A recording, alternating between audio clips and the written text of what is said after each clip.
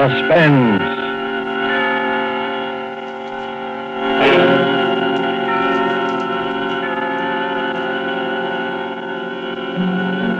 This is the Man in Black, here again to introduce Columbia's program, Suspense. With us again as star is Mr. Orson Welles, in the third of 4 successive appearances for the Suspense audience. And sharing honors with Mr. Welles this evening is a lovely and distinguished Hollywood leading lady, Miss Geraldine Fitzgerald. Our play tonight is from a short story by Agatha Christie. And so with Philomel Cottage, and with the performances of Geraldine Fitzgerald as Alex Martin, and of Orson Welles as her devoted husband, Gerald, we again hope to keep you in suspense.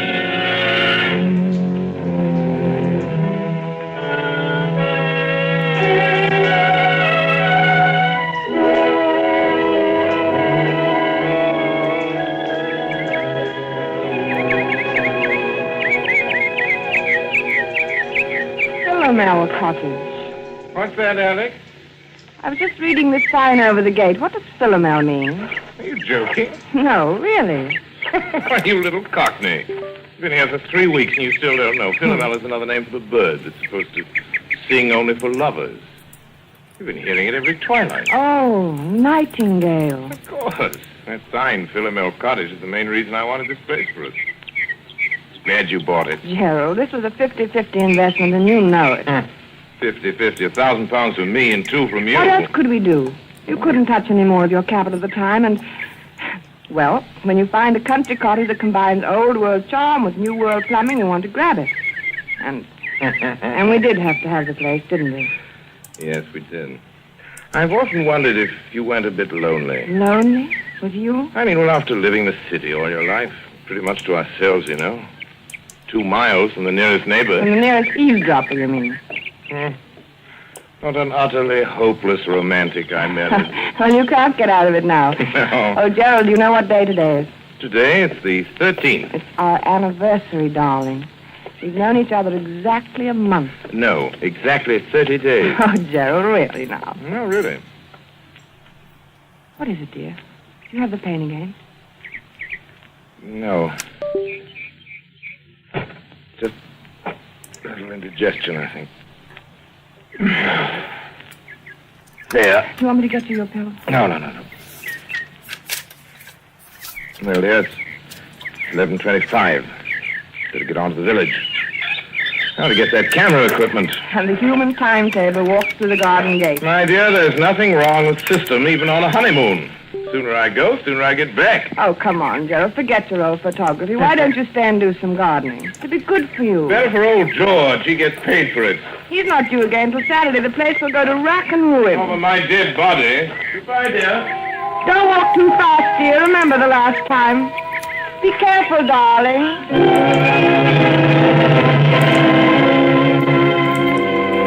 Be careful. It had just slipped out. Be careful. Alex Martin swinging there on the garden gate, smiling out her happiness across a part of England that was as remote and placid as any you'd care to find, wondered why she'd said such a ridiculous thing. If this were London, say, that would have... London. And slowly the smile fell away. She knew then that the memory of that last week in London had never really been far from her mind.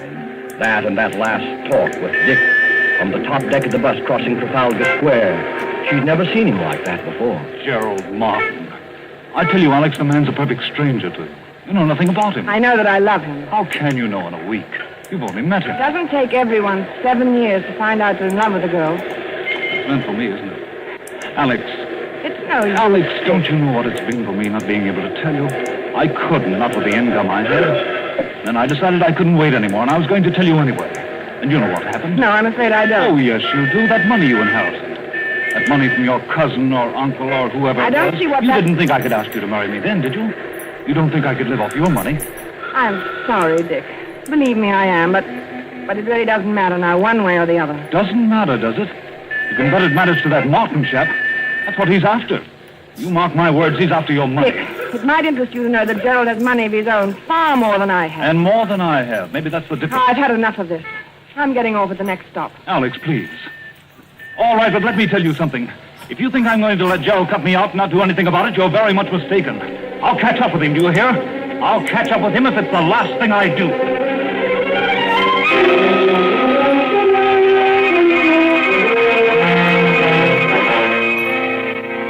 I'll catch up with him if it's the last thing I do.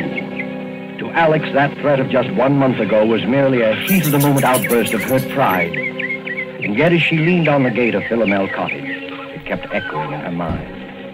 What swept it away, what brought her back to the rustic, idyllic happiness of her life with Gerald Martin, was the ring of the telephone inside the cottage. Who could be calling? Couldn't be Gerald. Gerald had hardly had time to get beyond the turn in the road.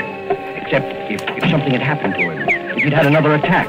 Maybe one of the villagers was trying to call to say that he... Well, she hurried then, and her hand shook a trifle. Hello? Alex, this is Dick. What? Who did you say? Dick? Why, Alex, what's the matter with your voice? I wouldn't have known it. It's Dick Wonderford. Oh, well, where are you? At the Traveler's Arms. That is the right name, isn't it? Or aren't you acquainted with your village pub? You mean you're here? Yes, I'm on a holiday doing a bit of fishing. Any objection to my looking up you two good people this afternoon? Oh, no. No, you mustn't. Why, Alex.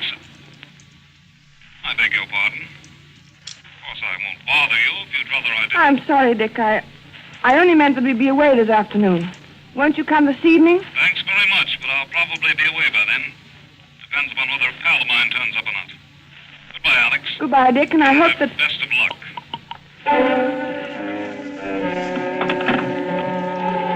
For a long moment, Alex stood quite still, the memory of Dick's threat flooding her mind. She walked across the spacious oak-beamed living room, and by the time she reached the side porch, she'd made up her mind. Much as she hated deceit, she would say nothing to Gerald of Dick's call. She stepped out into the garden, and for the second time that morning got a surprise. There, big as life, was her gardener, busily trimming the hedge. Why, George. I thought we agreed that Saturday was your day here. I thought as how you'd be surprised, Mrs. Martin. There'll be a fair over the Squires on Saturday, and I says to myself, Mr. and Mrs. Martin, they won't take it amiss if I comes for once on a Wednesday instead of a Saturday. No, of course not, George. Then I thought, too, as I might as well see before he goes away so as to learn your wishes with the boarders. Before I go away? To London tomorrow. Me? Going to London tomorrow? Where did you hear that? Met Mr. Martin down the village yesterday. He told me you was both going away to London tomorrow, and it was uncertain when you'd be back again. I didn't... Now, don't tell me you and the master is disagreeing already. Hmm? Oh, no, naturally not. The trip just slipped my mind. Get on with your work, George. Listen, never could understand why anybody'd want to go up to London, though. Like Mr. Ames, what used to have this house. He went up there, not to live, mind you. Yes, and after fixing up this place like he did, with taps all over everywhere, well, you're going to take a loss, I says to him when I sees the place up for sale. Ain't everyone as will have your fed for washing themselves in every room in this house, in a manner of speaking. But George, he says to me, I'll get every penny of £2,000 for this house. And sure enough, he did. He got 3,000. 2,000. Some he was asking was talked of at the time. Very high figure it was thought to be. No, George, you see, I gave 2 and, well, it really was 3,000. Yeah, don't tell me that Mr. Ames had the face to stand up to say 3,000, brazen like, in a loud voice. He didn't say it to me, he said it to my husband. I guess I'll do some spading now. The price was 2,000.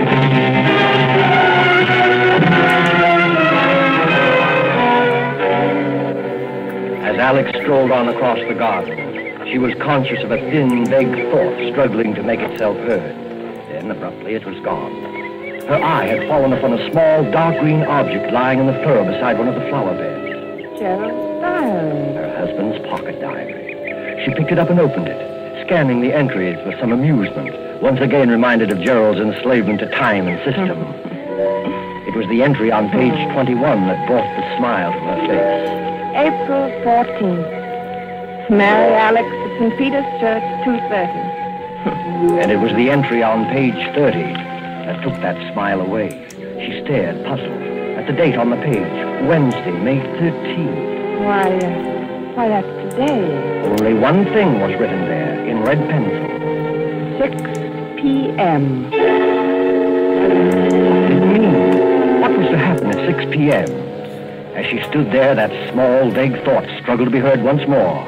It was something Dick Winterfeld had said. Not the threat, not that wild, silly promise of vengeance, but something else. And then it came. That's a perfect stranger to you. You know nothing about him. Nothing about him. It was true. What did she know about him? After all, This is ridiculous. Gerald, my husband. I love him. I trust him. But Then she thought once again of that cryptic entry. 6 p.m. It was just 3 o'clock when Gerald, his arms laden with packages, walked up the garden path and came onto the side porch. Oh, Alex! The moment he opened the door into the living room, she noticed the rather odd kind of excitement about him. There you are. Miss me, darling. why wouldn't I? You've had time to buy out the whole village. Only the camera shop. No. If I don't have the best equipped darkroom this side of London, it won't be my fault. If you're not careful, that darkroom of yours is going to overflow the whole cellar. Oh, incidentally, here's something you've been watering the flowers with. Catch. My diary. I dropped it in the garden, did I? I know all your secrets now. Not guilty. Oh, I'm not so sure. What about your resignation at 6 p.m. today? What? Oh, that. Well, you caught me at last. It's an assignation with a very handsome young woman, quite remarkably like you, in fact. You're evading the issue. Not at all. Simply a reminder that I want you to help me develop some negatives this evening. At 6 o'clock? That's rather a peculiar time, isn't it? Peculiar? Yes, I'm usually preparing dinner at that hour. Well, no harm in delaying it a bit. We might have a sandwich or two and some coffee out on the porch. Before we work on the negatives, you mean? Yes, that'll be pleasant, won't it? You know something, Alex? I've never found anybody yet who could touch your coffee. Oh. Really? That covers Australia and Canada, Oh, too. you and your mysterious past. Why do you say that? No reason. Oh, Gerald, I do wish I did know more about you. Alex, you're serious. I know it's silly, but Darling. I've told you all about me, my boyhood Yes, in Sydney, my life in Canada. Yes? I see. You mean love affairs. You women are all alike. Well, but there must have been. There must have been other women. I mean, if only I... Do you think it wise, Alex, this Bluebeard's chamber business? Let's put your mind on such a subject anyway. Never mentioned it before. Oh, I don't know, Gerald. I've been rather upset all day. I imagine I can thank old George for that. The gardener, you mean? He had some ridiculous idea we were going away to London. He said you told him Where so. did you see him? He came to work today instead of Saturday. You fool! Why, Gerald. Jesus! How did he get this collar? Oh, Gerald, lie down. Look, lie down here. Get some water. Here, darling. I'm all right. Where did you see him? Oh, I'm sorry, darling, getting you all upset. That's Well, because the stupid old gardener. I made some weak joke to him about being off to London in the morning. He must have taken it seriously. I couldn't hear them. You straightened him out, I suppose. Hardly. You know what a gossip he is.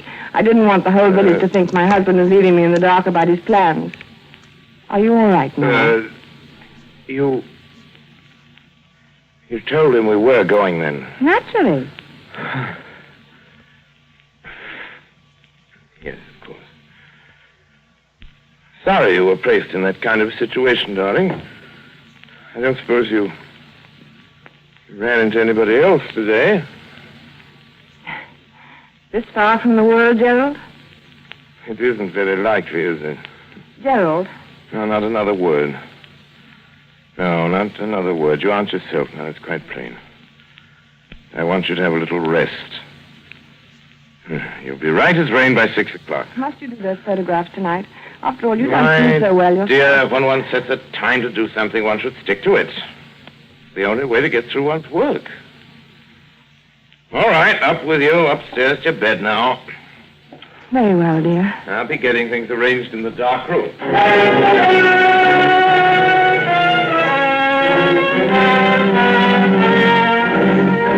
But for Alex, rest was more like a nightmare.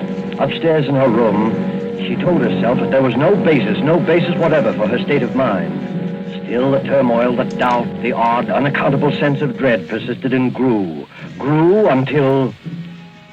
Softly, she opened her door and stepped out up in the upstairs hallway. Quite clearly, she knew what she must do, knew she must find some testimony to her husband's past, something to reassure her, something to kill that agonizing dread mounting within her. And strangely, she remembered that single locked drawer in Gerald's bureau. She tiptoed to the door at the head of the stairs, opened it, and entered her husband's room. The key, yes, the key. If only she could find the key that locked the drawer. But there was none in sight. She moved to the wardrobe, went through his coat pockets, and then there at her feet, there on the floor, she saw it. Swiftly, she stepped to the bureau, inserted the key, and it worked.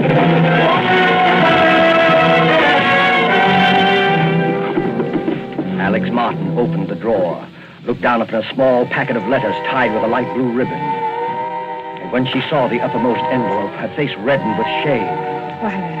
Why, they're my letters. They were her own letters, love letters written to Gerald before they were married. And there was nothing else in the drawer save a roll of ancient faded newspaper clippings. Alex sighed with relief as she glanced at the top clipping. It was from an American paper, and it featured the trial of one Charles Lemaitre. Charles Lemaitre. A notorious swindler and bigamist. A skeleton had been found beneath the floor of his house, and most of the women he'd married had never been heard of again. Another of the clippings described Lemaitre's behavior in court, his interest in the cameras of the news photographers, his sensational escape from prison. Another displayed his picture, a long, bearded, scholarly-looking fellow.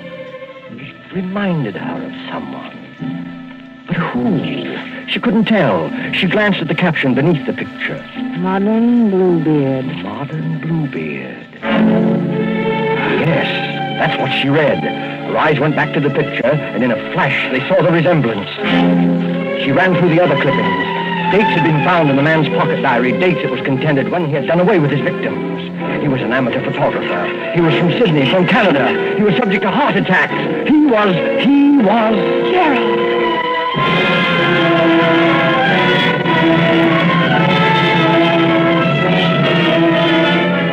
The room whirled around her. Dick had tried to warn her. Dick had been near her that morning. She turned him away. It was then that she noticed the sound. She turned toward the bright new pipe in the corner running up through the room. From below, near its base, something was striking that pipe, as though someone were... That was it. As though someone were digging. Lemaitre was preparing the dark room for the latest one of his victims. 6 o'clock. That was the date, 6 o'clock. Less than an hour from now. Suddenly, all the jigsaw pieces shot into place. The money paid for the house, her money only. The bond she'd entrusted for his keeping. And suddenly she heard no sound. The digging had stopped. She must escape from this house at once before he came up. The clippings, right back in the drawer. Don't lock it, don't bother, just get away. She rushed to the door, out to the hall, and stopped frozen.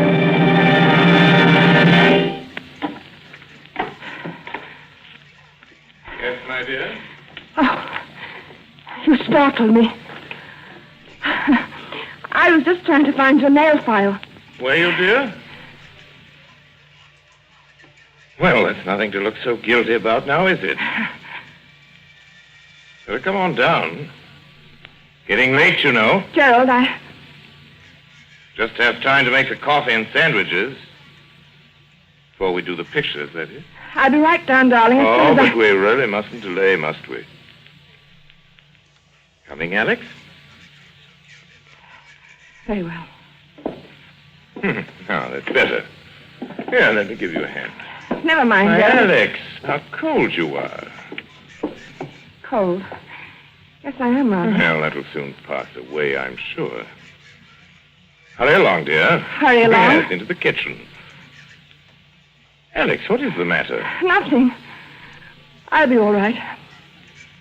The kitchen. Yes, I'll fix us something in a second. You just sit here in the living room and... No, the porch. That'll be more comfortable, won't All right. it? And I'll be right with you. Splendid, Alex. I'll just... No, of course not. What, Gerald? How rotten of me not to have suggested it. Since you're feeling a bit under par, you can probably do with some help. I'll come with you.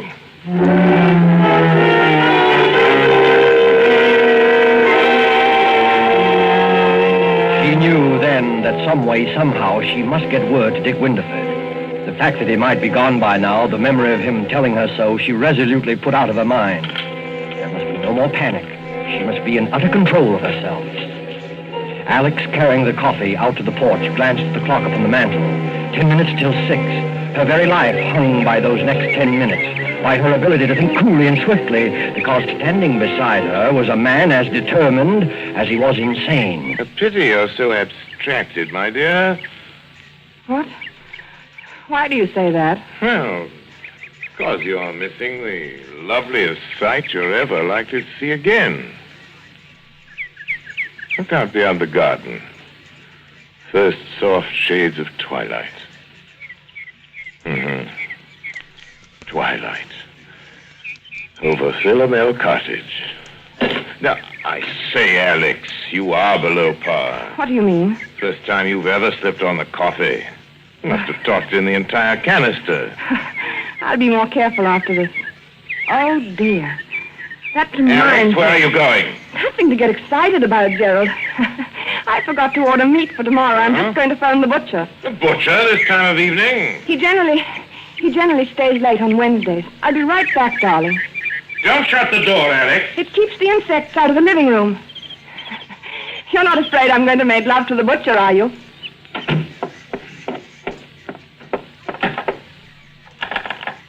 Operator, get me the traveler's arms, please. Hurry. Hello? Traveler's arms? Mr. Winterford, please. Will you see... What? You don't know if he's still there? Well, see, won't you? It's most important.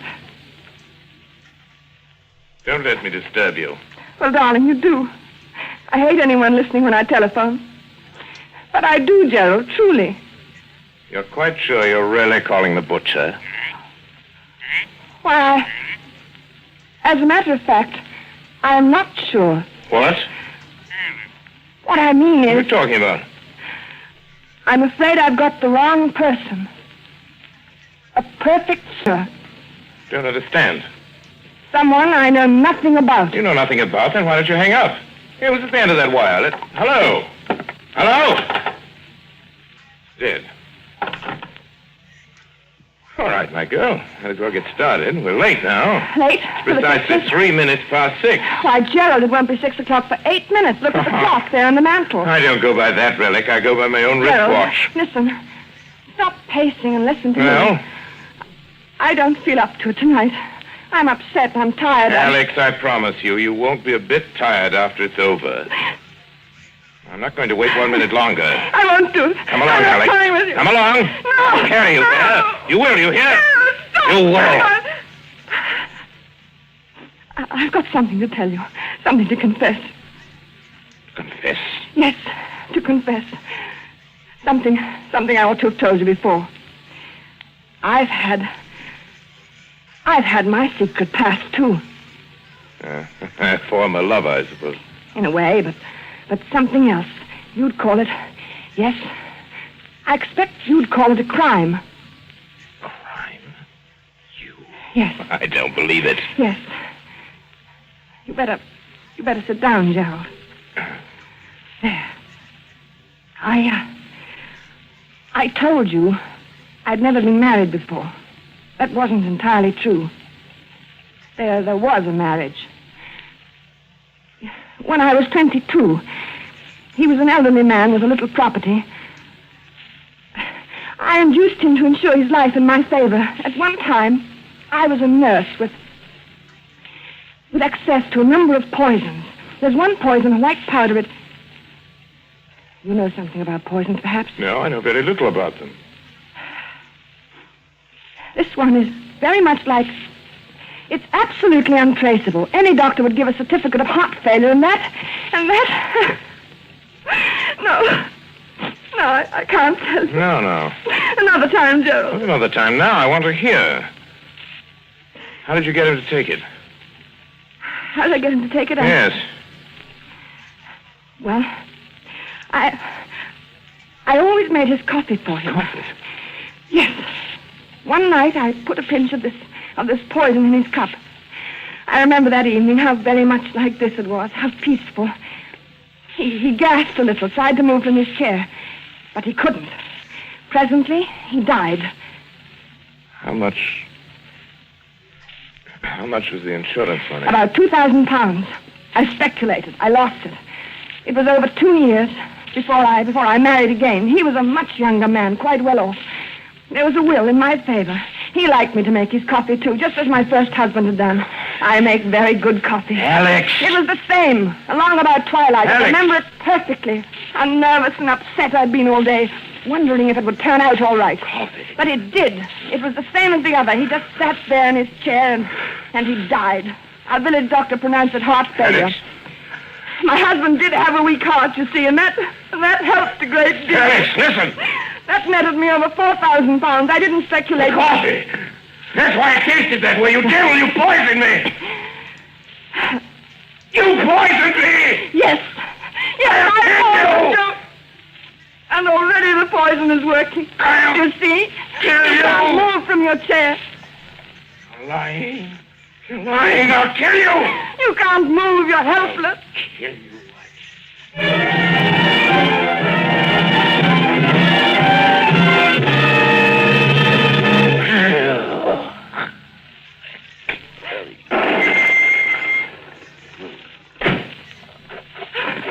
Alex, how are you?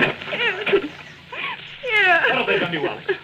Constable, what's been happening in that room? Right, sir? You came. You did hear me. Oh, you silly girl. You went to the trouble to call me up and talk about someone you knew nothing about. I certainly knew enough to come. Excuse me, sir. What did you find, Constable? A man sitting in a chair. Heart trouble, it looks like, sir. And yes? Well, sir, he's dead. Your husband, ma'am? You might say a perfect stranger.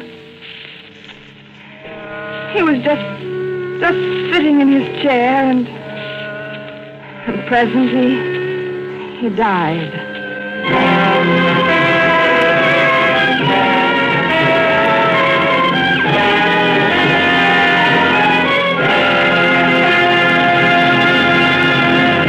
And so closes Philomel Cottage, Agatha Christie's story of love from a stranger, starring Geraldine Fitzgerald and Orson Welles. Tonight's tale of suspense. This is your narrator, the man in black, who conveys to you Columbia's invitation to spend this half hour in suspense with us on October 19th, 1 week from Tuesday, when Orson Welles will again be our star. Our next broadcast in the series will be Tuesday, October 19th, at 10 o'clock Eastern Wartime, 7 o'clock Pacific Wartime. The producer of Suspense is William Spear, who tonight also directed the broadcast, and who, with Wilbur Hatch and Lucian Marlowick, conductor and composer, and Harold Medford, the radio author, collaborated on tonight's Suspense.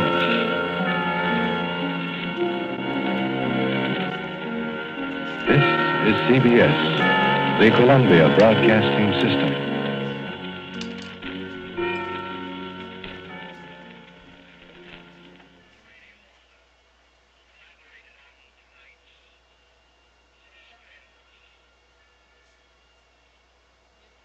Now on Radio 4, a contemporary adaptation of Agatha Christie's chilling short story, The Last Seance.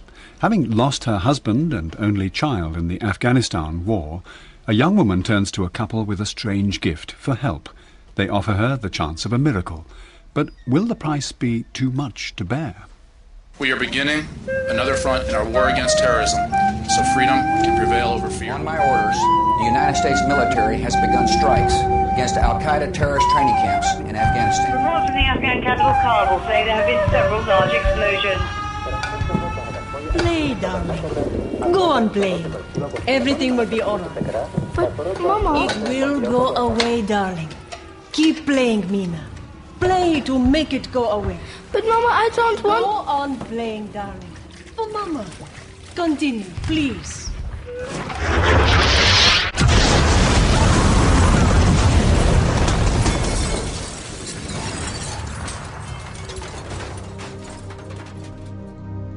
The Last Seance by Agatha Christie, in a new version by Paul Kember, with Adrian Dunbar, Dervla Kirwan, Andrew Sachs, and Rebecca Sayre.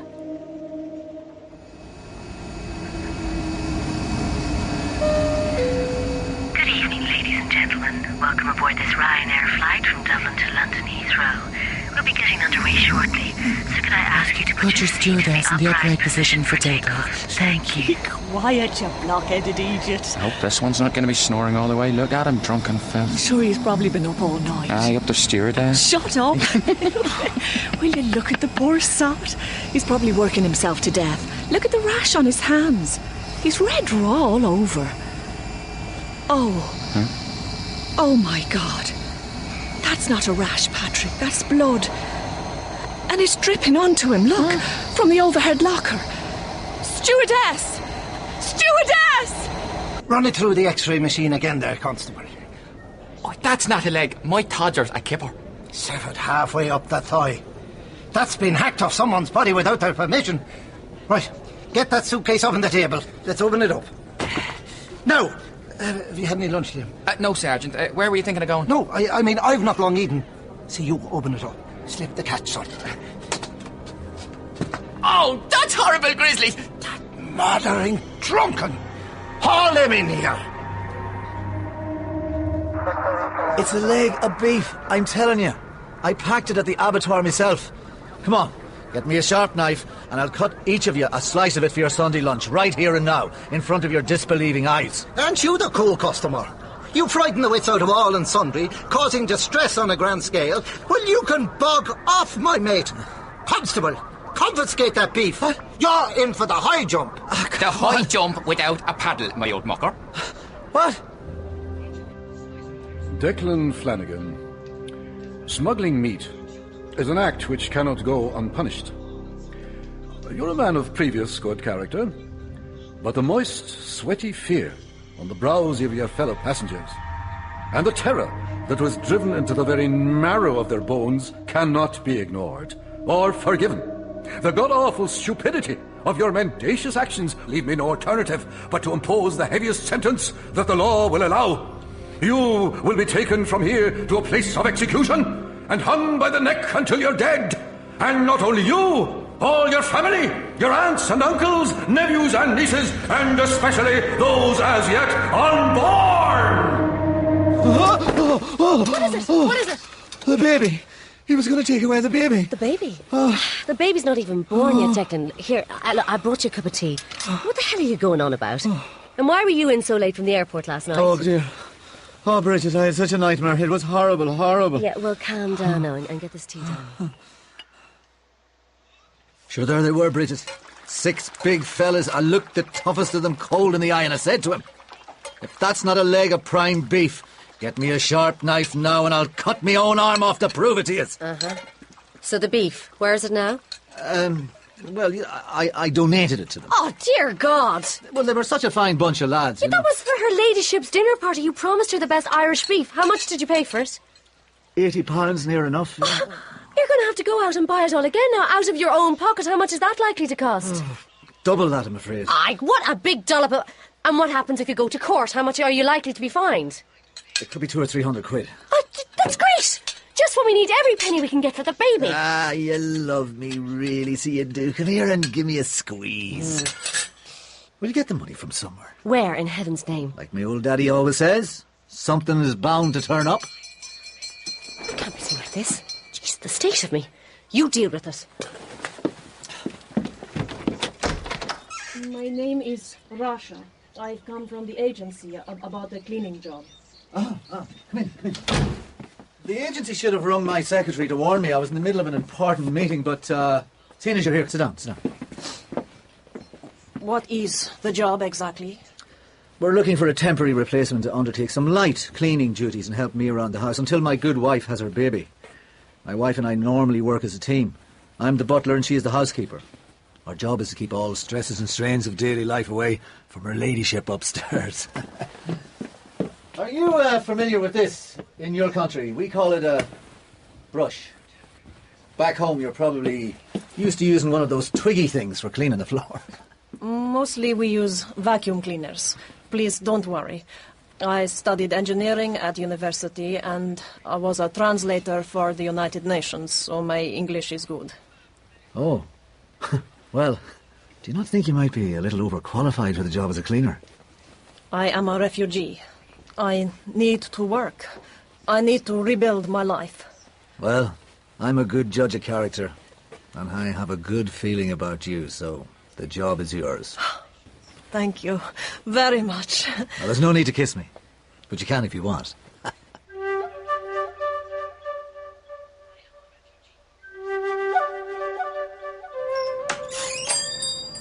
Good morning.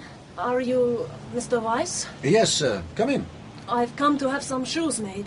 Please, come in.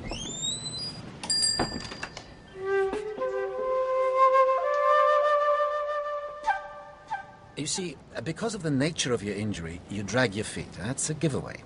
What we can do is build a shoe that enables your foot to bend here at the toe like this. Huh? See, there'll be movement, so you'll be able to use the foot more naturally. You'll be able to walk better. Normally? Well, more or less, over time.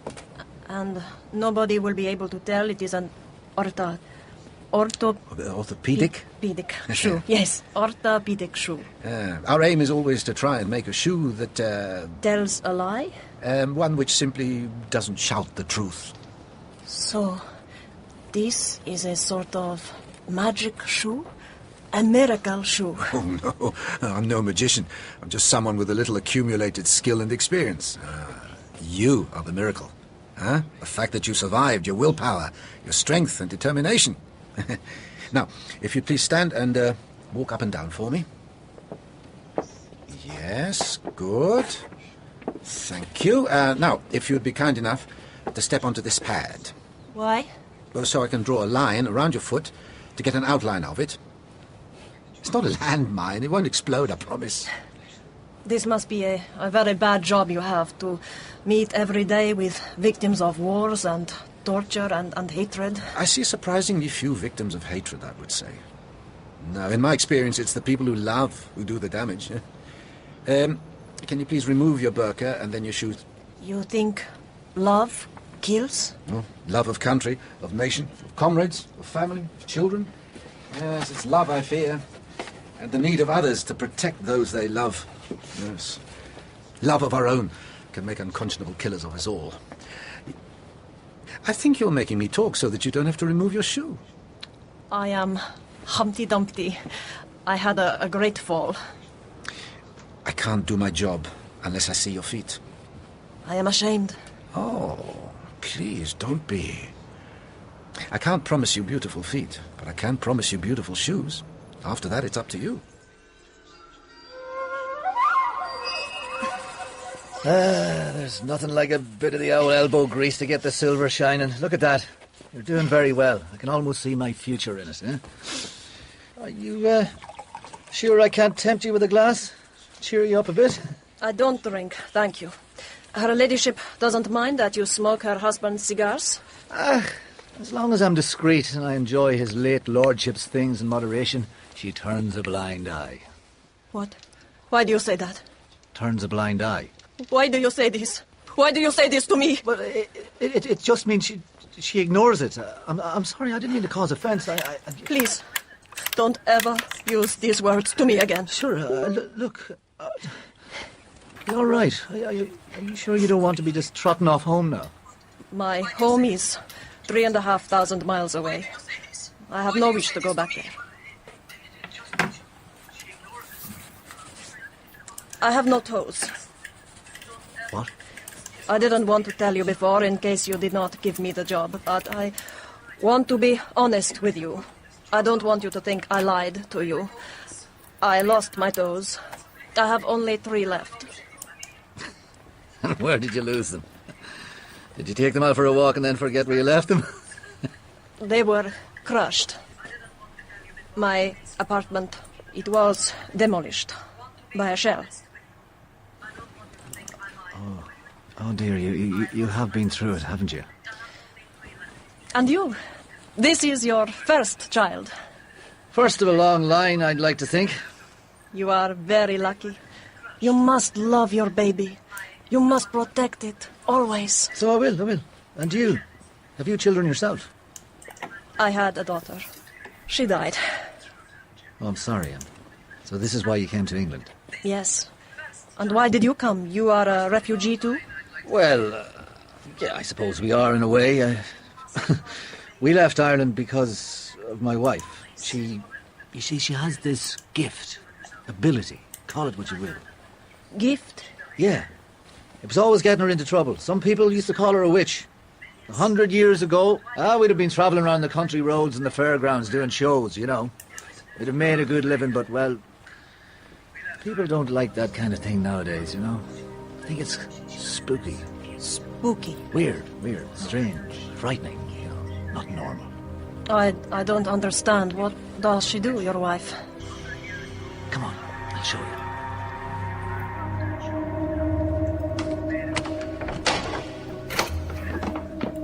This is a dungeon or a prison? No, relax. This is England, not Afghanistan. This is where they used to keep the horses in the winter in the old days. Why did you bring me down here? This would be the perfect place. For what? For a séance. Her ladyship wouldn't like it, so we'd have to keep it hush-hush. Séance? My wife is able to call up the spirits of those departed. She can make contact with them, talk to them. She puts people in touch with their loved ones who have died. No, this is not possible. Oh, it's possible. I've seen her do it many times. The dead are dead. This is not good. This is for the devil.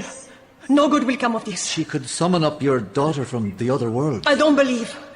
This is some kind of trick. No trick. It's too serious for tricks. She could bring back my daughter? Not your daughter, no. The spirit of your daughter. That is impossible. It has to be done with extreme caution. It's a very dangerous thing to do, but it can be done. Bridget can do it. And what would you want in return? Well, she swore she'd never do another séance on account of it taking so much out of her. But I'll be honest with you. Things are a little tight just now, what with the baby and all. We could do with a little extra cash. £1,000 is all I have. It is my life savings. Really? 1,000? I would give it all to you, to be able to see my daughter again. Would she do it for me, your wife?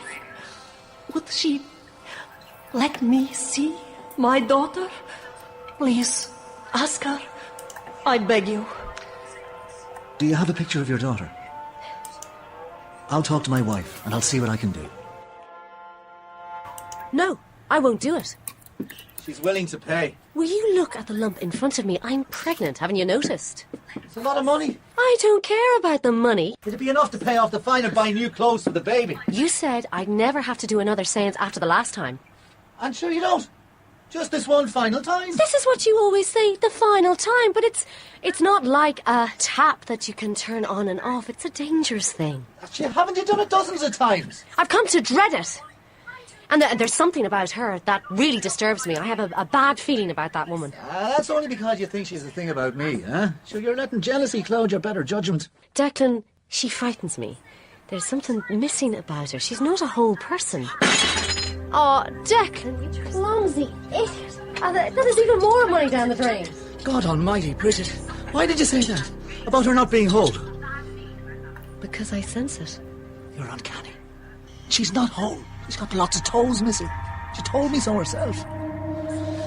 Maybe you're right. Maybe she's best left alone.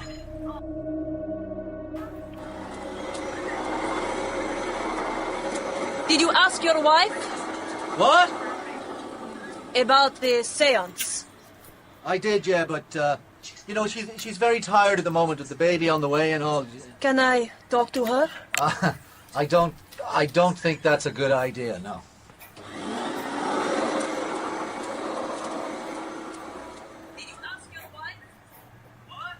Please, I beg you. I am a mother. You are going to be a mother. Just let me tell you about my daughter. Then, if you don't want to, fine. But please, let me tell you. All right. My daughter was 12 years old.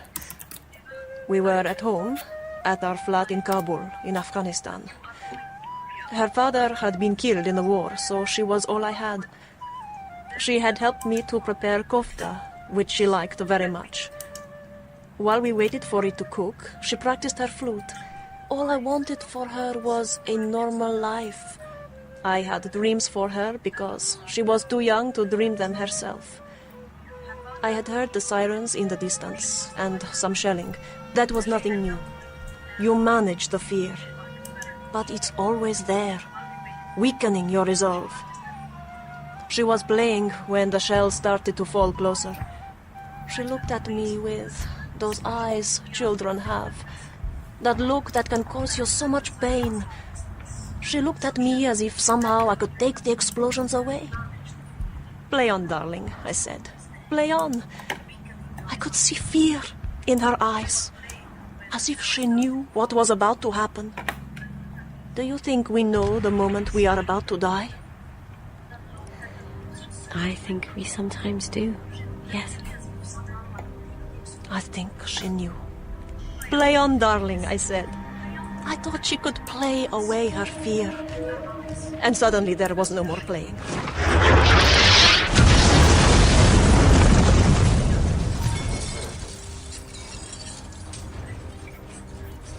When I opened my eyes, I couldn't move. I was trapped under fallen walls. I looked around for my daughter. I listened and I heard her crying. Mama, Mama, over and over. Mama. Getting closer, closer. Mama. There was shouting outside in the street and flashing lights bouncing on what was left of the ceiling. And I saw my daughter walking towards me, slowly, her hands out, feeling her way. She kept calling. I reached out to touch her, Mina, to touch my baby. Mama. But her face was covered in blood. Mama! And her eyes were missing. Mina, darling. They had gone. Mama, where are you? There was just blood all over her face. I'm here. I reached out desperate to hold her, but she couldn't hear me. I'm here. The blast had Mama. burst her eardrums. I'm here, darling. I called again and again. I'm here. Darling, Mama's here. I'm here. But she turned and began to walk away. Mina, darling. Away from her Mama who could have saved her. There was a hole in the floor. She fell to her death. You poor woman. If I had stopped her playing, she might have lived. I want to see her again, to tell her how sorry I am for my mistake, for her to know I didn't abandon her. Please, let me see her. Let me say sorry to her. You have that power.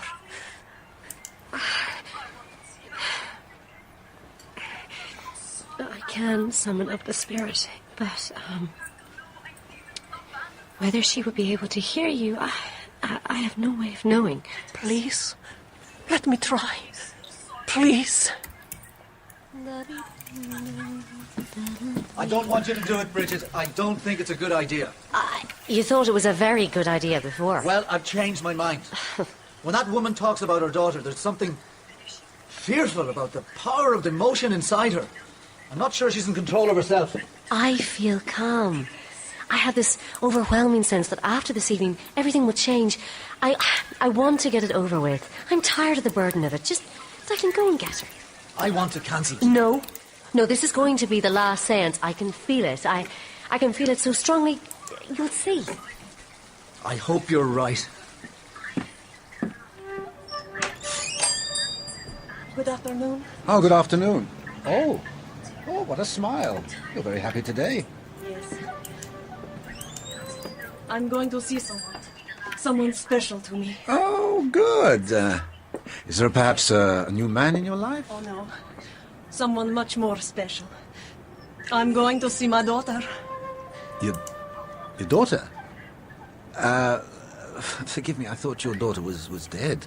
She's going to come alive again. Are my shoes ready?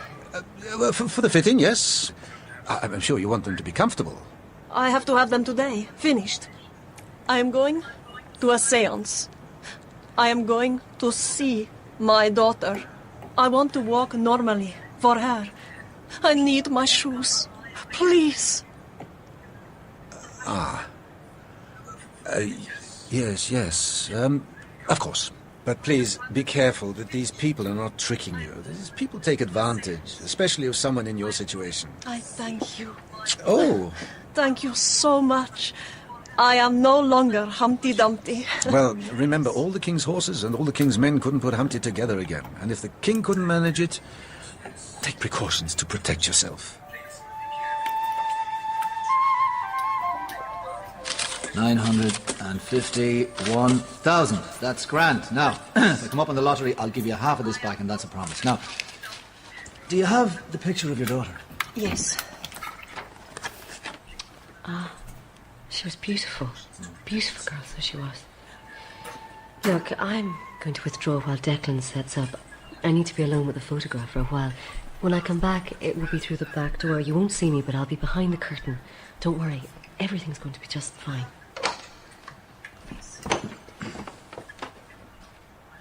You feeling all right?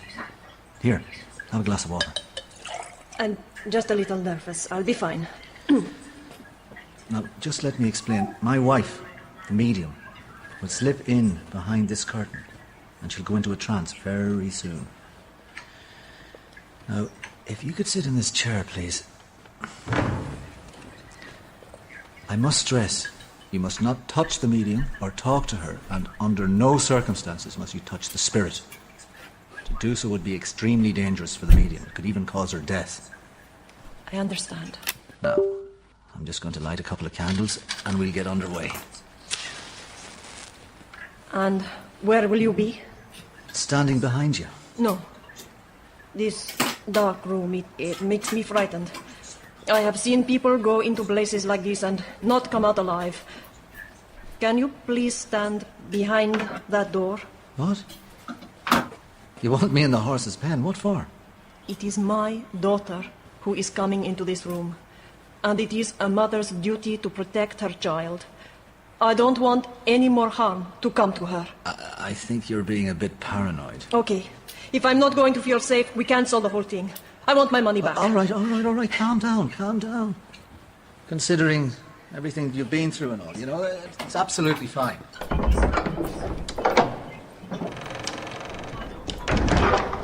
I really don't think you need to lock it, you know. Now I feel safe. Right. Can you turn off the lights? The medium is now taking up her position and will now be going into a deep trance. It may take some time. So please, be patient. Absolute quiet.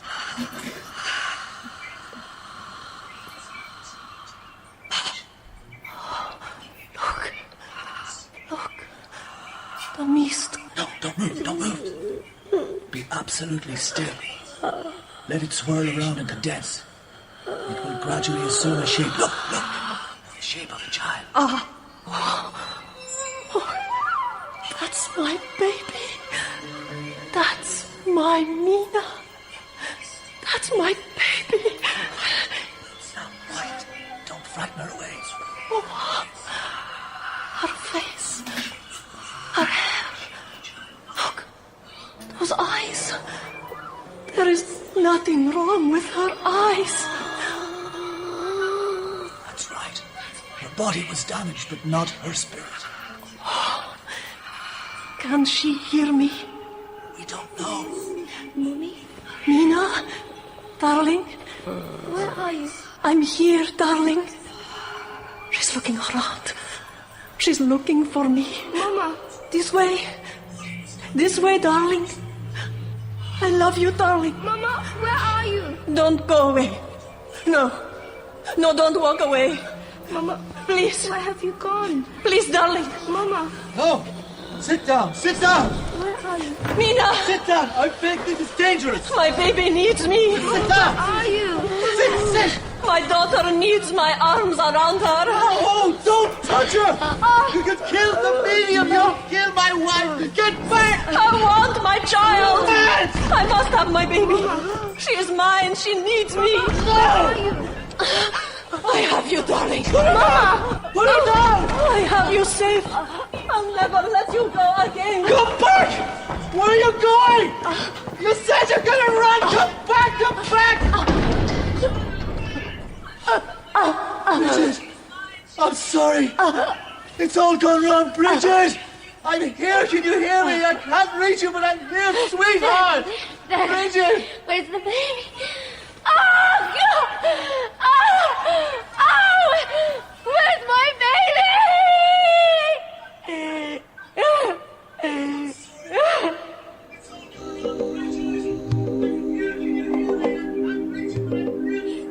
In Agatha Christie's The Last Seance, Adrian Dunbar played Declan, Dervla Kirwan played Bridget, Andrew Sachs was Mr. Weiss, and Rebecca Sayre was Russia. Patrick was played by Rupert Degas, Colleen by Kate Hamer, the Sergeant by Paul Kember, and Mina by Montana Thompson. The Last Seance was adapted by Paul Kember, produced by Bruce Hyman, and directed by Dirk Maggs. It was an above-the-title production for BBC Radio.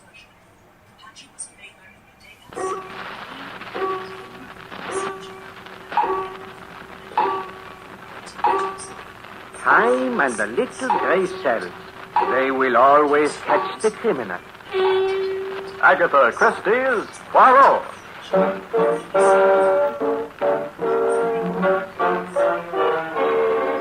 From the thrill-packed pages of Agatha Christie's unforgettable stories of corpses, clues, and crime, complete with bowler hat and magnificent mustache, your favorite detective, Hercule Poirot, in Death in the Golden Gate.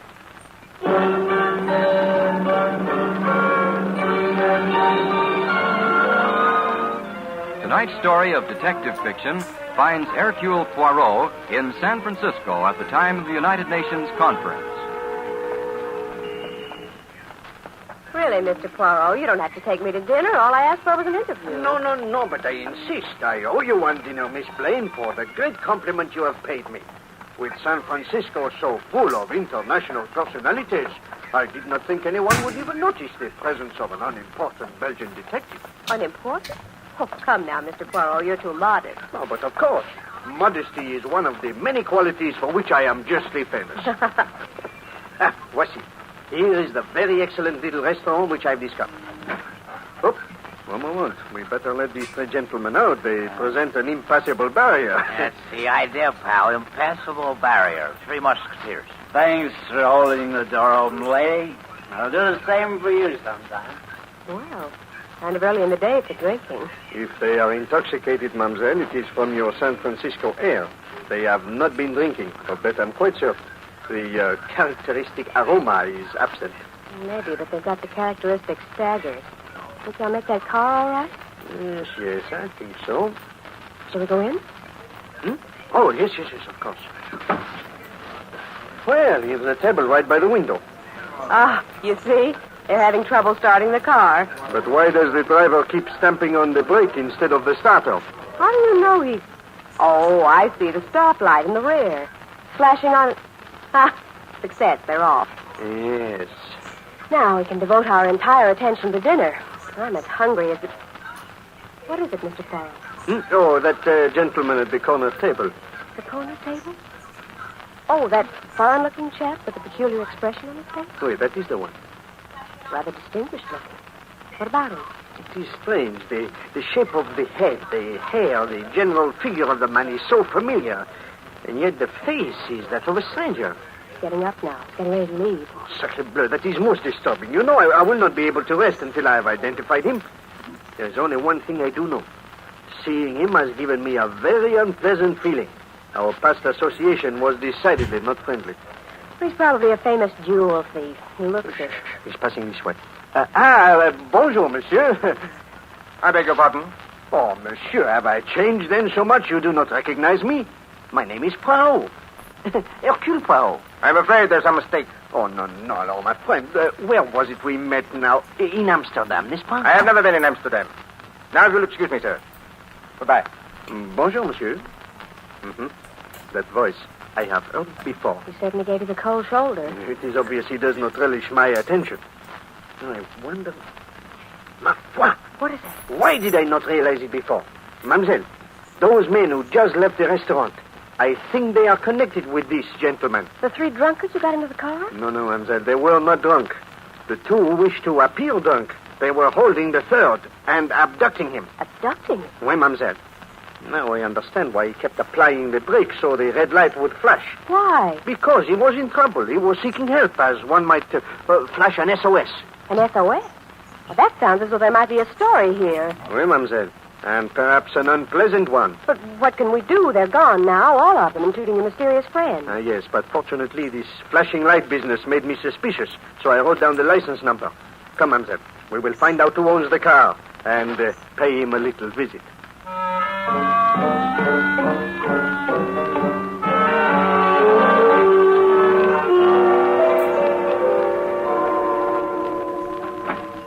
Inside, mister. You fellas are making a big mistake. You got the wrong guy. Yeah? Yeah, I'm just a newspaper photographer. I make $40 a week, and I'm in hock now for my next 2 weeks' salary. You can't get any dough out of me. Watch him, Kurt. Don't worry, Frank. I've got him covered. Now, sit down. All right, come on, let's have it. What do you want? Nothing. We just like your company. Well, I don't like yours. How long do you think I'm going to stay here? Long enough. Says you. I got an important assignment at 9. Well, you're not interested in your career. Now, sit still. Take it easy, will you, pal? You want that thing to go off? Guy can tie his shoelaces, can't he? All right, but don't... Look out, Kurt, he's diving for your legs. No, you don't. You stay down. Frank, gun. He's reaching for it. Okay, Kurt, get up. He'll keep for a while. Yeah, see? No, I just knocked him out. You come to in a little while. You all right? Yeah, I'm okay. All right, come on. Help me get him on the couch. Right. He'll pay for this just as soon as... That must be Kramer. I'll let him in. You keep an eye on this one.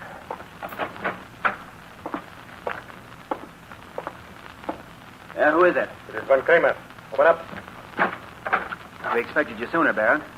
This is Simon Upkirk, the young man. You have him here? He's in the next room. Baron, there's something I must tell you. And his camera. You brought that along, too? Yes. Good.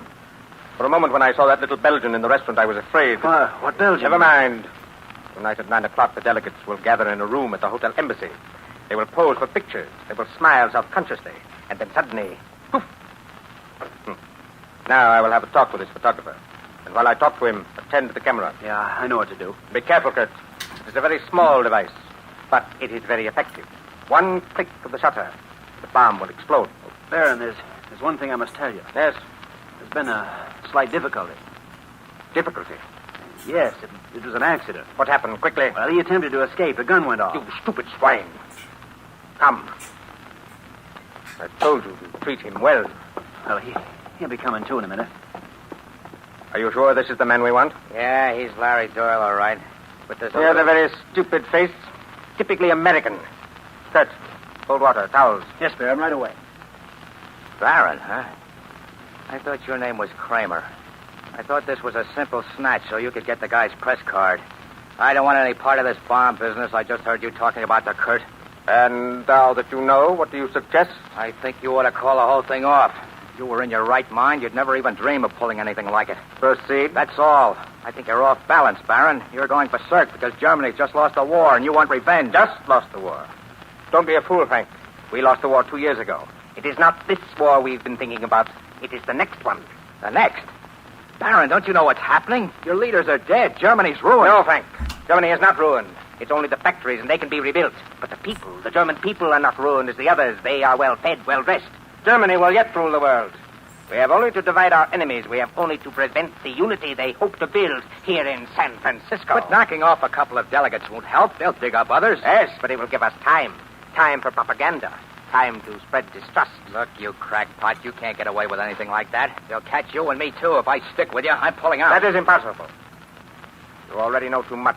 What do you mean? I mean, you stupid American swine, that you will not be permitted to warn the authorities. Oh, I can see it in your eyes. You will become a hero. You will save the country. I won't save the You won't even save yourself. What happened? Our friend here wanted to resign from our little mission. Of course, I could permit that. But why did you... Stop wasting time. Give me that towel and the water. Get him into the back room. This other one's beginning to stir already. Yes, And remember, follow the instructions. When you've finished with the camera, leave it on the table in the hall. Then disappear. I will, Baron.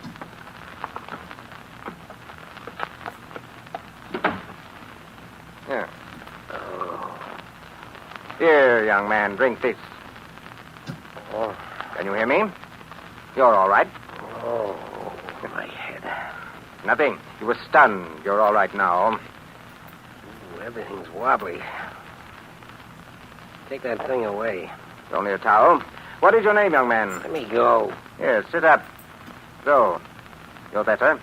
Yes? Who are you? What do you want? Only to extend my apologies. My friends have been guilty of a great mistake. For days now, I've been followed by a suspicious-looking man. They mistook you for him. Oh, they did. Well, I had to tell that to the police. There's a law against kidnapping. Kidnapping? No, my friend. I am well known to the police. I am under their protection. And now you had better go. Why are you so anxious to get rid of me all of a sudden? Well, my friend, as you came out of your unconsciousness, you kept muttering, I've got to get there at 9 o'clock. I would not want you to miss an important engagement. Oh, yeah. Thanks. Hello. Mr. Doyle. Yeah? Do not forget your camera.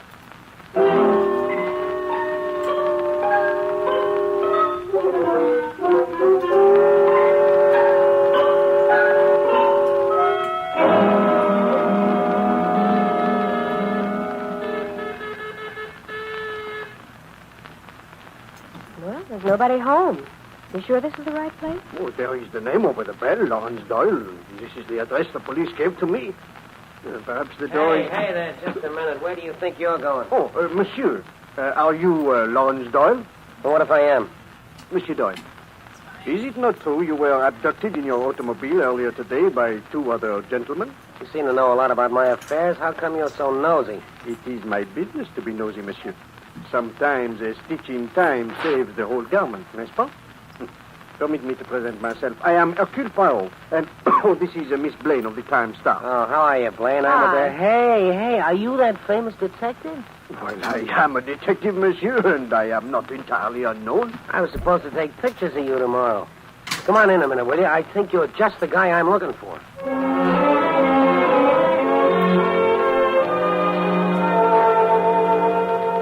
And that's the whole story, Mr. Poirot. What do you make of it?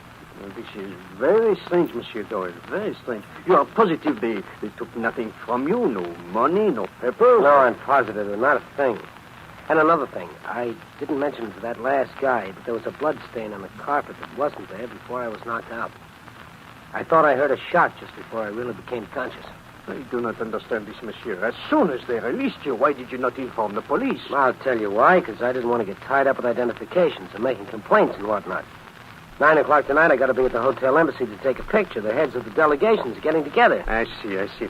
Tell me, monsieur, this third gentleman, the foreign-looking one who was so kind to you, do you know his name? No, I don't think it was mentioned. From your description, I think he's the one we saw in the restaurant.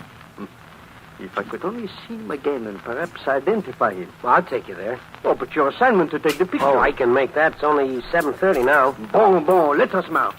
Miss Blaine, you will forgive me for rushing up this way, but this may be dangerous. Oh, sure. After all, if I went along, I might get a hot story. Hey, Doyle. What? You forgot your camera. What do you want to do, lose your job?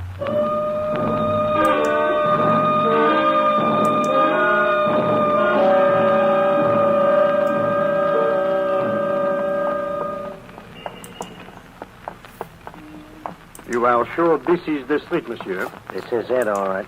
Let me see. It was the third house in the corner. Third house? Oh, that would be the house in front of which that truck is standing. Yeah. Hey.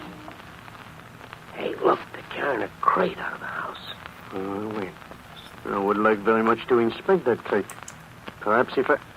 No, I've already loaded it onto the truck. Nah, that is a pity. Hey, Poirot, that fellow who just jumped in, I think I recognize him. What? Hey, wait a minute, hold on. Could have sworn he was one of the guys who slugged me. Eh bien, perhaps we will meet him again sometime. This is the house, n'est-ce pas? Yeah. Good. We will just step in and see what we can discover for ourselves. Suppose, they find us. Oh, you need not be afraid, monsieur. I suspect the birds have already flown the coops. Oh, yeah. Here's the room they took me into. Good. You see? They are gone. There are the signs of a rather hasty departure. There's the broken window I told you about. Well, and here is a loud blood stain on the carpet. Your account of what happened here is no doubt accurate. Yeah, a lot of good that does us. They haven't left a single trace. I would not say that, monsieur.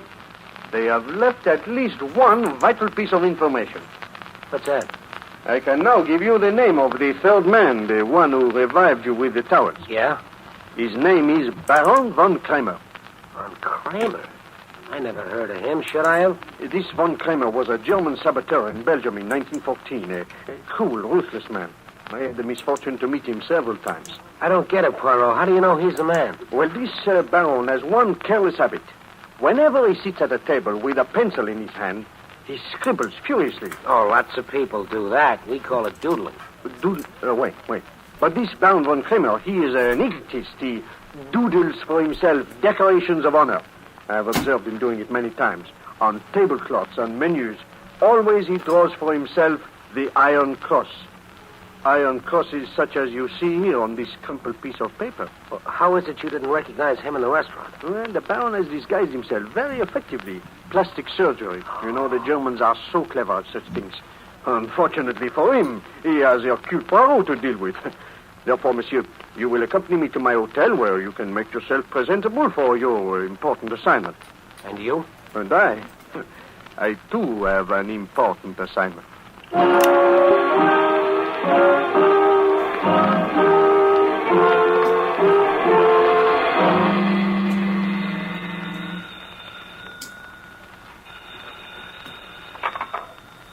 Yes? Hello, Baron. This is Kurt. Did everything go well? I'm not sure. Just as we were leaving in the truck, that reporter came back with another man. A little guy with a derby and a big mustache. Poirot. Who? The detective I told you about before. Oh, how did he get mixed up in this? I don't know, but we must act quickly. He's a sly one, that Belgian, I know. What do we do? We must separate them. Every minute they are together, there is danger. Danger that Poirot will discover what we have done. We must lay a trap for him, but it must be subtle. Yes, very subtle.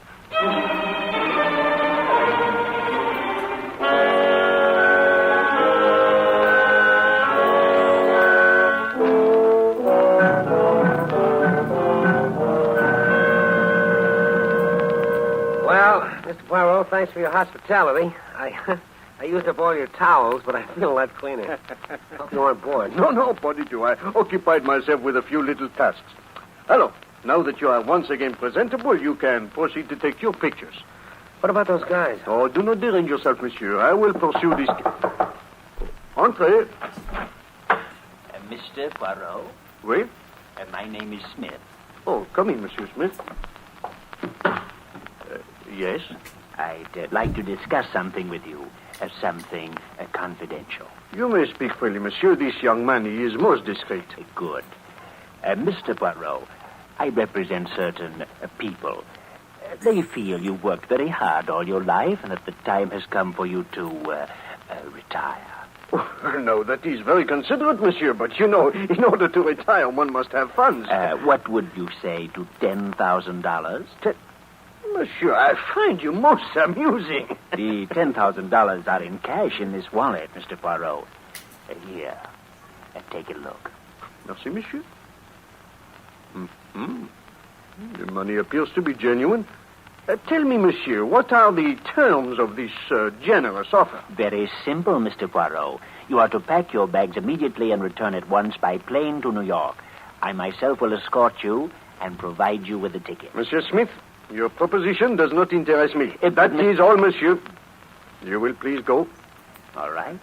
But I have to warn you. My people don't take no for an answer. You're inviting trouble. Oh, tough, huh? I've had about enough of you and your outfit. Poirot, do you mind if I take this guy apart? I wouldn't try anything if I were you. I'm leaving. Goodbye. No, you don't.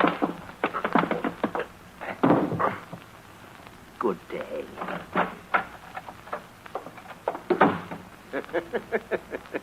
Eh bien, Monsieur Doyle, this is not one of your lucky days. What happened? Well, a little Japanese trick, I fancy. He was... Ma foi! What is it, Poirot? Well, this is a stroke of fortune. The wallet, Mr. Doyle. He dropped the wallet in a short scuffle with you. The wallet and the money? Yes, it is here, all of it. But I'm not interested in that. I'm looking for other things. Papers, perhaps, some identification. Any luck? No. Oh, nothing but this little slip of white paper. You make anything of it? Well, it's blank on both sides. Yes, it is blank, but perhaps... Bien, it is worth the time. What on earth are you doing with that electric iron, Poirot? Oh, Monsieur Doyle, I am by nature a very tidy man. Entrez. Well, Mademoiselle Blank. Well, for heaven's sake, Mr. Poirot, you're ironing. Well, that's no job for a great detective. Here, let me at it. Oh, no, Mademoiselle. I am most proficient at this domestic work. But you're pressing a blank sheet of paper. Mr. Poirot, look. There's writing coming up. Exactly. You see, Monsieur Doyle? The paper is no longer blank. The heat of the iron has brought out a message. The modern printing press. 8:30 tonight. Heavens, invisible ink. Modern printing press. Aha. Now it all becomes clear. Monsieur Doyle, that truck in the front of the house, you recall? There was on it the same name. There was a murder committed there, and that crate we saw contained the body. Well, Mr. Poirot, what now? It's almost 8:30. No, Monsieur Doyle, you go to the Embassy Hotel to take your pictures. And I go to the secret rendezvous at this modern printing press. I'm going with you, Mr. Poirot, please. Oh, there may be danger, mademoiselle. True, but there may also be a story. Eh bien, as you wish. If you will ring for the elevator, I will join you in 3 waves of a lamb's tail.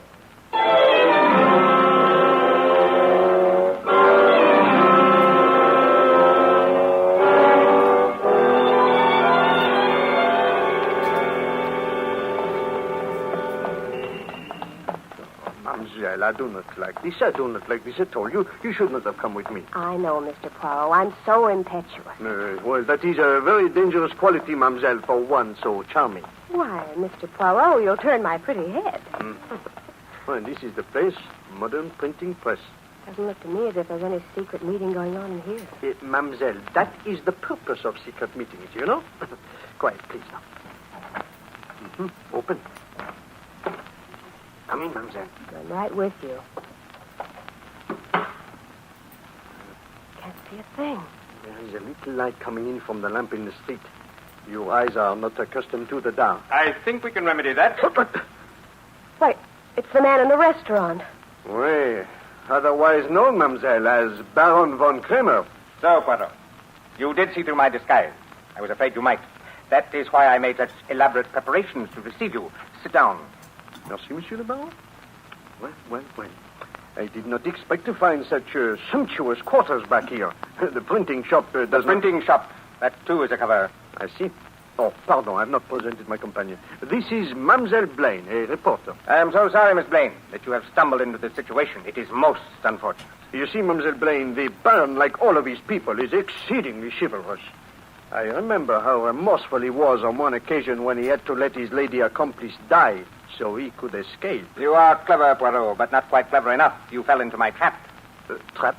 You do not even yet realize what has happened. The piece of paper, Poirot, which Mr. Smith accidentally dropped in your room. Oh, very clever, Baron. Ah, well, I know you, Poirot. The trap. To trap anyone else, the writing would have to be so plain, so explicit. But for Poirot, only invisible ink will do. You knew I would discover it, eh? Bien, I must compliment you, monsieur. You are still resourceful. I've had to be, to put you at my mercy. So this is the end, Poirot. The end of our long association. Only one of us will leave here alive. Excuse me. Do not move, either of you. I will not hesitate to shoot. Yes? Mr. Poirot, isn't there anything we can do? Yes. Must we stay here? It does not look good for us, mademoiselle. Well, I won't stay here. No, Miss Blaine, do not move. But I am not quite as stupid as he believes. I did not fall into his trap. I have only pretended to. You mean? I know Monsieur Smith was not sent in any serious hope of bribing me. Von Kramer knows me too well for that. Then why was he sent? Obviously, to lure me into a trap. Then why did you come down here? Have no fear, mademoiselle. I called the police from my hotel room. They will be here presently. Yes, quiet. Very interesting. Good work, Otto. But I owe you an apology. Again, I have underestimated you. Indeed? You knew it was a trap all the time. Yes, Baron. You see, I did not underestimate you. I knew you would not try to bribe me. Very good. But tell me, how did you discover that I had not fallen into your trap? Oh, yes, I forgot to mention it. I have just heard from a friend of mine. By a strange coincidence, he operates the switchboard at your hotel. Good Lord. When you called from your hotel room and asked to be connected with the police, he connected you instead with another room in the hotel. You spoke to my men. Then the police... will not be here, mademoiselle. C'est ça. I'm afraid we have reached the end of the play. Yes, Poirot. It is all over. That is to say, it will be all over in exactly 3 minutes. 3 minutes? In 3 minutes, Poirot, at precisely 9 o'clock. Young Mr. Doyle will walk into a room at the hotel embassy to take a picture. When he clicks the shutter, he will set off a powerful charge, a bomb that will wreck the building. A bomb? Oh, a masterpiece of sabotage, Baron. You have gone far since the old days. Yes, and I will go further. In a week or two, I will join my superiors in South America. And as for you, perhaps you have some last requests. Monsieur le Baron, I have lived according to certain rules and ideals, you know. I should very much like to, perhaps, drink a toast to those ideals. That is good. And I will drink to mine. A glass for each of us. And for the lady. Nothing. A fine bottle of Napoleon.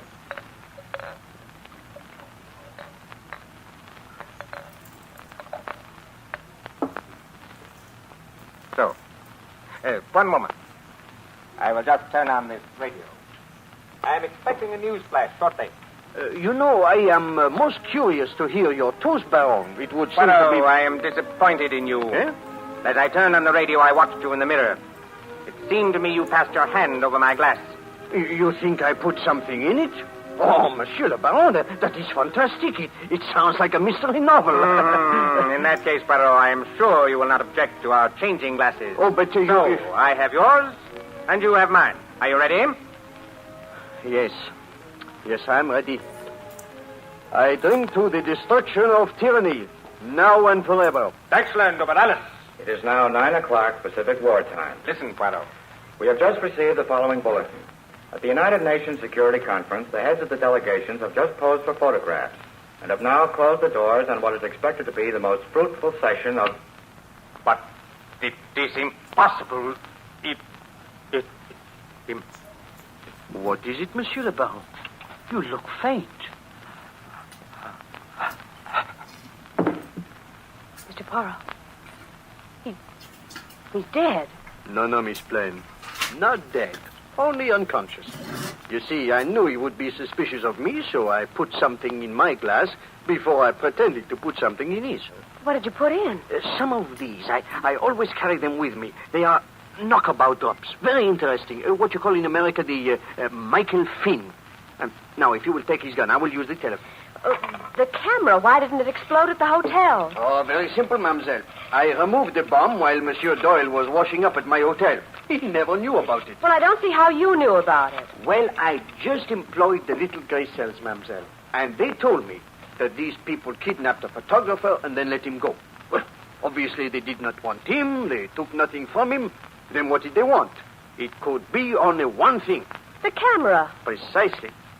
Then when I finally recognized this von Kramer, an expert saboteur, and learned that Monsieur Doyle was going to the conference, it all became very clear. So I deftly removed the bomb. Hello? Police headquarters? This is Hercule Poirot. Wait. If you will come to the modern printing press, I will deliver into your hands one Baron von Kramer.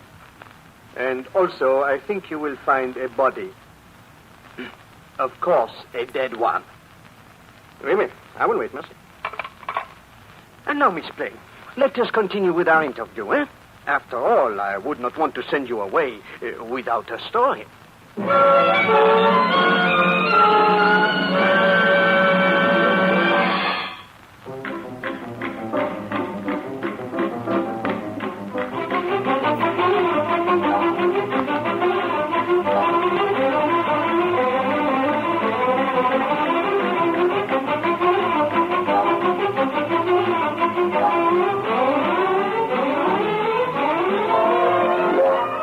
You have heard Death in the Golden Gate, a fiction adventure of Agatha Christie's great detective, Hercule Poirot. This is the Armed Forces Radio Service.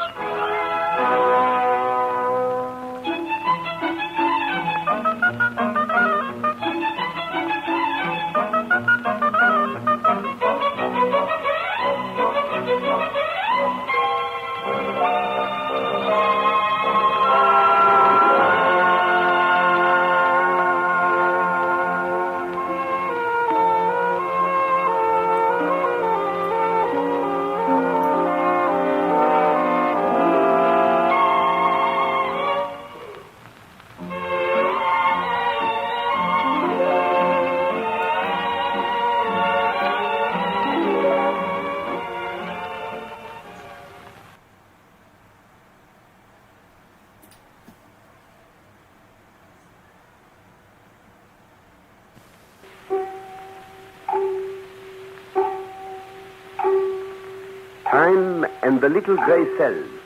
These will always catch the criminal. Agatha Christie's Poirot.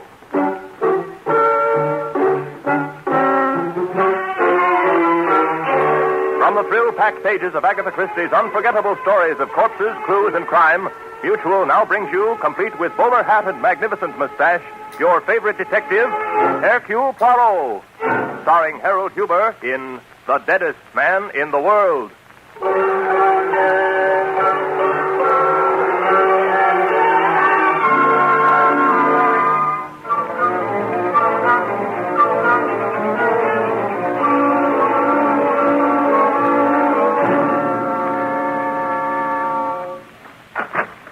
Mr. Poirot. Oh, thank heaven you're in. I was afraid that... Please close the door quickly. That's better. Thank you. He may have followed me. If he knows that I came to you... Mademoiselle, you have the advantage of me. You know my name. I do not know yours. But no matter. You seem to be in trouble. I have found that a cup of tea is... Oh, no, I mustn't stay. We haven't time. Mademoiselle... Shepherd. Shepherd. Mademoiselle Shepherd, what you have said is intriguing, but confusing. If you want my help... I'm sorry. I haven't made anything clear, have I? You see, Derek killed my dog. Mademoiselle, are you asking me to investigate the death of a dog? Oh, no, you don't understand. I know I'm telling this badly, but... Perhaps it is my fault, Mademoiselle, for being impatient and hastening to conclusions, eh? You see, I live at Manhattan. You've probably never heard of it. A small suburb of New York, about 37 minutes by train from the Long Island station. Oh, you know it then? No, a small hobby of mine. I read timetables. Oh. Well, I live there with my Uncle James. Pardon, Mademoiselle, but if my memory does not betray me, James Shepherd is a famous name. Is he not called... The luckiest man in the world. Yes, that's Uncle James. I have often asked myself if the newspapers were not wrong to call him lucky. I myself would have them change it to the shrewdest man in the world. What makes you say that? A simple deduction. Any man who wins the grand prize in the Dublin sweepstakes 40 years ago takes all his winnings and boldly breaks the bank at Monte Carlo, and then, Mademoiselle, has never gambled since. There is a man who makes good use of his little gray cells. I suppose some people might look at it that way, but others say that Uncle James is tight. Well, no matter. Was it your uncle who sent you to see me? Is he also concerned about the death of this dog? Oh, no. Uncle James mustn't know anything about this. He's very ill, his heart. If he found out what was hanging over me, I'm afraid it would kill him. I see. Everything was all right until about a year ago. Uncle James was raising his rose, and we were all very happy. And then Derek Redfield took the house next to ours. He was young and attractive. And you are also young and attractive, and so you fell in love. Eh bien, that is only natural, mademoiselle. Yes, but what happened next isn't. Derek is... Oh, he's charming, Mr. Poirot, but he was insanely jealous. I noticed it before we became engaged, but he was just difficult then. After we became engaged, well, it was impossible. And so you broke the engagement and returned his ring. How did you know? Mademoiselle, that is obvious. You tell me you are in difficulty. You tell me you were engaged. And yet I see no ring on your hand. Voila, you have given it back. You're right, but that's what started all this. Derek is going to kill me. Oh, come now, mademoiselle, you are not serious. I was never more serious in my life. Ah, mademoiselle, if we were to suspect every young man who threatened to kill his loved one when the affairs of the heart went badly, poof, half the population would be in jail. And what about the dog? What about Taffy? He said he'd kill Taffy, and he did. But, mademoiselle, what makes you so certain your dog was killed? This. I knew you wouldn't believe me, so I brought it along. This is the meat, or part of it, that poor Taffy found in the garden last night. He ate it and died. It's horrible. Just smell it, Mr. Poirot. Yes, it is unmistakably poison. I confess this puts a different aspect on the affair. Then you will come down to Meriton and help me. No, mademoiselle. But why not? Surely you believe me. He told me he'd kill Taffy as a warning. He knew I loved Taffy with all my heart, and he poisoned him. I'm frightened, Mr. Poirot. You must protect me. Mademoiselle, I am not a guard for the body. Oh, but you must, I tell you, you must. Could you not go away for a little while? Oh, it's no use. He'd follow me. Anyway, I can't leave Uncle James. Oh, Mr. Poirot. Have you spoken to the police about this? No, they wouldn't help me. I was depending on you. I thought you'd do something. Seems funny that somebody can be killed. Somebody can know she's going to be killed. Nobody will help her. Doesn't that seem funny to you, Mr. Poirot? Excuse me, mademoiselle. I had to do that. Hysteria is not only unpleasant, but it also accomplishes nothing. I'm sorry. Would you mind raising the shade? I'd feel better if there were a little more light. Not at all.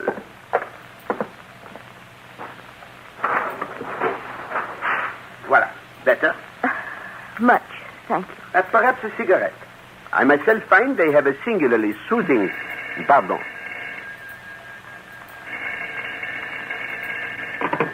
Hello? Mr. Hercule Poirot? Speaking? This is a warning. If you know what's good for you, stay away from Elaine Shepherd. Who is this? Mademoiselle, Hercule Poirot has changed his mind. You may expect me at Manitou this evening. Oh, thank you. Thank you, Mr. Poirot. No thanks, mademoiselle. I do not like people who kill dogs, and above all, I do not like to be threatened.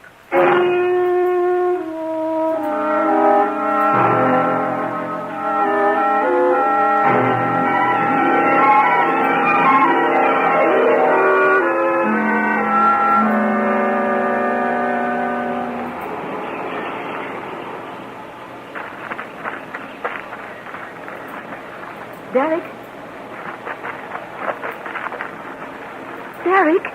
Elaine, here. This way. Derek. Oh, Derek, my darling. Anybody see you? Not a soul. I left the house the back way. You know no one ever comes here. Oh, Derek, why couldn't you come back with me on the train? Are you crazy? We mustn't be seen together now. That'd ruin everything. Just when we have it all in our grasp. All right, darling. You know best. Everything went just as you said it would. I was afraid you wouldn't see him pull up the shade. I knew he might prove difficult, but I was positive that phone call would get him. The clever Monsieur Poirot. He'll be here this evening. Sure, just the way I figured it. The servants will be out tonight, and the luckiest man in the world will soon be the deadest man in the world. And we'll have the money. What about Anne? Well, we probably left her a few thousand, but what's the difference to us? We can afford to be generous. There's millions there. But Anne's his adopted daughter. He's terribly fond of her. Yes, I know, but Anne's only 7 years old, and you're his niece, his own flesh and blood. You'll see. He's left practically all of it to you. Yes. I hope you're right, Derek. What's the matter? I know we've been thinking about this for a long time, Derek, but the doctors did say that Uncle James doesn't have long to live. Couldn't we... No. We've been waiting a year now, and his luck's still holding. We might go on waiting for another 10. You don't want that, do you? No, but... We want that money now, Elaine. Now, when we're young enough to enjoy it. Oh, Derek, are you sure nothing can go wrong? There isn't a chance in the world for anything to go wrong. Unless you slipped up somewhere today. I did everything you told me to, only... Only what? Oh, I don't know. You're just nervous. Perot's coming down, isn't he? Yes. Then that means he's fooled. I've got everything all set. You know what you have to do when you get back to the house, huh? I know. I've been through it a million times. That's a girl. When Monsieur Perot arrives to stop me from killing you, we'll make him an accessory to another murder.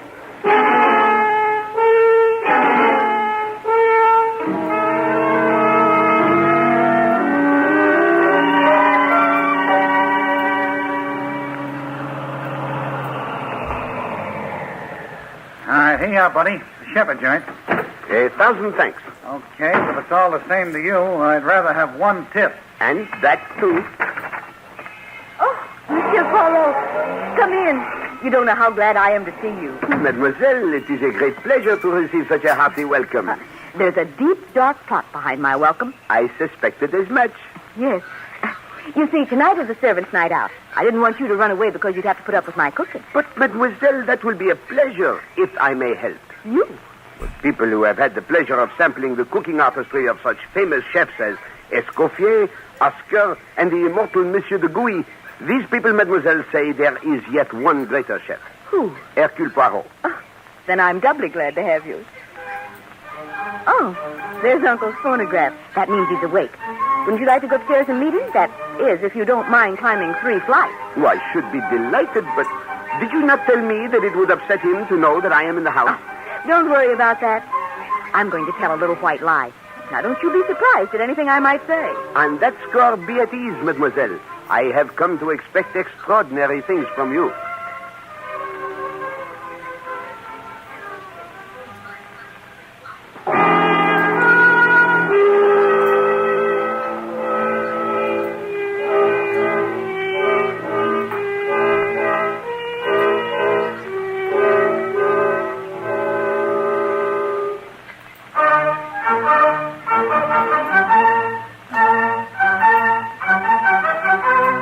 Uncle James, this is Mr. Poirot. Mr. Poirot, my Uncle James. I've heard of you, Mr. Perot.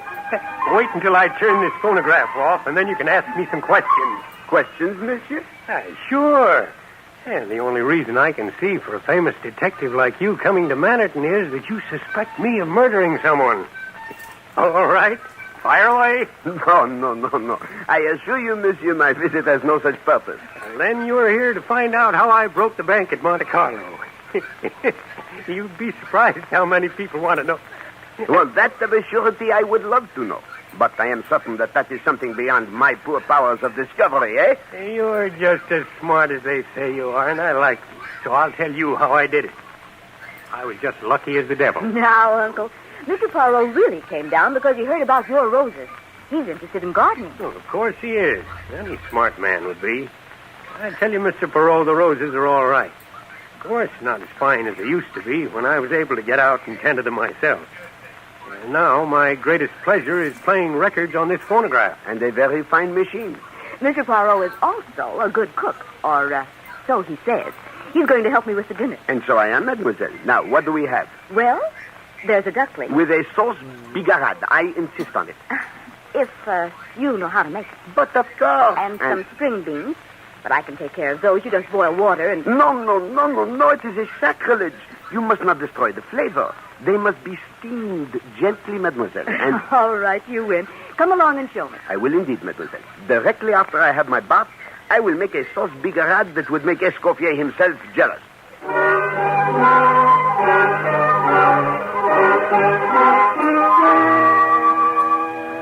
Ah, mademoiselle, I thank you for a magnificent dinner. Superb. I'm glad you enjoyed it. And the sauce bigarade? A masterpiece. I have never prepared it better. I I hope you didn't mind my asking Derek over after dinner. No, I did not mind, but I do not see what you hope to accomplish. I know it's probably silly, but if Derek sees that you're actually here, he'll realize that I'm serious and leave me alone. Well, I shall not threaten him, mademoiselle. Threats are useless. No, there he is. Oh, no, don't bother. I'll let him in. Elaine, I got your message. I came right over. Does it mean you forget... Who's this? May I present Mr. Hercule Poirot? This is Derek Redfield. Poirot? Well, if you did this to impress me, Elaine, you've certainly succeeded. I've heard of you, Mr. Poirot. And I of you, monsieur. Yes, I know. I can just imagine what Elaine's been telling you. You must think I'm a pretty bad sort of guy, but, you really got me in a spot, Elaine. How about a little drink to sort of help me out, huh? Would you like something, Mr. Poirot? A little sherry or port or something stronger? Port will do excellently, mademoiselle. Then if you'll just press that button next to your chair, the maid will bring it. I'm too lazy to move. This one? Mm-hmm. I suppose Elaine's told you how I made a complete fool of myself and scared her half to death, Mr. Poirot. But I hope you can realize how it is when a fella's in love. Mademoiselle, it has just occurred to me. There is no maid to bring the port unless she has already... Of course, I completely forgot how stupid of me. It's only a little after 9. Servants won't be back until 11. I'll get it. Hey, what did you ask me over for? To ignore me? I was hoping that maybe we could straighten everything out tonight. I'll tell you exactly why I called you when I come back. The danse macabre, eh? Monsieur Shepard seems to have a rather morbid taste in music. Look, Mr. Poirot, you can ask me any questions you like, but I've got to convince you that I don't mean any harm to Elaine. Tell me, monsieur, you did kill her dog? Well, yes, Here we are. I hope you'll find the port to your liking, Mr. Poirot. Elaine, I just admitted that I killed Taffy, but I only did it because I love you.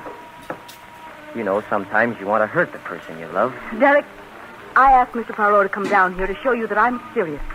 When I tell you I never want to have anything to do with you again. I can never forgive the way you've acted. And if you make any more threats, Mr. Poirot will know how to deal with it. But, Elaine, if you'll only listen... I have nothing more to say to you, Derek. Oh, Uncle's turned off the Victrola. What time is it, Mr. Poirot? It is 9:15, mademoiselle. I'd better run upstairs and see if Uncle wants anything. Good night, Derek. But, Elaine... I said good night. Mr. Poirot, I'm desperate. Maybe you can understand the way I feel. Would you talk to her and put in a good word for me? I am afraid, monsieur, that I would find it slightly ridiculous for me to plead the suit of a man who terrifies a lady to such a degree that she seeks my services to protect herself from him. But I... Sacre bleu! Mademoiselle! Mademoiselle! It's Uncle James. He's fallen out of the window. He's dead.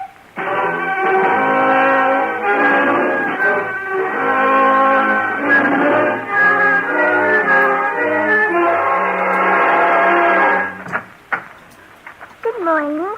What's your name? Hercule Poirot. And yours, my little one? Your name is funnier than mine. I'm Anne Shepard. Ah, then you are the sister of Mademoiselle Elaine. Oh, no, Elaine's my cousin. Not really, you know, because I'm adopted. Ah, yes, I see. Your father was... Do you think Daddy will be away long? He told me this morning that he went away. As to that, I could not say, but... How did your mustache get to grow so long? Daddy has a mustache, but not one like that. Ah, ma petite, very few men have. How long have you been living with your daddy? Oh, a long, long time. But you haven't told me whether your mustache is real. I assure you, my little one, it is real. Just like your hair. Oh, you have to brush your mustache then like I have to with my hair? Oh, yes, indeed. One has to take care of a mustache, you know. You show me how you brush it now? I would like to, ma petite, but I have not the time. What is ma petite? It is French. It means my little one. When Daddy comes back, I think I'm going to learn French. You love your daddy, eh? I should say so. Are you going to live with us now? Perhaps for a little while. How long? I do not know. It depends, you see, my little one. Why? Is it because of the noise last night? Dis donc, do you like fairy tales? Oh, yes. Sometimes I tell them to myself. Go for a walk in the woods and I make them up. Oh, but how that is nice, eh? Perhaps you would tell me one sometime, eh? Oh, no, I'd rather have you tell me one. I like you. And I like you, my little one. Can you tell me the story about the Snow Queen? Oh, alas, that is a fairy tale I do not know. But I will tell you another one. Once upon a time, there was a great, big forest. And in this forest, there lived a very little girl. Now I've seen everything. Inspector Stevens, do you know Mademoiselle Anne Shepard? Well, hello, little girl. Hello. He was telling me a fairy tale. I heard him. But would you do me a favor and leave me alone with Mr. Poirot for a little while? All right. If he promises to finish the story. I promise. Bye. Don't forget your promise. Well, Poirot, there doesn't seem to be any trouble about this one. No. The coroner, he has ascertained the cause of death? No question about that. He died from a fall out of his bedroom window onto those jagged rocks while you and Miss Shepard and Mr. Redfield were down here in this room. Are you quite certain, my friend? You told me neither of them left the room. Well, Mademoiselle left to bring some wine, but she did not have sufficient time to run up 3 flights of stairs. And he was wearing a wristwatch, which was pretty well smashed up. The hands had stopped at 9:15. There was a medicine bottle and a spoon on the floor near the window. Now, what I figure is that he must have felt sick, got up, tried to get the medicine, and he fell out of the French windows. Perhaps. Yeah. What do you mean, perhaps? Me, I have an idea it was no accident. You mean you... Yes, my friend. Murder. What? Murder? A particularly vicious and carefully planned murder. Do you know who did it? I think so. Well, what are we waiting for, Poirot? Let's get going. Gently, my friend, gently. I think it was murder. I even think I know how it was done.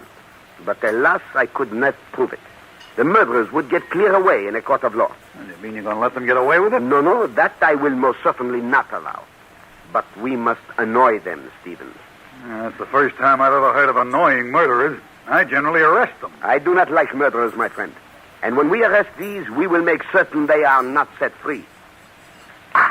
The little gray cells, Stevens. The little gray cells have found a way. What do you mean? Murder breeds murder, my friend. And a murderer always repeats. If he poisons once, he poisons again. If he stabs once, he stabs again. If there is an accident once, there is an accident again. What are you going to do about it? Me, I shall help to create an accident. I am going to telephone a lawyer.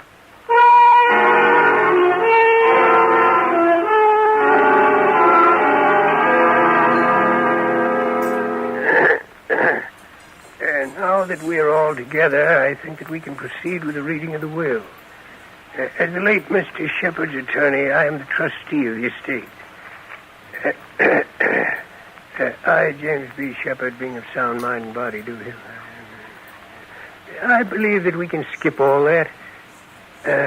Here. All my property, both real and personal, I leave to my adopted daughter, Anne Mary Shepard, to be held in trust for her until she attains the age of 21. To my loving niece, Elaine Shepard, I bequeath the sum of $2,000. Some water, please. It appears Mademoiselle Shepard has fainted.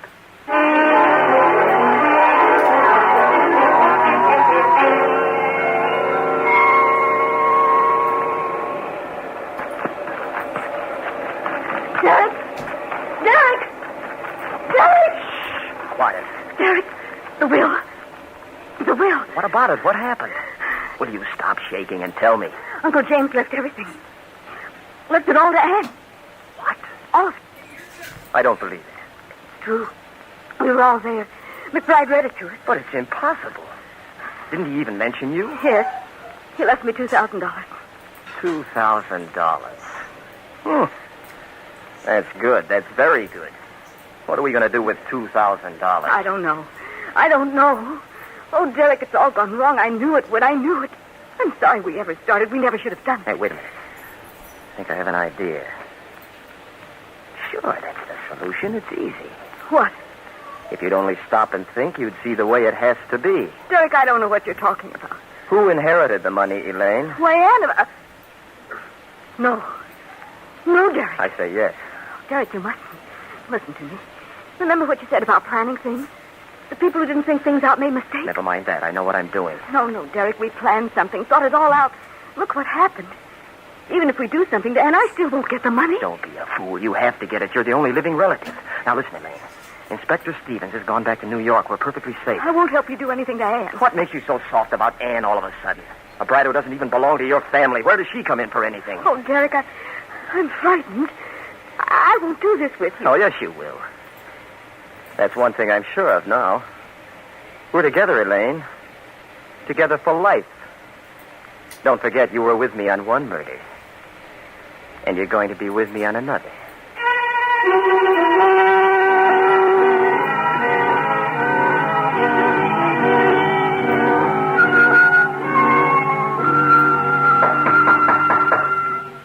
Come in. Mademoiselle, I have come to say goodbye. My train leaves within 10 minutes. Oh, yes. This has been so dreadful, I hardly know what to say to you. Such a terrible accident. If you'll send me your bill... No, mademoiselle. You owe me nothing. That's very kind of you. Of course, now I'm afraid I shall have to get used to economizing. Mademoiselle, before I go, is there anything you would like to tell me? Tell you? Why, no, I can't think of anything. You are no longer afraid of Monsieur Redfield? To tell you the truth, I've had so many things to think about. I haven't even given Derek... Well, he hasn't entered my mind. What are your plans? What? Do you intend to stay on here with Mademoiselle Anne? What? I hadn't considered it. I don't know. She is a very charming child. I spoke to her this morning and told her the truth about Monsieur Shepherd. She is very sad. I think you should see that she is helped. Oh, I intend to. I'll do everything in my power. I am sure you will, mademoiselle. Au revoir.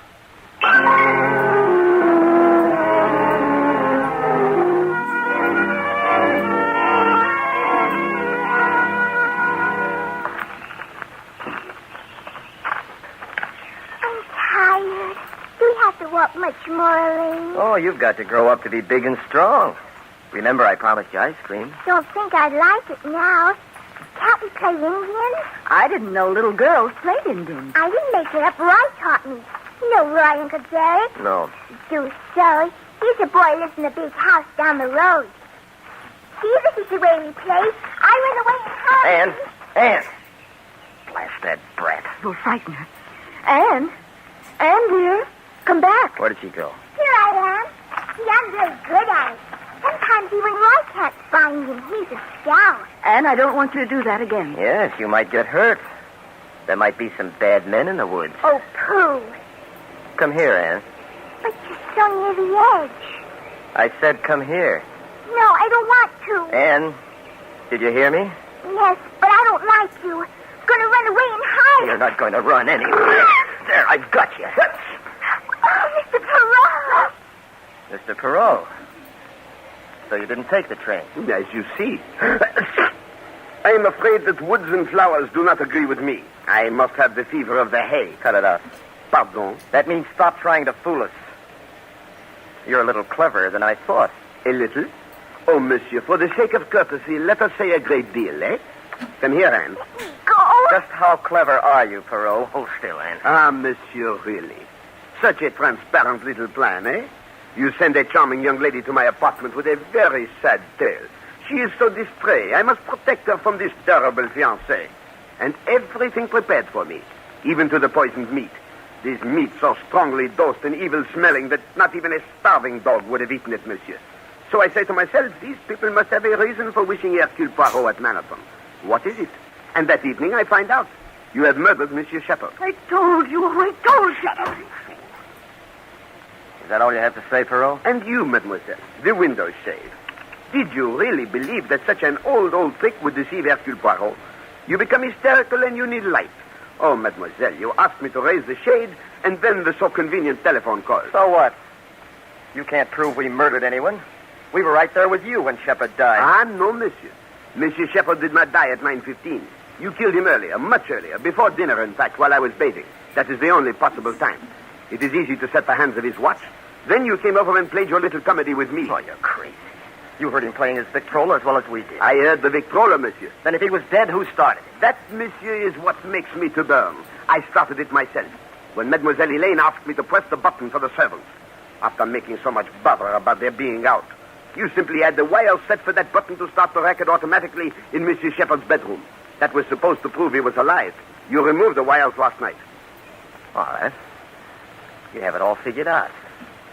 But you've overlooked one thing. I think not. It is not Hercule Poirot who makes mistakes. But you made one this time. This is the last bit of detecting you'll ever do because you're going over the cliff. No, Derek, no. Here, hold the kid for me. Monsieur, you are even more stupid than I thought. Yeah, this is perfect. Everyone knows the kid liked you. You went walking together and fell over the cliff. Those shoes of yours weren't made for the country. Another accident. I think not. Give me the child, mademoiselle. This is it. All right, Inspector. I believe you've had enough. There we are, Redfield. You haven't a chance. Why, you little smart aleck. You'd never have proved a thing if the will hadn't left all that money to that brat. You couldn't have proved it. Precisely, monsieur. That is why I induced the lawyer to read a false will. The real one left everything to Mademoiselle Elaine.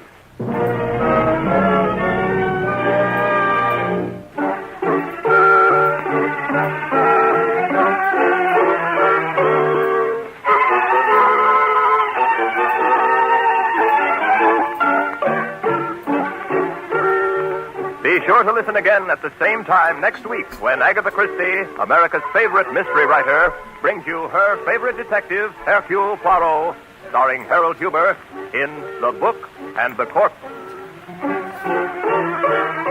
Agatha Christie's Poirot is directed by Carl Eastman. This is the Mutual Broadcasting System.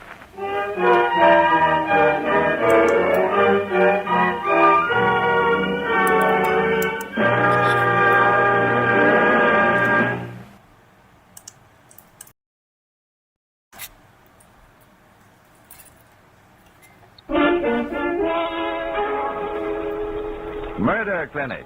Stories of the world's great detectives of fiction. Men against murder.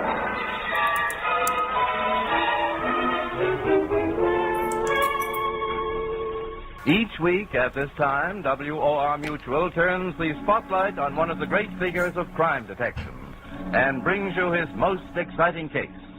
Tonight, Agatha Christie's unique detective Hercule Poirot in the tragedy at Marsden Manor.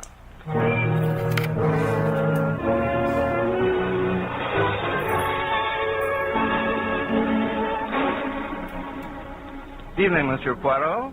I recognize you anywhere, I think, thanks to those magnificent mustachios of yours. Merci bien. They are very magnificent, no? They are indeed. Tell me, did they help you solve the tragedy at Marsden Manor? No. It was the little gray cells in the brain of the great Hercule Poirot that prevented this great miscarriage of justice in the death of Richard Maltravers of Marsden Manor. It all began in the little village of Marsden Lea, less than 100 kilometers from London.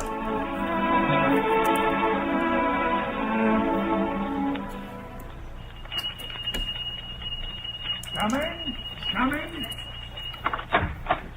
Yes, what is it? Are you Dr. Bernard? Yes, I am. Come quick, the master's done for. You mean Mr. Maltravers of the manor? Aye, the master. The mistress, she says, fetch the doctor, she says. But it bean't no use. He's a dead un. I knows a dead un when I see un. What was it, man? An accident? No, bean't no accident. I found him in the lower meadow, with the blood running out of his mouth. Be a stroke. A stroke? That's what it be. Well, hurry, man, let's go.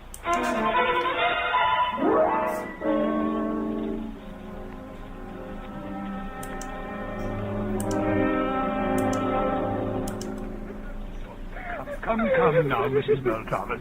You must get hold of yourself. The Lord giveth and the Lord taketh away. After all, we are all of us mortal. But why, Richard? He was so good, so kind. Why did this have to happen to him? Oh, come, please. He seemed so well, so full of life. Why, only last week he passed a medical examination for insurance. How could he have died so suddenly? Doctor, what happened? A hemorrhage due to stomach ulcers, undoubtedly, resulting in a stroke.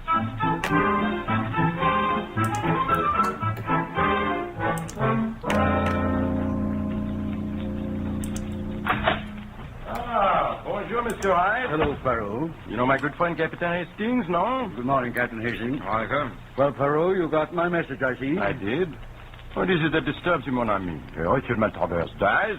You sent for Poirot. What was the cause of Monsieur Maltravers' death? The death certificate says a hemorrhage resulting in a stroke due to stomach ulcers. But surely you did not bring Papa Poirot here to talk of the stomach ulcers. This Richard Maltravers had taken out the insurance policy in your company, no? And what a policy. For £50,000. Well, a good square sum, that, huh? Rather. So, what is it you wish me to do? It is unfortunate for your company, but everything seems, open and above the plank, no? No, Poirot. open and above board. Ah, my good friend, the great Hastings. Always he corrects the English of Hercule Poirot. Monsieur Wright, I ask you, do I not speak the English of a super? You do indeed. But to get back to your previous question, what my company wishes you to do is to investigate the circumstances of Mr. Maltravers's death. So, what is it you suspect, mon ami? Well, of course, you know in the case of suicide, the policy is invalid. Yes. And when a man past the prime of life takes out an unusually large policy in favor of a young wife half his age and then dies within 2 weeks, the possibility of suicide cannot be ignored. Oh, certainly, mon ami. But suicide by hemorrhage? That is a queer suspense of fish. Now, if the cause of death had been heart failure, then I would smell a mouse. Heart failure can always mean that a stupid doctor did not find the true cause. But hemorrhage, ma foi, hemorrhage is, well, hemorrhage. Exactly. Nevertheless, we are determined to proceed with the matter. You will undertake the inquiry? But of course. Hastings, that great professor of English, shall go with me. Eh, mon ami? Gladly, Poirot. Eh bien. Now, where is this place, this Marsden Manor? You take the Great Eastern Line from Liverpool Station to the little town of Marsden Lee. Marsden Manor is about a mile from the village. Marsden Lee. All right, Hastings, we go.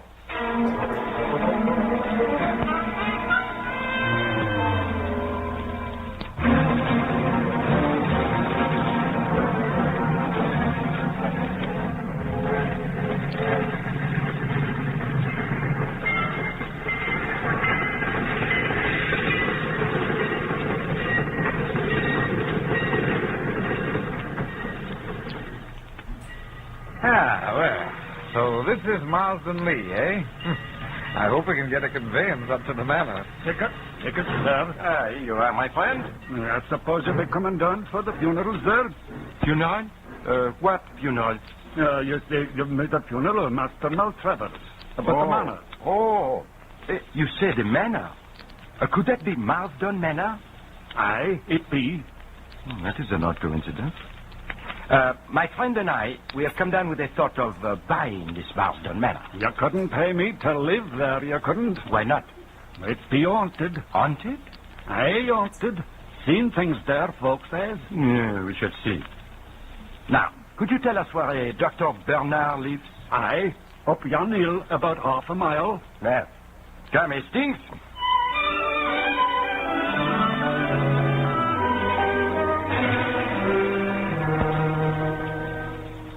I understand, Dr. Bernard, that you signed the death certificate of a Mr. Richard Maltravers.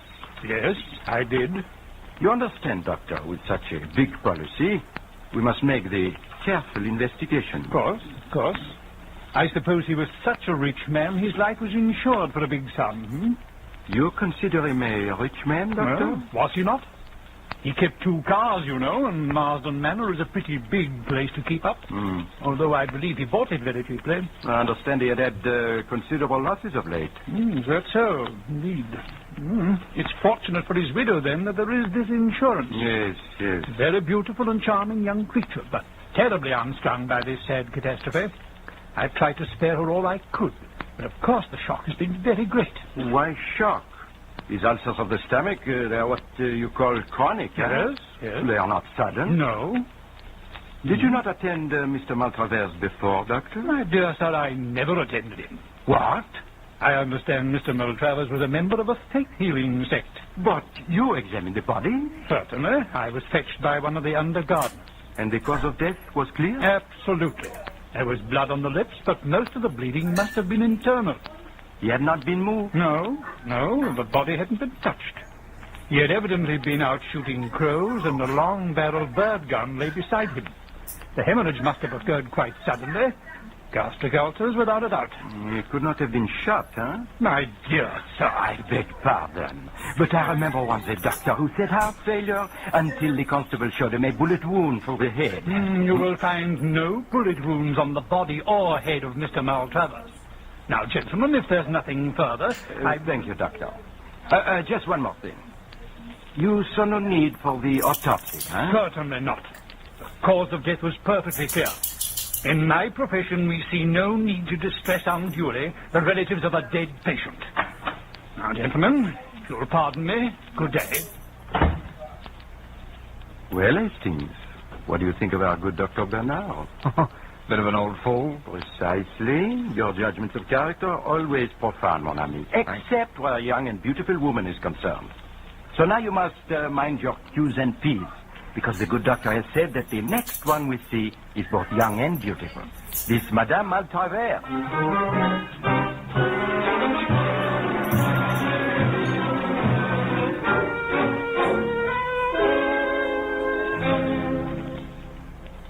Madame Maltravers, I cannot tell you how I am sorry to bother you in this way. Must I be bothered now? I know nothing about this insurance of my husband. Courage, madame, it is necessary. I will do all to make this matter not too unpleasant for you. I, Hercule Poirot, swear it. Enough, that hurts! Now, if you would recount briefly the sad events of last Wednesday, huh? Well, You're insane. I was Calm changing down. the tea when the maid came up. No, he's not. One of the gardeners had just run up to the house. Too much. He'd found Richard. It feels Oh, cooler. I comprehend. Than Enough. it did yesterday. You had seen your husband earlier in the afternoon? No, not since lunch. I'd walked down to the village for Saturday some night in stamps. here, though. I believe he was out pottering around the grounds. Shooting the crows, no? So I understand. He usually took his bird gun with him. In fact, I heard one or two shots at a distance. So, where is this bird gun now? In the gun cabinet over there, I suppose. With your permission, madame. Now, here it is. Ah, 2 shots fired, I see. And now, madame, a delicate question. Monsieur Maltravers, your husband, is awaiting burial, I believe? Yes. He's lying in his room. If I might see? Why, yes, of course. It's the first room at the top of the stairs. You'll forgive me if I don't go with you. What, of course. Hastings, you remain here with madame. Do you think Mr. Poirot will understand why I didn't go with him? I can assure you, Mrs. Maltravers, Poirot is most sympathetic. I don't doubt it, Mr. Hastings. I only wish there was more that I could tell him. Oh, I understand. But I wonder, Mrs. Maltravers, if you could tell me one thing. Oh, yes? Well, the station master, an odd character named Volk, said something about Marsden Manor being haunted. Marsden Manor haunted? Why, surely you're joking, Mr. Hastings. Oh, no, I assure you. He told us that people have seen things. We must have been referring to my humble experiments in extrasensory perception. I've always been tremendously intrigued by that subject, and doubtless some of our servants have been gossiping. Madame, you are mediumistic. How fascinating. Oh, I wouldn't go so far as to say that, Mr. Poirot. I've dabbled a bit, that's all. So? I've managed table levitation and simple things like that. But I suppose to the simple rustics around here, it looks like black magic. Very interesting. Under kinder circumstances, I would implore a demonstration. Why, are you interested in such things, Mr. Poirot? All fields of knowledge interest the great Poirot. Poirot, don't you think perhaps we'd better... Oh, I forgot, madame. I thank you for your so great courtesy. I do not think you need be bothered any further by the matter. By the way, do you know anything of your husband's financial position? Nothing whatever, I'm afraid. I'm very stupid about business. I see. Then you can give us no clue as to why your husband suddenly decided to insure his life. Oh, was it sudden? I'm sure I don't know. Enfin. And now, with your permission, madame, we will go. Hastings? Oh, I'll see you to the door. Merci. Oh, just one more thing, madame. Could you tell me, when they found Mr. Maltravers, did they find him unshod, without the shoes? Why, really, Mr. Poirot, I don't understand. It is nothing. It does not matter. And now, madame, adieu. Oh, but look, you have another visitor. Someone is coming up to walk, huh? Archie! Hello. You! Why, I thought you were on your way there to Australia. Yes, I was. But I read the news of Uncle's death in Paris and hurried back. Emily, my dear, is there anything I can do for you? Anything? Oh, of course not. What could you do? Oh, I'm sorry, I'm forgetting. Mr. Poirot, this is Captain Black, my husband's nephew. Captain Black, Mr. Hastings. How down? Emily, how did this happen? Uncle seemed perfectly well when I was here Monday night. You've evidently read the papers, Archie. You must know what happened. But they gave no details, just the bare notice of his death. What happened? Archie, I just can't go through all that again. Yes, Captain Black, I'm afraid my friend and I, we have disturbed madame. What are you doing here? I am Hercule Poirot. The Hercule Poirot. Mr. Poirot is from the insurance company, Archie. That's just why I've come back. To protect you from annoyances like this. Shouldn't have risked your job, Archie. If you left right away, you might still get to Paris in time to make your boat train. You say Paris, mon capitaine. You go to Australia by way of Paris? Why, yes. I intended taking the Orient Express from there and pick up the Pacific Mail at Port Said. Ah, oui. That shortens the journey, does it not? You are staying here, Captain Black? Yes, I'm staying at the Pig and Thistle. That's the inn down in the village. Ah, village inn. It serves the roast beef, no? Why, yes, I suppose so. Good. So, Hastings, let us try this roast beef at the Pig and Thistle, huh?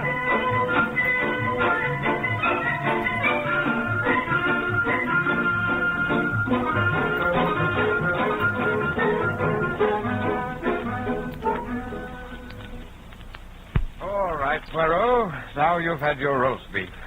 Hadn't we better be getting back to London? No, not so fast, my good Hastings. London, she will not run away. But this Captain Black, he may do so. A garçon! Garçon! For heaven's sake, Poirot. English inns don't have garçons. No? Then who is it who approaches? What do you have, Governor? For my friend, the dictionary. For me, a bock. He means beer, George. I mean the ale. Right, Governor. You've been up at the Manors? I mean, yes, we have. It's sad business, that. I knew no good had come of it as soon as they took the manor. You mean this, Maltravers? They were not popular? Well, not that, Governor. He was a bit too old for her, if you know what I mean. Oh, see? She might better have married the nephew. Leastways, I'll bet above the nephew thought. Ah, there has been the gossip, huh? Well, I wouldn't go so far as that, Governor. But he did hang around a bit. And the husband, Mr. Maltravers? The object? Not as I knows of, Governor. But why is my opinion, I is? Without the doubt, it is the worst opinion, no, George? But the Captain Black, here he comes now. Hello, Poirot. Here you are. Captain Black, come, will you not join us? Bock, perhaps? Yes, thanks. I don't mind if I do. Waiter, a mug of ale. Oh, no, Governor. Sad business, this death of your uncle, huh? Yes, and so sudden, too. He seemed in excellent health when I dined with him Monday night. So? And was he also in good spirits? What did he say? What was the talk at this dinner Monday night? Oh, I don't know. The usual general topics. I see. My uncle asked about my people. We talked of Australia. Yes. Then Mrs. Maltravers asked a lot of questions about East Africa, where I'd spent some time. I told them one or two yarns. That's about all, I think. Madame Maltravers seems much upset at the death of her husband, no? Naturally. They've been married less than a year. So I hear. A remarkable woman, this lady. Remarkable in what way? What do you mean? She has, how you say, the seeing eye. I hear her tell Hastings. She does the seance. He seems most interested, no, Hastings? Oh, I wouldn't go so far as that. Always the conservative Hastings. Me? I am not so. Why, Mr. Poirot, don't tell me you believe in this psychic stuff. Oh, I have not a closed mind. For example, Captain Black, you have told us all that your conscious self knows. Now, with your permission, I would question your subconscious, huh? Psychoanalysis, eh? Well, it's nonsense, but I don't mind. Merci. It is like this. I give you a word. You answer with another word. Any word. The first word you think of. Eh bien, shall we begin? Go ahead. Hastings, note down the words, please. Very well, Poirot. Now, day. Night. Name. Place. Bernard. Shore. Monday. Dinner. Journey. Ship. Country. Uganda. Story. Lions. Bird gun. Farm. Shot. Suicide. Elephant. Tusks. Money. Lawyers. So, that is all. You are a good subject, mon capitaine.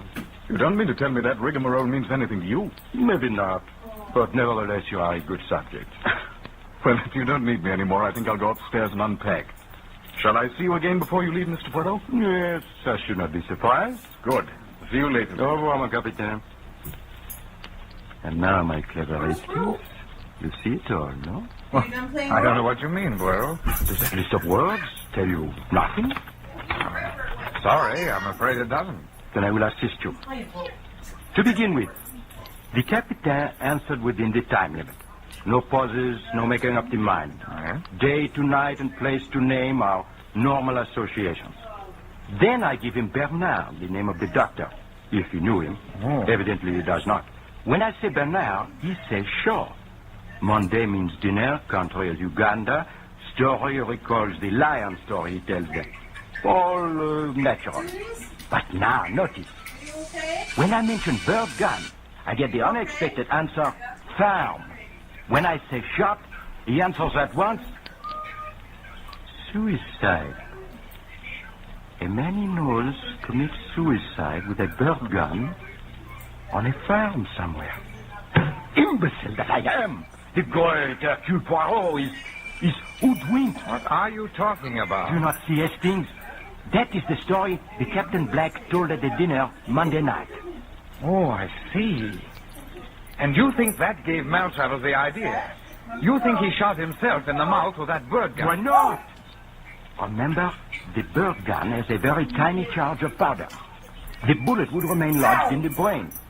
All that would show would be the blood in the mouth. Come, Hastings. It is not too late. Coffin, but where? To see once more this dead man. To Marsden Manor. Hastings, to Marsden Manor.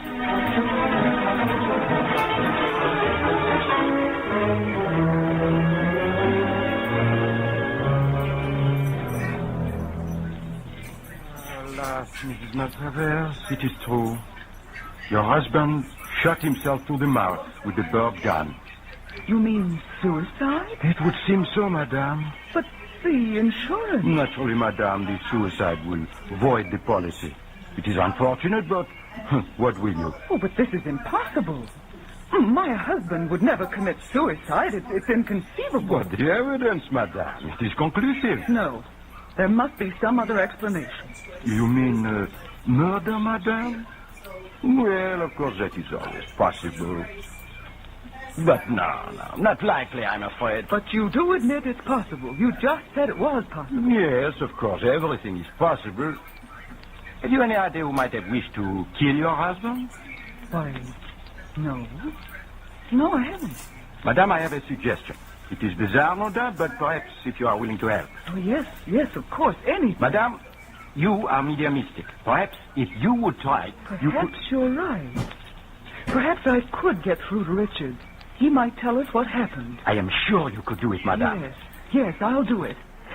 Come back here tonight at 8 and bring Captain Black with you. Bien, madame. I am sure you will succeed. Until 8, madame. Au revoir.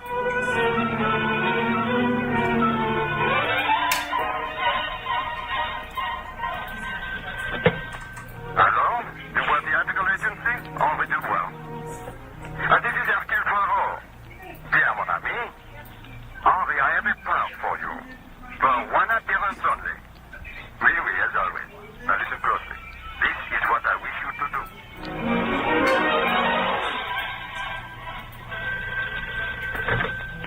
Dr. Bernard, this is Hercule Poirot.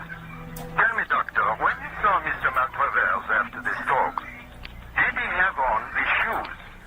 He did? Bien, merci.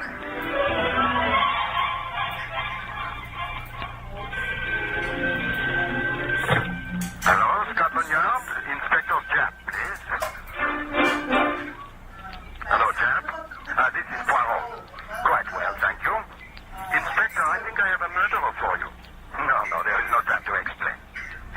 Be at Marsden Manor, Marsden Lee, at 8 o'clock tonight. Wait outside the window. And do not come in until I call, eh? Good, remember.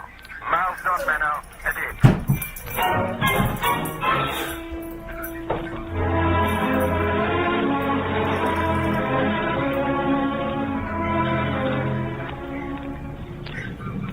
Madame Maltravers, we are on time, as you see. Hastings and I have brought Chesterton Black with us. I say, there's a bad storm coming up. Would that interfere with the experiment? Certainly not, Mr. Hastings. This isn't mumbo-jumbo. The weather has nothing to do with it. Well, let us proceed, huh? Yes. Now, will you draw chairs up around this table, please? Now, Mr. Hastings, if you'll put out the light. Certainly. Now, remain perfectly quiet, please, no matter what you hear or see. Richard. Can you hear me, Richard? Can you hear me? If you can, rap. Rap 3 times. Did you hear that? Ah, but of course, madame. Did you not tell him to rap 3 times? That's how Richard always used to knock. Perhaps he is outside. No. They say the suicide never rests, always returns. Listen. What was that? The front door slammed. What? No, Captain Black. It was but the thunder. Poirot, I hear footsteps. It's the wind, madame. I will close the door.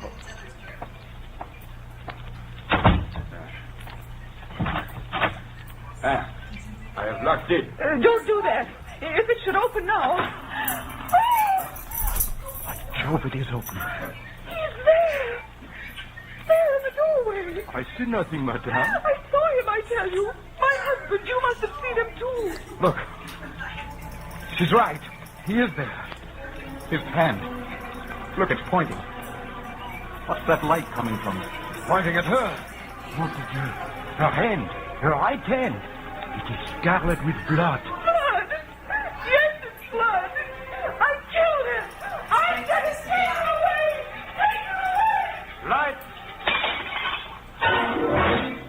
Good heavens, Poirot, she's got away through that window. Do not worry, mon capitaine. The good Inspector Japp outside will stop her. Good heavens, that lovely creature, a murderer. And a very clever one, my susceptible Hastings. After all, she could not know she would come up against the great Hercule Poirot. And she might even have fooled me if she had only taken off his shoe. His shoe, Poirot? Only with his toe could he himself have pulled the trigger of this bird gun. And parbleu, his shoes were still on when they found him. But I don't understand. This seance, was it all fake? Certainly. She meant to pull the sheep. Wool. Very well, wool. But it was I who pulled the sheep's wool over her eyes. Thanks to my good friend Henri Dubois, who played the part of the husband's ghost, and Papa Poirot, who put the red paint on her hand in the dark. But what was her idea in having this seance? Parbleu, mon capitaine. Do you not see? Madame, she will go into the trance. She will hear the voice. She will come out from the trance. She will, with a great reluctance, name the murderer. You mean she meant to confess? Mais non, mon capitaine. She meant to name you.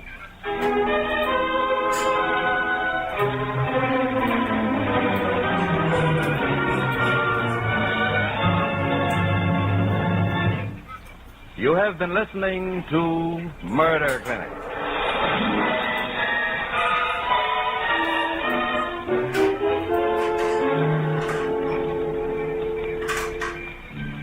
Murder Clinic, the WOR Mutual series which brings to you each week one exciting case.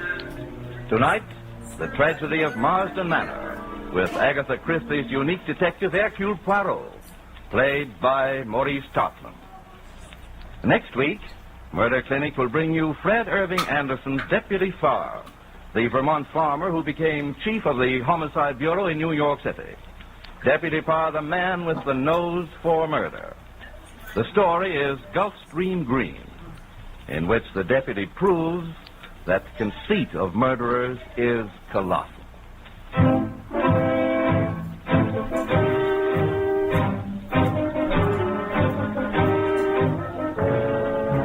Original music was composed by Ralph Barnhart and conducted by Bob Stanley. This program was an international exchange feature over the coast-to-coast network of the Canadian Broadcasting Corporation. Tales told on Murder Clinic are adaptations by authors Lee Wright and John A. Bassett.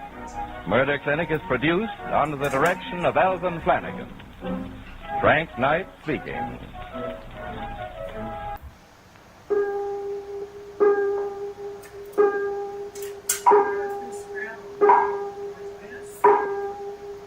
Time and the little gray cell. These will always catch the criminal. Hercule Poirot, Detective Extraordinary.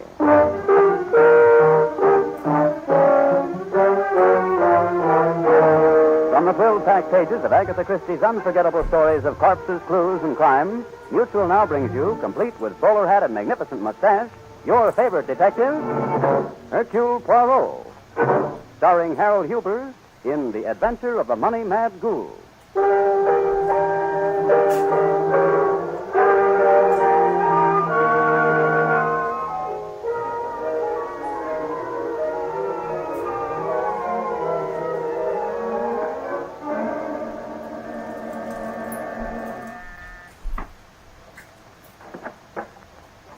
Good morning, Inspector Stevens. It is just 8:30. Do not tell me you have become a victim of the insomnia. I'm not in the mood for kidding, Poirot. I've been up all night, but not with insomnia.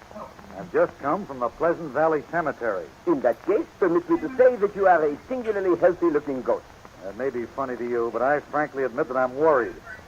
There have been 6 grave robberies at Pleasant Valley in the last 2 months. Then, Monsieur Stevens, I advise you to look for a tall, red-headed man who walks with a limp, is left-handed, and wears glasses. Poirot, you're amazing. How do you know? Mon ami, your faith in me is touching. You enter my apartment and tell me that some graves have been robbed, and honestly believe that I know the criminal's identity. I assure you I am as much in the dark as you, until, that is, you provide me with more information. Oh. Well, here are the facts as I have them. The robbery started about 2 months ago with the opening of the grave of Robert Alden. This was followed a few days later by the grave robbery of James Bennett. In the next 6 weeks, the graves of Richard Colt, Alan Devers, Victor Edwards, and Michael Fallon were opened and desecrated. Pardon. Exactly what did these ghouls take from the grave? Everything. A little moment, Stephen. You are trying to tell me that these ghouls took with them the caskets and the bodies? That's just what they did. Took everything, and it beats me what in the devil... Do not fly out of the handle, monsieur. Tell me, were these old graves which were violated? Funny you should ask me that. All of them were the graves of people who died recently. And that gives one 2 things. Eh, my friend? And now you will please get for me the names and the locations of the graves of people who have died recently whose last names start with a G. With a G? What are you driving at? Will you repeat for me the last names of the former occupants of the graves that have already been robbed? Oh, Alden, Bennett, Colt, Devers, Edwards, Fallon. Stevens. A, B, C, D, E, S. That is curious, n'est-ce pas? Strange enough so that you and I shall watch at the graves of the lately departed whose last names begin with a G.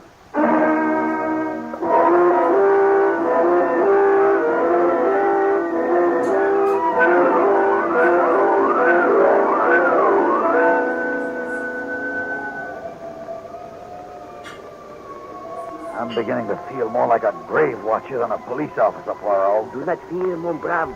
No one would ever suspect you of being anything but a police officer. What? Flash the light on the tombstone, please. We must make certain this is the grave we seek. All right. There we are. Yeah, this is it, all right. Herman Gilbert died May 16th, 1945. Bon, let us conceal ourselves behind this hedge and wait. I think Monsieur Gilbert will have visitors. I don't know what makes you so sure. There were 4 other people whose last names started with G. Oui, mon ami, but this is the most recent. You know, Poirot, I hate to admit this, but I'm mighty glad you're here with me. I don't like cemeteries. They're too gloomy and damp to suit me. Stephen, hush. Huh? You were right, Poirot. Someone coming. Yes, and with the proper tools for their grisly work. Somebody's here. Hey, stop! Come back! Stop or I'll fire!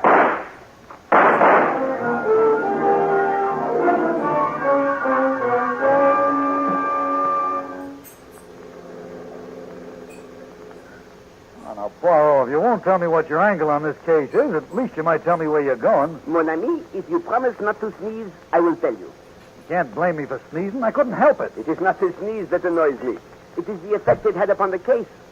Now these robbers are warned that we are on the scent. They will be more cautious. Well, where are we going? We are here, at the place Robert Alden lived. The first person whose grave was opened.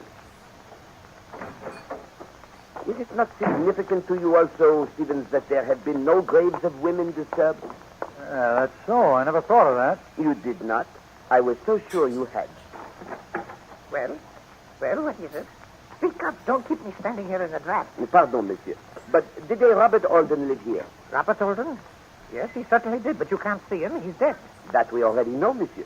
We would like some information. Why? What are you bothering about Robert Alden for? This is Inspector Stevens of the New York Police, and we wish some information. Robert Alden was a fine man, as fine a man as ever lived. He used to try to cheat me at checkers once in a while, but I was too smart for him. Were you related? No, but he was my best friend and lived with me in this house for over 20 years. Then perhaps we could see his wife. That's a good one. Robert never married at all. He was a bachelor until the day he died. I see. Were you at the funeral, monsieur? Of course I was. Don't you think I have any decent feelings? I even remember the date. It was June 13th. Yeah? June 13th, 1920.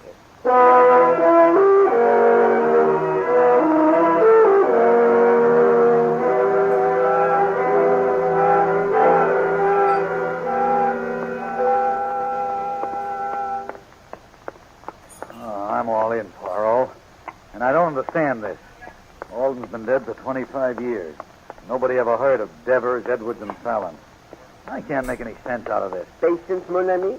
We do know that there was a Richard Colt and that he has a widow. Yeah? Here's the house now. I beg of you to allow me to ask the questions, eh? The poor lady will doubtless be upset by her recent bereavement. Okay, Poirot, I'll let you handle everything. Yeah, she seems upset, all right. Madame Colt? Well, yes, I'm Mrs. Colt. What is it you wish? Are you Madame Richard Colt? Oh, I suppose it's my husband you want to see. I'll call him. Dick? Oh, Dick, darling. What the devil? Am I crazy or... Yes, madame. We should very much like to see your husband. Coming, Lydia. Well, darling, what's this all about? Who are these people, friends of yours?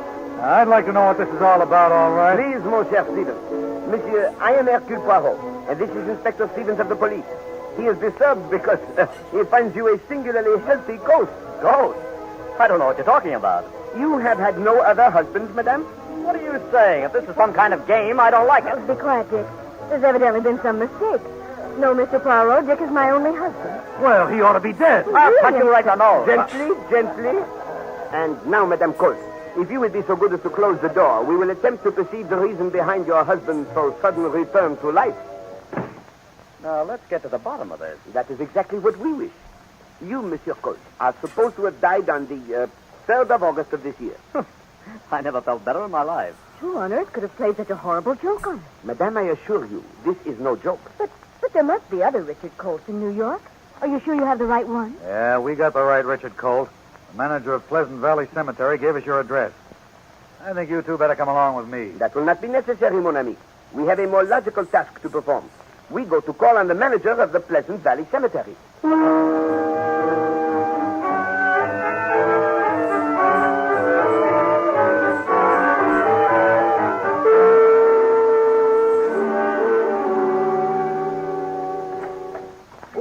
Inspector Stevens. Have you made an arrest as yet? No, I'm sorry to say we haven't. This is dreadful. Simply dreadful. I don't know what the world's coming to, and even a cemetery is no longer a peaceful place. Yeah, I know how you feel, Mr. Kenton. Oh, this is Hercule Poirot, Mr. Kenton, the manager here. Well, Inspector, you are making progress after all if you've obtained the assistance of the famous Mr. Poirot. Thank you, Monsieur Kenton. And now, as one man of intelligence to another, eh? Perhaps you would like to answer a few questions for me. Certainly. What is it you'd like to know? What is the procedure for the interment of a body in this cemetery? By that I mean, do you personally see the bodies when they arrive here for burial? No, Mr. Poirot. That is hardly necessary. All that is required is the issuance of a death certificate. Then you did not actually yourself see the body of Monsieur Richard Colt? Why, no. I should have thought it most unusual if I had. The undertaker simply gives me the necessary papers, and I make out the assignment of the grave. And the name of the undertaker, if you please? Well, let me see. I'm sure I have it here in the files. Yes, it's Love. Kermit J. Love. And the address? 6611 Ithaca Street. And now, if you would be so kind, could I perhaps have the names of the undertakers for the other 5 bodies disturbed by the ghouls? Well, that will be difficult. But perhaps I can mail that information to you tomorrow. I regret to disturb you, but I should like it now. Very well. Here's a strange coincidence. What's that? If I may be permitted to guess, Monsieur, it is that Monsieur Kermit J. Love is also the undertaker for the other. Yes, that is correct, Mr. Poirot. And now, Stevens, we go to walk into the parlor of Monsieur Love.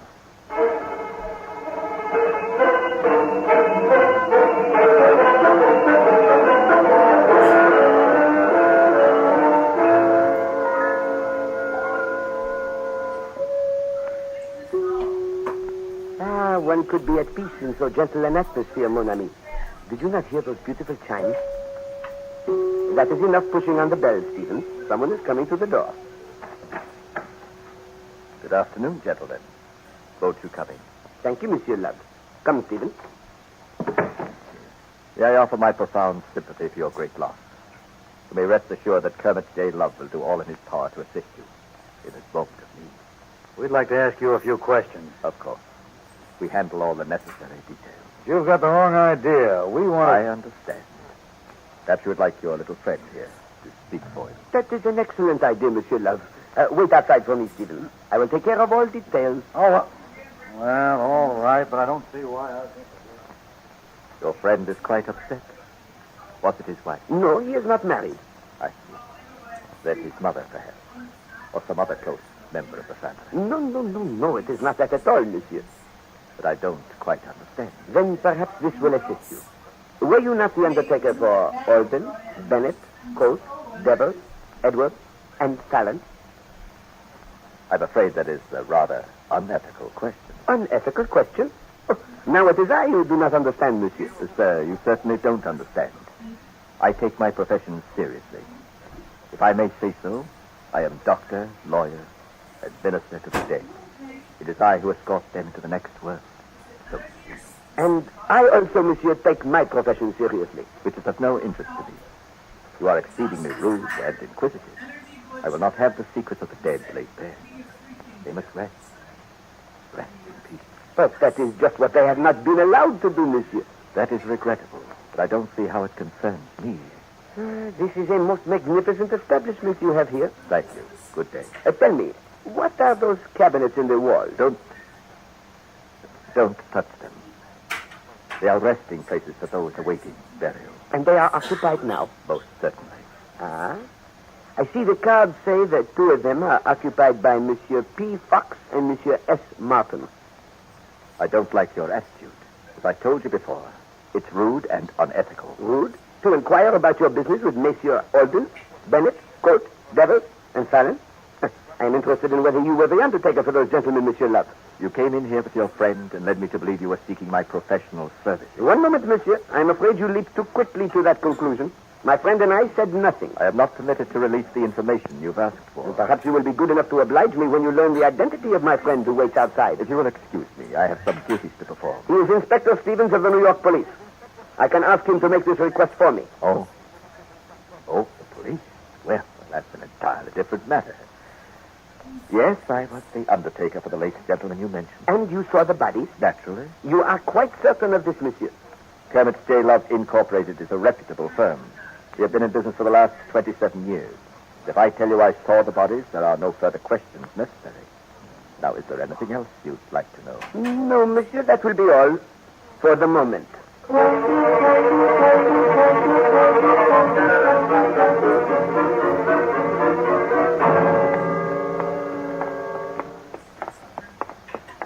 Well, Poirot, looks like this time I was right. Kenton has no business down in this part of town. Patience, mon ami. We have not yet seen what Monsieur Kenton does here. We've seen enough for me. He ducked out of his house, and ever since we've been following him, he's been acting suspicious. Besides, there's nothing down here except factories and warehouses, and they're closed at night. We will see. Monsieur. It appears you may be right. Do you notice that car just turning the corner? Hush! Poirot, I believe we got him. Kenton's in on this. Gently. Let us stand in this doorway and observe what is going on, eh? break into that cold storage plant. Come on, Poirot. Throw up your hands. Get Kenton, Poirot. He just turned the corner.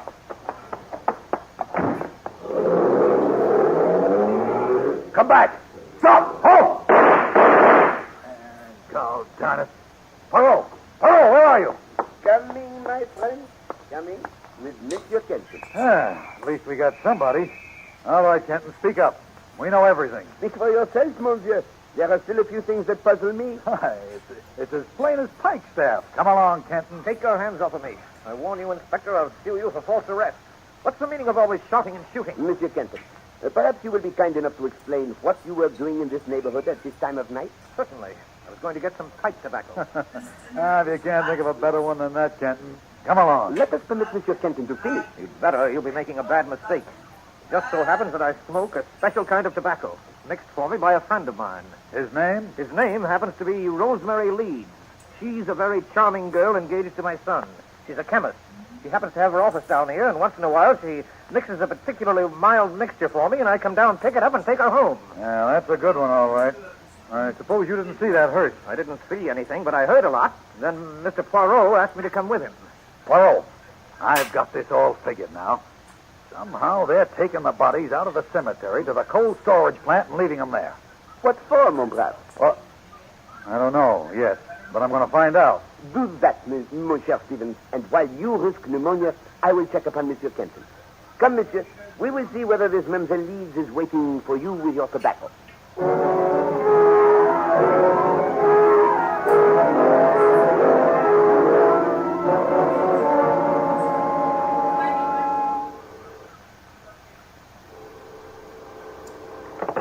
Hello? Poirot, take some advice. Lay off that investigation. Pardon. Are you referring to the case of the counterfeit dentist? You know darn well what I'm talking about. If you don't stop investigating those empty graves, you'll find yourself filling one of them. I think not, monsieur. What makes you so sure? But it is obvious. You have not yet come to the letter P. Wise guy.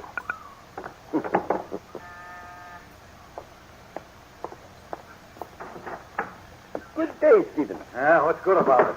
We're not getting anywhere at all. I still don't trust that Kenton. I know his alibi stood up, but that dame's engaged to his son. Maybe they're all in it together. Well, have you got anything new? I have just been informed that we have made considerable headway. Yeah? Who told you? I do not know. Well, that's fine.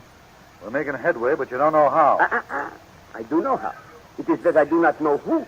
I have just received a telephone threat against the life of Hercule Poirot. All right, but I don't see how that helps. You get those all the time. Observe, mon ami. Only one of 4 people could have inspired that telephone call. Either Monsieur or Madame Colt, Monsieur Kenton, the manager of Pleasant Valley Cemetery, or Monsieur Kermit J. Love, this so sympathetic undertaker. Oh, yeah, I suppose you're right. But of course. What are you doing? Calling Monsieur Kenton.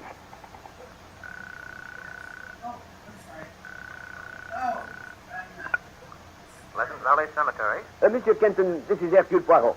Tell me, if you please, have you any funerals scheduled from the establishment of Kermit J. Love for today? Why, yes, I have 3. And their last names? Wing, Levitt, and Harkness. Ah, indeed. And what time is the Harkness funeral? Well, that's strange. Kermit Love just phoned me about moving the time up to 10 o'clock this morning. 1,000 thanks, Monsieur Kenton. Quickly, Stevens, a police car and an escort. We must be at Pleasant Valley Cemetery in 15 minutes. What for? To attend a funeral.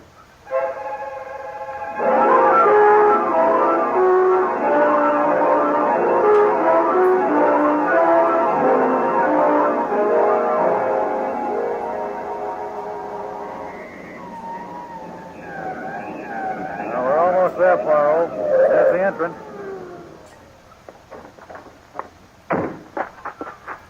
Mr. Poirot, what's wrong? What happened? Quickly, the Harkness grave. Where is it to be? In the east plot, directly up this path. This way, Stevens. Bring your men. We must hurry. But what's wrong, Mr. Poirot? Why the police? If we are not too late, you will have your answer. Stevens, look. There on the hill. They're getting into their car. Yeah. Stop! Stop! Save your breath and your ammunition. They're out of range. We're always too late in this case. I would not say that, my friend. Regard. We put them to such haste, they neglected to bury Monsieur Harkness.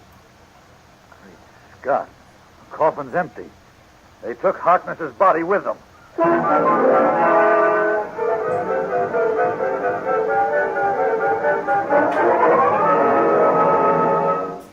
Come, Stevens. Your face shows the worries of the world. Do not be so depressed. Well, I'm not exactly happy, Poirot. Never taken you so long to figure out a case. You always had something that helped us when I came to your apartment before. Patience, mon ami. The harvesting of the clues grows near, eh? I can't wait for any harvest. I'm going to take all the people involved in this case and throw them into jail. Mon ami. Now you are not using your little gray cells. You work on the gray cells. I'm going to fill my cells down at police headquarters. And that will be a benefit to no one. We must proceed with calm. How can I be calm? We're up against a dead end.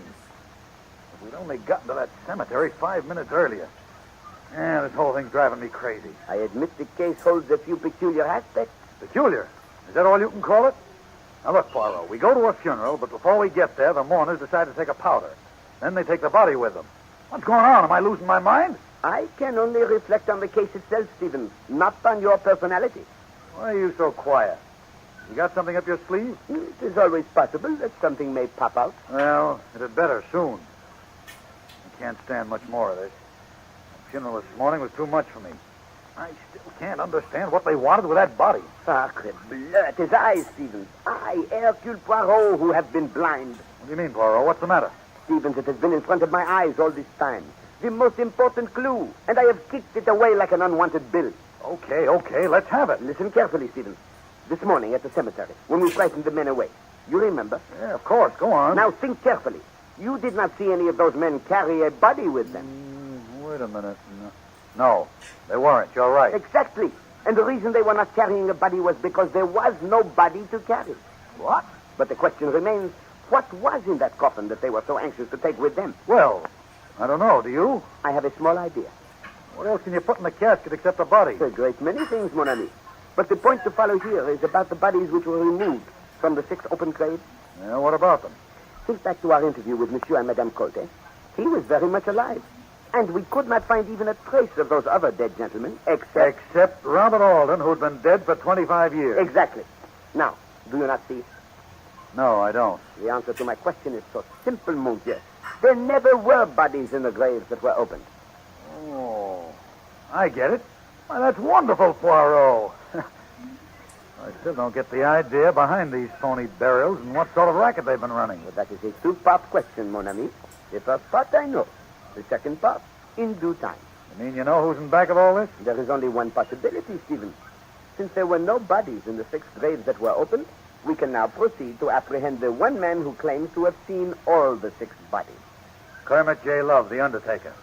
Yeah, but I think Kenton was in on it with him. He needed an accomplice. Possibly. But it is Monsieur Love who interests me. And with such a man, we will have to move most carefully, eh? Have you ever tried to arrest a ghost, Stephen? Maybe not, Poirot. But Love won't find me so easy to use in his disappearing bodies act. And this time, Kenton won't have an alibi. Come, mon père. Where are we going? To a perfume store, and then to the funeral parlor of Monsieur Love. Perfume store? This is no time to be buying gifts. It is not a gift. I require some perfume.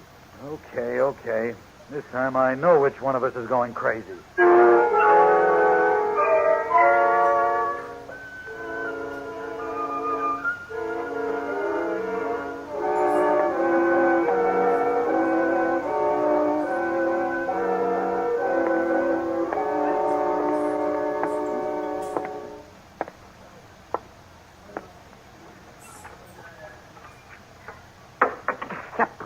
Why do I have to make so much noise? Oh, well, I will not awake those who sleep in this building.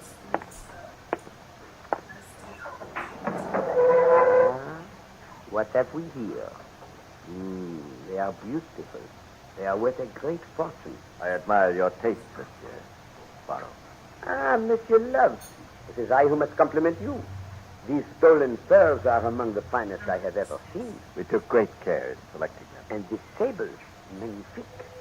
But did you not have difficulty in disposing of them? Ordinarily, we would have. But you initiated a new system, n'est-ce pas? A system of cold storage, I would say. Precisely. You put the furs in a coffin, selected a name at random, then buried only the name. The coffin contained the furs. Who would think of looking for furs in a cemetery? No one, monsieur. However, do you not think it was a bit obvious to proceed alphabetically so that you would know in what order to dig up the coffin? We found it very satisfactory. What made you suspect us? An even more obvious mistake, monsieur. Come, monsieur. marking the cabinets that were supposed to contain bodies, but which actually held the stolen furs, S. Martin, P. Fox. If you intended that as a joke, it was a poor one. I'm afraid it was just expedient, Mr. Poirot. I have no sense of humor. Well, monsieur, I'm glad to see that you are so reasonable. Inspector Stevens is waiting outside. Denny? Yes, Mr. Love. Ah, the driver of the hearse, Monsieur Denny. It is only natural he would be in this little game. His name, Mr. Poirot, in your case, should be Charon. An apt allusion, Monsieur Love. Charon ferried the bodies of the living across the river Styx, and they died. Which is exactly what is going to happen to you. But, monsieur, did I not tell you that Inspector Stevens is waiting outside? The way you're going out of here, Mr. Poirot, not even Inspector Stevens will know that it's you. You're going to be carried in a coffin. Watch his hand, Denny. It's in his pocket. Hurry, Denny. Get him in this coffin before that blasted Stevens gets... Yes. He's heavy for such a little guy. That's it. Don't bother screwing the top down. We'll do that later. Yeah, he sure smells sweet. Like a flower, almost. Never mind that. Let's get going. Yeah, I'll take the back end. Don't hurry now. Hold it a second, buddy. Officer, please. We are dealing with the dead. Oh, I ain't sorry. Well, I see you're still working, Mr. Love. Yes, Inspector. Unfortunately, our sad work never ends. Something smells pretty funny to me around here, Riley. What would you say it was? I don't know, sir, but it sure smells to high heaven. That's it, with perfume. Let's have a look in that. Grab him, Riley. Don't. Will you kindly assist me, Monsieur Stevens? Ah, glad you're all right, Poirot. All right. Mon ami, I did not mind the blow on the head. But did you have to be so stupid as to allow them to drop this coffin? Drop? Hey, wait a minute, Poirot. Don't get sore. Where are you going? I am not angry, my friend. I merely go home to take a bath.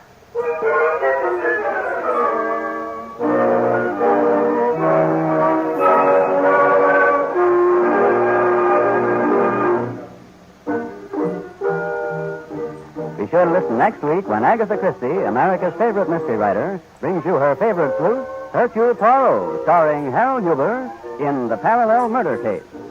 Music for Poirot is composed and conducted by Sylvan Levin. The program is directed by Carl Eastman. This is the Mutual Broadcasting System.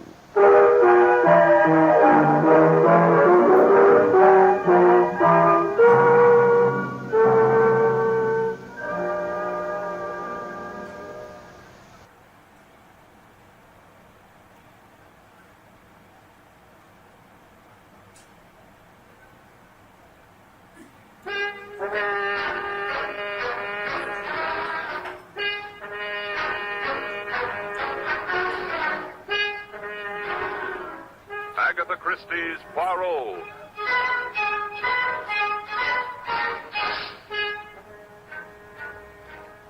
From the thrill-packed pages of Agatha Christie's unforgettable stories of corpses, clues, and crime, Mutual now brings you, complete with bowler hat and brave mustache, your favorite detective, Hercule Poirot, starring Harold Huber in The Case of the Careless Victim.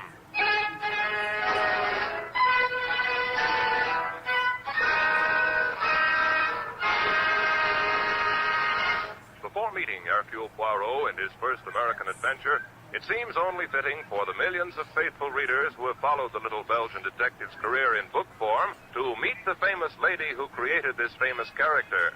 So it is our privilege to present a message from Agatha Christie introducing Hercule Poirot from London, England.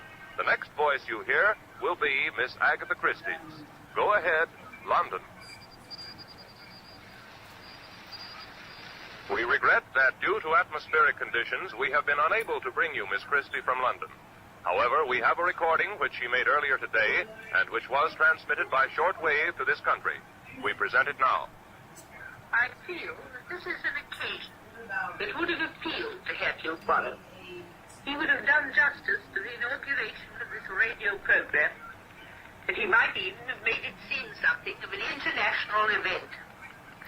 However, as he is heavily engaged on an investigation about which he will hear in due course, I must, as one of his oldest friends, get to his point. The great man has his little foibles, But really, I have the greatest affection for him. And it is a source of continuing satisfaction to me that there has been such a generous response to his appearance on my books. And I hope that his new career on the radio will make many new friends for him among a wider public. Thank you, Miss Agatha Christie. And now, Mutual presents Hercule Poirot in his first American adventure, The Case of the Careless Victim.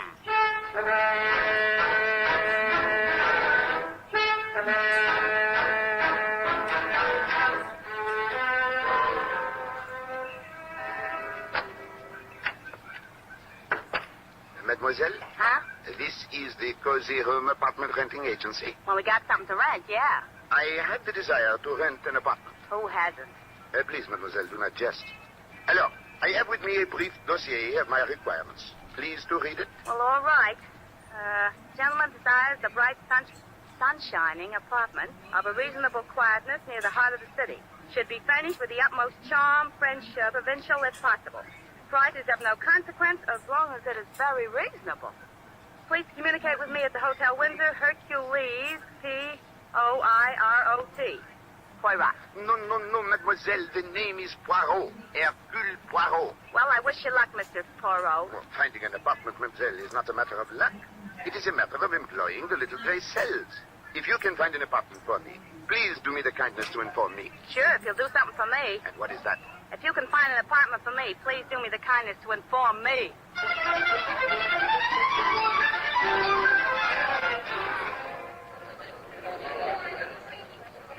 Going up. Floor, please. Number 5.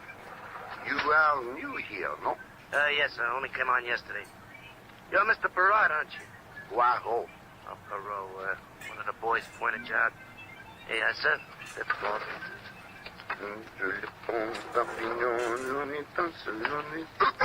Oh, 1,000 apologies, madame. Not at all. It was entirely my fault. Madame appears troubled. Perhaps I may be of some slight assistance. No, Well, if you're sure you don't mind. But of course not. You see, it's my door. It won't open. And where is this alternate door, It's right down the corridor, room 515. If I may have the key. But that's just it. The door isn't locked. I left it open only 10 minutes ago. Indeed. Madame is very trusting, eh? It is. You see, it's stuck. It won't budge. It is not precisely stuck, madame. It gives a trifle. This door is barricaded. Oh, my goodness. Voila, she moves, eh? Oh, thanks a million. Now, what do you suppose? No, wait, madame. Perhaps it is better if I look first.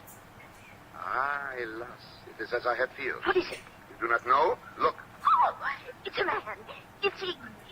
Oui, madame. He has been strangled. Oh. This is murder.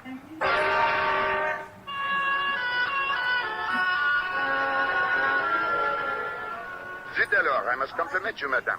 Your cholera, it is excellent, and you did not even commence to faint. For one who... I don't fall apart in a crisis, if that's what you mean. And furthermore, I'm not madame. I'm mademoiselle, by choice. Miss Abigail Thresher. And now, if you'll get that corpse out of here, I'd like to sit down. That I regret I cannot do, mademoiselle. The body must not be touched before the police arrive. Police? Well, yes, of course, the police. I am calling them now. Hello? Inspector Stevens. It is I, Hercule Poirot. Alas, no. I have not yet found the apartment. But I have found something of perhaps more interesting. A corpse. Right here in my hotel. Room number... 515. Number 515. Mademoiselle, what are you doing with the body? Nothing. I was just trying to see face. You will have that opportunity later. Pardon, Inspector. We are room 515. Bien. We shall expect you immediately. Eh bien, Miss Thresher, now that you have observed the face of this unfortunate one, perhaps you will be good enough to tell me who he is? I certainly will not. I'll wait for the police and let them ask the question. As you desire, mademoiselle. I merely wish to point out one thing. It is you the police will question first. Me? But of course, you are the most likely suspect, no? All right. What do you want to know? First, what are you doing here in this hotel? Why, I've lived here for 10 solid years, ever since I left West Costigo, Maine. And what do you do? What is your occupation? Why, I don't have any occupation. I've got a little income, and I like it here in New York, and last few years I've been doing war work, Red Cross and things like that. You seem a trifle vague, mademoiselle. Now, about this man. Who is he? I don't know. I never saw him before in a life. Mademoiselle, I advise you to consider your answers with care. Do not forget, a man lies dead in this room. I can't help that. I don't know who he is or how he got here. I told you I was out of the room for 10 minutes. That may be, Miss Thresher, but it does not help you. This man has been dead for at least 1 hour. How do you know? If you will touch the body, you will observe it is already beginning to cool. Therefore, mademoiselle, if you left this room only 10 minutes ago, your situation is indeed grave.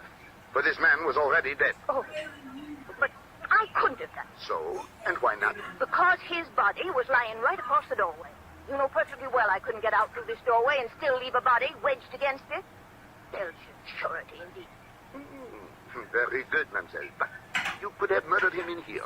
Make your departure by way of this fire escape through the room overhead and come down inside the building to this corridor where you so innocently made my acquaintance. You see, there is evidence that the fire escape has but recently been used. Now it is not so amusing, eh? I don't care. I had nothing to do with this. I know you detectives, you're out to get a suspect, and just because a man was murdered in my room, Gently, mademoiselle. All is not lost. Fortunately, you deal with Hercule Poirot, who goes one step beyond the obvious. You see, this poor man was not murdered in your room. He was killed in the room overhead. But why? Why kill him upstairs and leave him on my doorstep? That, mademoiselle, we shall discover in due course.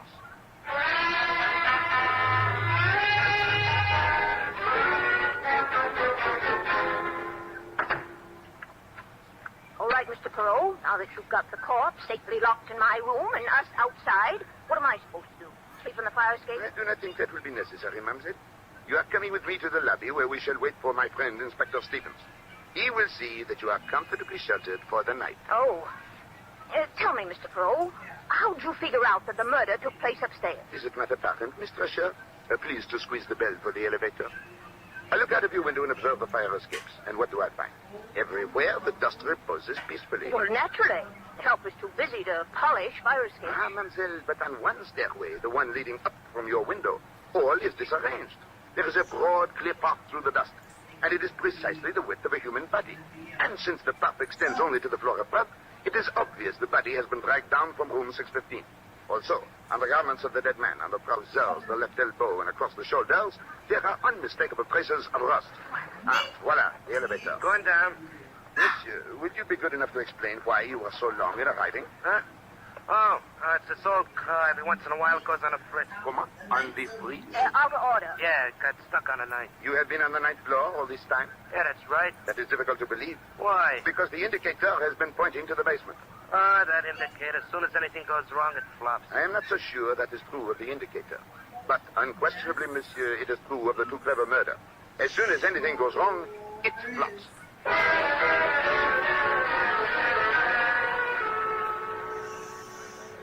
Dear Inspector Stevens, there is the situation. An unknown man strangled to death in one room and dragged down the fire escape to another. Poirot, this body is the person I think it is. The commissioner will have my head. Ah, mon ami, forgive me, you seem agitated. And we are warned, too. I assigned my best man to guard him. The smartest cop in my force, Sam Trimble. Good Lord, Poirot, there'll be an international scandal. Gently, mon ami, you go too fast, even for Hercule Poirot. Who is this magnificent figure of international importance? Parrish, Jonathan Parrish. Parrish? Ah, oui, the name rings a bell.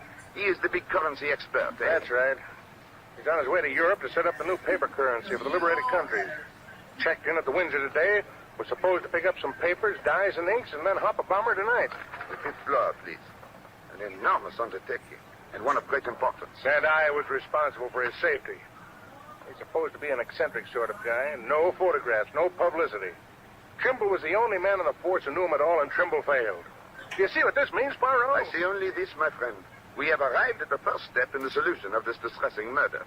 For now, we know the motive. This way, Inspector. This is the room. Mademoiselle Thresher, your key. Here you are. I'll never live this down. Oh, you exaggerate, mon ami. Even the best of men sometimes fail.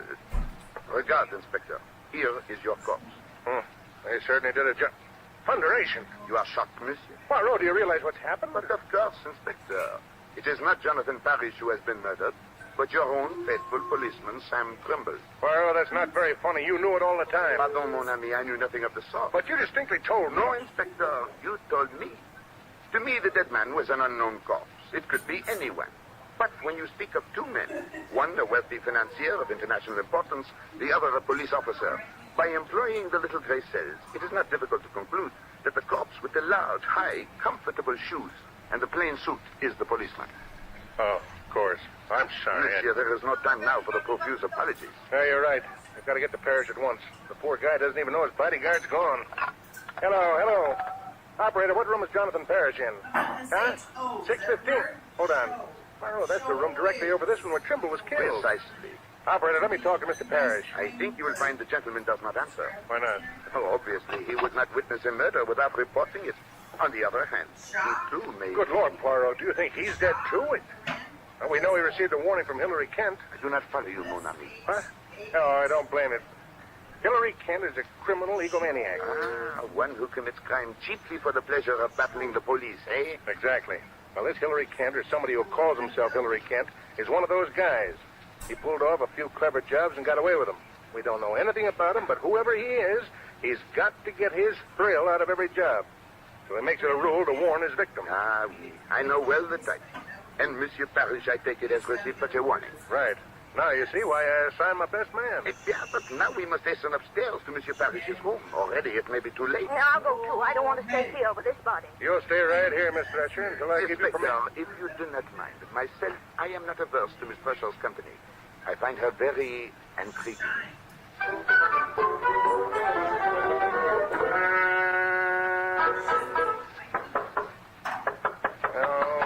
No answer. But naturally, you did not expect the murderer to sit down and wait for us. You will have to employ the boss key. Remember, Miss Thresher, you're not to touch anything. It's perfectly all right. I'm wearing gloves. The inspector is thinking of fingerprints.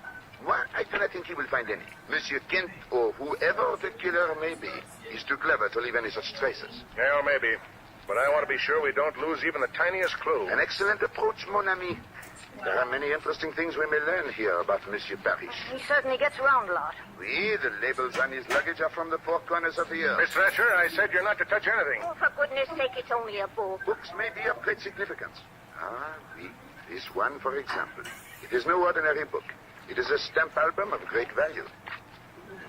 Some of these stamps are almost without price. Very interesting. This Guatemala blue. Put up your hands. All of you. Thunderation. Don't move.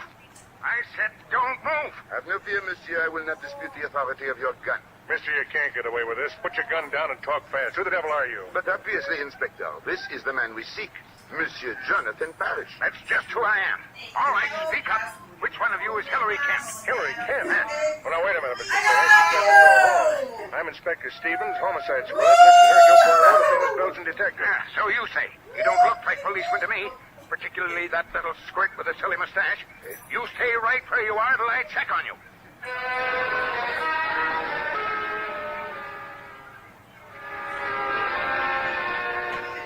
Eh bien, Monsieur Parrish, now that you are satisfied as to our identity... Well, I've heard of you, of course. You're supposed to be the greatest French detective in the world. Oh, always people say that about me, monsieur, but it is not entirely true. I am not French. I am Belgian.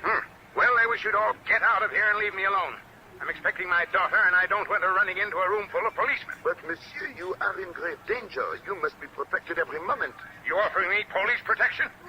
Not worth a hoot. I beg your pardon. That's what I said, not worth a hoot. I have protection. Some detective they assigned to me. Where is he? He is dead. What? He was murdered in this very room while protecting you. Therefore, if you do not object too violently, I shall undertake to protect you until you step aboard your airplane. All right, stay. I don't know how long it'll be. I'm just waiting for one little parcel to be delivered. Then I'm off. Monsieur's taking with him much equipment? Yes, quite a load. I've already sent most of it off to the airport. Bon. That is good. Miss, don't eat that chocolate. It may be poison. Oh, nonsense. This candy isn't poisoned. I wouldn't be too sure. That box of candy supposedly came from my daughter, Laura. It was delivered a little while ago. But you suspect she did not send it? Well, she's supposed to come here in person. Should be here now, in fact. So why should she send it? You are very shrewd, mon ami. Excuse me. Wait a minute, Johnny. Come back here. What you want? Nothing. I just wanted to see if Mr. Parrish got his extra laundry box okay. Yes, I received it. Okay. Excuse me. I picked up a few more things to take along, special dyes and inks. They've just about filled up that laundry box. Excuse me, I've got to go into the bedroom and finish packing. Crusty old bird, isn't he? How would you be if you knew somebody was out to kill you? No wonder he's jittery. Ah, he is irritable and nervous. That perhaps explains it. Explains what? Why he wears upon his feet that unique pair of socks, one of which is green and the other brown. All right, if the man wants to be eccentric, let him be. I've still got a murderer to catch. Do you want to come along? No, Inspector. I have attached myself to Monsieur Parrish, and I propose to see that... Come in. Inspector, one of the men found this on the sidewalk outside the hotel. Thought you might want to take a look at it before turning it into the lost and found. Okay, Brady, thanks. Lady's purse. Usual assortment of stuff. Cosmetics, perfume, change, keys. You make anything of it, Poirot? Oh, sacre bleu. What is it? These initials, LP. Monsieur Parrish. What did you say was the name of your charming daughter? Laura. Good Lord. L.P. Laura Parrish. Poirot, where are you going? I have a little idea. Mademoiselle Fresher, please do accompany me. How about Mr. Parrish? You were so attached to him. I have become momentarily detached. I leave him in your care, Inspector. Protect him with the apple of your eye.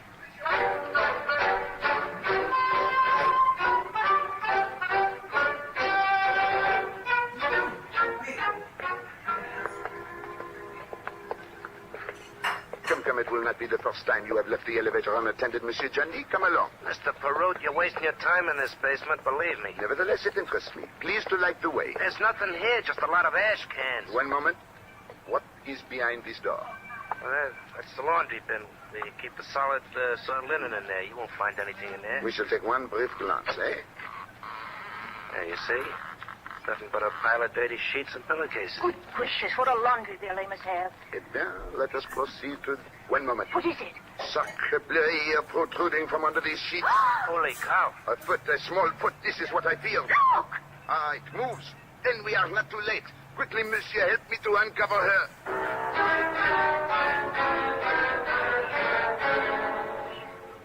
That's all I know, Mr. Poirot. I was walking along the street toward the hotel. Just as I passed the alley, I was pulled in.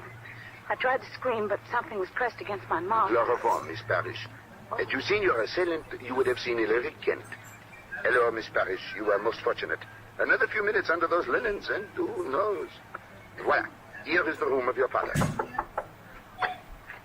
Inspector Stevens, here is Miss Parrish. Oh, well, that's a relief. Come in. I was afraid, Poirot, you'd turn up with a body. How'd you manage to find her? That is not important now. We have found her. But we seem to have lost the father. Oh, yes.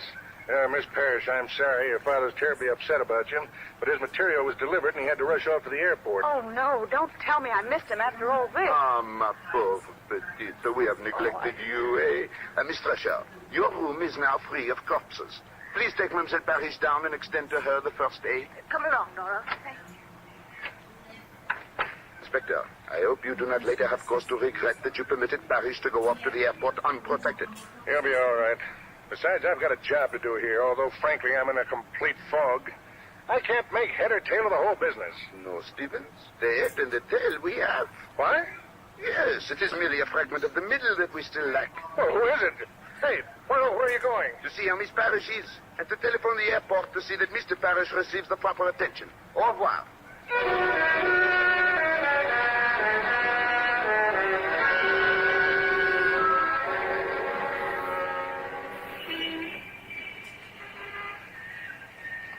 Mr. Perrault, where are you taking me now?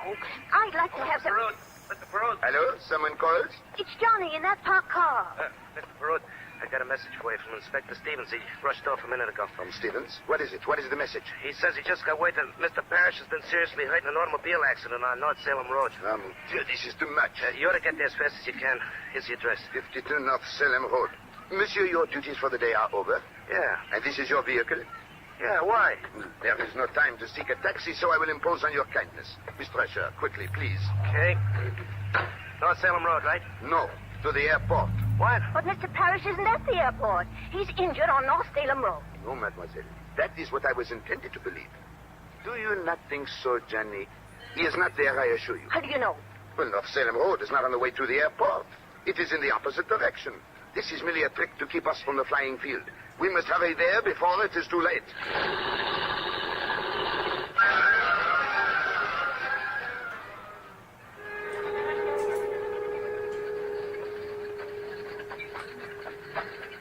Well, the airplane is still there, but I don't see anything of it. Voila, over there. as large as life. Yep, that's him, all right. Come along, please. Both of you. Monsieur Parrish. Monsieur Poirot. My daughter. Is she? She is at the Hotel Monsieur Rescue. She has had a small misadventure, but she is entirely safe. Oh, thank heaven. You are relieved, eh? Am I? I don't think I'd have gotten on that plane if you hadn't found her. Fortunately, I didn't have to. They've been delayed a little. Poirot. Inspector Stevens, I knew you would not walk into the trap. Yeah, but as usual, you beat me to it. I was halfway out to North Salem Road before I realized what was cooking. Eh bien, here is Mr. Parrish safe and sound, eh? I suggest the bomber be inspected with great care. There may be sabotage. Good idea. Also, have all the doors of this building guarded. Mr. Perrault, do I have to hang around here? But of course, Johnny. We may require you for our return trip. Oh, Monsieur Parrish, here is your pilot who approaches. Oh, we're ready now, Mr. Parrish. Thank you. Oh, Captain, here comes my luggage. Will you see that it gets aboard? All right, sir. And be especially careful of that wooden crate. Well, goodbye, Inspector. I must admit you've been extremely helpful, and I'm much obliged. Not at all. Goodbye and happy landing. Fisher? Goodbye, sir. Monsieur Poirot, it's been a privilege to know you. Only sorry I couldn't remain to see you break the case. But you have, monsieur. I beg your pardon? The case, it is broken. Inspector, meet Hilary Kent, the gentleman to whom you have just wished bon voyage. Hilary Kent? You're a mad, Poirot. Good gracious, I thought he was Paris. And that wooden crate, which I have waited so long to see, it is not to be moved, Inspector. Why not? Because, mon ami, it contains the body of Jonathan Parrish.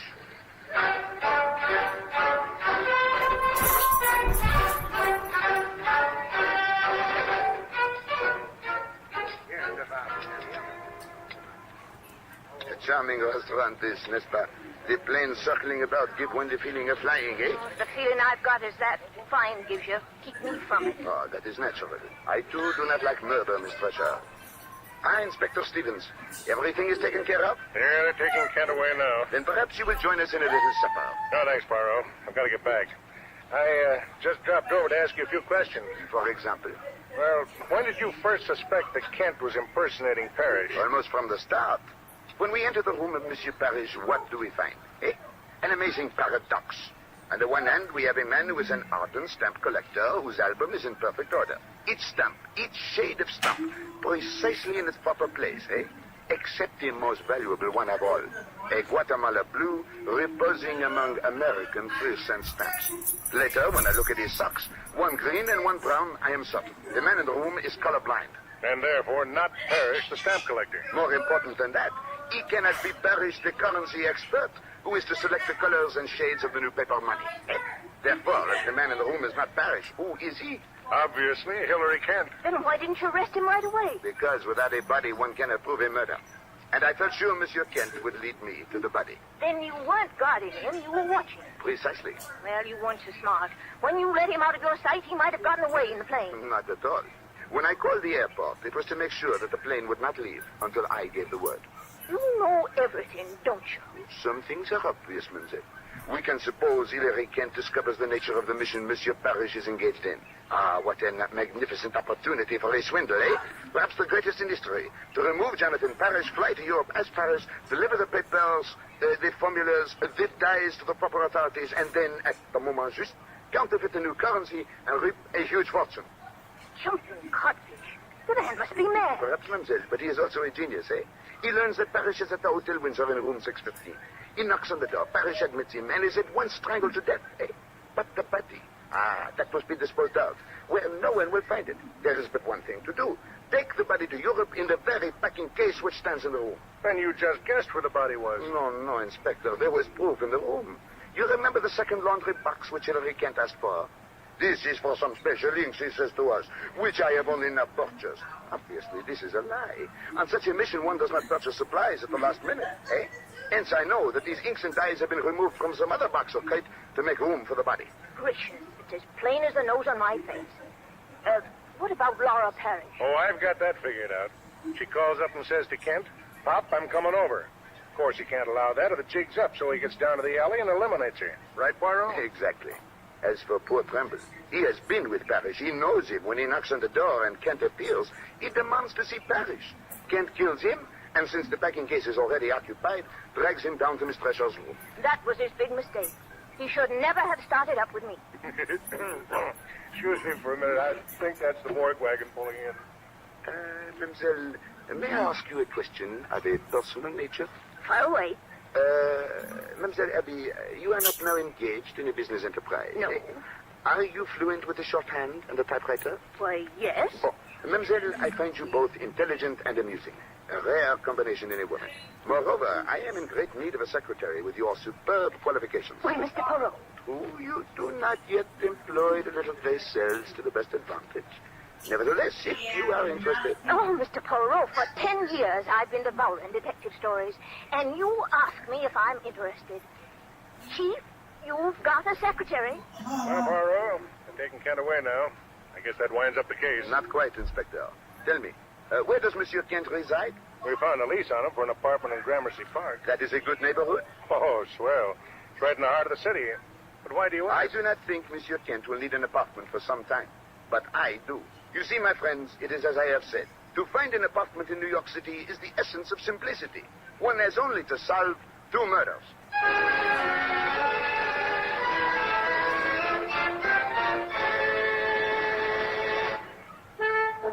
Agatha Christie's Poirot is directed by Carl Eastman.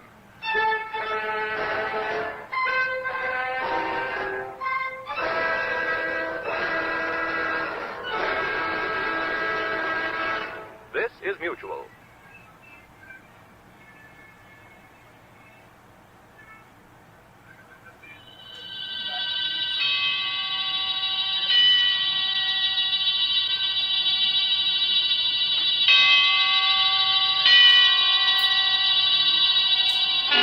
Suspense.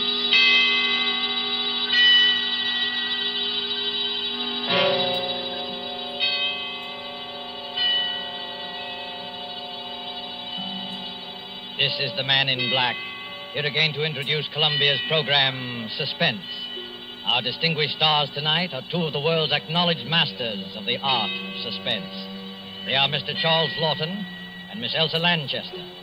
Mr. Lawton, who will soon be seen in the Metro-Goldwyn-Mayer picture, The Man from Down Under, is here to play a remarkable character created by England's noted thriller author, Agatha Christie. A mild-mannered character whose initials were ABC, and about whom revolved a series of savage murders, all neatly and alphabetically arranged. ABC was stamped upon all his belongings, those being his rightful initials. And ABC was stamped, too, upon the large railway timetable he always carried. But there was nothing so odd about that detail, since no traveler in the British Isles would dream of planning a journey without consulting this famous railway schedule, the ABC. And so, with the ABC Murders by Agatha Christie, written for radio by Robert Tallman and William Spear, and with the performance of Charles Lawton, we again hope to keep you in suspense.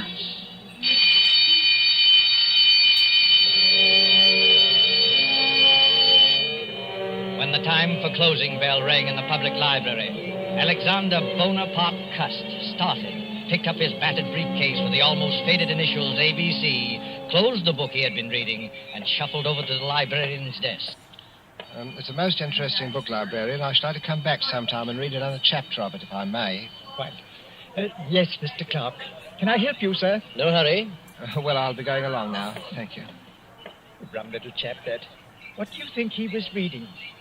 Studies in epileptic somnambulism. Medical stuff, eh? Oh, I say, the little fellow left his briefcase. I'll catch him at the door.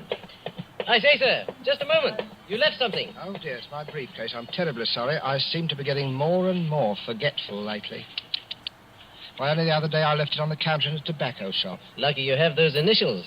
Not many people with the initials ABC sticks in your mind. What do you mean by that, sir? Well, after all, they're the first 3 letters of the alphabet. Practically the first thing we learn, you know, isn't it? Our ABC. Don't mention those letters to me. They brought bad luck to me in more ways than one. Really? How's that? Well, I used to be a travelling salesman, and I used to carry one of those railway timetables in my pocket, the threepenny kind, in which they list the towns and all the railroads alphabetically. Oh, of course. Printed right on the cover, isn't it? ABC. Yes, that's right. So, well, stockings was my line, sir. I did door-to-door selling. Whenever I finished one town, out would come that timetable, and I'd look up the next stop on my route. I got sick of the sight of that ABC railway guide, I can tell you, sir. It was like a symbol of failure to me. One dingy little town after another, and all listed in that railway guide with ABC printed on the cover. My own initials staring out at me from every newsstand and every dirty little railroad station in the Midlands. Oh, come on. It couldn't have been as bad as all that. Matter of fact, I never noticed it till I began to get the headaches. Oh, you suffer from headaches? Yes. Have you seen a doctor about it? Oh, no. I wouldn't want to see a doctor about it. I already know what brings them on. Well, if you'd rather not talk about it... No, it isn't that at all, sir. It was just such a long time ago. During the last war, in fact, Chateau Theory. Chateau Theory? Oh, I see. What a coincidence. I was in the thick of that myself. Well, yes, we must get together for a drink one day to talk over old times. Franklin Clark is my name. Oh, I'm pleased to meet you, Mr. Clark. My name's Cust. Alexander Bonaparte Cust. Oh, they must have expected great things of you, giving you a name like that. I'm afraid they did, Mr. Clark, yes. I'm very much afraid they did.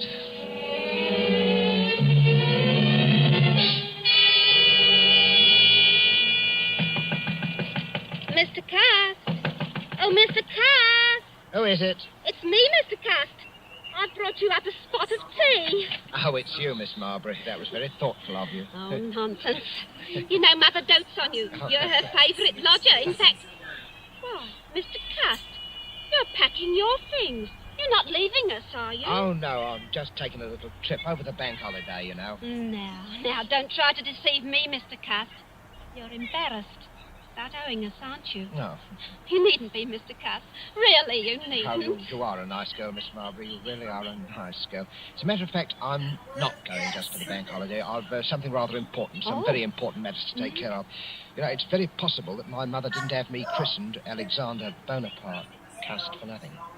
Have you got a position, Mr. Cast? Well... What is it? Well... Oh, come, Mr. Cast. You can tell me, can't you? Well, Miss Lily, I can tell you this much. I shall be travelling quite a lot. In fact, where did I leave that ABC railroad guide? Oh, yes, here it is. First stop, Andover. Andover? That's not very far. No, but I must be getting on if I don't want to miss that train. Now, let me see. Have I got everything? There's my spectacles and my overcoat, my typewriter, my walking stick. Did I ever tell you the history of this walking stick, Miss Marbury? It's a Scottish piece, very old. It's always is antique. You know, they used to kill people with these back in the days of the old clan wars in Scotland. I wonder how many heads this one has bashed in. Oh, Mr. Cast. Oh, please, what a terrible way to talk. Yes, I'm sorry, Miss Marbury. I am a little bit surprised at myself talking like that. It must be my new job. It's gone to my head a bit. That's it. It's gone to my head. Have you got an aspirin by any chance? I've got an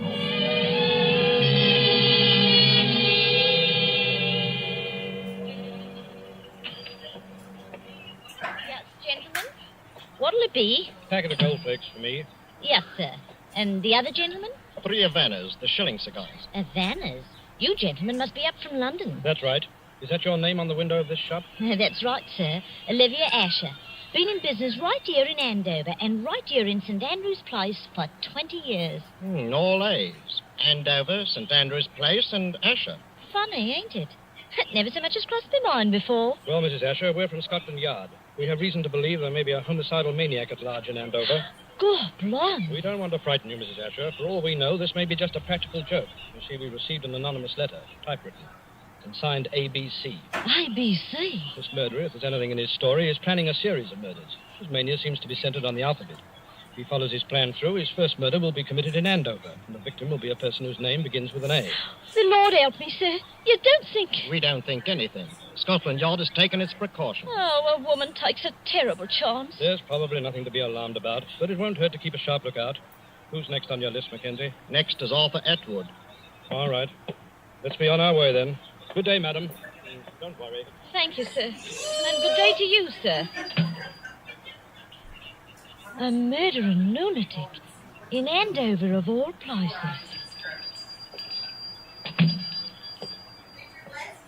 Yes, sir. What'll it be for you, sir? These? That'll be 1 and 6, sir. I said that'll be... Oh, no!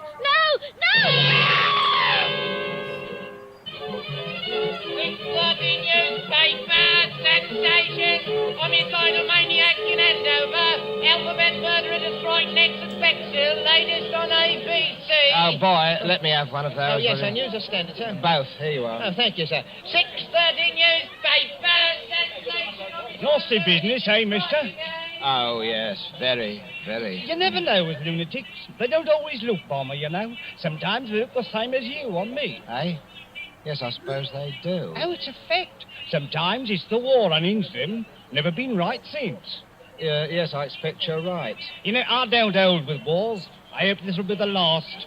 You don't hold with wars, eh? Well, young man, I don't hold with plague and sleeping sickness and famine and cancer, but they happen all the same. And murder happens all the same. They can't prevent them. Well, I'm sorry, sir. I expect you had a rocky time of it in the last one, eh? Yes, my poor head's never been the same since. I get terrible headaches. Oh? Well, I'm sorry about that, sir. Sometimes I hardly know what I'm doing. You don't say. I forget things. You know, for instance, I could have sworn I had an ABC railway guide in my pocket an hour ago. Do you know they found one of them ABC railway guides on a poor tobacconist lady that he murdered? Who? Him. ABC, whoever he is. Maybe he don't know himself. Ever stop to think of that? Maybe he's so bum he don't remember. I wonder. Bexhill, did he say Bexhill? That's my train. Well, goodbye, young man. Goodbye. 6:30 newspaper. Sensation. Homicide lunatic to strike again. Police trace in typewriter on which murder notes were written. To strike at Bexhill. Latest on ABC alphabet murderer.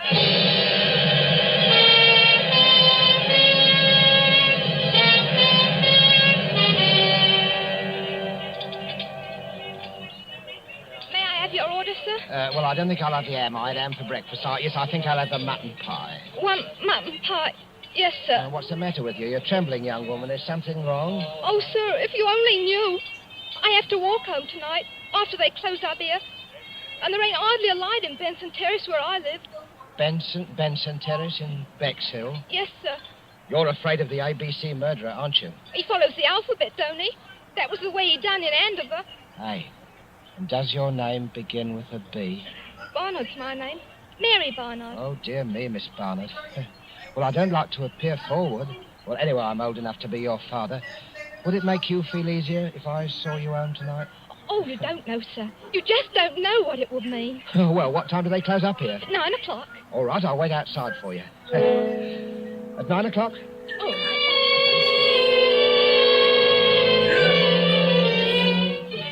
Ladies, waitress brutally murdered in Bexhill. ABC strikes again. Here you are, sir. Scotland Yard received third murder note. Alphabet murderer to strike again in Chesterton. Yes, sir? Third class, single, to Chesterton.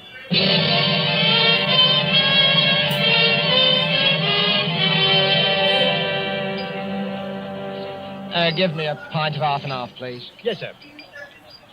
There you are, sir. You up from London, sir? Yes, I come directly from London. Ah, salesman? Stockings is my line. Rough going these days, what with rationing, eh? Well. It isn't my old friend Alexander Bonaparte Cuss. I'm sorry, I'm afraid I don't remember. We met in the library, remember? Oh. In London. Yes, had quite a talk. Yeah. Franklin Clark, remember? Yes, of course. You'll forgive me, Mr. Clark. My memory, it seems to be getting worse and worse. But you must have come under better times, Mr. Cuss. New briefcase, I see. Nice, bright, new initials. Well, I got a job shortly after I saw you, Mr. Clark, from Ballinger Limited. Stockings, my old line, you know. But to tell you the truth, I haven't been doing very well. Oh, those headaches again? Yes, the headaches. And the murders. The murders have upset me something terrible. Oh, well, you're shaking like a leaf, man. No. Hey, Jonathan, a brandy for Mr. Cust. He needs it. Sir. The trouble with you, Cust, is you're inclined to be morbid. I remember that book you were reading the day we met, stuff about epilepsy. Well, it might be epilepsy, mightn't it? What? Well, they discharged me from the army before the war ended. See, I had a kind of a fit, you know. And, Never had anything like it again, have you? No, I didn't have a fit again, just the headaches. I forget what happens, hours at a time. Do you know, once I was sitting in a station waiting room and a newsboy came by and I bought a paper from him. It was all about that first murder in Andover. Yeah. It said the police had got another note, another typewritten note, Mr. Clark, and the murderer was going to strike next in Bexhill. And suddenly I realized I was in Bexhill. And I'd been in Andover the day before when the first murder happened. Well, how did you happen to go from Andover to Bexhill? Well, that's the way I'm supposed to go on my route, selling the stockings. I'm supposed to take the towns alphabetically. Oh, well, then it's not so surprising you should have been in Bexhill after all, is it? Just a coincidence. Well, the waitress in Bexhill there, I walked home with her that night, Mr. Clark, the night she was murdered. Well, good heavens, Cust, you don't think you killed Mary Barnard, do you?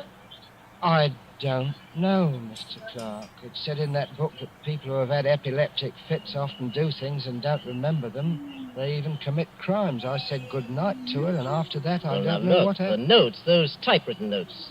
Wouldn't you have remembered if you'd written them?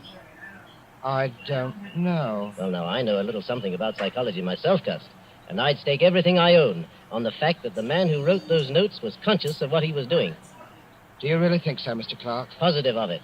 Now, pull yourself together, man.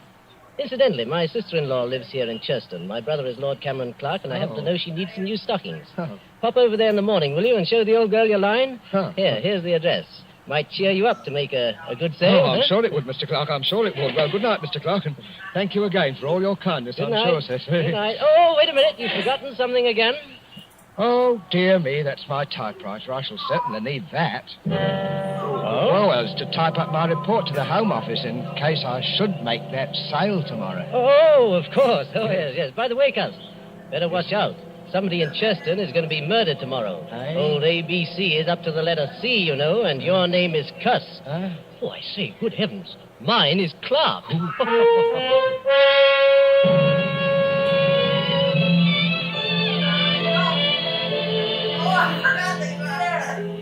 Well, thank you again for your generous order, Lady Clark. I hope you'll be pleased. This line of woolen line of stockings is one of Ballinger's best buys right now, Lady Clark. My brother-in-law told me that you'd had some unfortunate times lately, Mr. Cuss. Yes. But I really did need the stockings, and I should Hello be again, Cuss. Hello. I've been stuffing myself with bacon and eggs. Make a sale, old boy? Oh, yes, Mr. Clark. Thank you very much. Good, good. Louise is filthy with money, and her ladyship's legs are in constant need of recovering. Oh, I wouldn't say that. Yes, really. She wanted the stockings. Well, thank you very much, my lady. I hope I shall have the privilege of serving you again next year. Goodbye, Mr. Cust, and good luck. Cheerio, Cuss. Such a nice little man, Franklin. He's a bit off his nut, I'm afraid. Last night he tried to convince me that he was the ABC murderer. His initials, you know. He has minor lapses of memory. That little man a murderer? Oh, really, Franklin? Good Lord, what was that? One of the maids. Where's that girl? What's going on? In the master's bedroom, milady. You better go with her, Mr. Franklin. Brothers, whatever are you doing here? Oh, milady, the master, Lord Clark, is being murdered. Stabbed with a knife. He's all over blood. Murder? Oh. Good heavens. Why, look there on the floor. A railway guide, an ABC. Take me out of here, Franklin. Oh, Louise, I'm sorry you had to see this. Oh, Cameron. My poor Cameron. He never made an enemy in his life. The man who did this was a maniac. And I'm afraid I know who he is. He always carried a walking stick with a heavy carved handle. That's how the other murders were committed, with a heavy stick. But he wasn't carrying his stick today. Must have grabbed a knife up there somewhere to kill Cameron with. But when? Were you with him every minute? Well, I went upstairs to get my checkbook. It took me a little while to find it. That gave Cust his opening. Oh, to think that all that time. Oh, no. No, I'll never forgive myself, Franklin. No, none of that now, Louise. The important thing now is to stop him before he can commit another murder. But what are you going to do, Franklin? I'm going to the police and see if they'll let me help. Let's have a look at this ABC railway guide he left beside poor Cameron. Look here. All checked. See there? Andover, Bexhill, Chesterton. Each with a check mark after it. Oh, where's the next one? See? See London. He's through with ABC, he's gone home, and I'm going after him.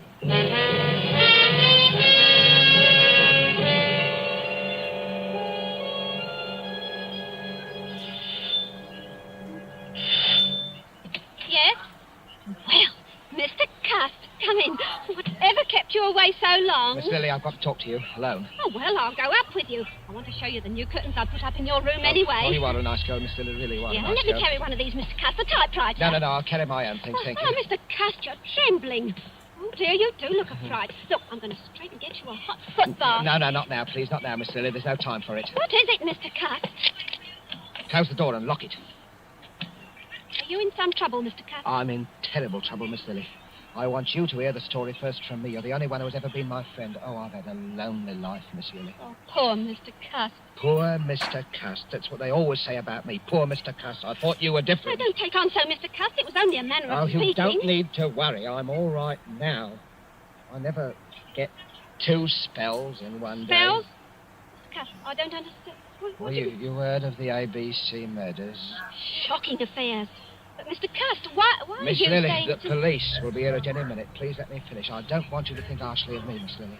I didn't plan it ahead. My instructions told me where to go. Some people can't help what they do. There are diseases. Epilepsy, for instance. You do things you don't remember. You commit crimes. And I'm like that. Oh, Mr. Cust, I can't believe it. When I was a child, Miss Lily, they used to badger me about my name. My mother worshipped strength. She named me after the strongest people she knew about in history. Alexander and Bonaparte. But nobody ever called me by those names. They called me ABC. ABC. I used to dream I was boiling in a kettle of alphabet soup. I was a terrible disappointment to my mother. Mr. Cust, you're unsettled and tired. You've got to hear me out, Miss Lily. Oh, Now listen to me, Miss Lily. I could have been a hero once in the army in the last war. I was happy. I could have made something of myself. Then I started getting the headache. You must hear me out, Miss Lily. I started forgetting things after they discharged me from the army. Shop, they called it.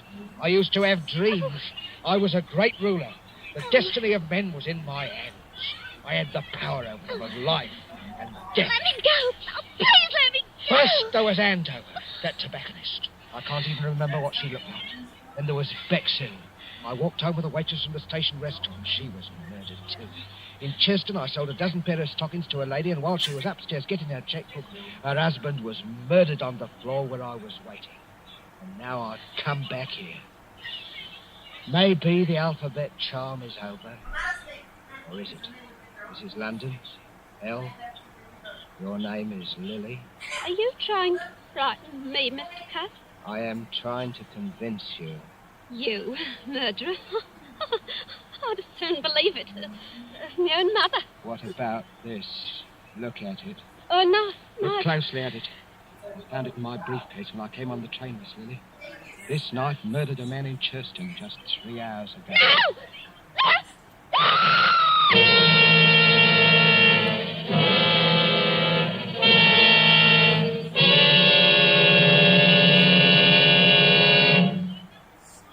There, Miss Marbury, don't take on so. He's all handcuffed pretty as you please in the next room. But he was such a nice man. I still can't hardly believe it. Is this the knife he threatened you with, Miss Marbury? Yes. We just got here in the nick of time, eh, Shroom? Hey, that's a wicked-looking knife. It's the Chesterton murder knife, right enough, Mr. Clark. No doubt of it. Well, let's take inventory. Typewriter. Checks with the murder notes. Walking stick. Same markings as on the heads of the first victims. And the psychiatrist's report says the murders were premeditated and the notes could not possibly have been written except by a person who was conscious and in his right mind. Well, that breaks down any idea Cust may have had of entering an insanity plea. Right. I think he'll sign the confession without any difficulty. Bring him in. Bring the prisoner in. Well, Cust, are you ready to sign your confession? I don't know, Inspector. A moment ago I was certain I must have done it. But why? That's what worries me. Why? Mr. Clark, why do you think I did it? You're wasting valuable time, Cust. I don't care why you did it. You killed my brother, and I want to see you hang for it. I don't care how balmy you are. You ought to be ashamed of yourself, talking to our Mr. Cust in that bloodthirsty manner. I don't know what's getting into the gentry, I'm sure. He tried to murder you, didn't he? Well, he couldn't help himself, poor thing. He's been terribly upset of late. You are a nice girl, Miss Lily. You are a nice girl. Really. The murders were willful and premeditated. They couldn't have been premeditated, Mr. Clark. Why do you say that, Cust? Well, because I didn't go to any of those places of my own choice. I had my instructions from Bellinger's Limited. And those instructions were sent to me after the police got the warnings of the murders that were printed in the papers. There never were any such instructions. We ransacked all your things, Cust. There wasn't any letter of instructions, was there, Inspector? No. Oh, yes, there was. All right, we'll ring up Ballinger's. May I use your telephone, Miss Marbury? Oh, certainly, Inspector. The number is Regent 3313, Inspector. Oh.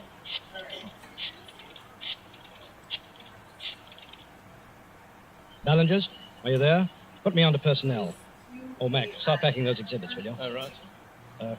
Crome speaking, Scotland Yard. At what date did you employ a commercial traveler named Alexander Bonaparte Cust? No, Cust. A.B. Cust. Initials A.B.C. Yes? Never employed by you. You're absolutely certain? Did you send a man to Andover or Bexhill last week? Not on your route. Thank you. That's all I wanted to know. Too bad, Cust. I guess this knocks out your last ghost of a chance, doesn't it? No, Mr. Clark. Because you see, the instructions were in a letter, and that letter is right in this room. Well, let's have a look. Come on, Mackenzie, give me a hand. Let's go through these things again. It won't do you any good to look there, Mr. Clark. I have the letter. Would you like to see it, Mr. Crumb? It's here. Well, I'll be... Where did you get that? It wasn't on him, Inspector. I'll swear to that. Where did you have this hidden? Well, Inspector, it isn't generally known, but I do wear a small hairpiece. Not out of vanity, mind you. I find it necessary for the business. Let's see that letter. Oh, gladly. Dear Mr. Cust, enclosed find advance. Typewriter is being posted today. You will... What a lot of nonsense, Inspector. Look at the typeface of that letter. It's obviously written on Cust's typewriter.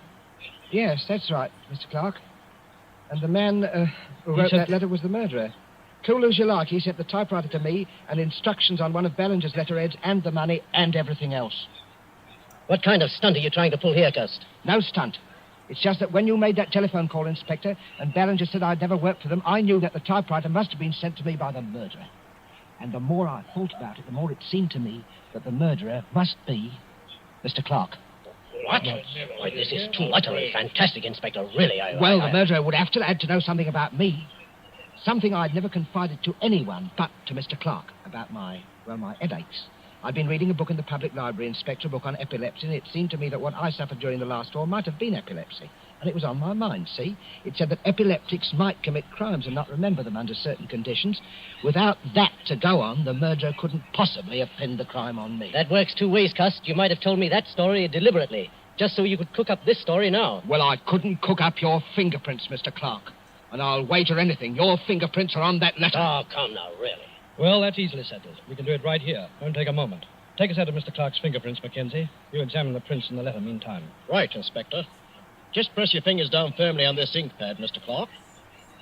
What is it, Mr. Clark? It's quite simple, really. Yes, it's so simple it isn't even necessary. I'm afraid this is necessary, Mr. Clark. Only a matter of routine, you know. But I tell you it isn't necessary because Cust is right. I am the murderer. You? But wait, then... You killed your brother Cameron Clark so that you would inherit the estate? Yes, exactly. But the others, the A and B murders in Andover and Bexhill and... I committed them, all of them. Yes, but... Come now, gentlemen, surely you'll give me credit for thinking this thing through.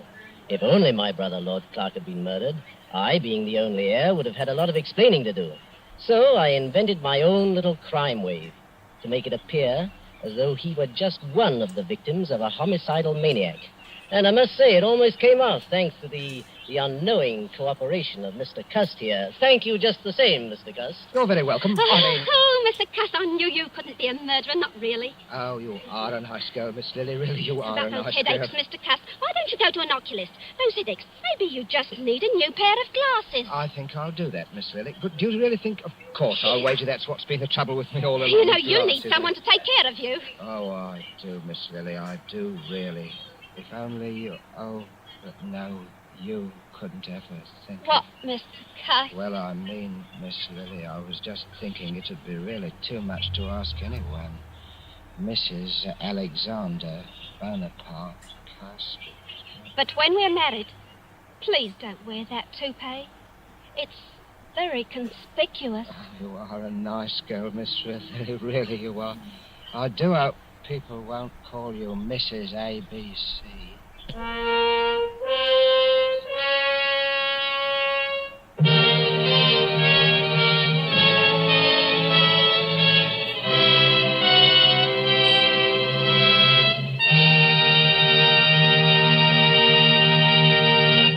And so closes the ABC Murders, starring Charles Lawton with Elsa Lanchester and Bramwell Fletcher. Tonight's tale of suspense.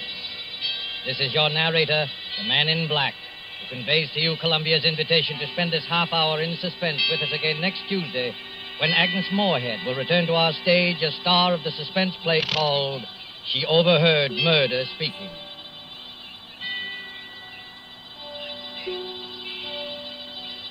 Producer of these broadcasts is William Spear, who with Ted Bliss, the director, Lud Gluskin and Lucian Mahowick, conductor and composer, and Robert Tolman, the radio author, collaborated on tonight's Suspense.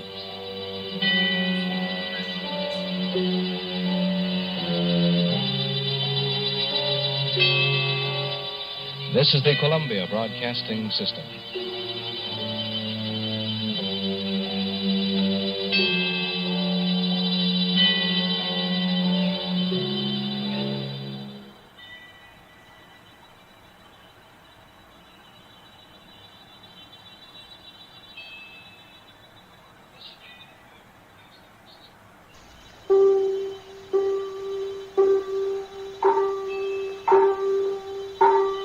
Time and the little gray cells, they will always catch the criminal. Agatha Christie's Poirot. From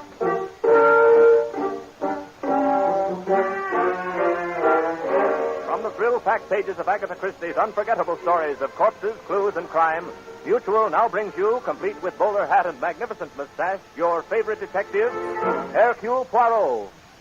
Starring Harold Huber in Rendezvous with Death. If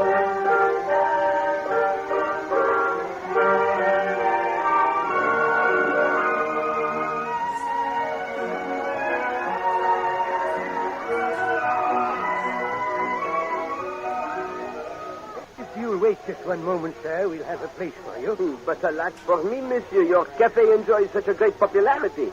I do not see an unoccupied table. For you, Mr. Poirot, there's always a table. You see, I've had one set up for you right next to the dance floor. This for you right next to the dance. Haven't seen much of you lately. It is true. I have been busy getting all my affairs in order. I intend to take a cruise on your Great Lakes in 2 weeks' time. In that way, I shall have a vacation and observe something of your great country at the same time. Yes, we'll miss you, but I hope you enjoy it. Here we are. Merci bien. You're alone, I take it? Oui. Sometimes, you see, I prefer to sit on the side and observe the behavior of others. Look out on the dance floor, monsieur. You would expect to read pleasure in every face, eh? And yet it is not so. Some of those faces are so bored, some vacant-looking, some actually unhappy. But this couple which approaches, they are different, no? Eh? Oh, Miss Belford and Mr. Doyle. Yes, they're different if they're in love. Oh, I see. That explains it. The young lady's flushed face, her laughter. Yes, and that's something else in her eyes, eh? She cares too much, that little one. Eh bien, monsieur, if you will bring me the wine list. For you, Mr. Poirot, I have something very special. You Darling, you dance divinely. Thank you, Jackie. Oh, pardon me, sir. Not at all, monsieur. And you're by far the handsomest man in this room. Oh, it's just that you have no eyes for anyone else. Oh, no, Simon, you're too modest. Darling, what are you thinking about?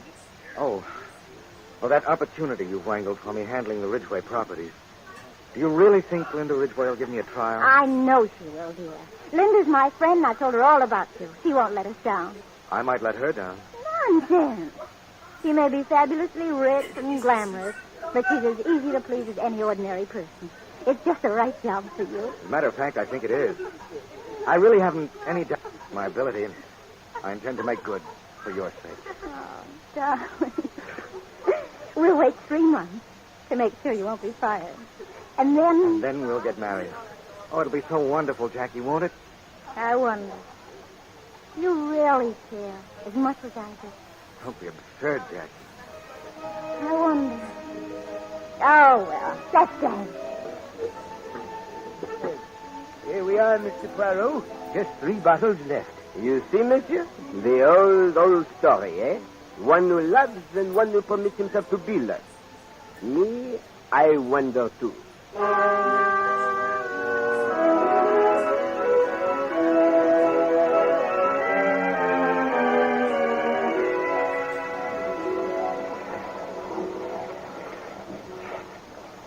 Pardon, mademoiselle. What?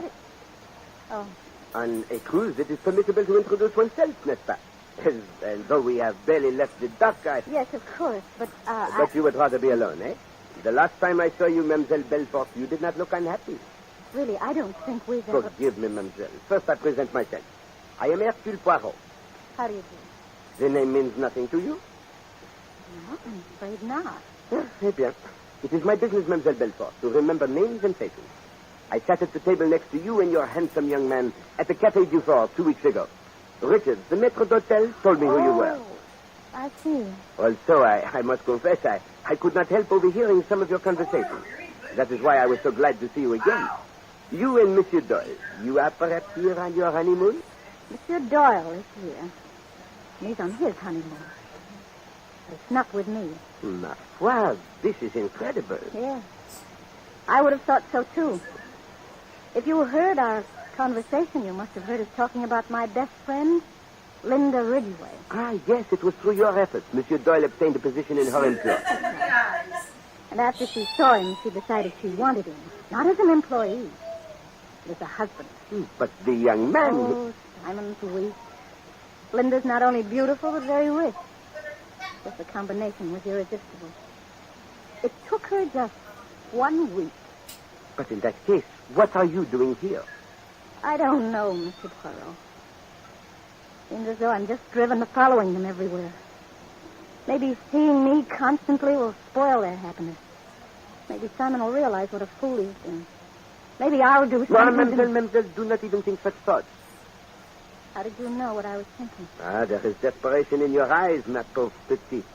But you're too young, and I hope too intelligent to do anything for which you will be sorry later. Don't worry, Mr. Poirot. If I do anything, somebody else will be a lot sorrier.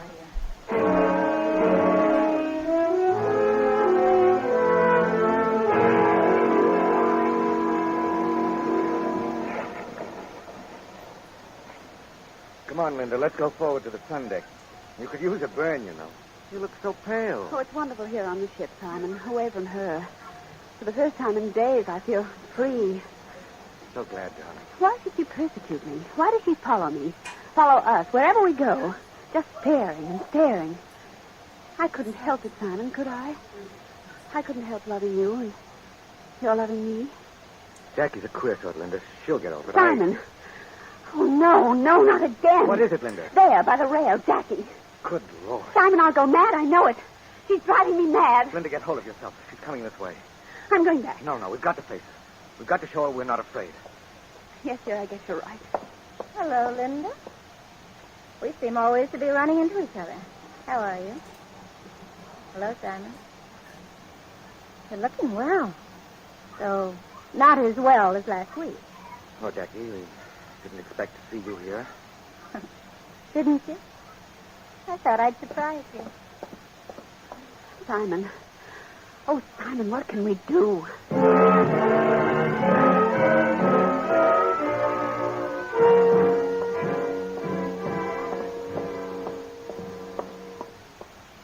You're Mr. Poirot. At your service, madame. Perhaps you know who I am. Yes, Madame Doyle, I have heard your name.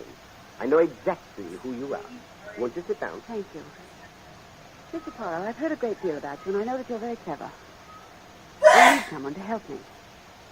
And I think you're the man to do it. Well, you are very amiable, madame. It concerns a certain young lady, Miss Jacqueline Belfort. Oui, madame, I know that. You see, I witnessed the little scene that occurred on deck this morning. Mr. Poirot, that girl is persecuting me. It's got to stop. What do you suggest? I'm sure I don't know. There must be some kind of legal action one can take. Me, I do not know of any. So long as she does not use insulting language or threaten you with bodily harm, you cannot prevent her from appearing in the same public places as you frequent. But this is ridiculous. Should we have to be subjected to this subtle torture wherever we go? It's intolerable. I sympathize with you, madame. Especially since I imagine you have not often had to put up with things, eh? Of course, you can always leave when she turns up. But that would be running away, as though... Exactly, madame. As though you were guilty, eh? What? Yes, madame. That is why you cannot tolerate Miss Belfort. You have a feeling of guilt. How dare you? You are beautiful, madame. You are rich, you are clever, and you have charm. You could have restrained that charm when you met Monsieur Doyle, but you chose not to. And so you, who had everything, took everything from your friend. Mr. Poirot, let's not talk about the past. The question is, what can be done now? I, Madame Doyle, can do nothing. Jackie has threatened us. She threatened to... Well, to kill us both. I see. I did not know that. Then you will act for me. No, madame. I have already spoken with Miss Belfort. I'm afraid there is nothing I can do in that direction. But I must tell you this, madame. The situation is full of difficulty and danger for all three of you.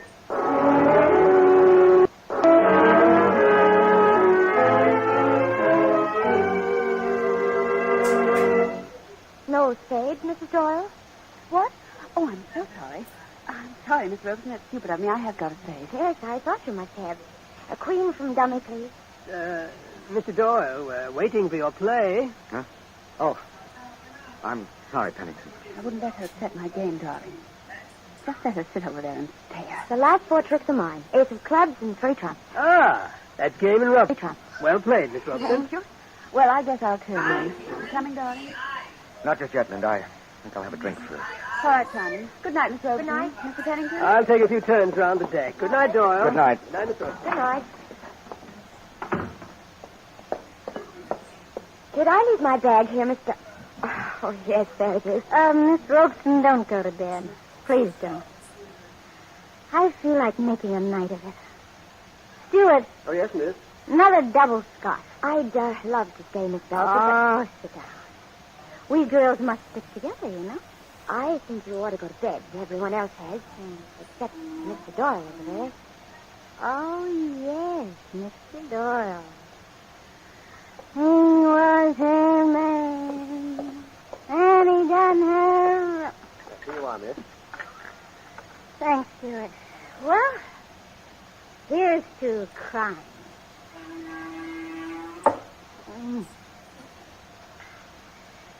Miss Wilson, Cornelia, tell me about yourself. There's nothing to tell, really. You're a happy sort of person, aren't you?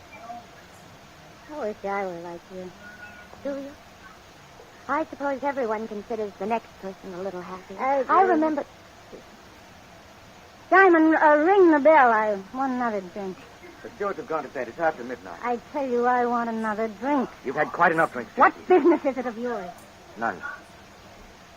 What's the matter, Simon? You afraid? I really think I should go. Oh, no. Stay, Cornelia. You know what Simon's afraid of?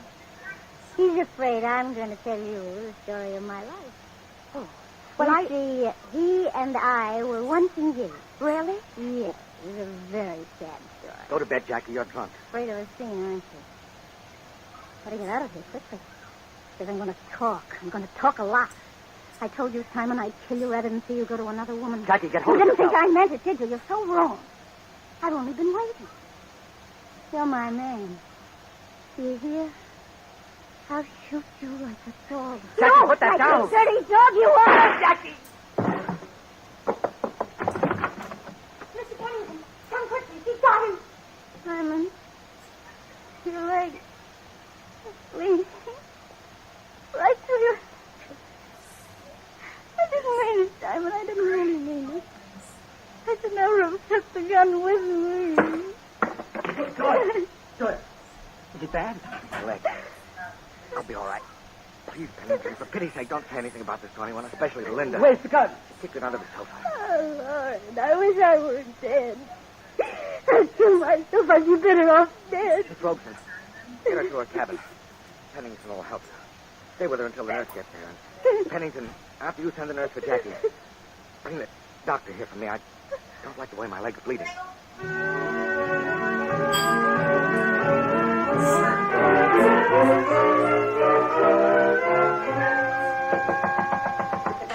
Mr. Farrell. Eh? Oh, I'm safe. Yes, sir. What is it? Beg pardon, sir. The captain would like to see you in his cabin right away. Ma foi, it must be a matter of great importance. What has happened? Mr. Doyle, sir.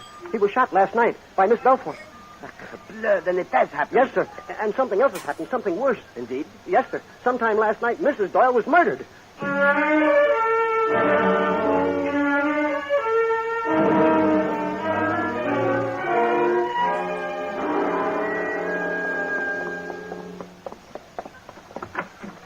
All right, Stewart, you can wait outside. Yes, Captain.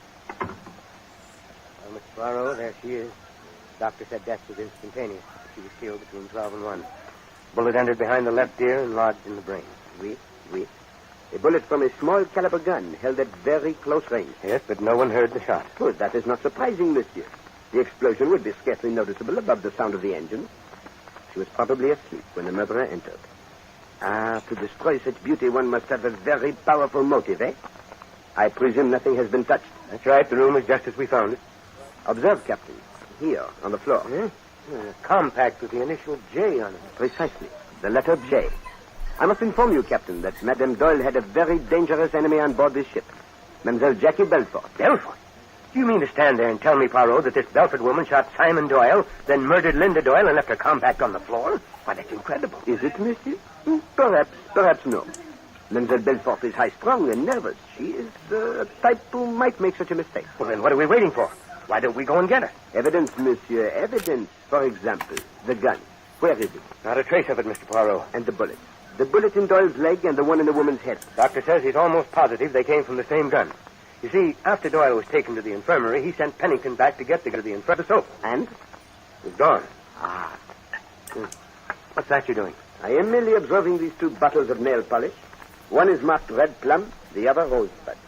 Madame Doyle wore the red plum last night. Oh, but this rosebud, sacre nom, the odor is atrocious.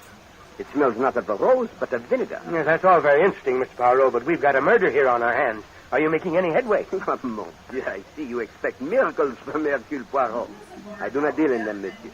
All I can do is employ the little gray cells. Oh, and what do they tell you? Many things, monsieur. Things which the eyes alone do not tell.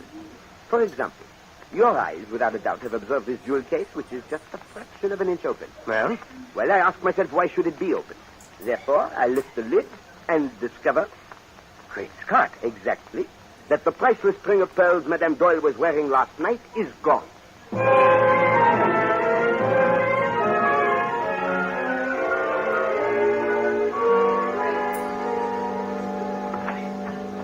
morning, Captain. Morning. Mr. Poirot. Good morning, nurse. How is Mademoiselle Belfort? She's still sleeping. I see. You gave her something, eh, for the nerve? Yes, I gave her a morphine injection. She was so unstrung last night, I was afraid she might do something terrible. It looks as if she has. What do you mean, Captain? I mean that after shooting Mr. Doyle in the card room, this pretty little Spitfire up and murdered Mrs. Doyle. Mrs. Doyle? Murdered? That's right. And you think she did it? No, mademoiselle. We do not think anything as yet. We are merely investigating. But there is an abundance of evidence pointing to Miss Belfort. But when could she have done it? You have been with her all the time. Why, yes, she hasn't stirred from the room since I came on at 12:30 last night. You are quite sure, mademoiselle? I'm positive. I gave her the hypo as soon as I came in, and she hasn't stirred out of this room since. I see. And you, nurse, perhaps you took a turn about the deck. I beg your pardon, sir. When I'm in charge of a patient, I don't go out strolling. Forgive me, mademoiselle. I did not mean to offend. Hello, monsieur le capitaine. What do you say now, eh? It begins to seem Mademoiselle Belfort may not be guilty after all. Why not? She might have done it before the nurse got here. Maybe as soon as Simon Doyle was carried out of the card room, she sneaked back, got the gun from under the sofa, slipped into Linda Doyle's room and killed her. Yes, that is possible. There may have been time. Tell me, mademoiselle, when you arrived here, was Miss Belfort alone? Why, no. Miss Robson was with her. She'd brought her down from the card room in a terrible condition. She couldn't have left her alone. Confound it, I don't understand this. If that's true, this girl has a perfect alibi. She was in the card room when Linda Doyle left, and she was with Miss Robeson every minute after that until the nurse took over. Oui, I am beginning to think we must exclude Miss Belfort from our calculations. You mean... But how about all the evidence against her? The compact, and the fact that her gun was used. It is possible, Captain, that someone else wished to point suspicion at Miss Belfort. Someone who saw what occurred in the card room, someone who had heard her threats. Miss Robeson was there, and of course Mr. Pennington came right in, but... Oh, that's ridiculous. What possible motive could either have? You are forgetting the matter of the pearls. The pearls, of course. I'd forgotten them. Oh, come on. We'll search Pennington's cabin. An excellent idea, but first we will have a few words with Mademoiselle Robeson. You see, Captain, I have observed something about that young lady that intrigues me very much. Okay, if that's how you want it. Oh, nurse, let me know when Miss Belfort wakes up. Yes, Captain. What gets me, Mr. Poirot, is what happened to the gun. Where has it disappeared? Well, that is simple. It was thrown overboard. But the question is, why has it disappeared? What do you mean? If the murderer was at such pains to point suspicion at Miss Belfort, why did he not leave Miss Belfort's gun in Madame Doyle's room? Well, that's it. Oh, hello, Doctor. How's Mr. Doyle? Well, the bone is badly fractured. I'm afraid of an infection. He's running a little fever. Oh, that is a pity. Doctor, tell me, how long after the shooting of Simon Doyle did you and Pennington arrive in the card room? I guess about 5 minutes. He must have been in agony while he waited. He could not move? Doyle? Out of the question. With that leg, he couldn't have dragged himself 2 foot. And certainly not without leaving a trail of blood. You can count him out, Poirot. Apparently. That unfortunate one, his alibi is written in blood.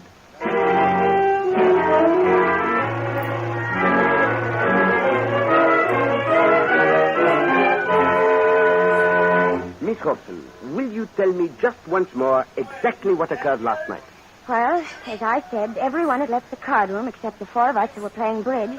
and Jacqueline Belfort, who was sitting off in the corner, drinking rather heavily. Then the game broke up and Madame Doyle left. That's right. Mr. Pennington went out at the same time to stroll on deck, he said. That left Mr. Doyle, Jackie, and myself. Then there was the scene.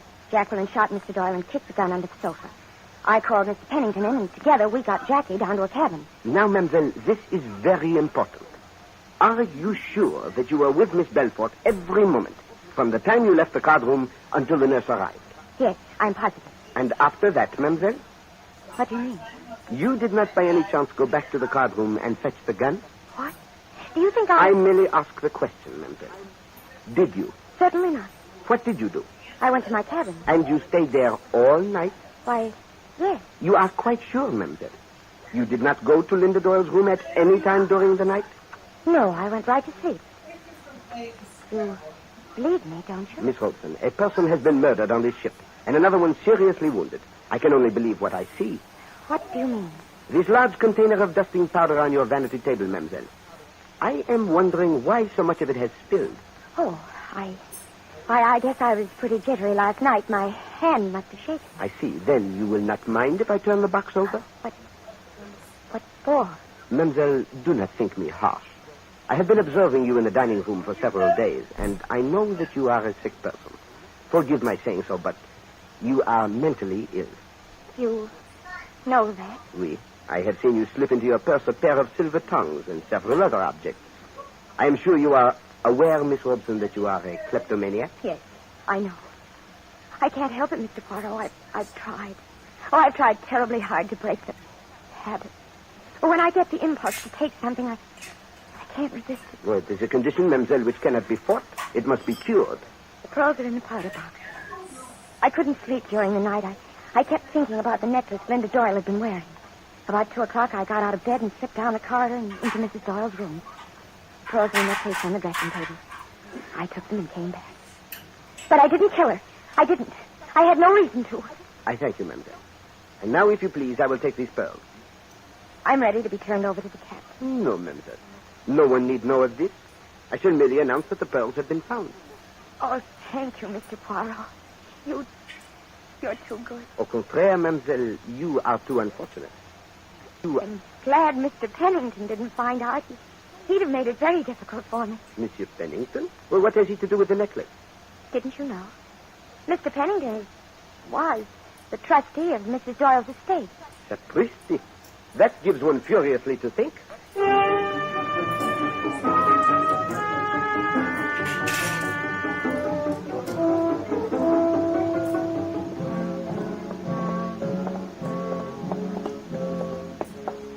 Doctor says Doyle's coming along all right, huh? I'm pleased to hear that, Captain. Where do we stand, Mr. Poirot? That's what I want to know. We don't seem to be making any headway. I'd like to solve this thing before we dock. You may calm yourself, Captain. The case is solved. You mean you know who killed Linda Doyle? Oui, I know. Here is the infernal. Hello, Captain. Hello, Mr. Doyle. Feeling a little better? Yes, lots, thanks. Poirot here says he solved the case. Have you? Oui, monsieur. I know who murdered your wife. No, sit still, Mr. Pennington. This will interest you. Thank you. I'd like to stay. Who did it, Mr. Poirot? It couldn't have been Jackie. Mr. Pennington's been telling me the facts. Monsieur Pennington is right. Miss Belfort did not commit the murder. Understand me, she has the capacity for it, that little one. And there is much evidence pointing to her. But she did not have the opportunity. Therefore, she is eliminated. I've sent for her. I feel partly responsible for what happened last night. I want her to know I understand. Oh, that is thoughtful of you, monsieur. Though your consideration comes a bit late, eh? Poirot, who did it? Well, let us see. If it was not Miss Belfort, then we must assume it was someone else who knew where the gun was. Who could that be? Miss Robeson and Mr. Pennington, and, of course, Doyle here. And what are we looking for, eh? A person who knows where the gun is, who knows that Miss Belfort has threatened Madame Doyle and will therefore be suspected, who has an opportunity and who has a motive. What motive could Miss Robeson have? I do not know, Monsieur Pennington, but I know what motive you would have. I? Oui, monsieur. You were the trustee of Linda Ridgway's estate. She was still a minor. You had no concern. But suddenly she married. And you find that you will have to account. What about it? My accounts are in perfect order. I do not think so, monsieur. I took the liberty of looking through your papers. If you had no concerns, why did you draw up all those documents, which would clear you of all responsibility? You hoped Linda Doyle would sign them, n'est-ce pas?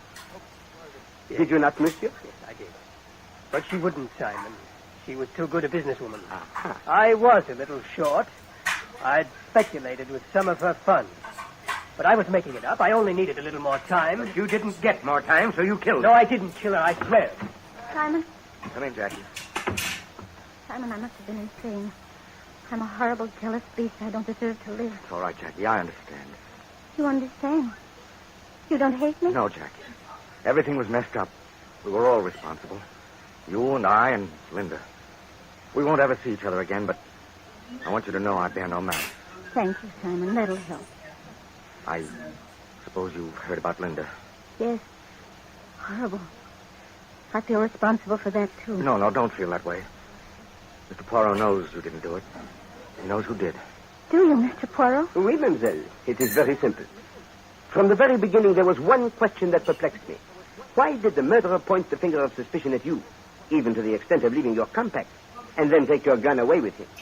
It would have been more convincing if he had left it. Well, what's the answer? There can be only one answer, Captain. The murderer took the gun away because he needed it. Needed it? What for? Why, to shoot someone. But no one was shot after Mrs. Doyle's murder. You are wrong, Captain. Someone was shot. Monsieur Simon Doyle. Oh, no, Mr. Poirot. You've got it wrong. Simon was shot before Mrs. Doyle was killed. Let us say, Miss Belfort, rather, that Simon was shot at before Mrs. Doyle was killed. But he was not hit. The bullet struck a table as it was intended to. I have but a few minutes ago recovered it. But that's impossible, Mr. Poirot. I saw him a second later. He was writhing on the floor in agony. One can pretend to writhe. But the blood. His handkerchief was clutched over his leg and it was saturated with red. Oui, red ink, monsieur. Red ink mixed with nail polish. And smelling very distinctly of vinegar, as all ink does. Mr. Poirot. Oui, mon capitaine? This is all beyond me. Please explain what happened. Why, it is very simple, Liz. Two people decide to commit a murder. They prepare for it a perfect alibi. At a prearranged signal, Miss Belfort picks a fight and pretends to shoot Monsieur Doyle in the leg. He falls to the floor, apparently injured and bleeding. Miss Belfort is taken away, and Monsieur Doyle is free for 5 minutes. He snatches the gun from under the sofa, slips down to his wife's room, murders her, and returns to the card room. Then, and this required great courage, he shoots himself in the leg and hurls the gun overboard through the open porthole. Voila. And a minute later, when I came back with the doctor, his leg really was fractured. And he has the perfect alibi. He actually cannot move. Alors, Monsieur Doyle? You are very silent. But your face, it is very expressive. You're a devil, Poirot. It would have worked with anybody. Simon! No, we didn't. It is no use, mademoiselle. You love this young man deeply, but you love wealth even more, eh? Enough to kill for it. And now, you see, you and your lover, too, have a rendezvous with death.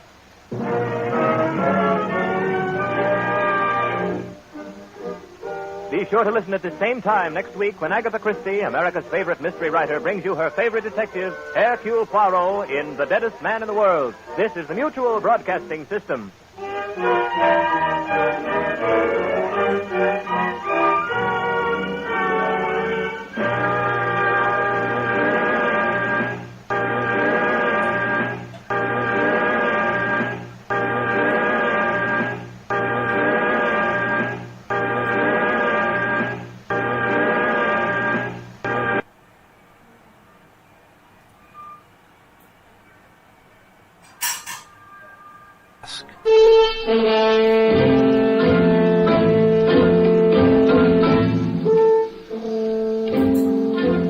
Agatha Christie's Poirot.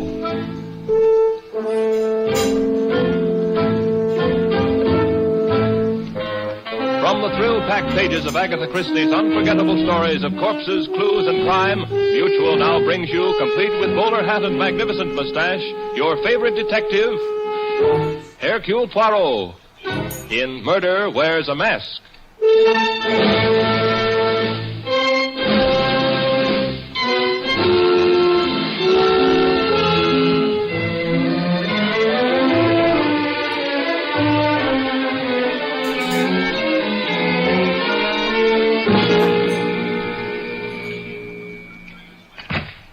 Yes? I'd like to speak to Mr. Poirot.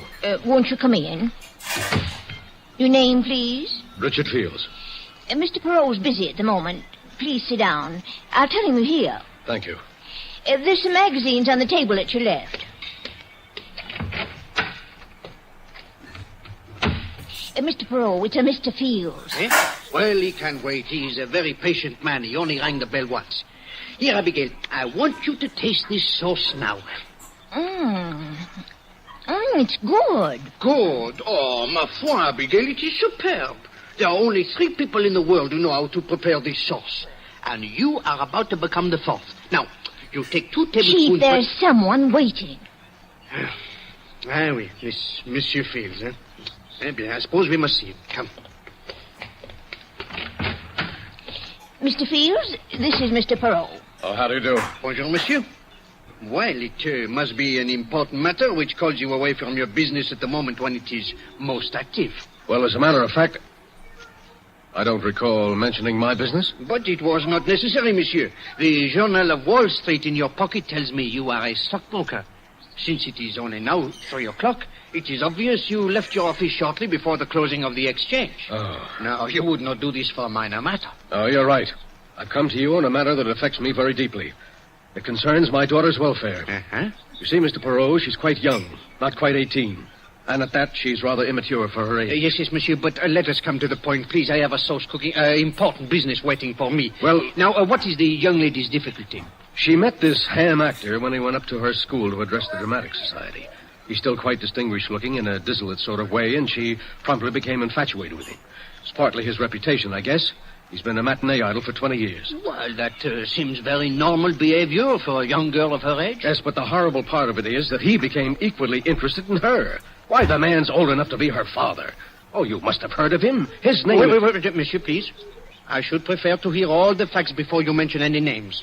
I never like to engage in idle gossip. This is no gossip, I assure you. I was up at this man's apartment only an hour ago. He was showing my daughter a necklace he had bought her as a wedding present. Oh, monsieur, he woos her with diamonds. It is not illegal. In this case, Mr. Perrault, it's immoral. She's too young to see through it. Uh-huh. But why do you come to me? I want you to help me break up this affair. Oh, monsieur, the man has led a sordid life. You're an investigator. If you dug around, you could produce proof of some of the things he's done. Proof that even Laura would have to believe. I'm sorry, monsieur. You've come to the wrong person. My talents, such as they are not available for such enterprises. Good day, sir. I can afford to pay you well. Monsieur, no one in the world is rich enough to buy Hercule Poirot. Now, you will excuse me, please. I have important work in the kitchen. All right. I can't force you to do it, but I want you to know that you're leaving me no alternative. Eh? What do you intend to do? Something very simple, Mr. Poirot, and at the same time, very conclusive. Good day.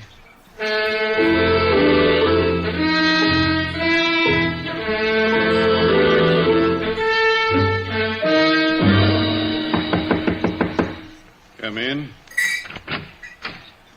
Oh, Hackett, you got here fast. I was worried, Mr. Tremaine. This is the first time you've ever called me back on my day off. I suppose that's a pretty reckless thing to do to a valet these days. No, sir, just startling. Is anything wrong? I'm afraid so. You ever seen this before? Why, yes, sir. It's the jewel case you had out this morning. I gathered it contained a pearl necklace which you bought from Miss Fields. Yes. $10,000 necklace. A wedding present. Yes, sir. Open the box, Hackett. They're very lovely, sir. Are they? Oh, yes, sir. Very lovely. Hackett, you're a liar. I beg your pardon? You're a liar. You know perfectly well these are not real pearls. Mr. Tremaine, surely you're jesting. You've made a mistake, Hackett. You thought I was a complete fool, didn't you? You waited till Laura and I left for the theater at 2 o'clock and then substituted these cheap, cultivated pearls for the real ones, hoping I'd never find out until it was too late. I couldn't do that, sir. The pair of pearls were in the safe, and I don't know the combination. Who put them in the safe? I did. You asked me to. But I didn't ask you to leave the safe open, did I? I remember now that I didn't hear you twirl the knob. What did you do with those pearls? I never touched them. Very well. Give you your chance. I'm turning you over to the police. Don't touch that phone, Tremaine. Oh, you cheap, bungling thief posing as a valet. I should have realized what a bad performance it was. Well, I'm sure your experience will come in handy in prison. Drop that phone, Tremaine. Get your hands off me. All right, Tremaine, you asked for it. What are you? Put down that knife. Put down that... No!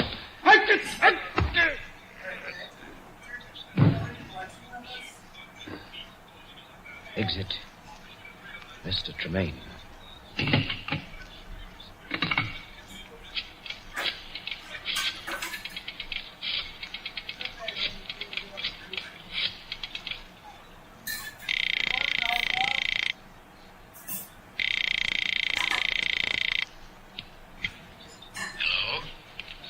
Hello, Mr. Fields. Yes.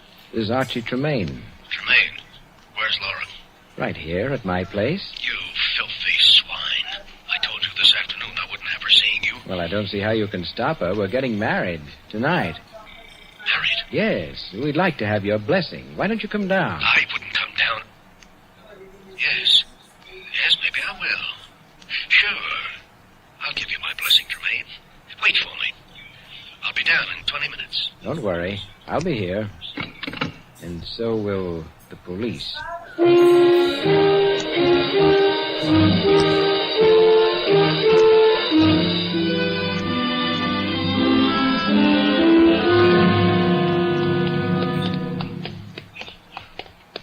Inspector Stevens, I tell you, the next time we have dinner together, it will be in a place without a telephone. Then I will be certain at least we can finish our dessert without interruption. All right, here we are. This is the place. You could have stayed and finished your dessert, Poirot. I didn't take you by force. It is the same thing.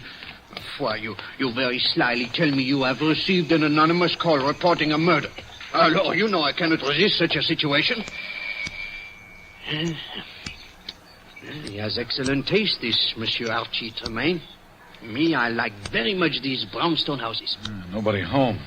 Place is dark. We're probably on a wild goose chase. But the door, it is open. Oh. And the light switch, I presume, is here. So, and now? Oh, we better start looking around just to make sure. Now, let's try the library first. It should be... There's no doubt down this hall here. All these brownstones, you know, they are very much the same. There. Inspector, flash your light around, please. Huh? All right. Here is the switch. Tremaine. Yeah, he's dead, all right. Stabbed through the heart. Stabbed once, Inspector, with that letter opener. He must have dropped on the spot. There's no other blood around, just that one big pool he's lying in. And these bloody footprints all over the floor. They must be the murderers, Poirot. He stood over the body to make sure Tremaine was dead and didn't notice that the blood was oozing around his shoes. Then he went over to the desk here, maybe to make a call, then into the bathroom to wash his hands. He came out, headed for the door, And, what, Inspector? Well, footprints stopped suddenly. I don't get this. Inspector, have you observed this newspaper? Half the front page is torn off. You think the murderer dried his shoes with it? No, Inspector. I believe this is what happened. He did all the things you have described. Then, when he reached this point where the footsteps stopped, he realized that his shoes were bloody. Well, he could not go out wearing such shoes, and he could not carry them in his hands. Now, he looked down, and voila! He sees another pair of shoes. Fine, clean shoes, free of any blood. Where? On the feet of the dead man.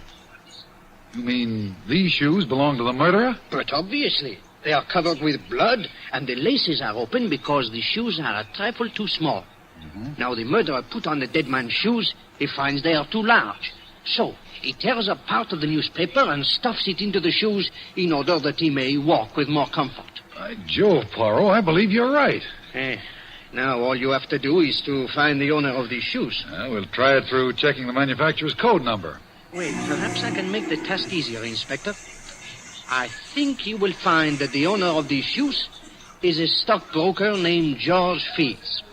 Now, look, Poirot, this is too much. You've been working your little gray cells overtime. How can you... No. I will explain, mon ami. I will explain. You will notice that the heel of the right shoe is worn down considerably more than the left. Earlier today, this Monsieur Fields, who limps rather badly, came to see me. He uttered dire threats against someone who fitted the description of poor Monsieur Tremaine here. So you see, Inspector, I employ the sharp eyes and the ears rather than the little gray cells. And they tell me that you had better question this Monsieur Fields at once.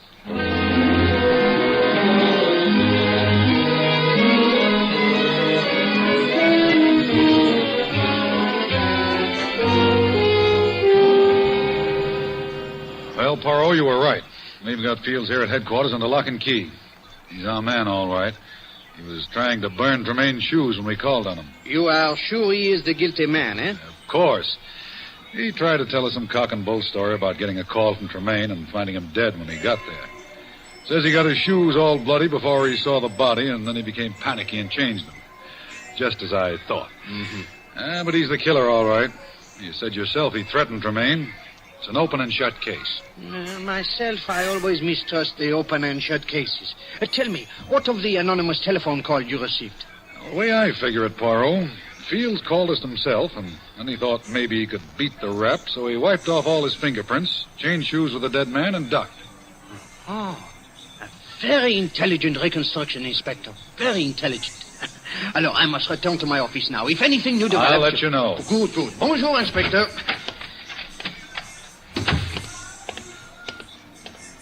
Mr. Poirot. No.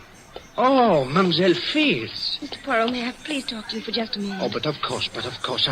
I know how distressed you must be. Here is a bench in the corridor. I don't think we will be disturbed here. Thank you. Mademoiselle, let me assure you of my great sympathy if there is anything I can do. There is, Mr. Poirot. You can prove my father is innocent. Oh, that would be extremely difficult, Mademoiselle.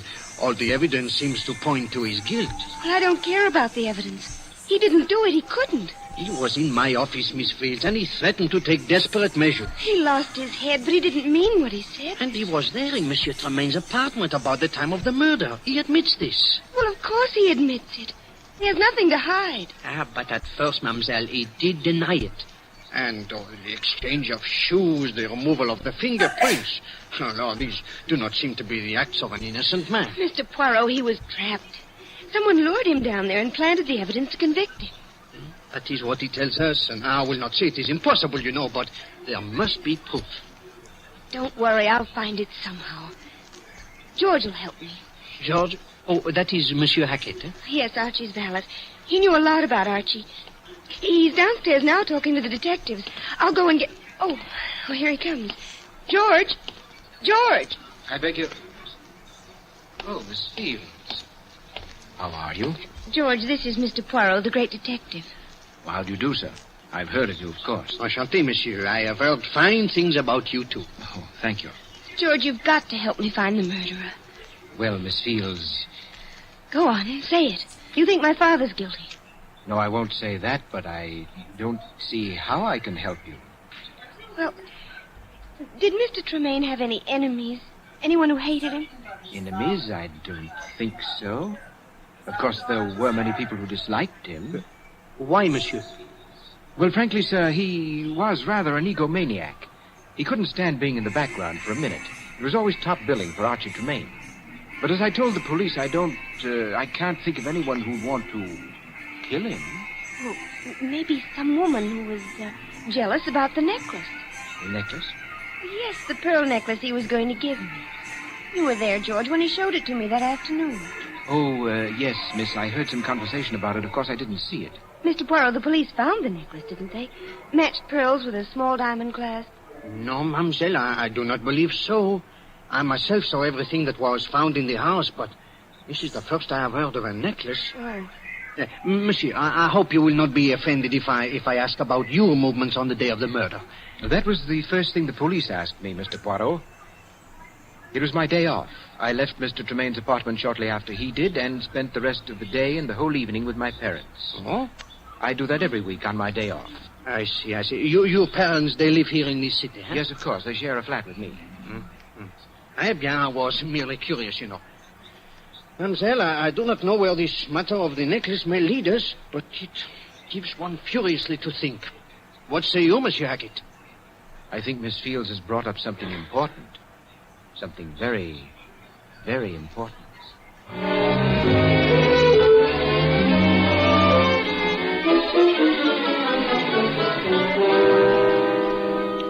Now listen, you two. You live with me, do you understand? The date was April 5th, Thursday, and I was here all evening. Were you, George? That's interesting. I don't like your tone, Daisy. And I don't like getting the short end of the deal all the time. What? What is this, Peter? Hold up? No, Hackett, I wouldn't say that, but We do all the dirty work as a rule, and you get most of the dough. Well, this time I've done all the dirty work. And you just have to be smart. That little chubby Frenchman or Belgian or whatever he is doesn't look like much, but don't let his accent and that phony-looking mustache fool you. It's going to take great acting to make him believe that you are my parents. And it's going to take a great deal more money to make us try it. We don't want to All right. I'll double your share on this job, but watch yourself. That may be him now. I'll wait in the next room, just in case. No rough stuff, Hackett. Now, we'll handle it with kid gloves. Yes? Bonjour, madame. My name is Poirot, Hercule Poirot. May I have a few words with you? Well, yes, come in. What is it, Mama? A gentleman, Pa. Man named Peril. Yes, and my secretary, Miss Thatcher. How do you do? Howdy. Excuse my shoes being off. We wasn't expecting any callers. Oh, no. Do not be deranged, monsieur. We will be here only a few moments. Will you have some cherry cordial, sir? I made it myself. Oh, madame, you are too kind. No. I wish only to ask a few questions about your son. George, what about him? Well, you know, I presume that his late employer was found murdered. Oh, yes, poor Mr. Tremaine. A kinder man there never was. Every Thursday, George would come around and talk about nothing but his wonderful Mr. Tremaine. Every Thursday, madame? Yes, sir. His day off. Tell me, on April 5th, the day of the murder, he was here that day, too, huh? Well, what do you mean, Mr. Perot? Of course he was here. All day? Oh, from, about 2:30 on. He was teaching us to play gin rummy. Do you play gin rummy, miss? No, I'm not very good at cards, and I don't drink. Tell me, madame, where is your son now? I believe he's over at Mr. Tremaine's place, straightening things up, you know. I see. Eh bien, you've both been very kind. Oh, must you go so soon? Well, I said it would only be a moment. Come, Abigail. Well, I'm sorry George wasn't home. We'll tell him you were here. Merci bien, madame. Lovely old couple, aren't they? I don't see how their son could do anything wrong. I do not see how he can be their son. What? Did you not observe, Abby, that the kindly old gentleman and his wife, they both have fair hair and blue eyes? Yes. But Monsieur Hackett, his eyes are dark brown. It is impossible, Abigail, for two blonde, blue-eyed parents to have anything but blue-eyed children.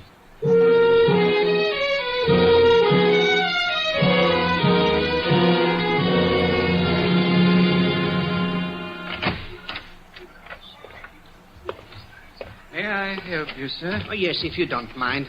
I am interested in a necklace which you recently sold to a Mr. Archie Tremaine. Really? May I ask what your interest is? Oh, my name is Hercule Poirot. I would like Hercule Poirot, the brilliant Belgian detective. Oh, monsieur, I am flattered. Most people take me for French. We've heard of you, the diamond people in Antwerp. They speak your name with reverence. Well, thank you. Now, about this necklace. Oh, yes. You did sell a necklace to Monsieur Tremaine, eh? Yes, a very fine pearl necklace. See, it was delivered to him on April 3rd. 2 days before he was murdered. This puts a new light on everything. How so, Chief? Well, the motive, Abbe. If the motive was robbery, Monsieur Fields is clear.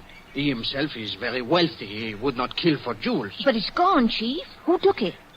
I do not know, Abby. But when we find the person who has the necklace, we will have the murderer. In that case, Mr. Poirot, you'll have to arrest me. Eh? You? I have the necklace right here. Mr. Tremaine returned it on, let me see, on April 5th, last Thursday. Monsieur Tremaine himself returned it? Yes, Mr. Poirot. He bought it on the understanding that he could return it within 10 days. He walked in here last Thursday, said he'd changed his mind about the lady and the necklace. And you refunded his money? Yes. As a matter of fact, we gave him the cash. It was just after 3 and the banks were closed. He said he was leaving town that night. Well, there you are, Chief. That brings Mr. Fields right back into the picture. Monsieur, you are quite certain that it was Archie Tremaine who was here? Positive. Well, his picture was in the papers every other week. Imagine everybody knew what Archie Tremaine looked like. The silver hair, the monocle. No, then it must be so. Come, Abigail. There is still one small matter about which I must satisfy myself. Where are we going, Chief? To the library, Abby, to do some research. The library? What do you expect to find there? The biography of a murderer.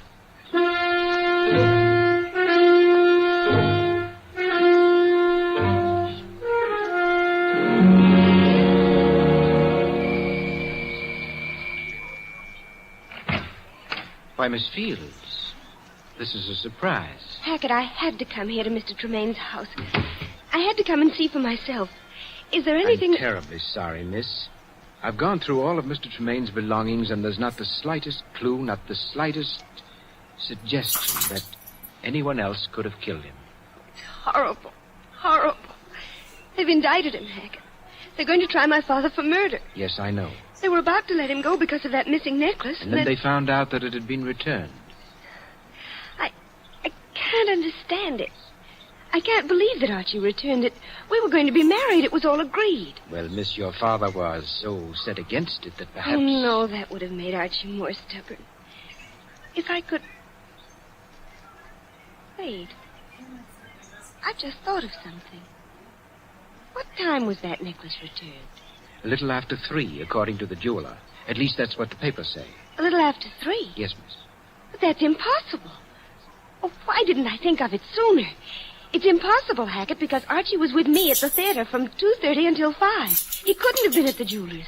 You must be mistaken, miss. Oh, no, I'm not. The necklace was returned. Well, then someone else returned it. Someone else returned it and got the money for it. But no one had access to it except Mr. Tremaine.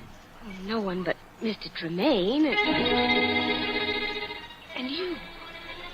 Me? You, Hackett. You had access to the necklace, and you knew my father had threatened Archie. You're the murderer. Sit very quietly, Miss Fields. I don't want to shoot you unless I have to. You killed him. You stole the pearls, and you framed my father. I'm going to call the police. No, you don't. Tremaine tried that. Now he's dead. No, that won't do either. The door is locked. I locked it as you came in. Get away from me. Get away! I'm sorry, my dear. Now I'll just gag you so that you're not tempted to scream again. There we are. Now.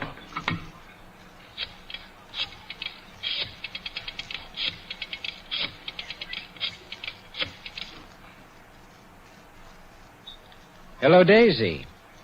I have a little job for you. No, it's not as hard as the other one. Doesn't require as much talent. Is that laundry wagon still available? It is. So have Pete drive it down here to Tremaine's place. I'll have a bundle ready for him.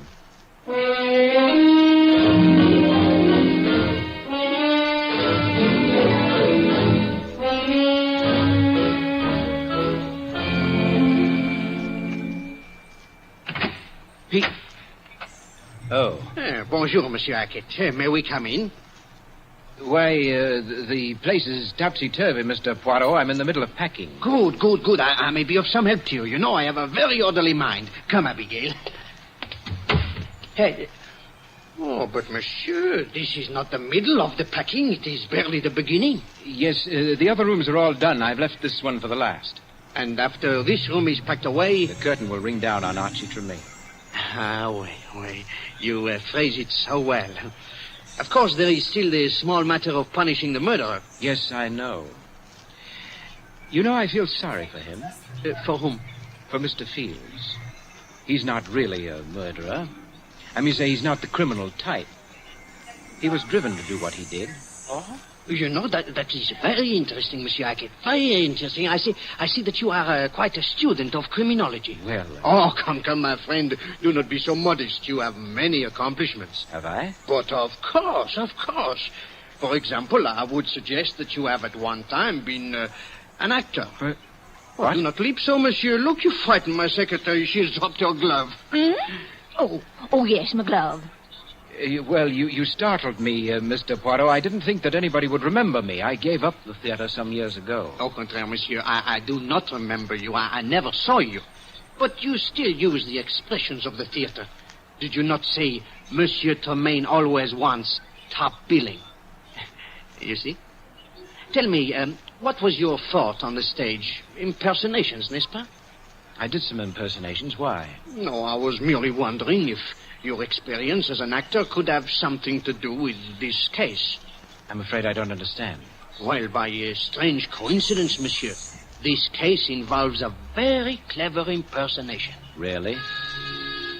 Oh, that's the back door. You're expecting a delivery, eh? No, it must be the laundry wagon. I'm sending out all the soiled stuff. Wait, Monsieur Hackett. I will go with you. You will... What? I will go with you. I have a tremendous interest in this laundry. Why, there's no need for you to go. The bundle is already at the back door. Nevertheless, I should like to see it. You know, I have developed an overwhelming curiosity about the laundry ever since I picked up this glove from the floor. Glove? Oui. One solitary, unaccounted-for lady's glove. It was careless of you, Monsieur Hackett, to leave it lying about. You were much more methodical when you did away with Archie Tremaine. What? You don't know what you're talking about. I assure you, my friend, I know precisely what I'm talking about. You are a thief, Monsieur Hackett. You have been one since you gave up the acting 5 years ago. Ah, yes, monsieur, I looked it up. You have plied your trade by posing as a valet or butler and stealing from your employer when the opportunity presented itself. In this case, the opportunity came on the day you saw the necklace Monsieur Tremaine had bought for Miss Fields.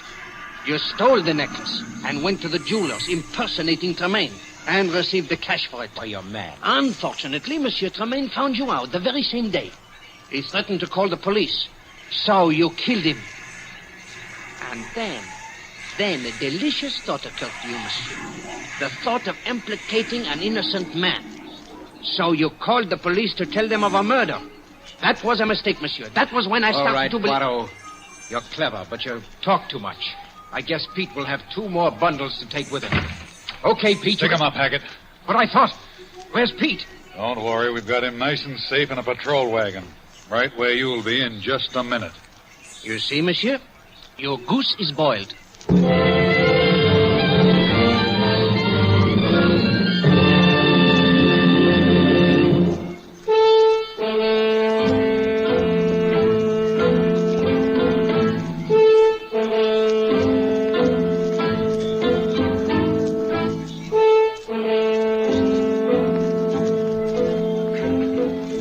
Be sure to listen next week when Agatha Christie, America's favorite mystery writer, brings you her favorite detective, Hercule Poirot, in the case of Death Points a Finger.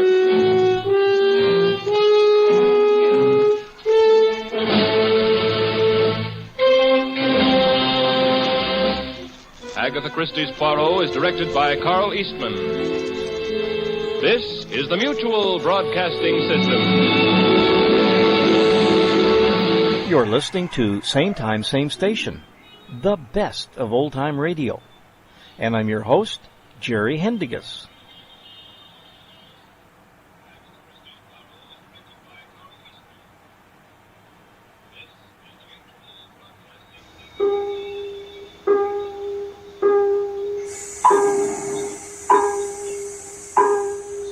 Time and the little gray cells. These will always catch the criminal. Hercule Poirot, Detective Extraordinary.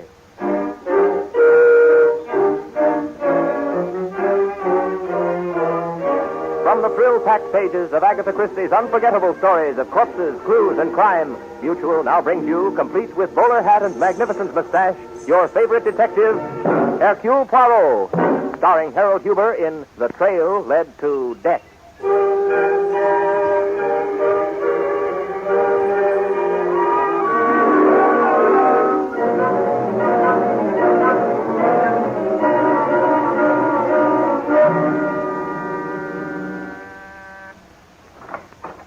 Mr. Perrault, my name is Gorman, Tom Gorman. May I come in? Most certainly, Monsieur Gorman. I'm in a funny spot, Mr. Perrault. I hate clients who start that way myself. But you are a detective, monsieur. Yeah, I'm what you might call a competitor of yours. Gorman Detective Agency. No job too small or too large. You've heard of me? I regret to say, monsieur, I have not. then how did you know I was a detective? Oh, come, monsieur. The significant bulge under your shoulder. A shoulder holster for your gun, n'est-ce pas? And still, nothing furtive about your movements which would mark the criminal. Merely a certain slyness in your manner. Hey, you don't seem to think much of detectives. Being one myself, I am allowed to take liberties, eh? Well, it doesn't matter. I've heard of you, and that's why I'm here, to get a little help. Monsieur Gorman, I think you have made a mistake. My services are not for hire. No, don't get on your high horse. I know how you've been helping Stevens down at Homicide, and I have a proposition here that will interest you. Monsieur, I have found in my experience that propositions such as you speak of do not interest me. Now, wait a minute. I know that compared to you, I'm just a punk. I haven't got your brains and don't figure for a minute that I have. I'm used to dealing with mugs, and it's mugs I know how to handle. But, well, this thing is different. And all I ask is for you to listen to what I have to say. Then you can give me the brush off. You don't like it. That seems reasonable, monsieur. I've been hired to find a girl. Here's a picture. All I've got to go on is this picture, her name, Elizabeth Dorn, and the fact that she's a nurse. This picture seems to be quite a few years old, monsieur. You can say that again. That's just one of the things that makes it so tough. The people who want this gal located haven't seen her in 15 years, but they're sure anxious to find her now. $10,000 worth anxious. And that's why I came to you. Pardon. I do not understand. Look, this is big-time stuff. Ordinarily, I'd never get a look in on a case like this. But for some reason, I can't figure out these people came to me. I know when I'm licked, I tried every angle I could to find this dame. I figured that if she was 30 when this picture was taken, she'd be about 45 now. Now, but I'm licked, and I admit it. But I don't want to give up that $10,000. And you want me to find this Mademoiselle Dorn, eh? I figured you might help me. I'd split the fee with you. I am sorry, monsieur, but it is out of the question. What? You mean you won't? Exactly. But, Monsieur Gorman, I wish you luck, and here is one bit of advice. What? You might ask yourself why these people who have not seen Mademoiselle for 15 years are suddenly so anxious to locate her. Huh, who cares? $10,000 is $10,000. And sometimes, monsieur, $10,000 has upon it the smell of the grave.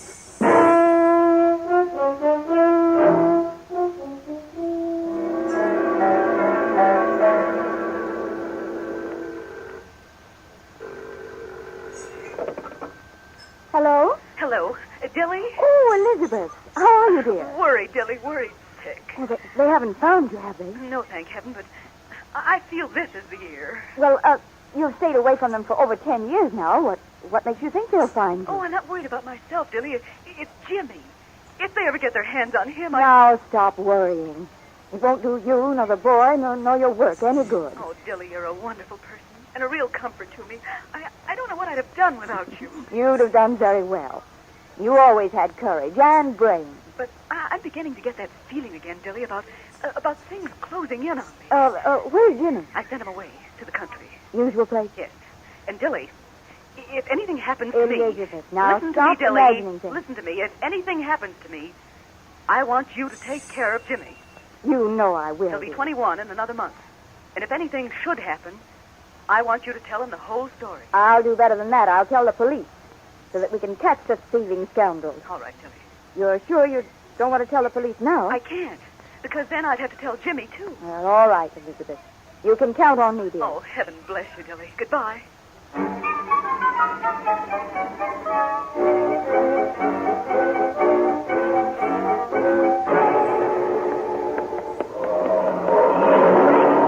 for me.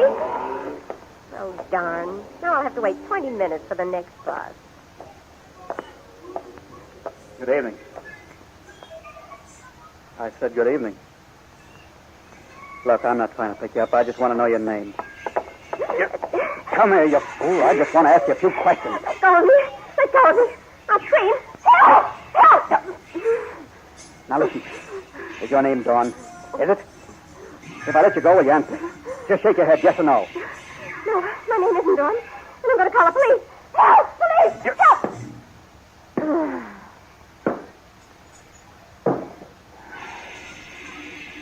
If you hadn't yelled, you poor fool, you might still be alive.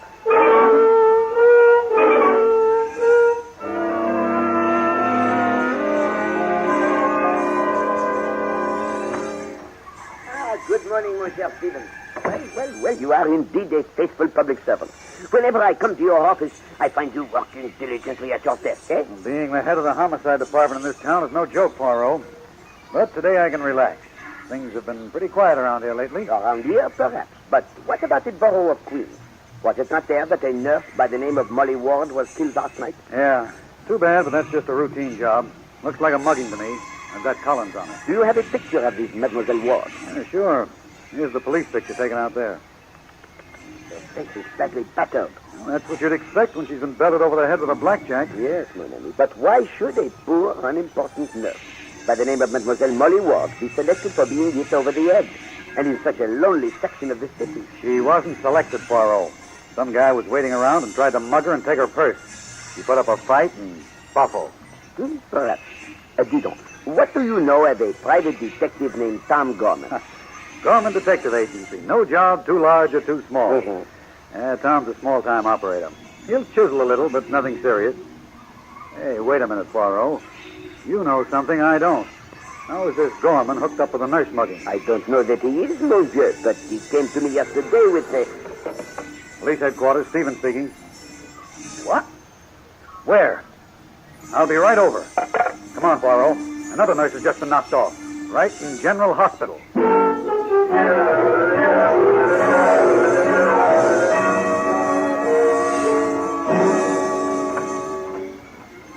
Wood, I understand you're the head nurse here. Why, yes, I am.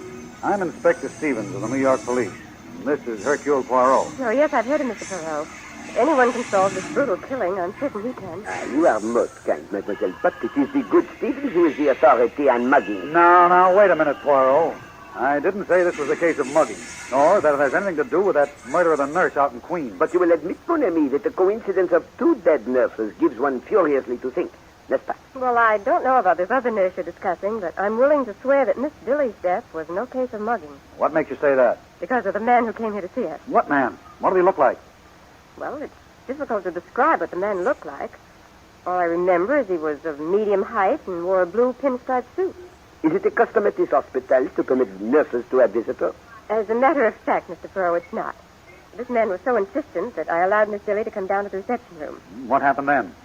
I don't know, Inspector. When she came into the room, I left. But is it possible, mademoiselle, that you overheard perhaps a bit of their conversation before you closed the door? I do remember hearing him ask her if she knew a woman by the name of Elizabeth Dawn. But then I closed the door and couldn't hear any more. Tiens, that is most interesting. Did you know this, Mademoiselle Dawn? No, I'd heard of her. She worked here several years before I came. I've been told that in addition to being an excellent nurse, she was quite a beautiful woman. Did the unfortunate Miss Dilly know Elizabeth Dawn? Why, I really couldn't say. Come on, Poirot. We've got to lay our hands on that guy in a blue pinstripe suit. Let's get out of here. A little moment, please, Stephen. Perhaps Mademoiselle Wood can inform us if she heard any sounds or screams in the reception room when she left Mademoiselle Dilly alone with the visitor. No, I couldn't. I'd gone upstairs to my office to check into hospital matters. I first noticed that Miss Dilly hadn't returned to her ward when I checked it about an hour later. Poirot, there's something behind all this. How perceptive of you, mon ami. There is indeed. But as yet, it is only a, formless shadow. Perhaps a visit to the Gorman Detective Agency will help us to fill in an outline.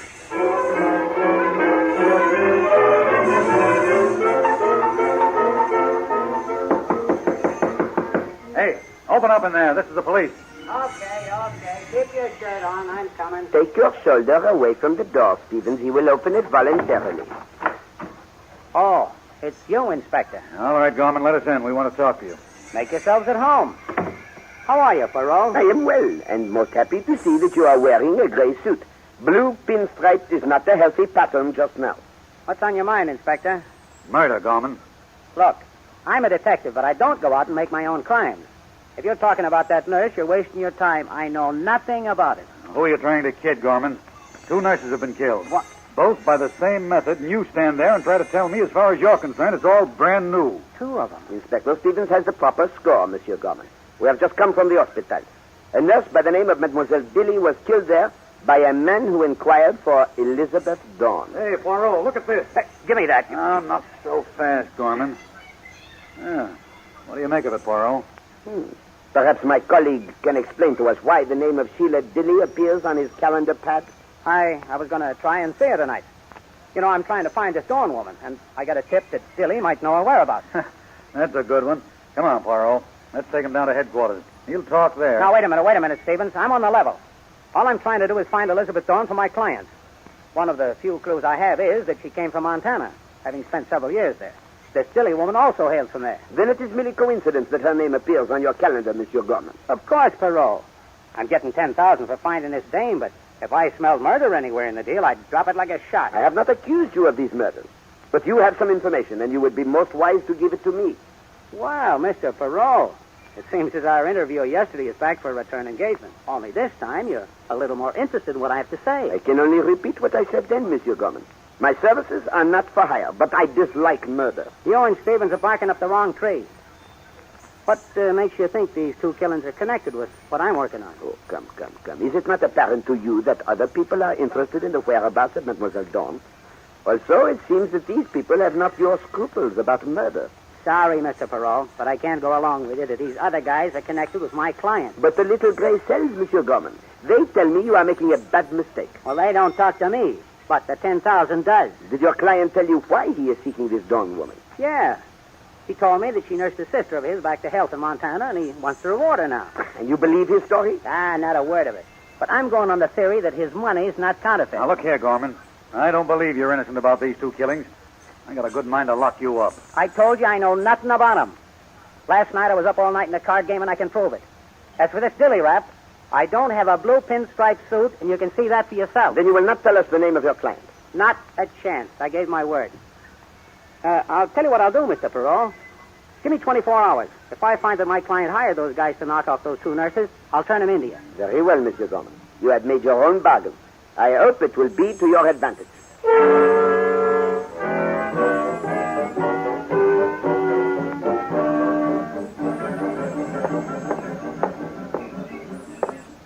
Calm down, Poirot. You'll wear out the floor of my office. What is the matter with those Montana police?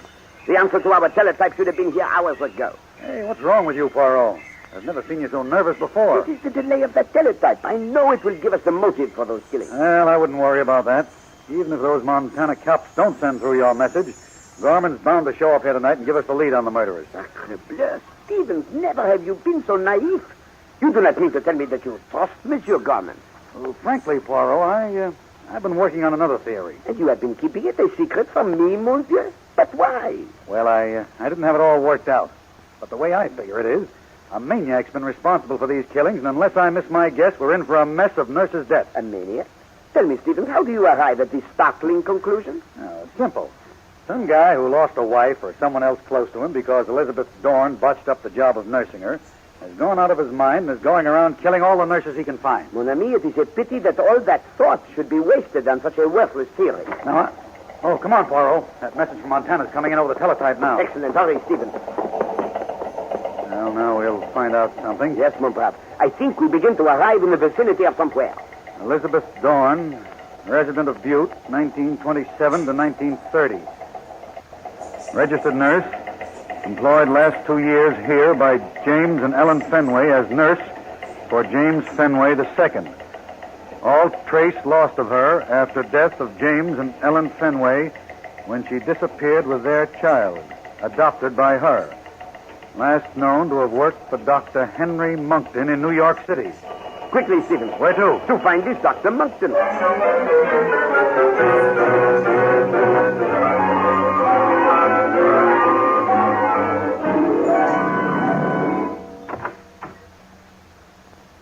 Yes, gentlemen, I understand you're from the police. What can I do for you? Forgive this intrusion, Dr. Monkton, but we would like some information upon a nurse whom you employed some years ago. Her name was Elizabeth Dawn. Well, gentlemen, you're fortunate. As you see, I'm an old man. My memory isn't what it was in my youth. There have been a lot of people inquiring about Miss Dawn lately. Who are they? What do they look like? I don't think they knew each other. One was a youngish, heavy-set man with a face like a bull. Monsieur Gorman? That isn't the name he gave me. It wouldn't be. And the other? The other was a fair man in a blue pinstripe suit. Thank you. But about Mademoiselle Dawn? Oh, yes. Well, Miss Dawn was an extraordinarily good nurse. Very intelligent, and as I remember, very nice to look at. Is that all you know about her? Well, really, sir, I don't make it a habit to become great friends with my nurses. But of course not, Doctor. But perhaps you knew of some friends Mademoiselle Dawn had who might be able to help us, eh? Believe us, Doctor. It is most important. Well, that's the same question that the others asked me. and I must have given them the wrong information. What makes you say that? Well, they came to me a few days ago, and I managed to recall with some difficulty that Miss Dawn did have one close friend, a Miss Dilly. Dilly? Why, that... Exactly, Stevens. A most logical maniac, n'est-ce pas? Please go on, Doctor. Well, then they came back today. Together this time, Doctor? No, still separately. And they told me I must have had the wrong name. Well, then it came to me. I had looked into my files meanwhile, and I found that Miss Dawn had one close friend who used to look after her little boy. Yes, Doctor. And the name of the friend? Dillon. Miss Emma Dillon, yes.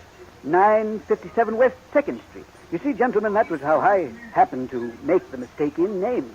Miss Dawn used to call her Dilly. A natural mistake on my part. Most natural, Doctor. And most costly. And fatal for poor Mademoiselle Dilly. Come, Stevens. Let us march. This time I'm way ahead of you, Poirot. We've got to get to Miss Dillon, but fast.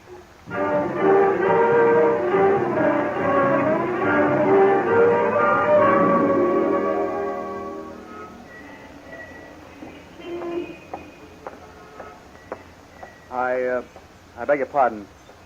You're Miss Dillon, aren't you? Oh, why, yes. I didn't mean to frighten you. I just want to talk to you about a nursing assignment. Oh. My name is Arnold Smith. Oh, of course, Mr. Smith. If you'll come upstairs, I'll be happy to discuss it with you. Yes.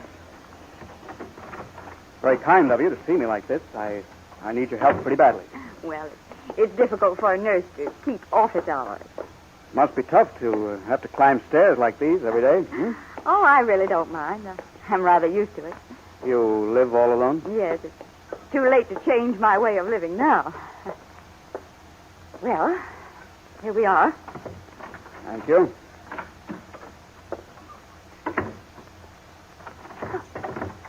Why are you locking the door? Now, don't you be alarmed. But it's necessary that we aren't disturbed. Why? What could you possibly... I'm looking for certain information, Miss Dillon, about a friend of yours. An old friend. A Miss Elizabeth Dawn. I don't know anyone by that name. Oh. Well, now you see why I locked the door. It may be necessary for me to jolt your memory. Stay away from me. Now, you may as well know the truth. And tell it. Dr. Monkton told me you knew her. Now, come out with it. Out with it. Where is she? Put that picture down. No wonder we couldn't find Elizabeth Dawn. We were looking for a nurse, and all the time she was right under our noses. Well, I think I'll just take this along with me in case some other people come around looking for Elizabeth. Who would have thought that Elizabeth Dawn, who was a nurse, could have become Diana Rogers, the famous actress? What are you going to do? Oh. Goodbye, Miss Dillon.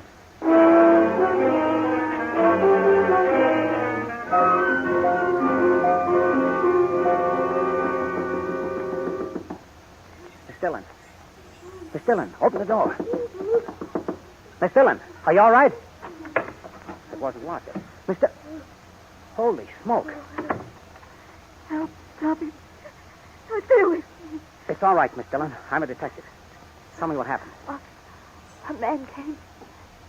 He found out that Elizabeth Dawn was Diana Rogers. He took all the pictures of her.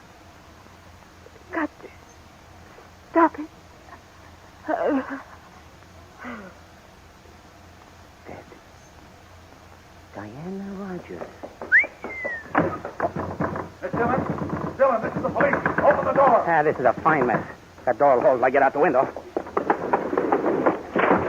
All right, stay where you are, Gorman. Okay, Inspector. Okay, you got me. Alas, mon ami, we were too late for the poor Miss Dillon. Yeah, but not too late to catch a murderer. Come along with us, Gorman.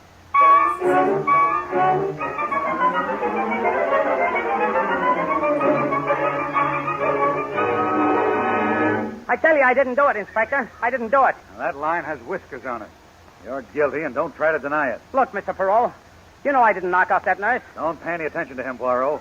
This case is all wrapped up. Pardon, mon ami, but is it not significant to you that Monsieur Gorman did not have the murder weapon on his person? What's that got to do with it? I rush into a room, find an old dame with her head bashed in, and the guy hustling out through a window. That's all the proof I need. There is another fact to be considered, Stevens.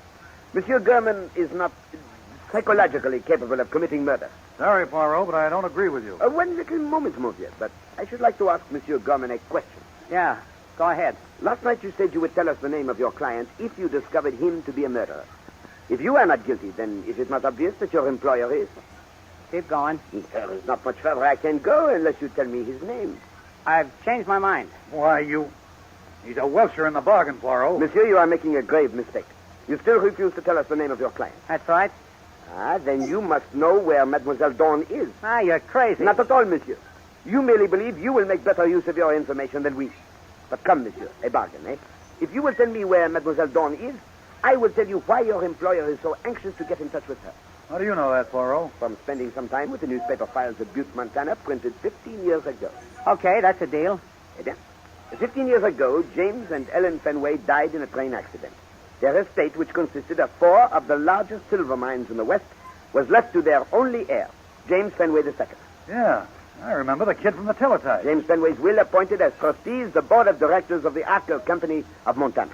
Hey, I think I'm beginning to get it. But the most important thing is that the child was not to receive his ownership of the mines until he reached his 21st birthday. Some birthday present. And from the teletype Inspector Stevens and I received, it is apparent that someone of influence on the Arkel Company board is looking for Mademoiselle Dawn. Sure, I've got the whole picture. They don't want the kid to inherit the mines, so they're trying to find him and bump him off. Alas, that is the unhappy situation. Now, Monsieur Gorman, where is Mademoiselle Dawn? Okay, I'll pay off on my end of the deal. She's over in Jersey with the Fenway kid. Here, I'll write down the address for you. Do not take such needless pains. You are lying. I'm only trying to tell you where the darn dame is. All the facts show you are wrong. She is here in New York. Let him go, Poirot. We don't need him anymore. You cannot release him, mon ami. He would not be safe the moment he leaves here. Why, you dirty double-crosser. Monsieur, it is you who has given the cross double by lying to me. And you're also not clever enough to realize that to know the whereabouts of Mademoiselle Dawn is fatal. Okay, but what do we do next, Poirot? We go back to the Dillon apartment, Stevens, and use the little gray cells. It is there that we must find the clue leading to Mademoiselle Dawn.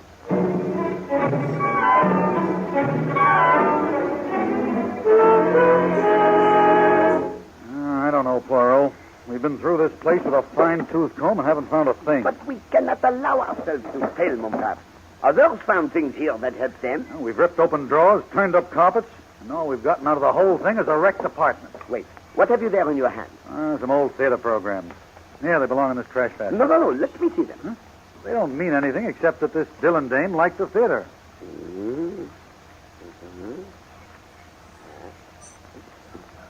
This gives one furiously to think. What are you looking at? Pictures? No, mon ami. I have found a most amazing coincidence in all these programs. Regard. What's that? It seems that there is one name which appears in every one of them. So what? Miss Dillon was a fan of someone. That happens all the time. But the first program is 10 years old, and it shows an actress named Diana Rogers playing a most insignificant role. Then look at this next one, 7 months later. And this one, 2 years after that. In each play, she acted a role of increasing importance. And this last play, Day of Victory, now she is the star. I still don't get... Mon Dieu, that is it, Stevens. You recall how everyone told us that Mademoiselle Dawn was beautiful? Yeah, but what's that? Well, we have found her. Elizabeth Dawn is Diana Rogers. Holy catfish. I know where she is. That play you mentioned is still on Broadway. Quickly, Stevens, or we will be too late to stop a return performance of murder.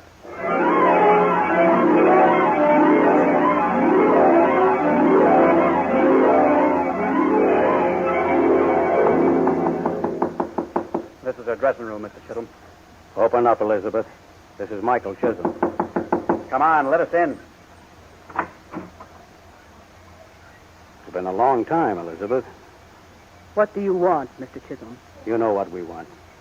We want to know where the boy is. I'll make a talk, Mr. Chisholm. I prefer the gentler method, Smith. Well, Elizabeth? Why do you think I took him and ran away from Montana after his parents died? I've often wondered. I knew that you'd been stealing from Mr. Fenway. I also knew that you intended to put the boy out of the way so that you could take over the mines. How true, my dear. But unfortunately for you, your accusations will never be heard outside of this room. What are you going to do? Now, Mr. Chisholm? No, Smith. Not just yet. There's a matter of Miss Dorn. I beg your pardon. Miss Rogers signing this sheet of paper. What is it? The Fenway boy won't be 21 for 2 more days. Until that time, you're his legal guardian. This paper, signed by you, will transfer his shares in the silver mines to me and my company. Now, here's a check for $50,000. $50,000? Why, it's worth $5 million. Let's not be mercenary. Now, unless you take this, I'll turn you over to Mr. Smith here. He's already killed 3 women, a few more won't really matter. I won't do it. Well, there are ways of making you do it. You're hurting me. All right, put up your hands. It would be most advisable, monsieur. And 1,000 thanks for the confession. Smith, you blundering idiot. You said we were safe. Ah, but you must permit your employee at least one miscalculation. It is only human. Gentlemen, I don't know how to thank you. Well, now, that's all right. There is one way you can thank us, mademoiselle. What is that? By allowing us to sit in your theater and watch you give your finest performance.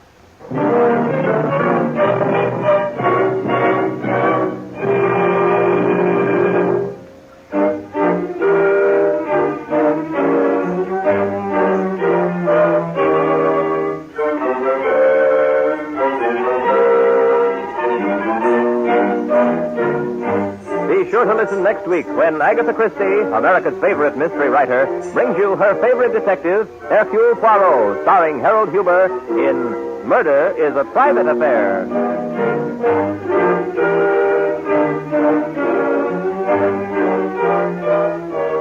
Music for Hercule Poirot is composed and conducted by Sylvan Levin. The program is directed by Carl Eastman. This is the Mutual Broadcasting System.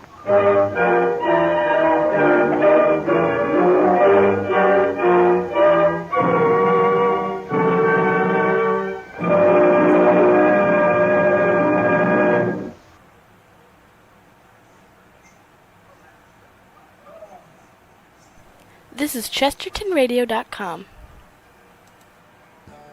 Hi there. Welcome to Chesterton Radio. Where a thriving audience loves its radio shows. Don't take our word for it. Here's what listeners say about Chesterton Radio. TV is so overrated. Chesterton Radio rules. I feel my IQ going up by the minute. I am enjoying these so much. I haven't turned on my TV in weeks.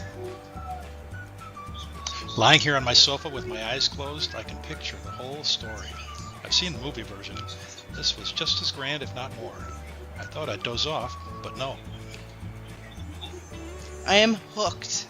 Gotta listen to one story every night before bedtime. I love this channel. It gets me through my workday. I'm new to radio plays. Excellent story and played out wonderfully. Thank you for the hard work and love you put into bringing us these shows. I found Chesterton Radio over a year ago. I'm forever thankful. I love the Lord. This is a guiltless pleasure. I bet even He likes to listen to Chesterton Radio. I love this channel. I've not watched TV in over 2 years. I've never heard anything like this. Mind-blowing. Enjoy our shows? We need your help today. Keep Chesterton Radio afloat. For half of what you pay the cable guys, you can support Chesterton Radio. Go to chuckthetv.com for links to our pages on Patreon, Subscribestar, and Buy Me a Coffee. Or use the link in the description below this video. Thank you for your support. It means a great deal.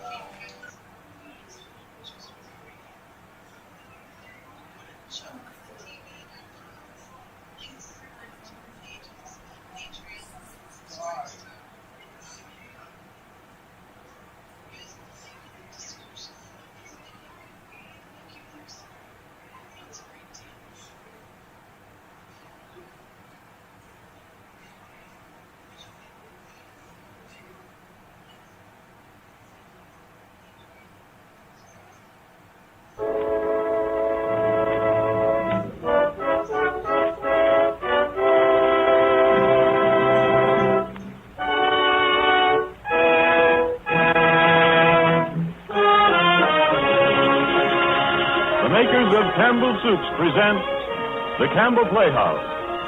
Orson Welles, producer.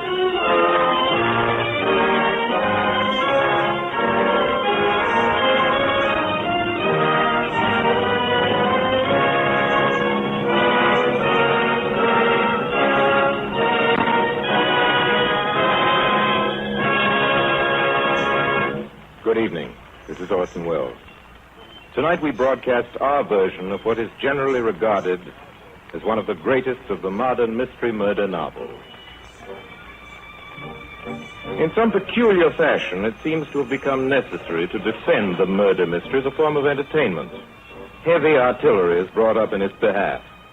President Wilson, it is proclaimed loudly, could not go to sleep or could go to sleep, one does not remember the point exactly, until a certain number of conflicting clues had managed to efface the days from his proof. And with a mystery solved only after suspicion has been aimed at every adult in the neighborhood, he's not particularly shamed for it.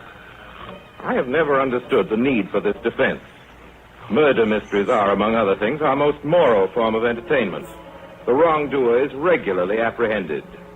If he is not, I have incredibly missed some fascinating black sheep of an author in a flock otherwise startlingly white.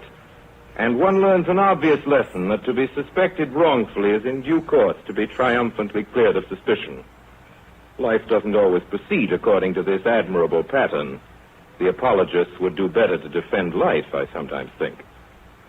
To help us solve the mystery of the murder of Roger Ackroyd here tonight, we are fortunate in having a very powerful ally, a most distinguished lady and one of your favorite actresses. A lady in whose ears a nation's applause is still ringing for her latest brilliant success in Drums Along the Mohawk, Miss Edna May Oliver. But before we delve into the mysteries of this night's doings, Ernest Chappell has a comment to make on something which appears to be no mystery at all. Mr. Chappell. Thank you, Orson Welles. I'd like to ask all of you if you'll do this. The next time you're out in the car driving along the highway, just note the great number of eating places that display as their main invitation to you the words chicken dinners. The reason, of course, is simply that the proprietors of these eating places know by long experience that to nearly all of us, one dish that is a symbol of good eating is chicken. Now, because chicken is a favorite dish with nearly everyone, it's really no mystery at all why Campbell's chicken soup continues to grow steadily in popularity. You see, in every drop of the glistening golden broth, there's the rich chicken flavor you like so much. Steeped in deep chicken flavor, too, is fluffy white rice in every fragrant plateful. And you'll also enjoy the pieces of melting tender chicken meat that Campbell's adds. Yes, here is chicken soup, deep and full and rich. And you'll appreciate that from your first brimming spoonful. If you've already enjoyed this homey old-fashioned chicken soup as Campbell's make it, won't you remember to have it again soon? And if you haven't yet tried it, won't you do so at dinner tomorrow night? Because I promise you, just as sure as you like chicken, you'll like Campbell's chicken soup. And now our Campbell Playhouse presentation of the murder of Roger Ackroyd with our guest of the evening, Edna May Oliver. And ladies and gentlemen, before we begin, I think you'd like to know that we have with us in the studio tonight, as a surprise visitor, none other than the celebrated Belgian detective, Mr. Hercule Poirot. Ladies and gentlemen, I bid you good evening. If we had time, which we have not, I'm sure nothing would please us more than to hear from Mr. Poirot. Unfortunately... Why unfortunately when we have here a microphone? But, Mr. Poirot, you don't understand. I understand only that since my arrival in your country some weeks ago, I observed that there is circulate an impression of my person which I must now publicly refute. I trust that the embarrassment of my presence here tonight in Mr. Wells' studio will ensure from him an honest and lifelike portrait. It has been said that I am a little man. Regard for yourself that this is not so. I have 5 feet 2 inches of high. My head is perhaps egg-shaped, and I carry it perhaps a little to one side, the left, but my eyes shine green when I am excited. Beyond this, my mustache are the largest in Europe, and my force is in my brain and not in my feet. If these things are made clear, and Mr. Wells' little tribute to Hercule Poirot, I will be satisfied. The results of my little gray cells will speak for themselves. If you will show me where I am to sit, please. I thank you. This is Mr. Poirot, Miss Oliver. How do you do? Miss Oliver, you have often wanted to meet me, I am sure. I compliment you. Please, Mr. Poirot. Ladies and gentlemen, our Campbell Playhouse presentation of the murder of Roger Ackroyd.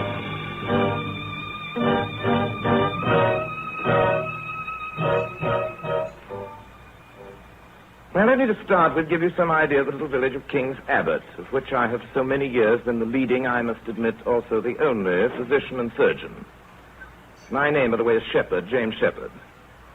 We have a large railway station, a small post office, 2 rival general stores, very few able-bodied men, a staggering number of unmarried ladies, none of whom are getting any younger, and an amazing number of retired military officers, all of whom are getting older. In fact, the only newcomer for many months lives next door to me, concerning whom little is known despite the earnest and tireless investigations carried on in respect to him by my sister Caroline. Caroline and her little group of earnest ferrets, or maiden ladies like herself, have been forced to content themselves with the simple fact of his nationality, which is alien, of his name, which is Poirot, the obvious fact that he putters around his garden all day growing cucumbers, and the suspicion, based chiefly on malicious deductions, he's a retired hairdresser. Let's see now. The main house of any importance, King's Abbot, is Fernley Hall, owned by Roger Ackroyd, who's always looked more like a country squire than any country squire could really look, but who's actually an immensely wealthy manufacturer of wagon wheels, nearly 50 years of age, rubicund of face and genial of manner, in general, the life and soul of our, this week, the peaceful village.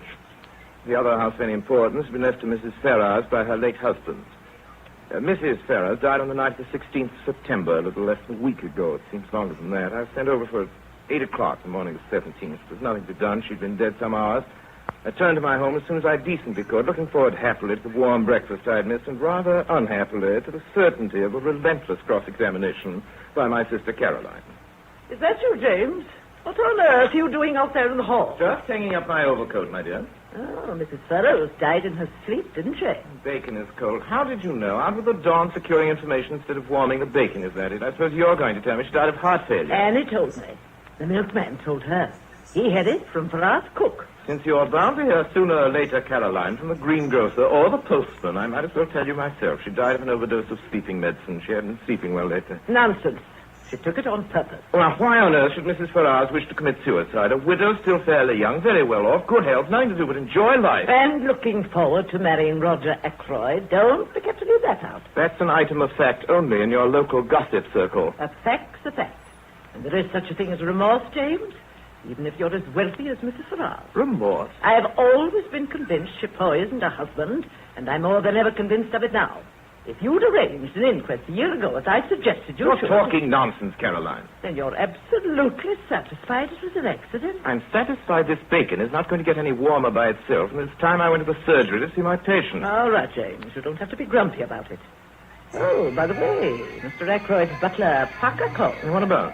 Mr. Ackroyd wants to know if you'll dine with him this evening. He says he'd regard it as a great favor if you'd cancel any other engagement. Of course I'll go. And don't worry, Caroline. I may tell you all about the dinner tomorrow. Oh, then I'll give you something to tell Mr. Ackroyd tonight. Rafe Peyton is back. Rafe Peyton? Yes, and he's staying at the Dog and Whistle. I know he's taking particular pains to be sure that Mr. Ackroyd doesn't find out about it. I wouldn't dream of telling him. Roger Ackroyd's relations with his stepson are his own affair. Believe me, Caroline, according to every interpretation except your own. I can't help it if people tell me things. In answer to questions. Well, you'd better rush along to that precious surgery of yours. You've got 4 patients waiting. How do you know? Well, one can't help seeing through a window if one is looking through a window.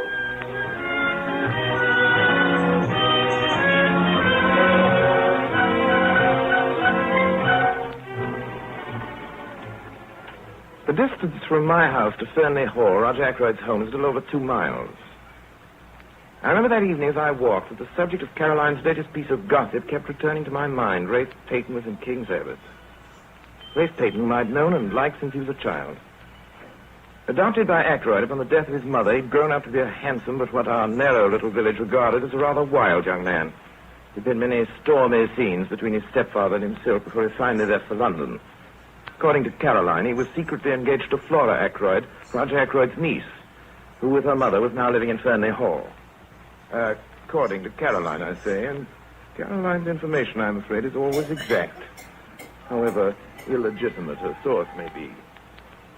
What's the trouble, Ackroyd? A bit out of the weather? Yes, Doctor. I've had a little of that pain after food lately. You must give me some more of those tablets of yours. I thought as much, Ackroyd. I brought some up with me. My bag in the hall. I'll get them. No, don't trouble. Make certain that window's closed, will you, Shepard? Of course. Well, the left one's open. I'll put the latch across, will you? All right. I think what's really bothering you, Ackroyd. The door's closed, isn't it? Yes. Shepard, nobody knows what I've gone through in the last 24 hours. What's the trouble? You're an old friend, Doctor. My oldest friend, perhaps. You attended Ashley Ferrers in his last illness, didn't you? Yes, I did. Did it ever enter your mind that he might have been poisoned? Well, frankly, Axel, I don't think I... He was poisoned. By whom?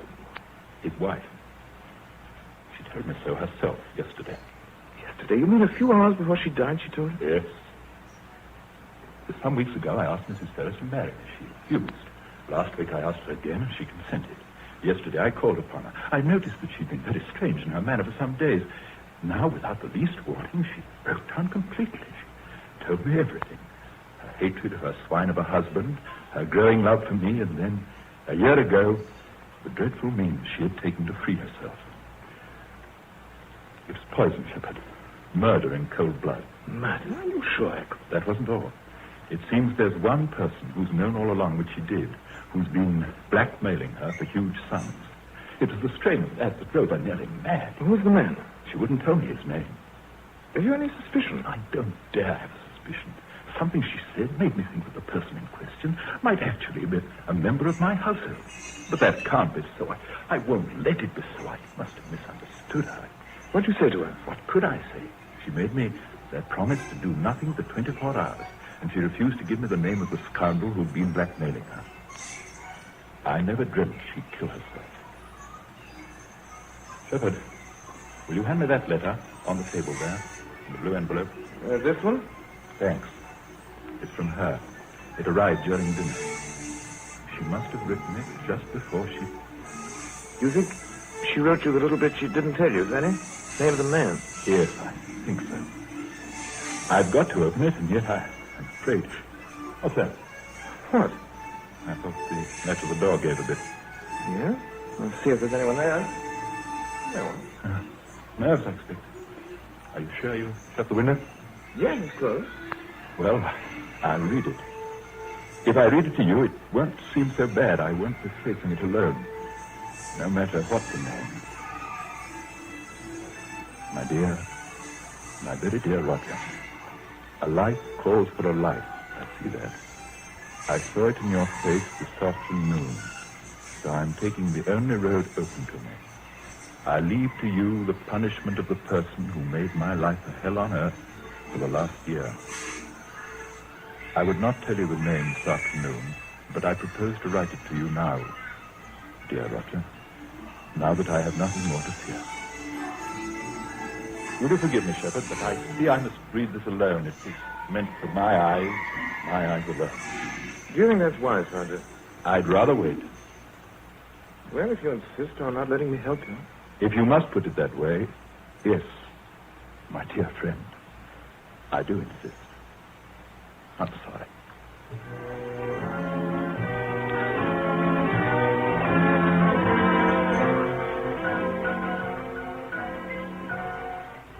I left Fernley Hall at 9:15. From Fernley Hall to my house, it takes, as a rule, about 3/4 of an hour. The night there's the moon shining, and I did it in less. From the road, I noticed the lights blazing in our parlor. Caroline was entertaining. Through the window, I caught sight of an egg-shaped head, partially covered with suspiciously black hair, 2 immense mustaches, and a pair of watchful eyes. James, come in. You're just in time for hot milk and crackers. Oh, thank you, Caroline. Oh, excuse me. This is my brother, Dr. Shepherd. I am enchanted. James, this is Mr. Hercule Poirot. How do you do, sir? Mr. Poirot is our new neighbor. If I may be permitted one slight correction, my name is Hercule Poirot. Your good sister proceeds on the familiar English assumption that we are not English, do not know how to pronounce our own silly names. He's just making fun of me, James. He has a very dry wit. We've had quite an interesting conversation. I question that it was two-sided. And you know what Mr. Poirot told me? He's a policeman. Pardon, mademoiselle. Not yet. I see you appreciate Hercule Poirot. His true worth. The name Poirot, mademoiselle, is known today in every continent, every land, nay, in every city of the world. I am become the last word. I am as much a specialist as an Harley Street physician. Well, that's what I said, didn't I? A detective. Yeah, consulting detective. That's what I said. I'm afraid, Mr. Poirot, you find little to occupy a man of your talents in this village.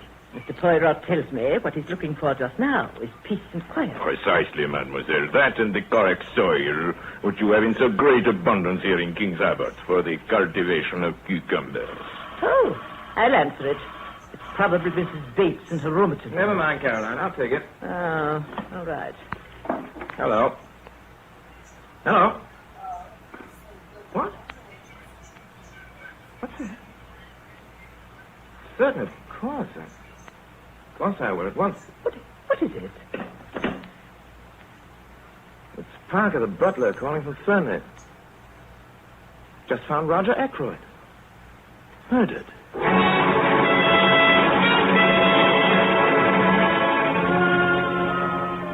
Why, Dr. Shepard. Where is he, Parker? I beg your pardon, sir. Mr. Ackroyd, don't stand there staring at me. Have you notified the police? The police, What's the matter with you, Parker? You called me to tell me your master's been murdered. The master murdered? Didn't you telephone me not 5 minutes ago and tell me Mr. Ackroyd had been found murdered? Me? Oh, no, sir. My English is not of the best, Dr. Shepard, but there seems to be a peculiar misapprehension. Why, Dr. Shepard, I I'll never... give you the exact words I heard just now on the phone. This is Parker, the butler at Fernley speaking. Will you please come at once, sir? Mr. Ackroyd has been murdered. But, Doctor, Where is Mr. Ackroyd, Parker? Why, he's in the study, If you don't mind waiting down here a moment, Monsieur Poirot, I won't be a minute. This way, sir. But of course. I'd rather not intrude on him, sir, if you don't mind. Well, I will, then.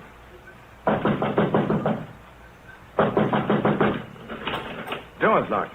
Mr. Ackroyd must have locked himself in and possibly just dropped off to sleep, sir. Ackroyd! Ackroyd! Look here, Parker.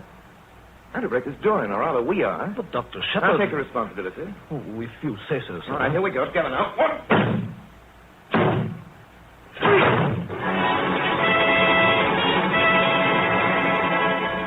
The inspector? Take it sideways, permitting the dagger to penetrate the jugular. Death was instantaneous. Has the body been moved? Beyond making certain that life is extinct, I haven't disturbed the body in any way. You didn't touch the dagger, did you, Doctor? No, Inspector. No, good. Well, we'll want that for fingerprints. Rummy-looking thing, isn't it? Foreign-looking. Moorish silver. Mr. Ackroyd was quite a collector. There are his silver cases over against the wall. Eh? Who are you? My name's Raymond. I'm Mr. Ackroyd's private secretary. That's right, Inspector. He's been with Mr. Ackroyd almost 2 years now. Oh, very well. Now, Doctor, how long should you say he's been dead? Half an hour at least, perhaps longer. You had to break down the door, eh? What about the window? The English people, they have a mania for the fresh air. The big air is all very well outside where it belongs. Why admit it to the house? Hey, who are you? How did you get in here? You call yourself, unfortunate man, an inspector of police, and you say to me, who am I? Hercule Poirot, master detective, possessed of the finest brain in Europe, known in every continent, in every land, nay, in every city. Not in my part of the world, you ain't. I never heard of you. I'll vouch for Monsieur Poirot, Inspector. It's my house and the phone call came. Mr. Ackroyd's death. Oh, well, all right then. You can stay. But this is my case, and don't you forget it. Now then, when was Mr. Ackroyd last seen alive? I don't know, probably by me, and I left, let me see, a little before 9. Mr. Ackroyd was certainly alive at 9:30. I heard him in here talking. Who to, Mr. Raymond? I don't know. I just heard his voice. But I know it was 9:30. You didn't hear any of their conversation, did you, Mr. Raymond? I did catch a fragment of it. It did strike me as a trifle odd. Remember, please, the words exact. It is very important. Not sure that I can. The words exact. Wait a minute, Mr. Pilot. Who's conducting this case? You or me? Now then, Mr. Raymond, what was these words you heard Mr. Ackroyd say at 9:30? Well, come on.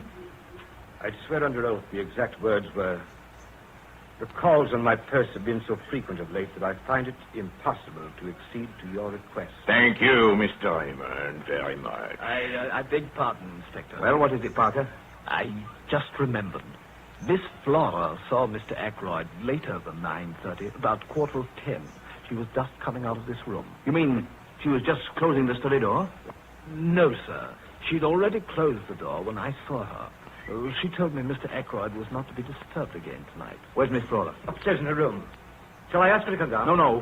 I'll go up. One moment, if I might be so humble, Monsieur Inspector. Could I ask our friend Parker for a little information? Well, what is it? Thank you for your so gracious permission, Inspector. Tell me, Parker, is this room exactly as it was when you entered it with Dr. Shepard? Well, to tell you the truth, sir, I felt myself that this chair here was drawn out a little more. It has been puzzling. The grandfather chair between the door and the window. That's right, sir. That's very curious. No one would want to sit in a chair in such a position. What are you talking about? When a man wants to sit, he sits, don't he? Who pushed it back in place, I wonder? Did you, Parker? No, sir. I was too upset at seeing the master and all. It isn't important, is it, sir? It is completely unimportant. That's why it is so interesting.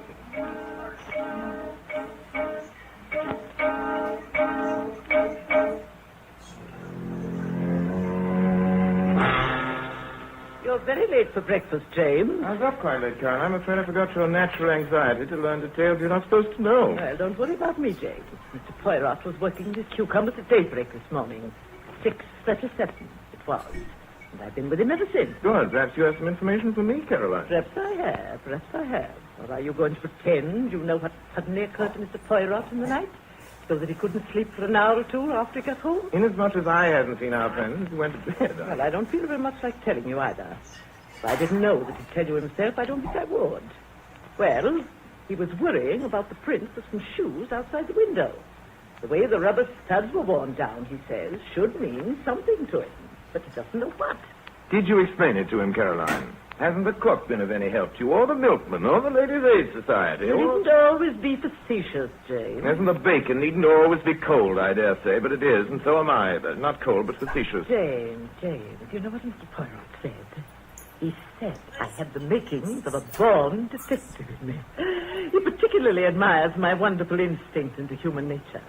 And he told me a lot about the little grey cells of the brain. He says his are of the first quality. It's slightly above that, in fact. I'm sure they are. He thinks you're very intelligent, too. Good morning, good shepherd. Good morning. Good morning, Mr. Poirot. A beautiful morning, is it not? See, how is this for a cucumber? Beautiful, now, my friend, it is yours. I give it you. Altogether, my good shepherd, I have a wonderful morning. Everywhere I learn things new and wonderful things. And all the time the grey cells of Hercule Poirot, they are working. Miss Caroline, she tells me so much about this Ray Peyton. This morning I go to the hotel. It's what you call it. The Dog and Whistle. Thank you, Miss Caroline. And I think I will talk myself to Ray Peyton. Then they tell me at the Dog and Whistle that was here last night another gentleman asking for Mr. Peyton. Why, James, I certainly think you might have No, Caroline, I thought someone ought to inform Ray of his uncle's death. The least one could do, since no one but myself and the members of your intelligence service knew that he was in King's Abbot at all. Matter of fact, Ray Peyton left the Dog and Whistle at 9 o'clock last night and never came back. Well, what on earth do you think happened to him? Ray Peyton has a right to come and go as he pleases. He might have gone anywhere. He might even have gone back to London. Leaving his luggage behind? I wonder. Oh, by the way, my good shepherd, the telephone call. Oh, you mean the one that came while you were at the house with Mr. That Poirot? is the one. Tell me, do you think it is possible that someone could have telephoned you and imitated Parker's voice sufficiently to deceive you? Well, he said he was Parker, and James really doesn't know Parker's voice well enough. Of course. But the telephone call was traced this morning by my friend Inspector Hempstead. It didn't come from Fanley Hall at all. It was put through to you at 9:50 last night from a public call office at King's Abbot Station, and at 23 the night mail is for Liverpool. It is the inspector's opinion that the murderer may have left King's Abbot on that very train. Ah, then you do believe that Ray Peyton? I believe nothing, mademoiselle, until it is proved. Well, what do you think? I think, Miss Caroline, that Roger Ackroyd was murdered. Outside of that, I think that I will have to think a good deal more.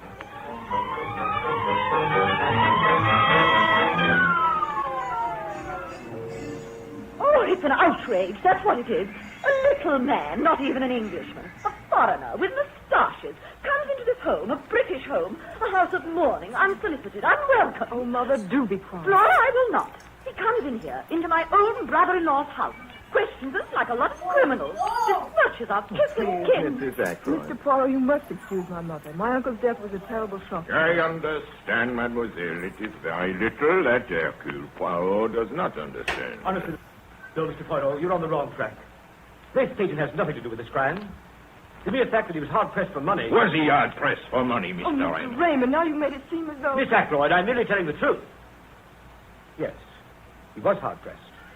He was always applying to his stepfather for money. But, Please, mademoiselle, had he done so of late, Mr. Raymond? During the last week, for example? Mr. Ackroyd didn't mention such a fact to me. Of course, Mr. Peyton will never again have to apply to anyone for money. You mean that Mr. Ackroyd's will... Exactly. After paying certain legacies and bequests, servants, charities, and so on. Aha, including yourself, Mr. Raymond. Mr. Ackroyd was good enough to remember me to the extent of £1,000. Well, it's not surprising. Go on, please. Well, Miss Flora Ackroyd inherits £20,000 outright. The residue, including this property and an outstanding control in the business, goes to Rafe Payton. You have been familiar with this will for some time past, Mr. Raymond. Roger Ackroyd's confidential secretary. Of course. And Mr. Ackroyd possessed a very large fortune indeed, and in art. Fortune that would have been regarded as large even in less tax-ridden times. Then the immediate inheritance of such a large sum would have eased very considerably the present difficulties of Mr. Payton. Mr. Poirot, you don't... Is that so, Mr. Raymond? Yes, that is so. You awful little man, talking that way, when you know how Flora feels about Ross Patton. The idea that you suspect him of killing his sister. Him no more than any other, madame. You know what I think? I think Roger's death was an accident. Roger was so fond of handling curios. His hand must have slipped or something. He was really a very strange man. Would you believe it? He never gave Flora and me an allowance. His own family. And of course we didn't have a penny of our own. Why, this very moment... If you need any ready money, Mrs. Ackroyd, Mr. Ackroyd cashed a check for £100 yesterday for wages and other expenses due today. The money was never spent. And where, if you please, is this money? He always kept his cash in his bedroom. I suggest that we see if the money is there. Why, Mr. Poirot, surely... Am I to understand, you miserable little foreigner, that you're intimating that I merely intimate, ladies and gentlemen, that we see if the money is still there. Ladies and gentlemen, there are here only £60. Oh, that's impossible. Let me see. 10, 20, 30. The man's right. It is 60. This is terrible. Dr. Shepherd, Mr. Poirot, I hope nobody believes... One must believe there are £60 where there were 100. However, I'm sure no one would suggest that you, Mr. Raymond, or you, Mrs. Ackroyd, who alone knew of the money... Mr. Poirot, I protest. Just one moment. Flora. I took the money. I'm a thief. I'm a common, vulgar little thief. Now you know. I'm glad that it's come out. I'm glad also, Miss Flora. You are? Yes, because now we comprehend why Parker thought he saw you coming out of your uncle's room at 10:15. But he did see her coming out of the door. He said so. No, that's just what he did not see. He saw Miss Flora outside the door with her hand on the handle. He did not see Miss Flora come out of the study for a good reason. Miss Flora was never in the study. Well, where else could she have been? Perhaps on the stairs. Well, those stairs only lead to Mr. Ackroyd's bedroom. Precisely. Then you knew I took the £40. I knew nothing, but I suspected much. As even now, I suspect that this money you have taken, you did not take it for yourself. I took it for myself. You can take what steps you please. I assure you, Miss Ackroyd, no steps will be taken. Only one thing. Why did you not tell me sooner?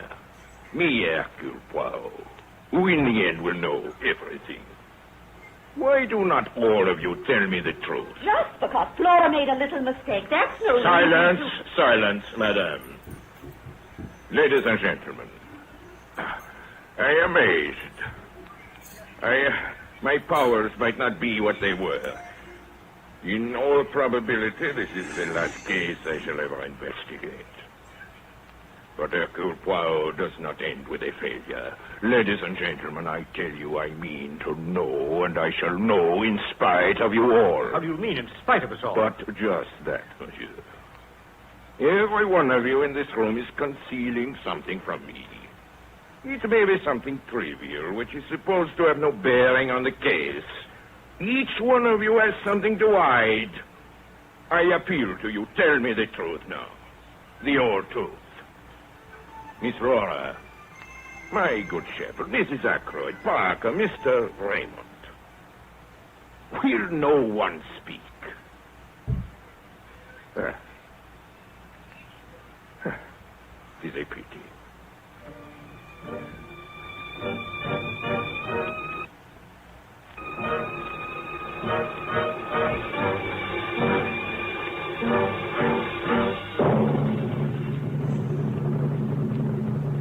You are listening to Orson Welles in the Campbell Playhouse presentation of The Murder of Roger Ackroyd with Edna May Oliver.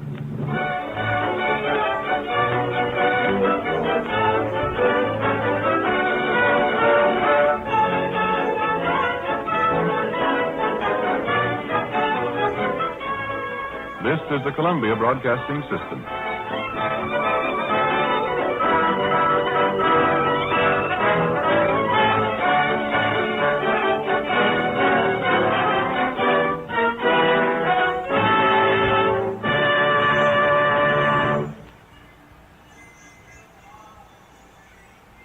This is Ernest Chappell, ladies and gentlemen, welcoming you back to the Campbell Playhouse. In a moment, we shall resume our presentation of the murder of Roger Ackroyd. Meantime, I'd like to call your attention to this interesting fact.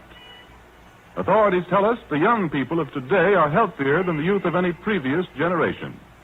And they say that a big contributing cause is the broader use of the right kind of foods. Take soup, for example. Women have always realized the value of good soup in the weekly diet.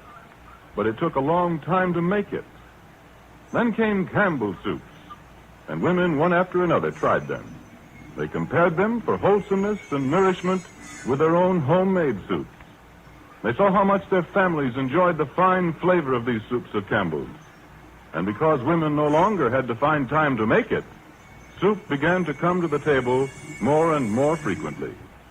Today, soup figures more importantly than ever before in the preparation of sensible, nourishing family meals. And now Orson Welles continues our presentation of the murder of Roger Ackroyd with Edna May Oliver.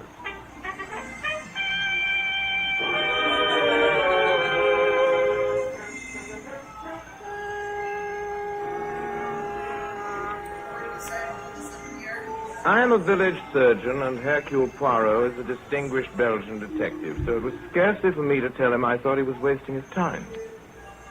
Certainly not for me to tell him that he was getting on my nerves. Not that I didn't admire his extraordinary cleverness and insight. Poirot was right, for instance, about the dagger. Police investigation confirmed his suspicion that the fingerprints on the handle of the dagger were those of Roger Ackroyd, the murdered man, though the position of the dagger definitely precluded suicide. It was Poirot who established that it had not been Parker, the butler, who summoned me on the phone to what had become a house of death. And again, it was Hercule Poirot who made it indubitably clear that nobody had seen Roger Ackroyd alive after 9:30, at which time Raymond, the secretary, had heard Ackroyd's voice in the study. In spite of all this, it seemed to me that Hercule Poirot was making little real progress in solving the mystery of Roger Ackroyd's death. Furthermore, it seemed to me a curious thing for a detective of his self-proclaimed standing to be spending so much of his precious time in idle chatter with my sister, Caroline. I had a very interesting chat with Mr. Poirot, James. He thinks me very intelligent. So you've told me. Is it just a coincidence, Caroline, that on those occasional mornings when the bacon is both warm and crisp, it should be so far away from me that I can't reach it? Too much bacon isn't good for you. No such thing as too much bacon. And I'll be the judge of what's good for me. I rather fancy that at least is something I know best, Caroline. You know so many things, James. You're so self-complacent. That's why it's difficult to talk to you. That's why you get the idea that people are trying to pump you. Some more bacon, please. Poirot says I'd make an excellent detective. Did it? We had a very interesting chat. I wonder if Monsieur Poirot found it interesting. He said I was more valuable than anyone he's met here. He told me a lot about his life, too. About a mad nephew of his. You know that Prince Paul of Mauritania, the one who just married the dancer? Well, I do not know her. You do not know her, and I do not care to hear about her or about his mad nephew either. Did he ask you any questions, Caroline? No questions. We just chatted and chatted. More bacon, please. I have a little theory of my own, James. Mr. Poirot didn't ask me, but he might have. Whom do you suspect? I don't suspect anybody. I know. Parker was here in your surgery the morning of the murder. That place is full of poison. He's sure to have taken some. As a matter of fact, that's been my theory right along. Roger Ackroyd was poisoned in his food last night. Francis, he was stabbed in the neck. You know that as well as I do. After death, to make a false clue. I examined the body, and I know what I'm talking about. That wound wasn't inflicted after death. It's the cause of death. And don't look so omniscient. Next, you'll be telling me you know more about medicine than I do. Perhaps you think you could take over my practice. Oh, don't be ridiculous. You know I haven't a license.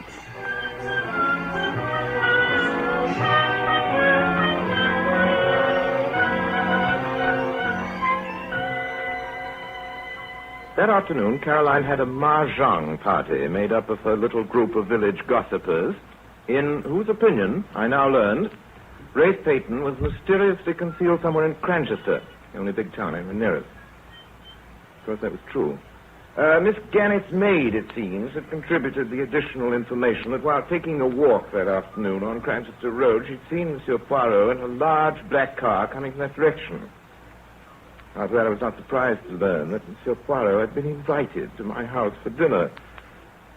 Caroline believes, whenever possible, in getting her information directly from headquarters. A little more raspberry shake, Mr. Poirot. Under no circumstances. I am already a man of a corpulence so great it would hardly become me if I... Well, yes, perhaps, yes. There is no harm in a little raspberry shake. There you are, Mr. Poirot. I beg your pardon, Caroline, if I might have my first helping. Oh, I'll sort this on me, James. There you are. Thanks. Mr. Poirot, sir, what do you think about Rafe Peyton now? What I think would scarcely be regarded as legal evidence in the courtroom, mademoiselle. Dear. You are incredulous, mademoiselle Shepard. I am incredulous. You have a theory, I perhaps. don't have a theory. I know. Oh, Caroline.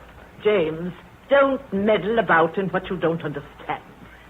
There are several points to this case. Yes, mademoiselle. Point number one. Mr. Ackroyd was heard talking to someone after 9:30. Point number two. At some time during the evening, Rafe Peyton must have come in through the window as evidenced by the prints of his shoes. Point number three.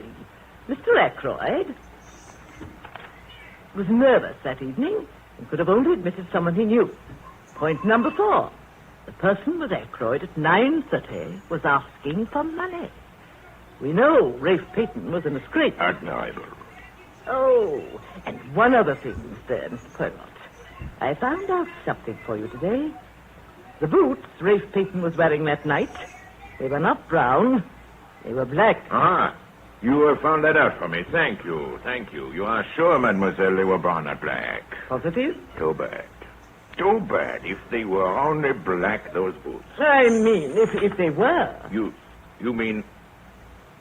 Yes, I understand. Rafe Peyton is guilty or innocent according to whether his boots are brown or black. Really, Mr. Poirot? It could easily be. For murder, there was with Mr. Mason so many motives. First motive, blackmail. Rafe Peyton may have been the man who blackmailed Mr. Thurrow. Reason? His general money needs. The second motive, the certainty of a great inheritance through Mr. Ackroyd's death. And the third motive, Caroline? Very simple. Mr. Ackroyd's violent disapproval of Rafe's proposed marriage to Miss Flora. Well, after listening to you, Caroline, I'd say the case is very black against him. I haven't a case, James. I know.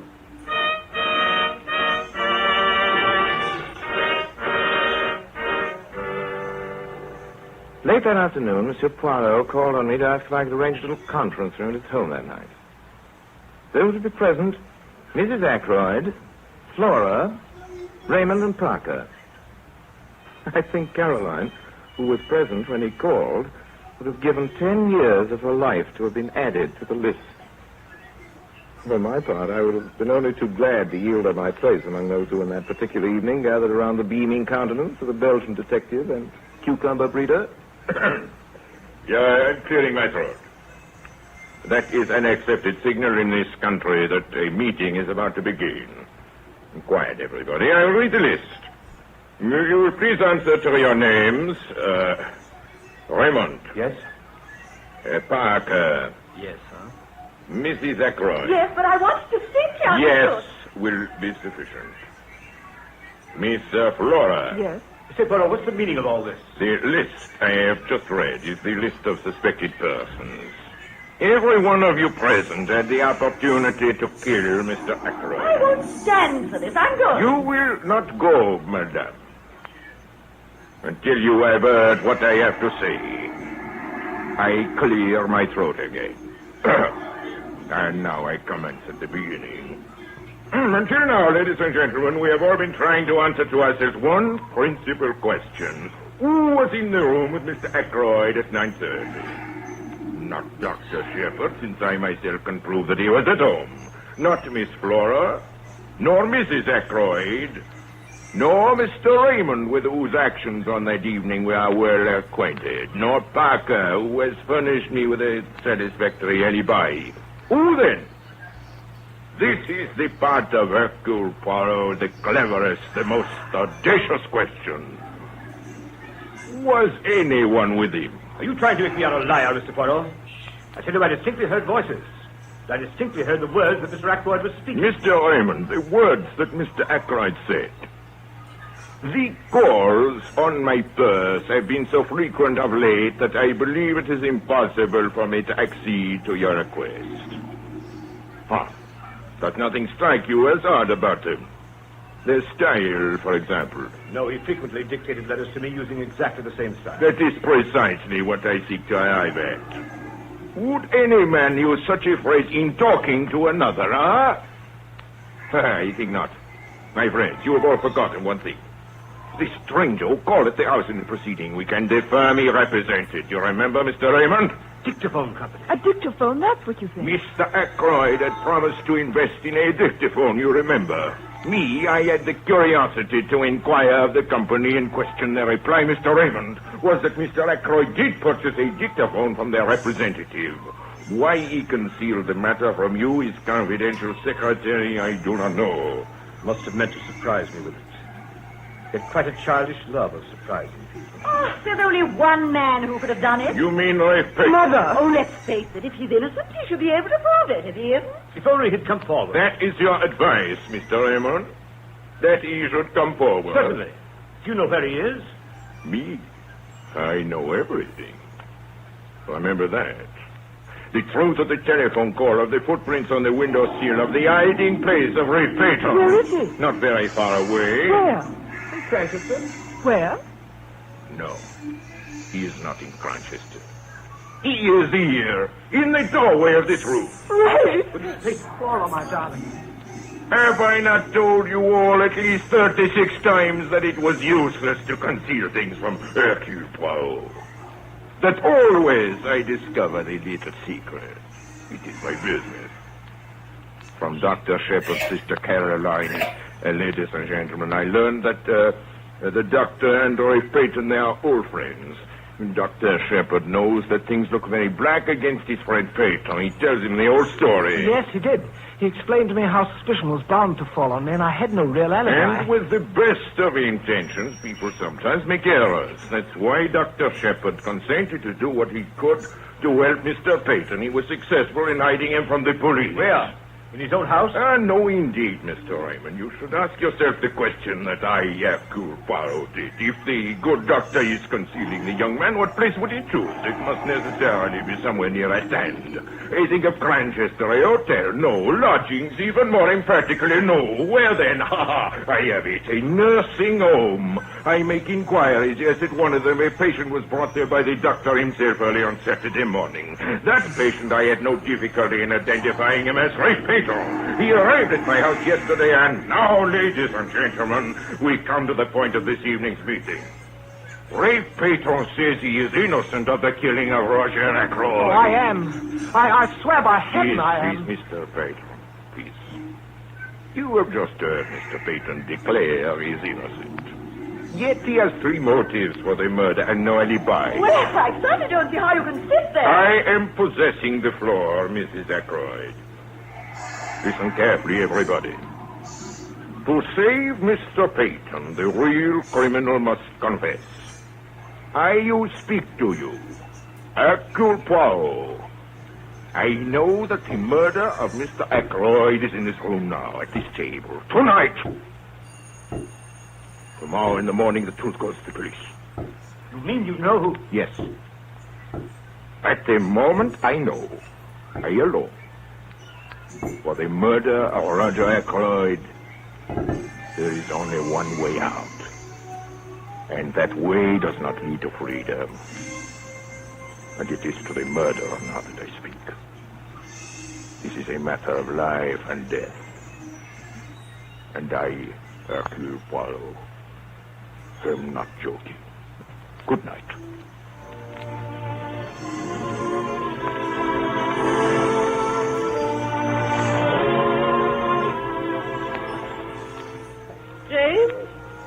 doing out there in the hall? Just hang my overcoat, my dear. Well, aren't you coming in to chat? I'm very tired, Caroline. But at least you can tell me what happened last night. Mr. Poirot told us all about his little gray cells again. Oh, does he think Rafe Peyton is guilty? No.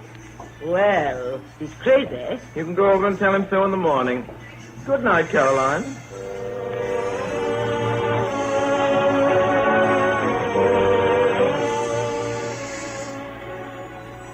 I'm very tired. My arm aches from writing. I've written it all out. Now Peyton will be cleared. As I think back, I'm not quite certain why I urged Ackroyd to read that letter before it was too late. Perhaps I subconsciously realized that with a pig-headed chap like that, it's my best chance of getting him not to read it. His nervousness that night was interesting psychologically. He knew danger was close at hand, yet he never once suspected me as the blackmailer of Mrs. Ferrars. The dagger was an afterthought. I'd thought of a very little weapon of my own, but I saw the dagger lying on the silver table. It occurred to me how much better it'd be to use a weapon that couldn't be traced to me. I suppose I must have meant to murder him all along. As soon as I'd heard of Mrs. Farrow's death, I felt convinced that she'd told him everything before she died. So I went home and took my precautions. The dictaphone he had given me 2 days before to adjust. Something gone a little wrong with it, and I persuaded Ackroyd to have a go at it instead of sending it back. I did what I wanted to it. Took it up with me in my bag.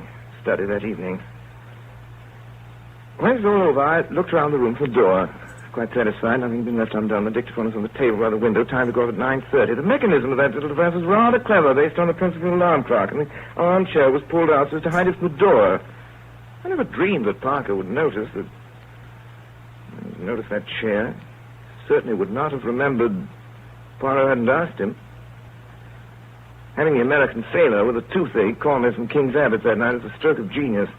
There's no way for anyone listening to have told that it was not Parker. Still don't know how Poirot found that one out. My only regret is about Caroline, and yet I feel I can trust Poirot.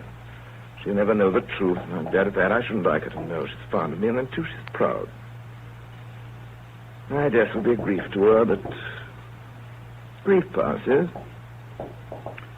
When I finish writing, I shall enclose this whole manuscript in an envelope, address it to Poirot. And now, because I'm tired, take some sleeping powders. Because I'm very tired, I will take more sleeping powders than I should. More than anybody should.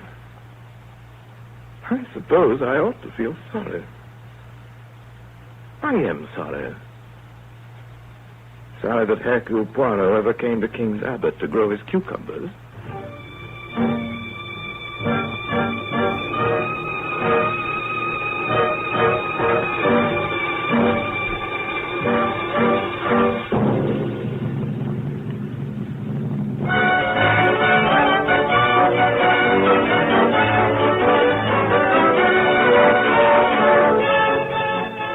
Concludes our Campbell Playhouse presentation of The Murder of Roger Ackroyd. In just a moment, Orson Welles will return to the microphone with our guest of the evening, Edna May Oliver. Meanwhile, I'd like to take just time enough to say this to every woman listening. We at Campbell's know good cooking, and so, of course, do you. Speaking, therefore, as one good cook to another, we'd like you to try our chicken soup. Try it, if you will, in the same friendly yet critical way you'd sample a neighbor's good dish or send in one of your own for her to try. And if you'll do that, I know you'll find this soup deep and full and rich in chicken flavor from the first spoonful to the last delicious drop. Indeed, I promise you, just as sure as you like chicken, you like Campbell's chicken soup. And now here is Orson Welles with Edna May Oliver. Never mind, Orson Welles. What about me, Hercule Poirot? Miss Oliver, have I not the little gray cells? You and your gray cells. If you ask me, I think Rafe Peyton committed the murder. After listening to my explanation so careful? Especially after listening to your exclamation so careful. Now, in the days when I was a detective... Scotland Yard? No, RKO. You and your wonderful murder. Why, when I was a detective, no sooner did I establish the identity of the murderer Then he was murdered, and I had to start all over again. It is well for you, Miss Oliver, to belittle the genius of Hercule Poirot. But remember this. Hercule Poirot always laughs last. Attend. I laugh last. Ha, ha, ha. I accept that as a laugh. Go on. I have observed the proceedings here in the studio, and I have detected a circumstance which has indubitably escaped you are untrained to watch for such things. Almost it had escaped me myself. Not only did I discover that the gentleman who told the story, Dr. Shepard, was himself the murderer of Roger Ackroyd, but I now reveal to you that he was enacted in Mr. Wells' little anecdote by none other than that beloved portrayer of dramatic roles, that celebrated delineator of character, that unparalleled purveyor of protean portraiture, that internationally celebrated... You refer to Orson Welles, I take it, Mr. Wells? I do. Now, I would like to be allowed a little observation of my own. Excuse me, Moreau. Avez-vous la bloom de matin? What? I'm not finished yet. Où est le chapeau de ma mère? That's all right, Mr. Poirot. I just wanted to see if you could really speak French. Attend, Mr. Poirot. I laugh last. Good night, Edna May Oliver. And may I say I hope that this will not be the last time that you will put me in my place in this program.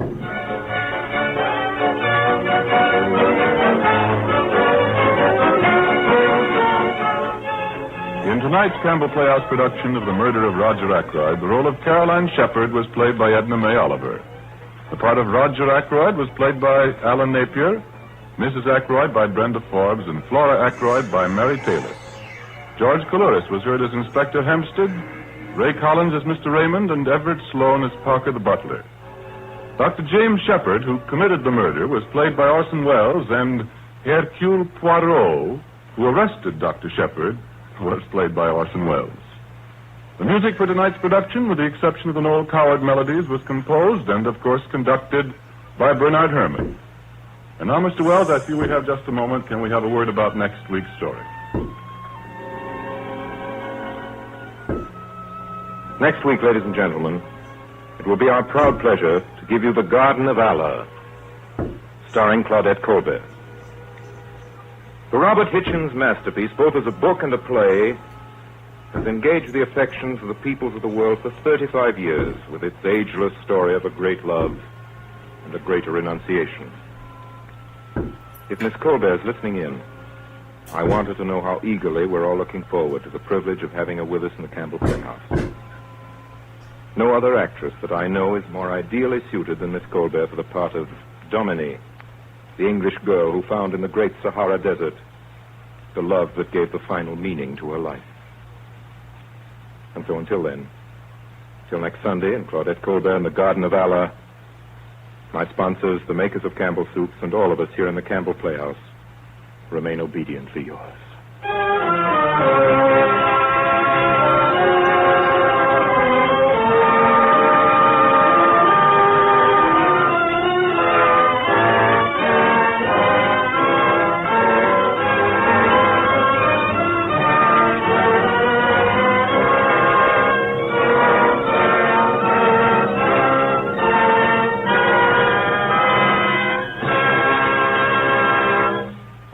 The makers of Campbell Soups join Orson Welles in inviting you to be with us in the Campbell Playhouse again next Sunday evening when we bring you The Garden of Allah with Claudette Colbert as our guest star.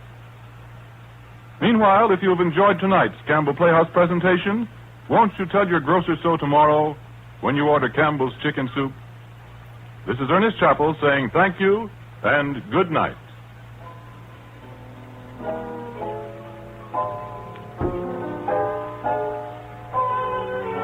This is the Columbia Broadcasting System.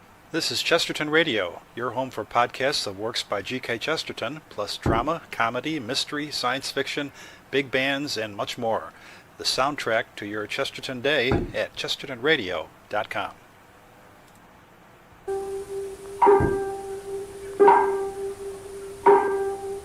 Crime and the little gray cells. These will always catch the criminal. Hercule Poirot, Detective Extraordinary.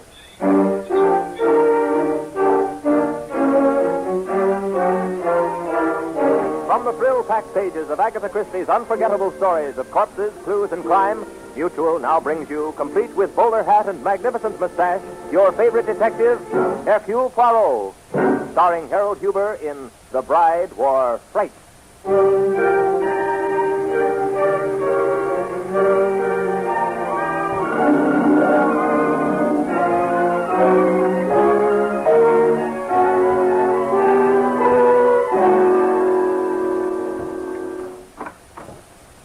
Bien, it's good to get home.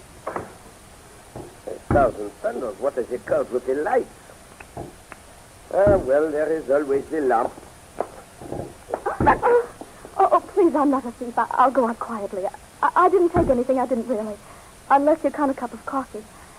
I was so hungry. I'll pay for that. Just let me get out of here, and please don't say anything about it. Please, mademoiselle, give me a moment to think, and let me turn on the lamp and look at you. Oh. Oh, indeed, mademoiselle. Or should I say madame? Inasmuch as you are wearing a wedding gown? No, it's not madame. That's why I'm here. Mademoiselle, I am not a minister. No, you don't understand. I didn't get married. I ran away. They chased me, so I hid in this apartment. And how did you get in? Well, I ran in here because I saw Peter coming around the corner. I ran into the elevator and told the boy to take me to the top floor. And then I went up on the roof. I knew Peter would come after me, and so I climbed down the fire escape, and your window was open. That was most careless of me. Oh, please, you're not going to have me arrested, are you? I'm not a thief, really, I'm not. Mademoiselle, we will discuss that question in due time. Just now, there are many things I do not understand. First, you are in the costume of a bride. Where is the groom? Oh, why, that's Peter. You mean you were running away from your future husband? Yes. But please, that's something I don't want to talk about. May I go now? Well, you may go most certainly, mademoiselle, but have you given thought to where you are going? In that dress, you will most certainly attract attention, and you cannot spend the remainder of the night breaking into strange apartments. I know, but I'm trying to get to my aunt. She'll help me. Then you are not returning to your home? Oh, no, I can't. Oh, hide me, please. No, mademoiselle, that is out of the question. Well, I'll run into the kitchen. That is useless, mademoiselle. But don't you see someone's after me? That, mademoiselle, is a possibility. But hiding will not help. Oh, please don't answer. I beg your pardon, but did you see anything of a girl in the wedding? Why, there you are, my dear Eleanor. Oh, what in the world did you want to run off for? You can't mean to say that I've already begun to treat you badly, even before we're married. I'm not going to marry you, Peter. It's no use. Oh, come along, dear. You're upset. I'm not leaving here. But your father's worried about you, Eleanor. You can tell Father to stop worrying. I've made up my mind, Peter. Darling, think of the impression we must be making on a complete stranger. Oh, he's no stranger. This is a very good friend of mine, Peter. That's why I came here. I want you to meet Mr. Hercule Poirot is the name, Eleanor. Poirot? Yes, the famous detective. And it's surprising that he should suddenly have become such a great friend of yours. Monsieur, you have the advantage of me. You evidently know my name. I'm Peter Cheney. Major Peter Cheney, and this is my fiancée, Eleanor Carlin. You mean I was your fiancée? Eleanor, stop this nonsense and come along with me. We've bothered Mr. Poirot enough. I assure you, Monsieur Cheney, it is no bother. There, you hear what Mr. Poirot is saying? I'm not leaving. You don't mean to say that you intend to spend the night with... And why not? Well, really, Eleanor, you can't expect your father or me to... Monsieur Cheney, come, you flatter me. I am not the man for the ladies. But Mademoiselle Carlin shall be chaperoned. Mr. Poirot, for a man of your reputation, you don't seem to understand the situation. Miss Carlin is my fiancée. Monsieur, it is you who does not understand me. This young lady evidently wishes not to be your fiancée. In addition, she seems to be frightened of you. Ridiculous. Frightened enough to run away from you on her wedding day and break into a strange apartment. She's just upset. Exactly, monsieur. And I think it is your presence that upsets her. I see. Well, I suppose I should have known. This is too good an opportunity for any private detective to pass up. When you saw me and heard my name, you knew there'd be something in it for you. Monsieur, I assure you, you are not very astute. Mademoiselle Carlin, would you be kind enough to telephone your aunt and ask her to stay with you? I certainly will. Now, if I give you a check for $5,000 as a retainer, will you then agree that Eleanor has been acting foolishly and let her come with me? Really, monsieur, you are an intelligent man, but with one weakness. You are evidently under the impression that money can purchase anything. Why not? The check is good, you know. I have no doubt of it, monsieur. Keep it. I am not interested. Mr. Poirot, I am warning you. You're making a big mistake. Mr. Poirot, my aunt isn't in. She doesn't answer. In that case, mademoiselle, we shall have to find another chaperone, eh? I'm Peter Cheney, the big game hunter. Does that mean anything to you? Only that you like to kill animals, monsieur. I've spent most of the last years in South America. The war raised the devil with big game hunting in Africa. I imagine the war must have interfered considerably with your pleasure. You have my condolences, monsieur. Excuse me. Police headquarters. Stevens speaking. Ah, Monsieur Stevens, I have a favor to ask of you. Oh, sure, Poirot. Anything at all short of murder. Well, this is most simple, mon ami. I wish you to spend the night with me in my apartment. I have a young lady here, and... What? A girl? Stevens, you will give yourself bad blood shouting so. I want you to act as chaperone. Oh. All right, Poirot. Anything you say. And now, monsieur, if you have nothing more to say, we shall bid you good night, eh? Oh, yes. Oh, there's one thing. I have the finest collection of human heads in the world. You refer, of course, to the shrunken heads of the South American Indians? Yes, precisely. I found out how to do the job. It's fascinating. My collection is very fine. I was just thinking, your mustaches would add to that collection. An amusing fancy, monsieur. When we have more time, I must show you my scrapbook of criminals I have sent to jail. I do not believe there is a big game hunter among them.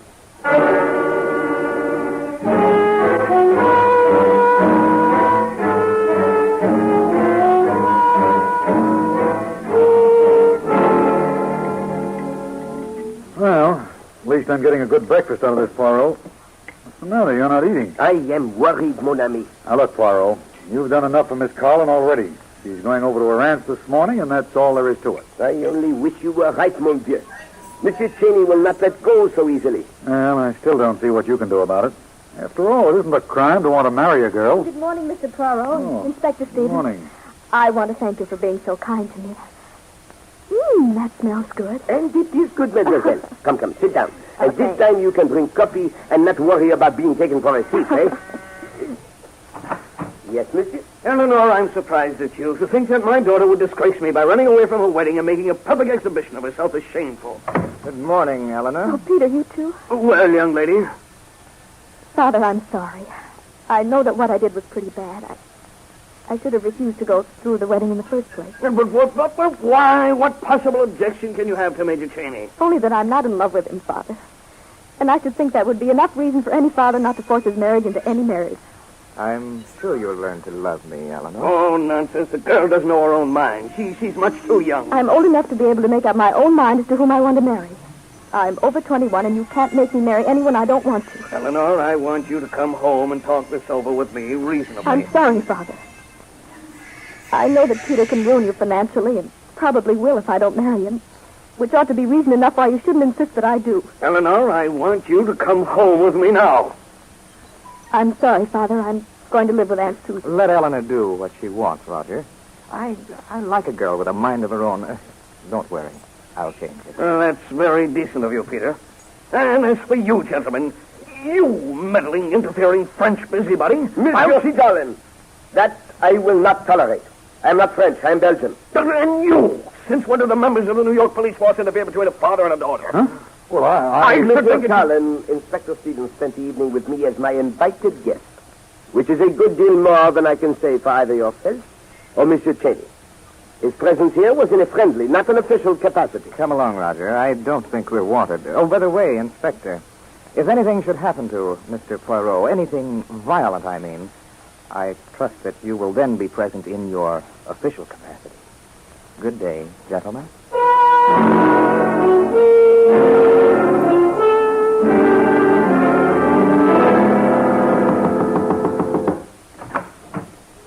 Good afternoon, Pancho. Is Peter in? I will see if the major is in. You may as well tell him, Pancho, that I'm going to sit right here until he sees me. I hear you, Donna. I'll be right with you. Oh, darling, take your time. As long as I know you're here, I'm happy. Donna, darling, I'd never keep you waiting. You know that. Oh, Peter, I knew it wasn't true. And if you think that was a mistake, here. All right, Pancho. Down, Murphy. Down, I say. Oh, you brought Muerte with you. Where I go, he goes. He's well named, Donna. Muerte. You know. I know. Death. Right. I told you not to come here. Peter, I just had to. I couldn't believe that you were going to marry that girl. I am. And now that you know it, you can go right back to South America. Oh, Peter, why? Why do you want to marry her? I assume you asked me that because I never wanted to marry you. You're just like all stupid women. Donna, I'm through with you. You shan't marry her, Peter, because I'm not through with you. Donna, you don't know what you're saying. No, yes, I do. You're not going to marry her, do you hear? Because if you do, I'll go to the police. I'll tell them about Juan. Remember Juan, Peter? He was tied to a tree and torn to pieces by a dog. That dog might have been Muerte. Poor Muerte. He gets blamed for everything. And what about that Englishman? What was his name? Gibson, that's it. He died of a broken neck. You're very good with a bullwhip, Peter. An expert, aren't you? You'd actually go to the police and tell them, Donna? I will. I swear I will if you kick me out. Donna, you really love me. Well, we'll have to be careful, but we can arrange something. Anything, Peter, anything you say. I'll tell you what. Tonight I have something urgent to attend to. You meet me in Central Park late, about, say, 2:30, near the reservoir. Why so late? Are you... Because I won't be through until then. Peter, if this is one of your tricks, I'll tell the police everything I know. Oh, don't be foolish, Donna. If you'll just meet me, I assure you that won't be necessary.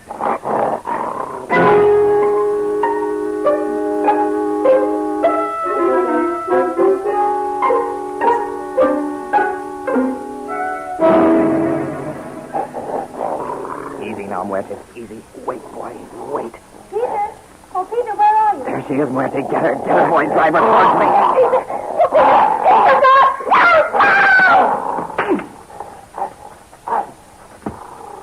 Muerte, quiet. Heel, boy, heel. Good dog. That's a fine dog. Come on, boy. Now we can go home.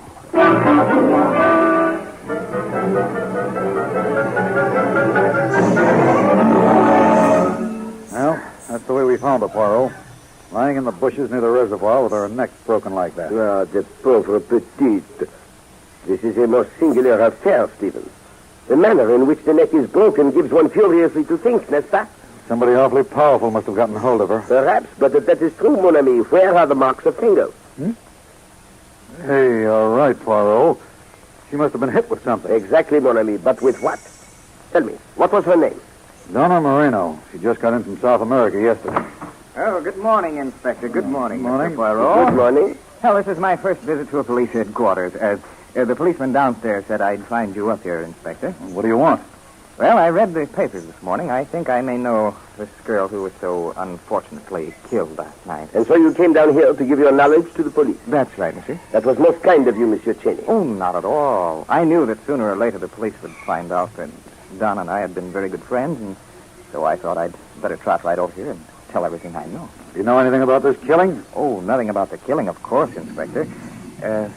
Donna had a lot of friends in South America, and a few enemies, too. Did you know that Mademoiselle Donna was coming to New York? I hadn't the slightest idea of that.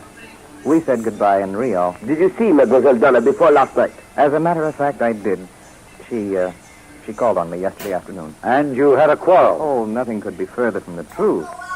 She'd heard about my unfortunate experience at my wedding, and she came to sympathize with me. It is terrible, Lester, that such a fine, sympathetic young lady should have met death in such a horrible manner. It's awful that she died at all, but tell me, how did poor Donna die? Her neck was broken by some instrument, snapped like a matchstick. Mr. Cheney, do you know anything about the bullwhips used by some of the gauchos in South America? Oh, I should say I do. Why, I'm an expert with a whip myself. That is most interesting, monsieur. I'll say it is. Now, this girl died about 2:30 this morning.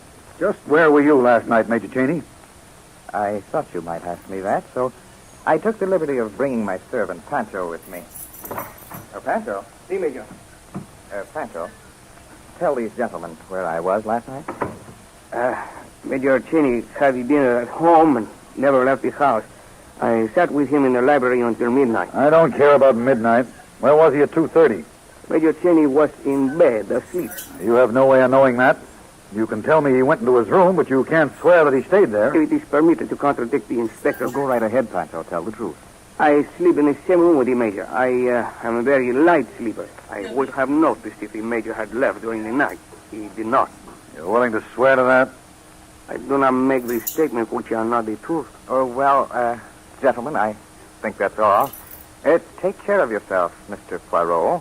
Evidently, there are some dangerous people loose in this town. For the first time, Monsieur Cheney, I find myself in complete agreement with you. Do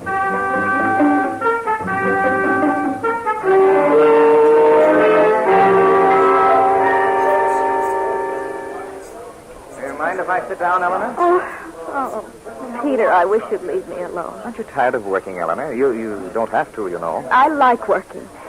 And inasmuch as I only have an hour for lunch, I'm sure you'll forgive me if I start Oh, of course, of course. By the way, I wouldn't bother about hurrying back to the office if I were you. I certainly don't intend to be late. Oh, it doesn't really matter. You work for the Lee Construction Company, don't you? Why, yes, I do, but... I have an idea that they're not going to require your services after today. So you managed to get them to fire me. Yes, Eleanor. And I'm telling you that I'll do the same with every job you get or try to get. I like a woman who fights, but I like to show them I can fight, too. Oh, Peter, I don't want to fight. I just want you to leave me alone. You know this is going to be fun. When I was in South America, I think I enjoyed the thrill of tracking an animal more than the actual kill. Peter, this isn't a game with me.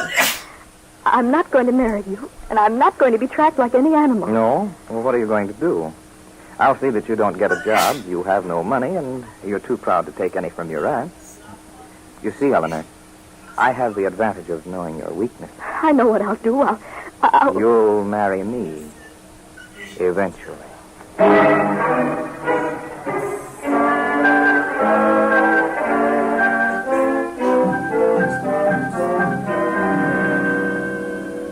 Poirot, I've sat in your apartment many times when we were working on a case, but I've never known as much as I do now and yet felt as helpless. Then you do know the murder of Mademoiselle Moreno, mon ami. Sure, don't you? Yes, it is a certainty. And the devil if it is, we can't do a thing. I don't dare arrest that Cheney guy. I haven't got a case. That phony alibi is perfect. No alibi is perfect, mon brave. Monsieur Cheney is a murderer, and he must be punished. Yeah, but how? Poirot, I tell you, the DA wouldn't even take the case to court. What have we got to go on? Well, the fact that Monsieur Cheney knows Mademoiselle Moreno, the fact that she visited him on the afternoon of her death, and the fact that Monsieur Cheney is an expert with a bullwhip, the weapon by which Mademoiselle Moreno was killed. Yeah, but all that's the flimsiest kind of circumstantial evidence. Put all that against his alibi, and we're licked. In this instance, mon cher Stevens, I agree with you. Good afternoon, Mr. Poirot. Hello, Inspector. You do. Seems I come running to your apartment every time I'm in trouble. Yeah, Mademoiselle Carlin, it is a pleasure to have your company. Although the inspector and myself regret that you are in difficulty. It's Peter again. He won't let me alone. But I don't suppose you're interested in hearing about my trouble. But indeed we are very much interested. Now, careful, Poirot. I don't want to get sued for libel. That's something this Cheney guy is perfectly capable of doing. You mean Peter's in trouble with the police? That is just the point, mademoiselle. Monsieur Cheney is not in trouble, but he should be. Why? What has he done? First, what has he been doing to annoy you? Well, he's gotten me fired from my job and threatened to keep me from working. And he seems perfectly able to do it. Christie Stevens, this Cheney must be checked. Yeah, but how? What has he done? He is a murderer, mademoiselle. Of that we are perfectly certain. But he is diabolically clever. He has found a simple way of committing murder so that we know he has done it, and yet we cannot prove it in a court of law. Now, please don't tell anybody, Miss Carlin. Oh, no. I can't tell you how we're going to handle him, though. He has an unbreakable alibi. Mon ami, he has, therefore we must break it. And I think I know how. Well, are you going to let me in on this? Most certainly, mon vieux. Mademoiselle, you said that Monsieur Cheney still wants you to marry him? Yes, and it frightens me. That I can understand, mademoiselle. But that makes me believe that we can start to begin to arrive in the vicinity of somewhere. I beg your pardon? What did you say? Carlin, that means he has an idea. Exactly, mon cher Stevens. The little gray cells have found a way. What are you going to do? First, I am going to the Museum of Art, mon vieux. And if I find what I seek, then I go to pay a call on Monsieur Cheney.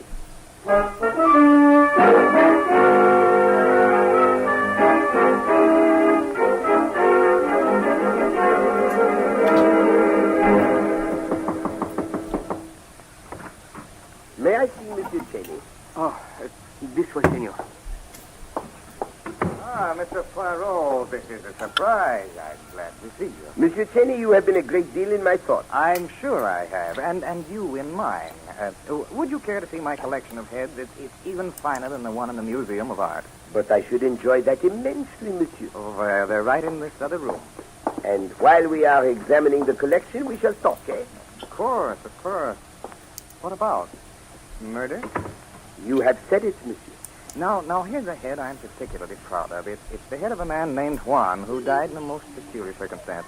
Some animal had chewed him almost to pieces, yet you can hardly see the trace of a scar. Perhaps he was murdered, monsieur. Well, now, what makes you say that?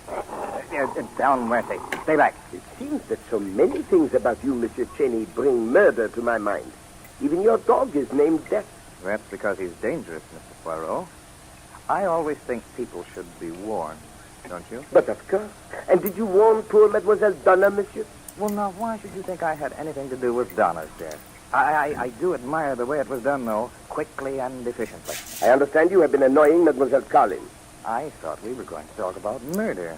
Oh, now, here's another fine example of the art of shrinking human heads. Murder and marriage, monsieur. I just thought it fair to warn you that I will not allow Mademoiselle Collins to marry a murderer. Good for you, good for you. I wouldn't want Eleanor to marry someone like that either. Monsieur, I am saying that I know you are a murderer. I am also saying that I will not permit Mademoiselle Collins to marry you even if she wants. And I'm telling you that it's none of your business. And, Monsieur Cheney, I shall do everything in my power to help Mademoiselle Collins, financially and otherwise. You will persist in sticking your neck. And you break necks that are in your way. N'est-ce pas? Sometimes. But listen, Mr. Poirot, I have too much respect for you to want to quarrel. I'd like to get together when I've had time to think this over, and maybe we can talk more reasonably. Anytime you say, monsieur. Well, frankly, I'm too upset now to be able to think clearly. Shall we say, tonight at 11? Consider it said, monsieur. Shall we meet here? No, I'd rather not. Oh, come. Surely you are not going to ask me to meet you in the park. Oh, no, of course not. I don't think you would anyway. Not without being followed by a good number of police. And you would not like that, monsieur? I think our meeting place should be private, don't you? By all means, monsieur. I have it. There's an old hot dog stand out on Long Island, been abandoned for quite a while. Just a few miles east of Bayville on Route 19. It's in the midst of a vacant lot. Nothing around for miles. You can see anyone coming miles away. How about meeting me there? Monsieur Cheney, you have an appointment.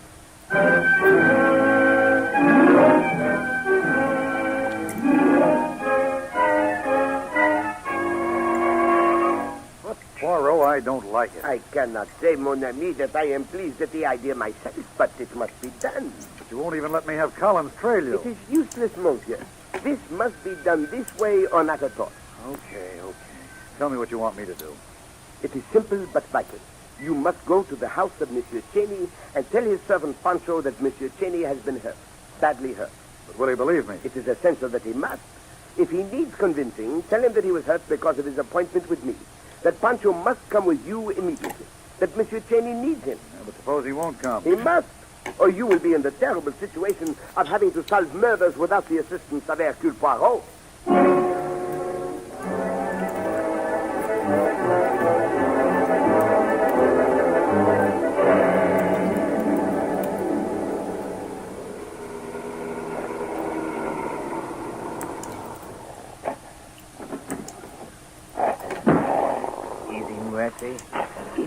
Easy, boy. Wait a minute. Bonsoir, Mr. Cheney. Is that you? Down, Murphy. Down. Good evening, Mr. Poirot. I'm glad to see you came alone. Don't stay so far away. Come up a little closer. I do not like the actions of your dog, monsieur. No? Well, I don't think he likes you either. Get him, Murphy. Get him. Come, Monsieur Cheney.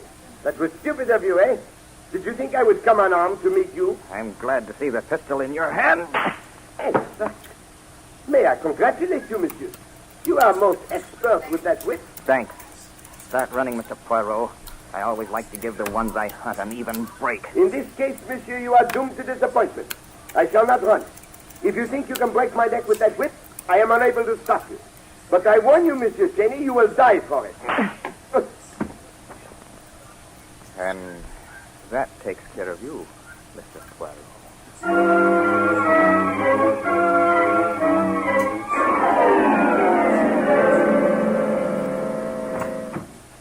Come in, Mr. Cheney, and sit down. Oh, thank you, Inspector. I seem to be spending a good deal of time at police headquarters lately. I'm warning you, Cheney. I'm holding you for the murder of Hercule Poirot. Anything you say may be used in evidence against you. Oh, don't be ridiculous, my dear Inspector. Oh, what is this, a joke or something? If it is, it's in very bad taste. Stop stalling, Cheney. I've got you dead to rights. I begin to see. This is evidently a trap of some kind. Mr. Poirot pretends to be dead while you... I've arrested a lot of cold-blooded killers in my time. But I tell you, I've never been as vindictive towards any of them as I feel towards you. You not only killed a great detective, but the best friend I ever had. Before you go any further, Inspector, I'd like to warn you that I'm going to sue you for false arrest and libel, or else have you put in an insane asylum. I suppose you're going to tell me you were home all night and your servant Pancho was prepared to swear to it. That's exactly what I'm telling you. Okay, that's it. That's all I wanted to hear. Come in, Pancho. Oh, Pancho. Will you please tell the inspector where I was this evening? Well? Pancho, what's the matter with you? Tell the inspector where I was. Please to forgive Pancho, Major. I cannot. Have you lost your mind? Tell him, Pancho. No, it's not Pancho's fault, Cheney. He can't tell me because I was with him every minute this evening from 10:30 on. What? Yes, that's it. Poirot knew you'd try to kill him the same way and create the same alibi. He took a chance and laid down his life in order to trap you. Well, it's too bad I didn't foresee that. But at least I got Poirot. I'm glad you see it that way. Here's a confession on the Moreno killing, too. Yes, I did it. Just too bad, Pancho, that you weren't a little smarter. I'd have gotten away with the Poirot killing, too. Pardon, Monsieur Jenny. Poirot? What? That is one murder you would never have gotten away with. But, Poirot, I thought... You thought I was dead, mon ami. I intended you should. In no other way could you have played your part so convincingly. I never missed with that whip. And you did not miss this time, Monsieur Jenny. However, you neglected to find out whether or not I was wearing a steel collar. A steel collar? A steel collar. The Museum of Art has one of the finest collections of 15th century armor in the world. I was fortunate in finding a collar that fit me. It was most uncomfortable, but most effective. Poirot, I'm certainly glad that you're alive, but don't ever do that again. What, mon ami? Make believe I am dead? No. Hide in my office without my knowing it. It would make me look like an awful fool in front of the commissioner.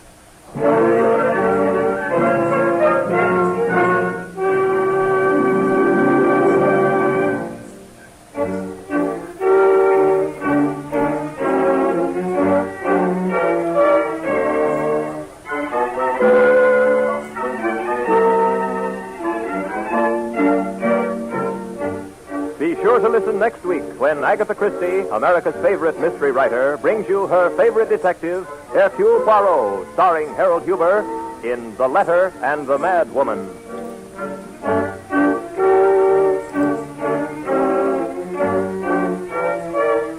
Music for Hercule Poirot is composed and conducted by Sylvan Levin. The program is directed by Carl Eastman. This is the Mutual Broadcasting System.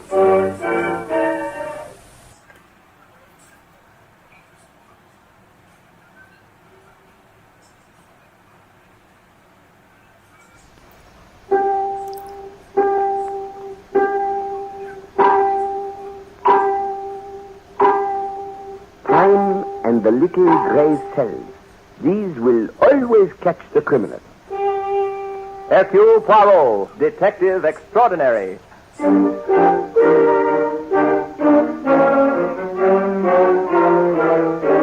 the thrill-packed pages of Agatha Christie's unforgettable stories of corpses, clues, and crime, Mutual now brings you, complete with bowler hat and magnificent mustache, your favorite detective, Hercule Poirot, starring Harold Huber in Murder is a Private Affair.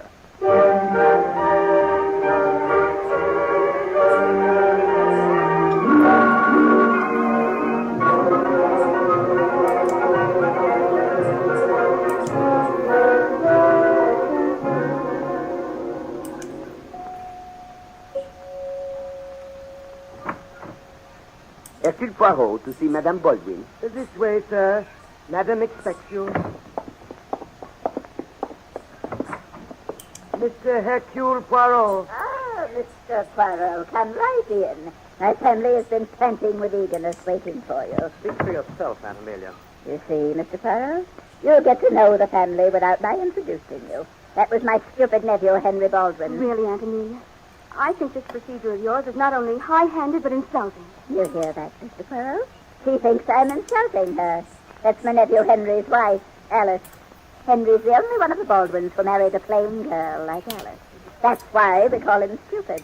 One reason, at any rate. Excuse me, madame, but I do not see the place of Hercule Poirot in this what appears to be a family squabble. Your place is where I tell you. You get your check for this little matter. Madame, when you sent for me, I thought you might be in difficulty. I see now that I was mistaken. Au revoir. Just a minute, Mr. Poirot. Madame, I have fortunately attained a place in my profession where it is not necessary for me to be insulted by impolite ladies, nor to watch this same lady inflict insults, deserved or not, upon her family. Good for you, Mr. Poirot. Thank you, mademoiselle. Sorry if I was rude, Mr. Poirot, but it's partly force of habit and partly annoyance. Also, I take it as one of the privileges of the oath. Will you forgive me? But of course, madame. I brought you here to solve a murder, quietly and with no fuss. Madame, I suppose you realize that is a most amazing statement. Murder is never quiet. Exactly. And I'm not going to have this fine old house of mine tramped on by a lot of heavy-footed policemen with photographers taking pictures all over the place. Madame, it is difficult to follow you. Do you mean that there has already been a murder, or that you suspect there is going to be one? Both. My maid was killed this morning, and I am going to be killed as soon as the murderer thinks it's safe. Madame, this is a matter for the police. Oh, fiddlesticks. There's no necessity for the police. The whole thing can be settled today. How, madame? Very simply. My maid was killed because someone of my family mistook her for me. Mother, Quiet. I may be old, but I'm not a doddering imbecile. Not yet. And what leads you to make this assumption, madame? Mr. Poirot, I may not be a detective, but when an old lady in her 70s has a fortune of $6 million to be distributed upon her death to the members of a greedy and inflation family... Mother, I've stood all I'm going to. I don't know what the rest of the family's going to do, but I'm getting out of here. Go right ahead, Lawrence, my son. But remember, the murderer of Marie is going to the electric chair. Madame, I do not know what has been going on in this house. But once again, I strongly advise you to call the police. Well, Lawrence, if you're going, please close the door gently behind you. Mr. Poirot, are you going to take this case? I can scarcely answer that, monsieur, because as yet I do not have the facts. It's very simple. May I, Mother? Certainly, as long as I'm here to see that you tell the truth. Well, this morning, Mother went into the pantry to prepare the coffee and found her maid, Marie, stabbed to death. She immediately jumped to the insane conclusion that some one of us had done it. Mr. Poirot, it's well known that I insist on preparing my own coffee every morning. All the members of my family know it. There was no one in the house except the servants and the people you see in this room. Well, today I overslept, something I haven't done in years. And when I went down to the pantry, I found Marie. She's very much like me, approximately the same age and build. But, madame, I still do not see why you do not call the police. It's very simple, Mr. Poirot. I know that someone in this room is a murderer, and I want you to find out which one it is. And then, when you've discovered the murderer, he or she will commit suicide, and we'll simply give the story to the papers as a double suicide. That will clear everything up, and... Where are you going? To call the police, madame. Your suggestion is not only vicious, but also it is against the law. Mr. Poirot, you are brought here on a confidential matter, and Murder, madame, is never confidential. Jenkins, I told you we were not to be disturbed. I know, madam, but this is about Marie. Marie? What about her? She's dead. Yes, I know, madam. But Marie, or rather, her body has disappeared. It's no longer lying in the pantry.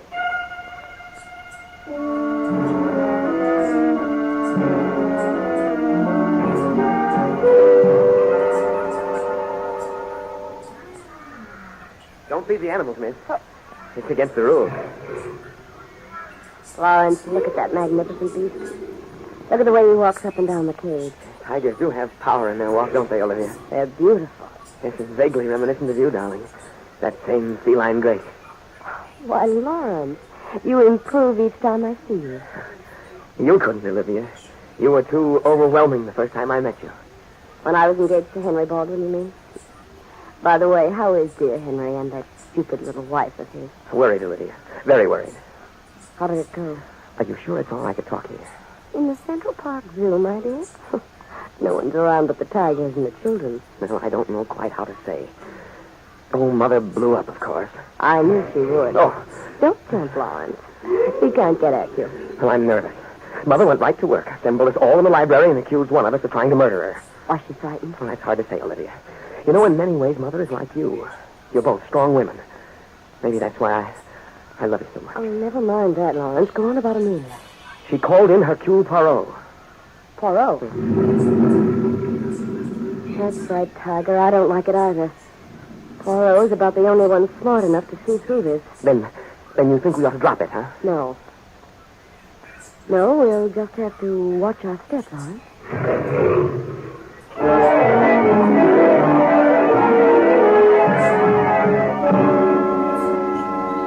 I don't know, Poirot, but I swear that sometimes I think police headquarters is a much quieter place when you weren't in New York. Oh, come now, mon cher Stephen.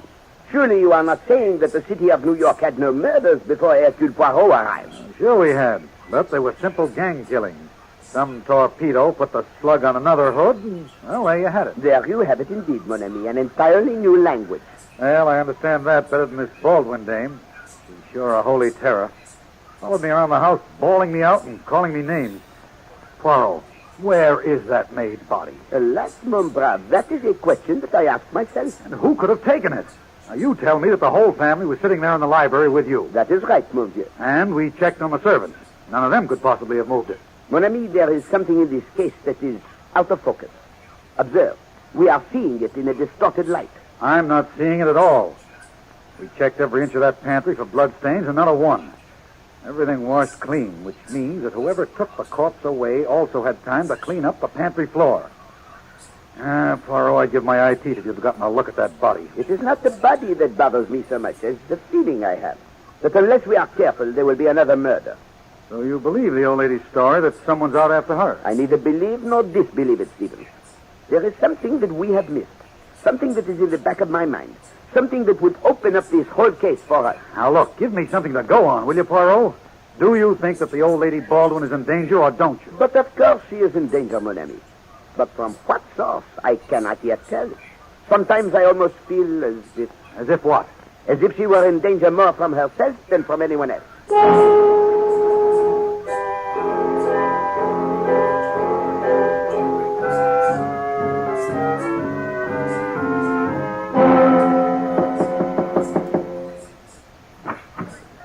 Mr. Hercule Poirot, madam. Oh, let him come in, Jenkins. This way, sir. Bonjour, madame. Good day to you, Mr. Poirot. I suppose you've come back here to do some more snooping? Madame, for a woman who has just stated that she was sure an attempt was made on her life, you are singularly unafraid. What good will it do me to be afraid? Certainly I should be if I felt that I had to depend on either you or the police.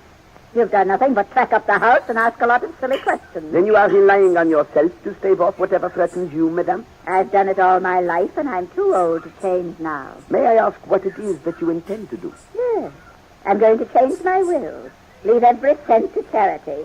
That ought to stop the wolves from howling for my blood. I ask myself, madame, if they were howling before today. What? What do you mean? Of course they were. Oh, excuse me. Hello? Hello, Amelia. Who is this? Not a friend, Amelia, not a friend. Aren't you frightened? Listen to this, Mr. Poirot. No, why should I be? You were right to know Marie was killed by mistake. But perhaps that was all for the best. Now you know we mean what we say. And who is we? Shall we say your creditors? You'll have to be more specific than that. I'm afraid I can't, and I haven't much time. Amelia, you're lucky to be alive. You won't be unless you give us $50,000. You won't get it. We'll mail you instructions as to how we want it and when and where. You're wasting your time, whoever you are. I think not, Amelia. I think not. Marie died quickly and painlessly. But there's no reason why you shouldn't be longer about it and suffer. Think it over. There. You still think that I'm fooling you, Mr. Poirot. You heard that? No, madame. This telephone call gives one furiously to think, eh? So maybe some good will come out of your thinking. Madame, you are a strong-willed person. May I advise that you either leave the city for a short time or take police protection? Oh, nonsense. I don't scare easily. And I won't have the police tramping around this house. I thought you said you had an idea. That is quite true, madame. But my idea simply tells me that there have been evil forces unchained in this house. Well, I told you that. Au revoir, madame. And please, if you will not heed my advice, make sure you bolt your door.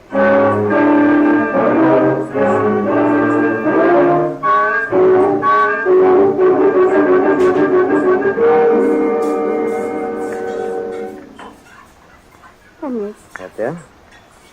Say, this is exceptionally good coffee tonight. Thank you, darling. I married a good cook, didn't I, Alice? Yes, Henry. You married a good cook. Henry. Yes, dear? Oh, nothing. Come on. There's something bothering you. I can see it with that little worry line between your eyes. Henry, why did you marry me? Oh. So we're back to that again, huh? Yes, we're back to that again. I was Alice Lennox, a plain little girl, and you were Henry Baldwin, nephew of the great Amelia. So it was all wrong. You mean you don't love me, Alice? Not love you. Henry, you know I'm so mad about you it hurts. It's just that I can't understand why you married me. I love you, darling. And what about Olivia? Oh, Alice, that's just part of my wild oats.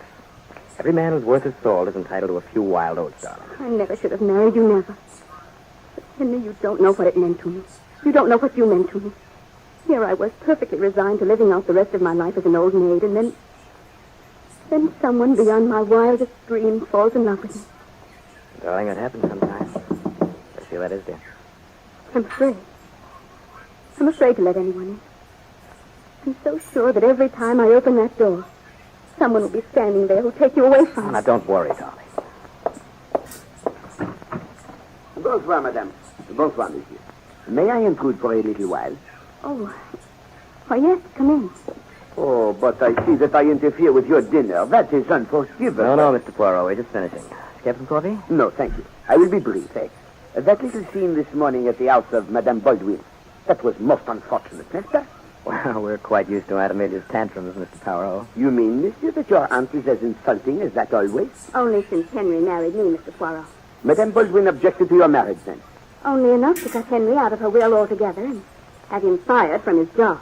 Ah, yes. Madame Baldwin is a stubborn woman. Well, this was one time that she didn't get her way. I married Alice and not Olivia. Pardon? Olivia? Olivia Wilson, the actress. You've heard of her? Not until now, mademoiselle.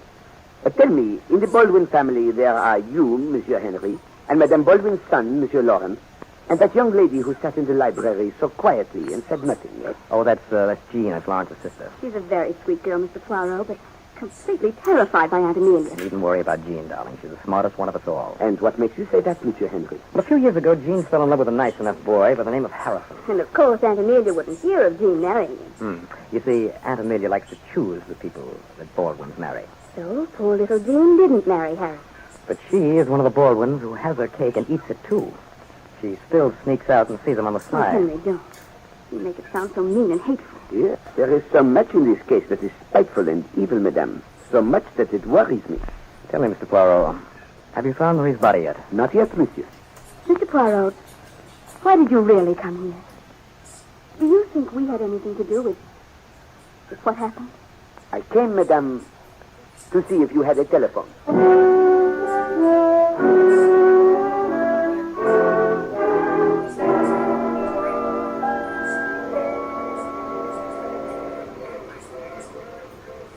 Poirot, will you please tell me why we're on this train heading for a little town like Boonville? Because, mon ami, as I have already pointed out, Boonville is the home of Madame Baldwin's maid, Marie. Look, Poirot, there are some things I just won't believe. I've been a cop for over 15 years now, and I know that one of the toughest things to do is get rid of a body. Bodies just don't disappear into thin air. Très bien, Stevens. You are on the right track. Continue. I am? Well, the way I figure it is this. No one of the family could have stolen the body. Precisely, mon ami. Now you are making good use of the little gray cells. And no one of the servants could have taken it. My congratulations, mon brave. Yet here we are on a train, which means that somebody not only grabbed the body and washed the pantry floor, but they shipped the body off to Boonville. No. It is here you go wrong. Oh. Regard, Stephen. I once told you we had the wrong view of this case, eh? We were looking at it from the wrong angle. The center of this is a selfish, dominating old woman ruling a family and being hated by this family. What's that got to do with Marie's body? In a way, everything. You have just said that no one could have taken the corpse, and you were right. And yet the body was taken away and the floor washed.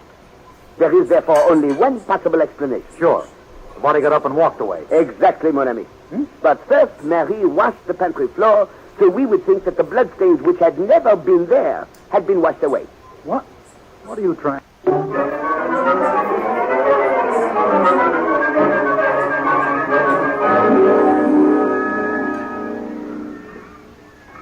morning, Lawrence. Good morning. I've been waiting here for you for some time. I rather expected you'd be late after reading the morning papers. What do you mean by that, Olivia? So you really did it, darling. You know, I'm beginning to admire you more and more. Now, stop it, Olivia. You know I had nothing to do with Mother's death. Oh, Lawrence. You can break down and tell me the truth. After all, it's strange that it should happen just the way we planned it so many times. Stabbed in a bedroom, no one around. Olivia, you're crazy. I tell you, I didn't do it. Have it your own way, Lawrence, but he doesn't seem to believe you either. Olivia, I won't have you talking this way. Well, then, Lawrence, darling, tell me who did do it. And don't say it was a bird. I don't know. I swear that's the truth, Olivia. I don't know who did it. And what are the police doing about it? Oh, they've been all over the house. Told the family that none of us could leave town. They even had Henry and Alice over and questioned them thoroughly. Was Poirot with them? Yes, but he didn't say much. Just went around shaking his head and peering into corners. But why are you so interested? You... Olivia. What, darling? Olivia, where were you last night? You broke a date with me. So I did. Olivia, where were you? Oh, Lawrence, you're stupid to ask me. You won't like it when I tell you. I want to know, where were you? All right. I had dinner with your biggest rival for my affections, Stuart Charles. And a very interesting dinner, too. I don't believe you. It's easy enough to check. Just call Stuart, not? Lawrence, that man over there with the mustache. Quick, who is he? Where? What? Why, that's it. Poirot, of course. Yes. Oh, you fool, you stupid, blundering fool. You let him follow you here. But, Olivia, I didn't know. You can't blame me. listen. We're going to walk out of here together. When we get to Fifth Avenue, you can turn downtown. I'll turn uptown. After that, I don't care what happens to you. But I promise you one thing.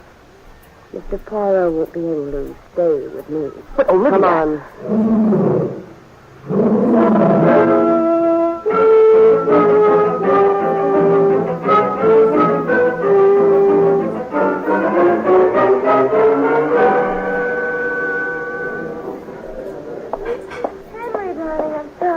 But I had to get rid of a man. As I remember it, Olivia, that was always your trouble. Oh, but this is different. A different kind of a man. As a matter of fact, I got rid of him mainly because of you. Well, now, that was very considerate of you, Olivia. But you seem to forget that I don't object any longer if you bring someone else along when you meet me. I didn't bring him along, darling. He was following me. And his name was Poirot. All right, Olivia, what do you want? Information. Tell me how you killed Amelia. Even if I had, I wouldn't be fool enough to tell you. Henry, don't you ever get bored with that dull wife of yours? That is an interesting question, Mademoiselle Olivia. Oh. But I feel that I can give the answer. I was sure I'd shaken you off. But of course, that was the impression I wanted you to have. What's the big idea, Olivia? Is this something you're trying to spring on me? Monsieur, I assure you that this is one time that Mademoiselle Olivia is completely innocent. She had no idea when she telephoned you that she was arranging an appointment for 3. Tell me, monsieur, why did you meet Mademoiselle? Why should I? Because it is most important. Mademoiselle Olivia is involved in a plot. In this plot, she has 2 assistants. One of them I already know. The other I am seeking. Well, that's ridiculous. That's the most absurd story I ever heard. A plot. Really, Mr. Poirot, your mind is much too melodramatic. But of course, mademoiselle, we have had a murder and many threats. That is not melodrama, eh, mademoiselle? A murder? Was that 2? Ah, no, only 1. Mary is in perfect health. She's what? And now, will you tell me why you consented to meet mademoiselle? Because of Alice, Mr. Poirot. Oh, Henry, darling, that's funny. It's too funny. Strangely enough, mademoiselle, that is the one reason that I will accept. Thank you, Mr. Poirot. You know how Alice feels about our marriage. She's worried all the time because she thinks she isn't beautiful. How right she is. She has more charm and sweetness in her little finger than you have in your whole glamorous makeup, Olivia. Mr. Poirot, you can see for yourself that this girl is a troublemaker. She's always been that way. And when she phoned me and told me that she had something interesting to tell me, I thought I'd better meet her and see what mischief she was cooking up now. I see. I wonder if you do, Mr. Poirot. I could hardly call your progress startling up to this point. And you are right, mademoiselle. But there have been too many cooks in the mischief in this case. It is time that Hercule Poirot took over the cooking. And I assure you, I shall cook the goose of the murderer.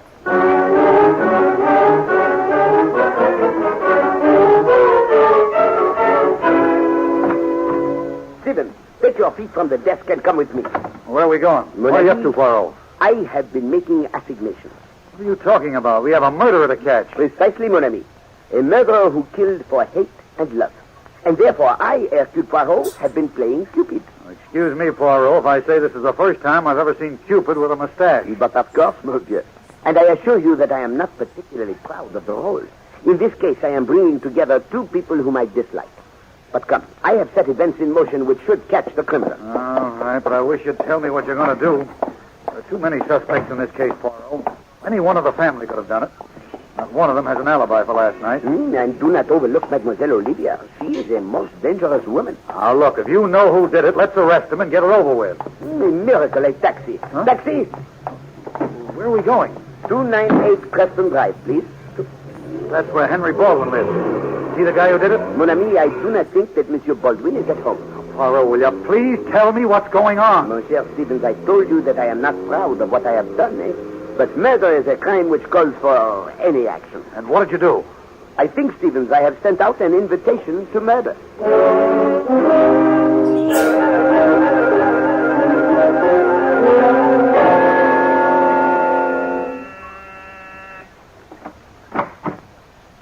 Henry. Why, what on earth brings you here? I'm so surprised I'm forgetting my manners. Come in. Stop acting, Olivia. You know very well you sent for me. Darling, you out of your mind? I did nothing of the sort. I'd hardly send for you when I expect Lawrence in a very few minutes. And I don't think he'll be very pleased to find you here. Well, then what's this, a gag? It's a telephone message, obviously. It says that you're to come over here right away. Henry, I swear to you I didn't call you. Olivia, if you're lying to me... All right, twist my arm. But look at me. Henry, I didn't send that message. All right. I believe you. But who did? I don't know. Somebody is trying to involve us in something. Better get out of here before Lawrence shows up. It couldn't have been Lawrence. I don't care who it was. I don't want Henry, him... Do you think Poirot could have done it? What? Why would he do a thing like that? I don't know, unless he thinks that... Thinks what? That I killed him. Why would he send me a message to bring me here? I don't know. But, Henry, I'm glad. Aren't you? I'm getting out of here. What are you afraid of, Henry? I'm afraid of a lot of things. Of course you are. You've always loved me, darling. You know in your heart you'd have married me in a minute if only Amelia had had the brains not to object to our marriage instead of trying to sew us together. That's not true. Isn't it? Isn't it, Henry? Oh, darling. Lawrence. No, it's not Lawrence. Me, Alice. I can explain, Alice. You don't have to explain, Henry. Just what I always knew. Alice! Henry, make her put down that knife. No, Olivia. I used this knife once before. No, don't say it. Yes, Henry. I killed Aunt Amelia. I always hated her. She was evil. And she hated me for marrying you. She tried every way she could to ruin our life. I never thought of killing her until that dreadful day when someone put the idea in my mind. With Marie. I did that, Alice. We wanted to frighten Amelia into giving us some money. We never thought of murder. Funny, isn't it? You should put the idea of murder into my head. I'm going to kill you, Olivia. You'll never have Henry. You're not going to live, Olivia. Put the knife down, Madame Alice. Drop it. So it was you. It was you all the time. It was you who sent me the note telling me I'd find Henry here. Yes, Madame. I had to make you drop your mask and come out in the open. Reveal yourself. As I said to Madame Amelia the other day, murder cannot be private.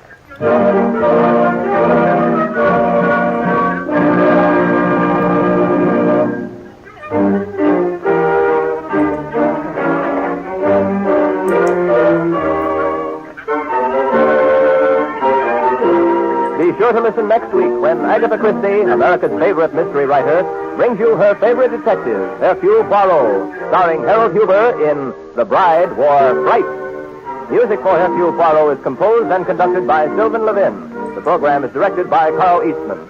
This is the Mutual Broadcasting System.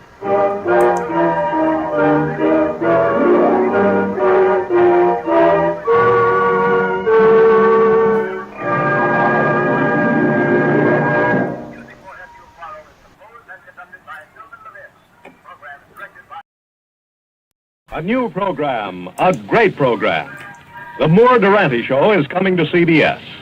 Tune in every Friday at 10 p.m. Eastern Wartime, beginning tomorrow night, for laughs with Jimmy Durante and Gary Moore, and music with Georgia Gibbs and Roy Bargy's orchestra over most of these same stations. A new program,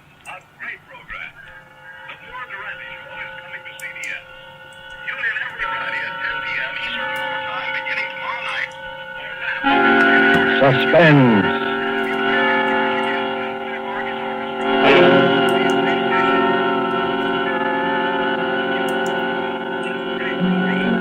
This is the Man in Black, here again to introduce Columbia's program, Suspense. With us again as star is Mr. Orson Welles, in the third of 4 successive appearances for the Suspense audience. And sharing honors with Mr. Welles this evening is a lovely and distinguished Hollywood leading lady, Miss Geraldine Fitzgerald. Our play tonight is from a short story by Agatha Christie. And so with Philomel Cottage, and with the performances of Geraldine Fitzgerald as Alex Martin, and of Orson Welles as her devoted husband, Gerald, we again hope to keep you in suspense.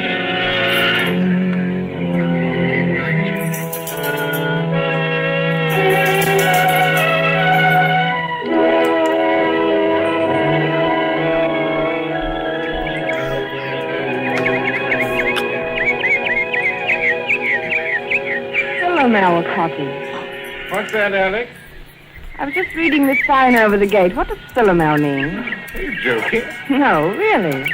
Why, you little cockney. You've been here for 3 weeks and you still don't know. Philomel is another name for the bird that's supposed to sing only for lovers. You've been hearing it every twilight. Oh, nightingale. Of course. That sign, Philomel Cottage, is the main reason I wanted this place for us.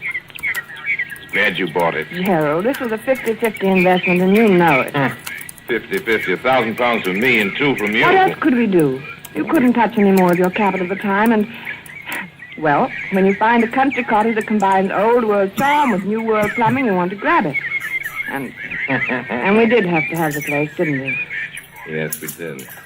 I've often wondered if you went a bit lonely. Lonely? With you? I mean, well, after living the city all your life, pretty much to ourselves, you know. 2 miles from the nearest neighbor. From the nearest eavesdropper, you mean? What an utterly hopeless romantic I married. Well, you can't get out of it now. No. Oh, Gerald, you know what day today is? Today is the 13th. It's our anniversary, darling. We've known each other exactly a month. No, exactly 30 days. Oh, Gerald, really now? No, really. What is it, dear? Do you have the pain again? No. Just indigestion, I think. There. Do you want me to get you your pill? No. Well, there, it's 11:25. Better get on to the village. Now to get that camera equipment. And the human timetable walks through the garden gate. My dear, there's nothing wrong with system, even on a honeymoon. Sooner I go, sooner I get back. Oh, come on, Gerald. Forget your old photography. Why don't you stay and do some gardening? It'd be good for you. Better for old George. He gets paid for it. He's not due again till Saturday. The place will go to rack and ruin. Over my dead body. Goodbye, dear. Don't walk too fast, dear. Remember the last time. Be careful, darling.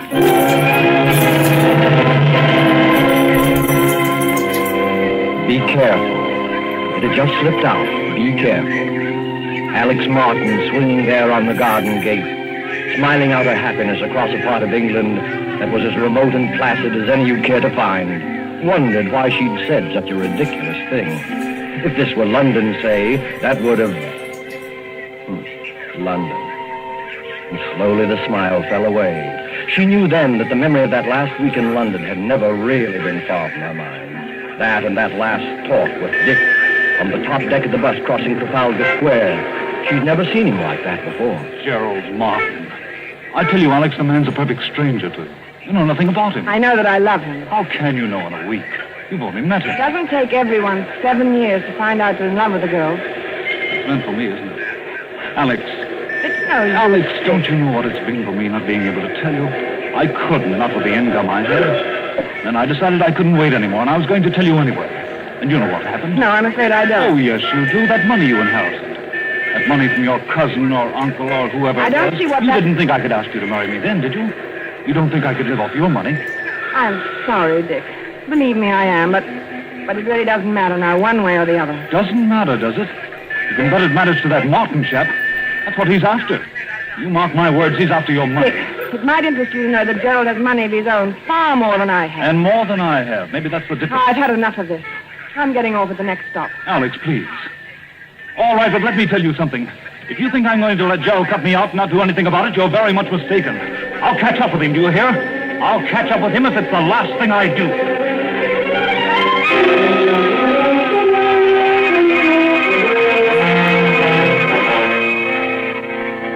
I'll catch up with him if it's the last thing I do. To Alex, that threat of just 1 month ago was merely a heat-of-the-moment outburst of hurt pride. And yet, as she leaned on the gate of Philomel Cottage, it kept echoing in her mind. What swept it away, what brought her back to the rustic idyllic happiness of her life with Gerald Martin, was the ring of the telephone inside the cottage. Who could be calling? Gerald. Gerald had hardly had time to get beyond the turn in the road. Except if something had happened to him. If he'd had another attack. Maybe one of the villagers was trying to call to say that he... Well, she hurried then, and her hand shook a trifle. Hello? Alex, this is Dick. What? Who did you say? Dick? Why, Alex, what's the matter with your voice? I wouldn't have known it. It's Dick. Dick Wonderford. Oh, well, where are you? At the Traveller's Arms. That is the right name, isn't it? Or aren't you acquainted with your village pub? You mean you're here? Yes, I'm on a holiday doing a bit of fishing. Any objection to my looking up you two good people this afternoon? Oh, no. No, you mustn't. Why, Alex. I beg your pardon. Of course, I won't bother you if you'd rather I didn't. I'm sorry, Dick. I only meant that we'd be away this afternoon. Won't you come this evening? Thanks very much, but I'll probably be away by then. Depends upon whether a pal of mine turns up or not. Goodbye, Alex. Goodbye, Dick, and I hope that... Best of luck.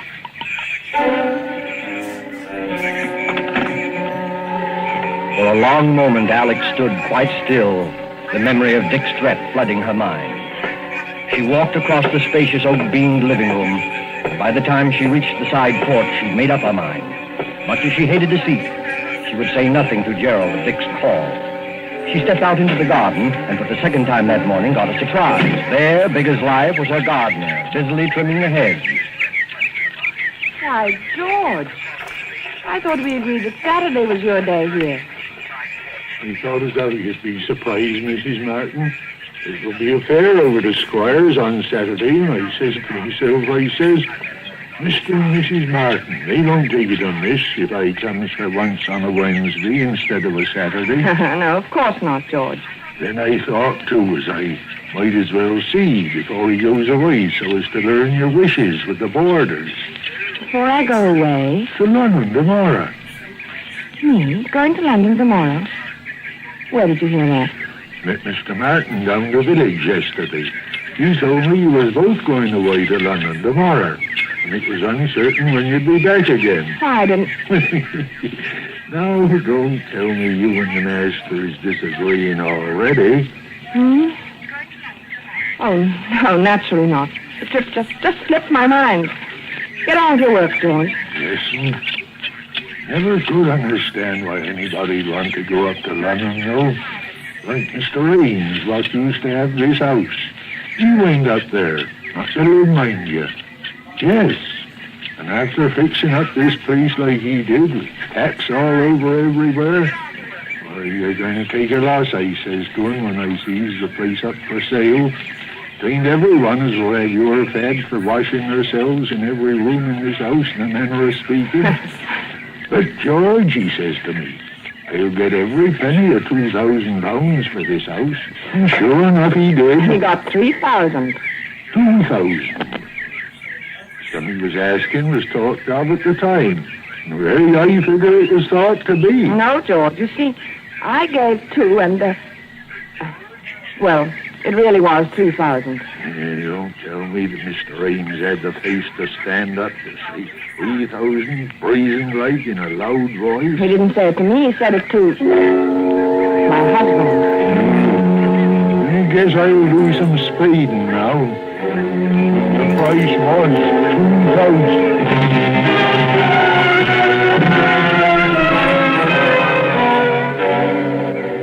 As Alex strolled on across the garden, she was conscious of a thin, vague thought struggling to make itself heard.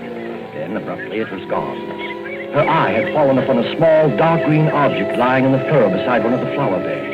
Her husband's pocket diary. She picked it up and opened it, scanning the entries with some amusement, once again reminded of Gerald's enslavement to time and system. It was the entry on page 21 that brought the smile to her face. April 14th. Mary Alex at St. Peter's Church, 2:30.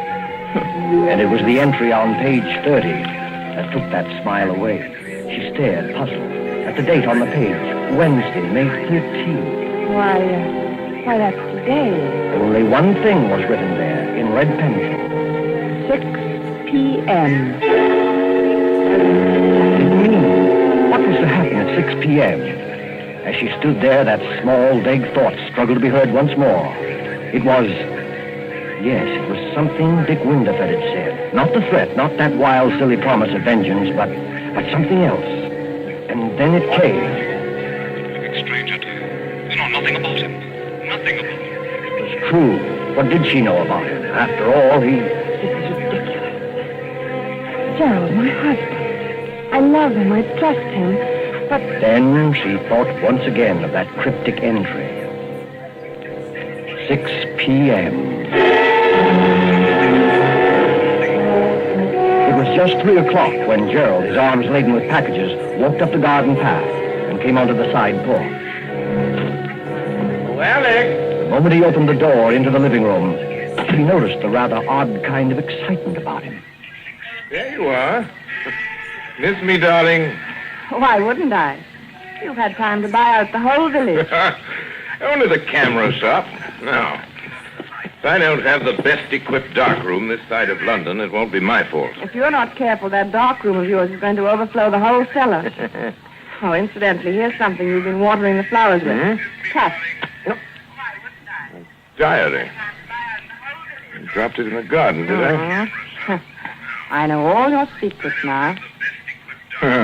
Not guilty. Oh, I'm not so sure. What about your assignation at 6 p.m. today? What? Oh, that. Well, you caught me at last. It's an assignation with a very handsome young woman, quite remarkably like you, in fact. You're evading the issue. Not at all. Simply a reminder that I want you to help me develop some negatives this evening. At 6 o'clock? That's rather a peculiar time, isn't it? Peculiar? Yes, I'm usually preparing dinner at that hour. Well, no harm in delaying it a bit. We might have a sandwich or two and some coffee out on the porch. Before we work on the negatives, you mean? Yes, that'd be pleasant, won't it? You know something, Alex? I've never found anybody yet who could touch your coffee. Oh. Really? That covers Australia and Canada, Oh, too. you and your mysterious past. Why do you say that? No reason, Oh, Gerald, I do wish I did know more about you. Alex, you're serious. I know it's silly, but Darling. I've told you all about me, my boyhood in Sydney, my life in Canada. Yes? I see. You mean love affairs. You women are all alike. Well, but there must have been. There must have been other women. I mean, if only Do you think it wise, Alex, this Bluebeard's chamber business? Let's put your mind on such a subject anyway. Never mentioned it before. I don't know, Gerald. I've been rather upset all day. I imagine I can thank old George for that. The gardener, you mean? He had some ridiculous idea we were going away to London. He said you told him Where so. did you see him? He came to work today instead of Saturday. You fool! Why, Gerald. I didn't get this collar. Oh, Gerald, lie down. Look, lie down here. Here's some water. Here, darling. I'm all right. Oh, I'm sorry, darling, getting you all upset. That's Well, because the stupid old gardener. I made some weak joke to him about you're off to London in the morning. He must have taken it seriously, else he didn't hear properly. You straightened him out, I suppose. Hardly. You know what a gossipy is. I didn't want the whole village to think my husband was leaving me in the dark about his plans. Are you all right now? You told him we were going then. Naturally.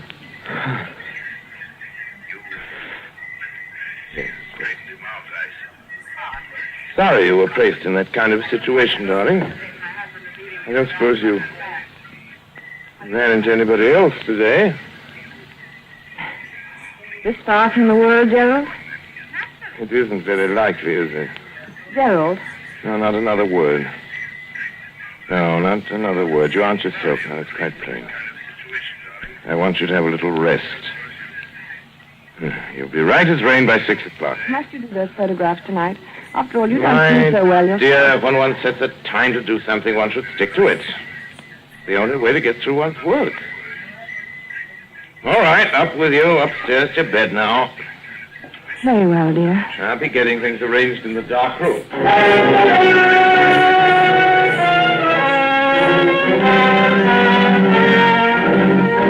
But for Alex, rest was more like a nightmare. Upstairs in her room, she told herself that there was no basis whatever for her state of mind. Still, the turmoil, the doubt, the odd, unaccountable sense of dread persisted and grew until... Stepped out up in the upstairs hallway. Quite clearly, she knew what she must do. Knew she must find some testimony to her husband's past. Something to reassure her. Something to kill that agonizing dread mounting within her. Strangely, she remembered that single locked drawer in Gerald's bureau. She tiptoed to the door at the head of the stairs, opened it, and entered her husband's room. The key, yes, the key. If only she could find the key that locked the drawer. But there was none in sight. She moved to the wardrobe, went through his coat pockets, and then there at her feet, there on the floor, she saw it.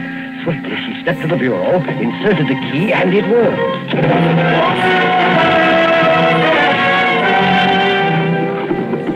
Alex Martin opened the drawer, looked down upon a small packet of letters tied with a light blue ribbon. And when she saw the uppermost envelope, her face reddened with shame. Why, they're my letters. They were her own letters, love letters written to Gerald before they were married. And there was nothing else in the drawer save a roll of ancient faded newspaper clippings. Alex sighed with relief as she glanced at the top clipping. It was from an American paper, and it featured the trial of one Charles Lemaitre, a notorious swindler and bigamist. A skeleton had been found beneath the floor of his house, and most of the women he'd married had never been heard of again. Another of the clippings described Lemaitre's behavior in court, his interest in the cameras of the news photographers, his sensational escape from prison. Another displayed his picture, a long-bearded, scholarly-looking fellow. It reminded her of someone. But who? She couldn't tell. She glanced at the caption beneath the picture. Modern Bluebeard. Modern Bluebeard. Yes, that's what she read. Her eyes went back to the picture, and in a flash, they saw the resemblance. She ran through the other clippings. Dates had been found in the man's pocket diary, dates it was contended when he had done away with his victims. He was an amateur photographer. He was from Sydney, from Canada. He was subject to heart attacks. He was Gerald.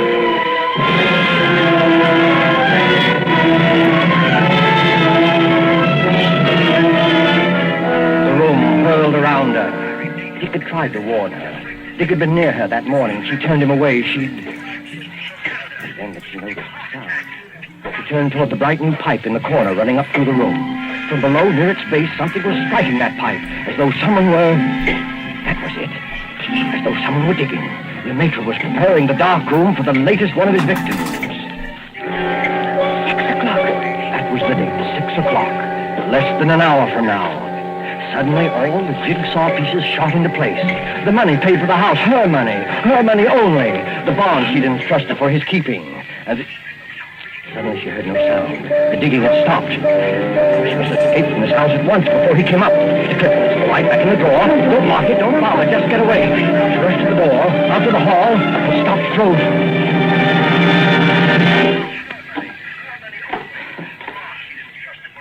Yes, my dear? Oh. You startled me. I was just trying to find your mail file. Were you, dear? Well, that's nothing to look so guilty about now, is it? Well, come on down. Getting late, you know. Gerald, Just have time to make the coffee and sandwiches before we do the pictures, ready? I'll be right down, darling. Oh, but we really mustn't delay, must we? Coming, Alex? Very well. Now, that's better. Here, let me give you a hand. Never mind, Why, Gerald. Alex, how cold you are. Cold. Yes, I am, Mother. Well, that will soon pass away, I'm sure. Hurry along, dear. Hurry along? Yes, into the kitchen. Alex, what is the matter? Nothing. I'll be all right. The kitchen. Yes, I'll fix us something in a second. You just sit here in the living room and... No, the porch. That'll be more comfortable, won't it? And I'll be right with you. Splendid, Alex. I'll just... No, of course not. What, Gerald? How rotten of me not to have suggested it. Since you're feeling a bit under par, you can probably do with some help. I'll come with you.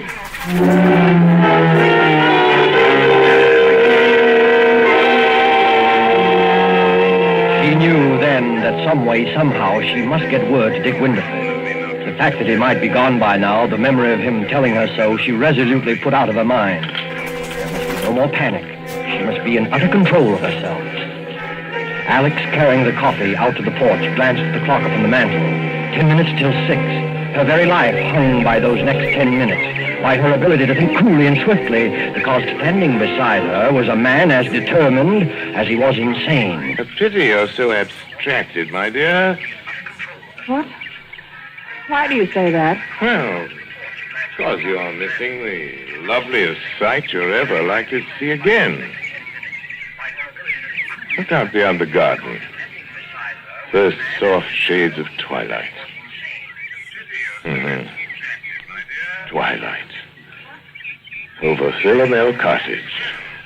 Now, I say, Alex, you are below par. What do you mean? First time you've ever slipped on the coffee. You must have talked in the entire canister. I'll be more careful after this. Oh, dear. That reminds Alex, where are you going? Nothing to get excited about, Gerald. I forgot to order meat for tomorrow. I'm just going to phone the butcher. The butcher this time of evening? He generally stays late on Wednesdays. I'll be right back, darling. Don't shut the door, Alex. It keeps the insects out of the living room. You're not afraid I'm going to make love to the butcher, are you?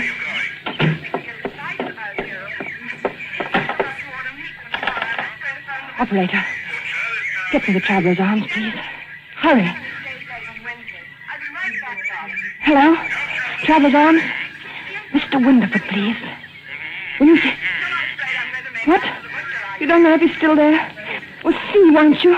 It's most important. Don't let me disturb you. Well, darling, you do. I hate anyone listening when I telephone. But I do, Gerald, truly. You're quite sure you're really calling the butcher? Why, as a matter of fact, I am not sure. What? What I mean What are is... you talking about? I'm afraid I've got the wrong person. A perfect stranger. Don't understand. Someone I know nothing about. You know nothing about, then why don't you hang up? Hey, what's at the end of that wire? Hello? Hello? Dead. All right, my girl. Gotta go get started. We're late now. Late? Precisely 3 minutes past 6. Why, Gerald, it won't be 6 o'clock for 8 minutes. Look at the clock there on the mantel. I don't go by that relic. I go by my own Gerald, wristwatch. listen. Stop pacing and listen to Well? me. I don't feel up to it tonight. I'm upset. I'm tired. Alex, I promise you, you won't be a bit tired after it's over. I'm not going to wait 1 minute longer. I won't do it. Come along, I'm not Alex. coming with you. Come along. No. I'll carry you. You will, you hear? You will. I've got something to tell you. Something to confess. Confess? Yes, to confess. Something I ought to have told you before. I've had my secret past, too. Former lover, I suppose. In a way, but something else. You'd call it... Yes. I expect you'd call it a crime. Crime? You? Yes. I don't believe it. Yes. You better sit down, Gerald. There. I told you I'd never been married before. That wasn't entirely true. There was a marriage. When I was 22, He was an elderly man with a little property. I induced him to insure his life in my favor. At one time, I was a nurse with access to a number of poisons. There's one poison, a white powder, it... You know something about poisons, perhaps? No, I know very little about them. This one is very much like... It's absolutely untraceable. Any doctor would give a certificate of heart failure, and that... No, I can't tell you. No. Another time, Gerald. Another time. Now, I want to hear. How did you get him to take it? How did I get him to take it? Yes. Well, I always made his coffee for him. Coffee? Yes. One night I put a pinch of this poison in his cup. I remember that evening how very much like this it was, how peaceful. He gasped a little, tried to move from his chair, but he couldn't. Presently, he died. How much was the insurance money? About £2,000. I speculated. I lost it. It was over 2 years before I married again. He was a much younger man, quite well off. There was a will in my favor. He liked me to make his coffee, too, just as my first husband had done. I make very good coffee. Alex! It was the same, along about twilight. Alex! I remember it perfectly. How nervous and upset I'd been all day, wondering if it would turn out all right. Coffee. But it did. It was the same as the other. He just sat there in his chair and he died. Our village doctor pronounced it heart failure. Alex. My husband did have a weak heart, you see, and that helped a great deal. Alex, listen! That netted me over £4,000. I didn't speculate. The coffee! That's why it tasted that way. You devil, you poisoned me! You poisoned me! Yes, I poisoned you! And already the poison is working. You see? You can't move from your chair. You're lying. You're lying. I'll kill you! You can't move. You're helpless. I'll kill you.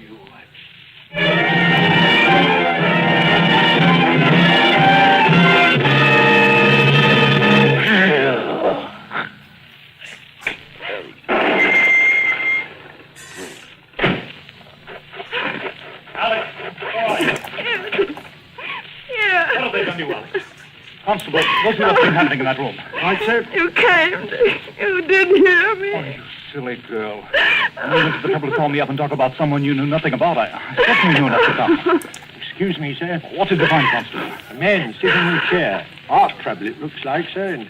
And yes? Well, sir, he's dead. Your husband, ma'am? You might say a perfect stranger. He was just sitting in his chair, and presently he died.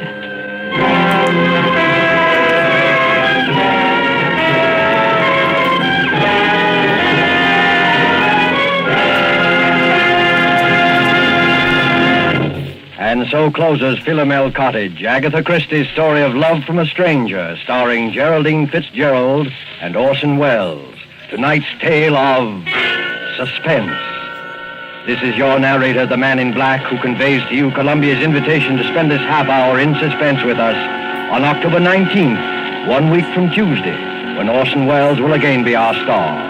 Our next broadcast in the series will be Tuesday, October 19th, at 10 o'clock Eastern Wartime, 7 o'clock Pacific Wartime. The producer of Suspense is William Spear, who tonight also directed the broadcast, and who, with Wilbur Hatch and Lucian Morowick, conductor and composer, and Harold Medford, the radio author, collaborated on tonight's Suspense.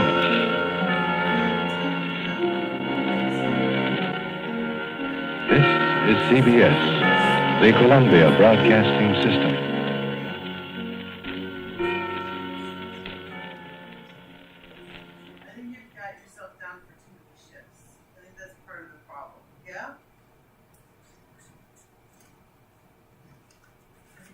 Now on Radio 4, a contemporary adaptation of Agatha Christie's chilling short story, The Last Séance. Having lost her husband and only child in the Afghanistan war, a young woman turns to a couple with a strange gift for help. They offer her the chance of a miracle. But will the price be too much to bear?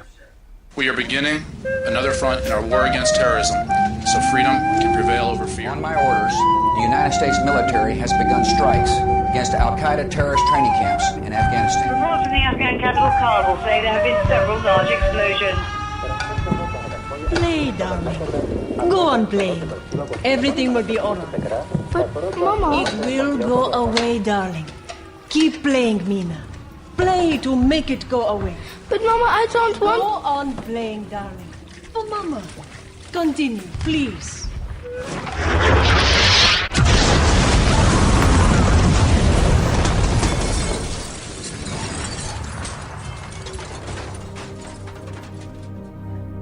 The Last Seance by Agatha Christie, in a new version by Paul Kember, with Adrian Dunbar, Dervla Kirwan, Andrew Sachs, and Rebecca Sayre.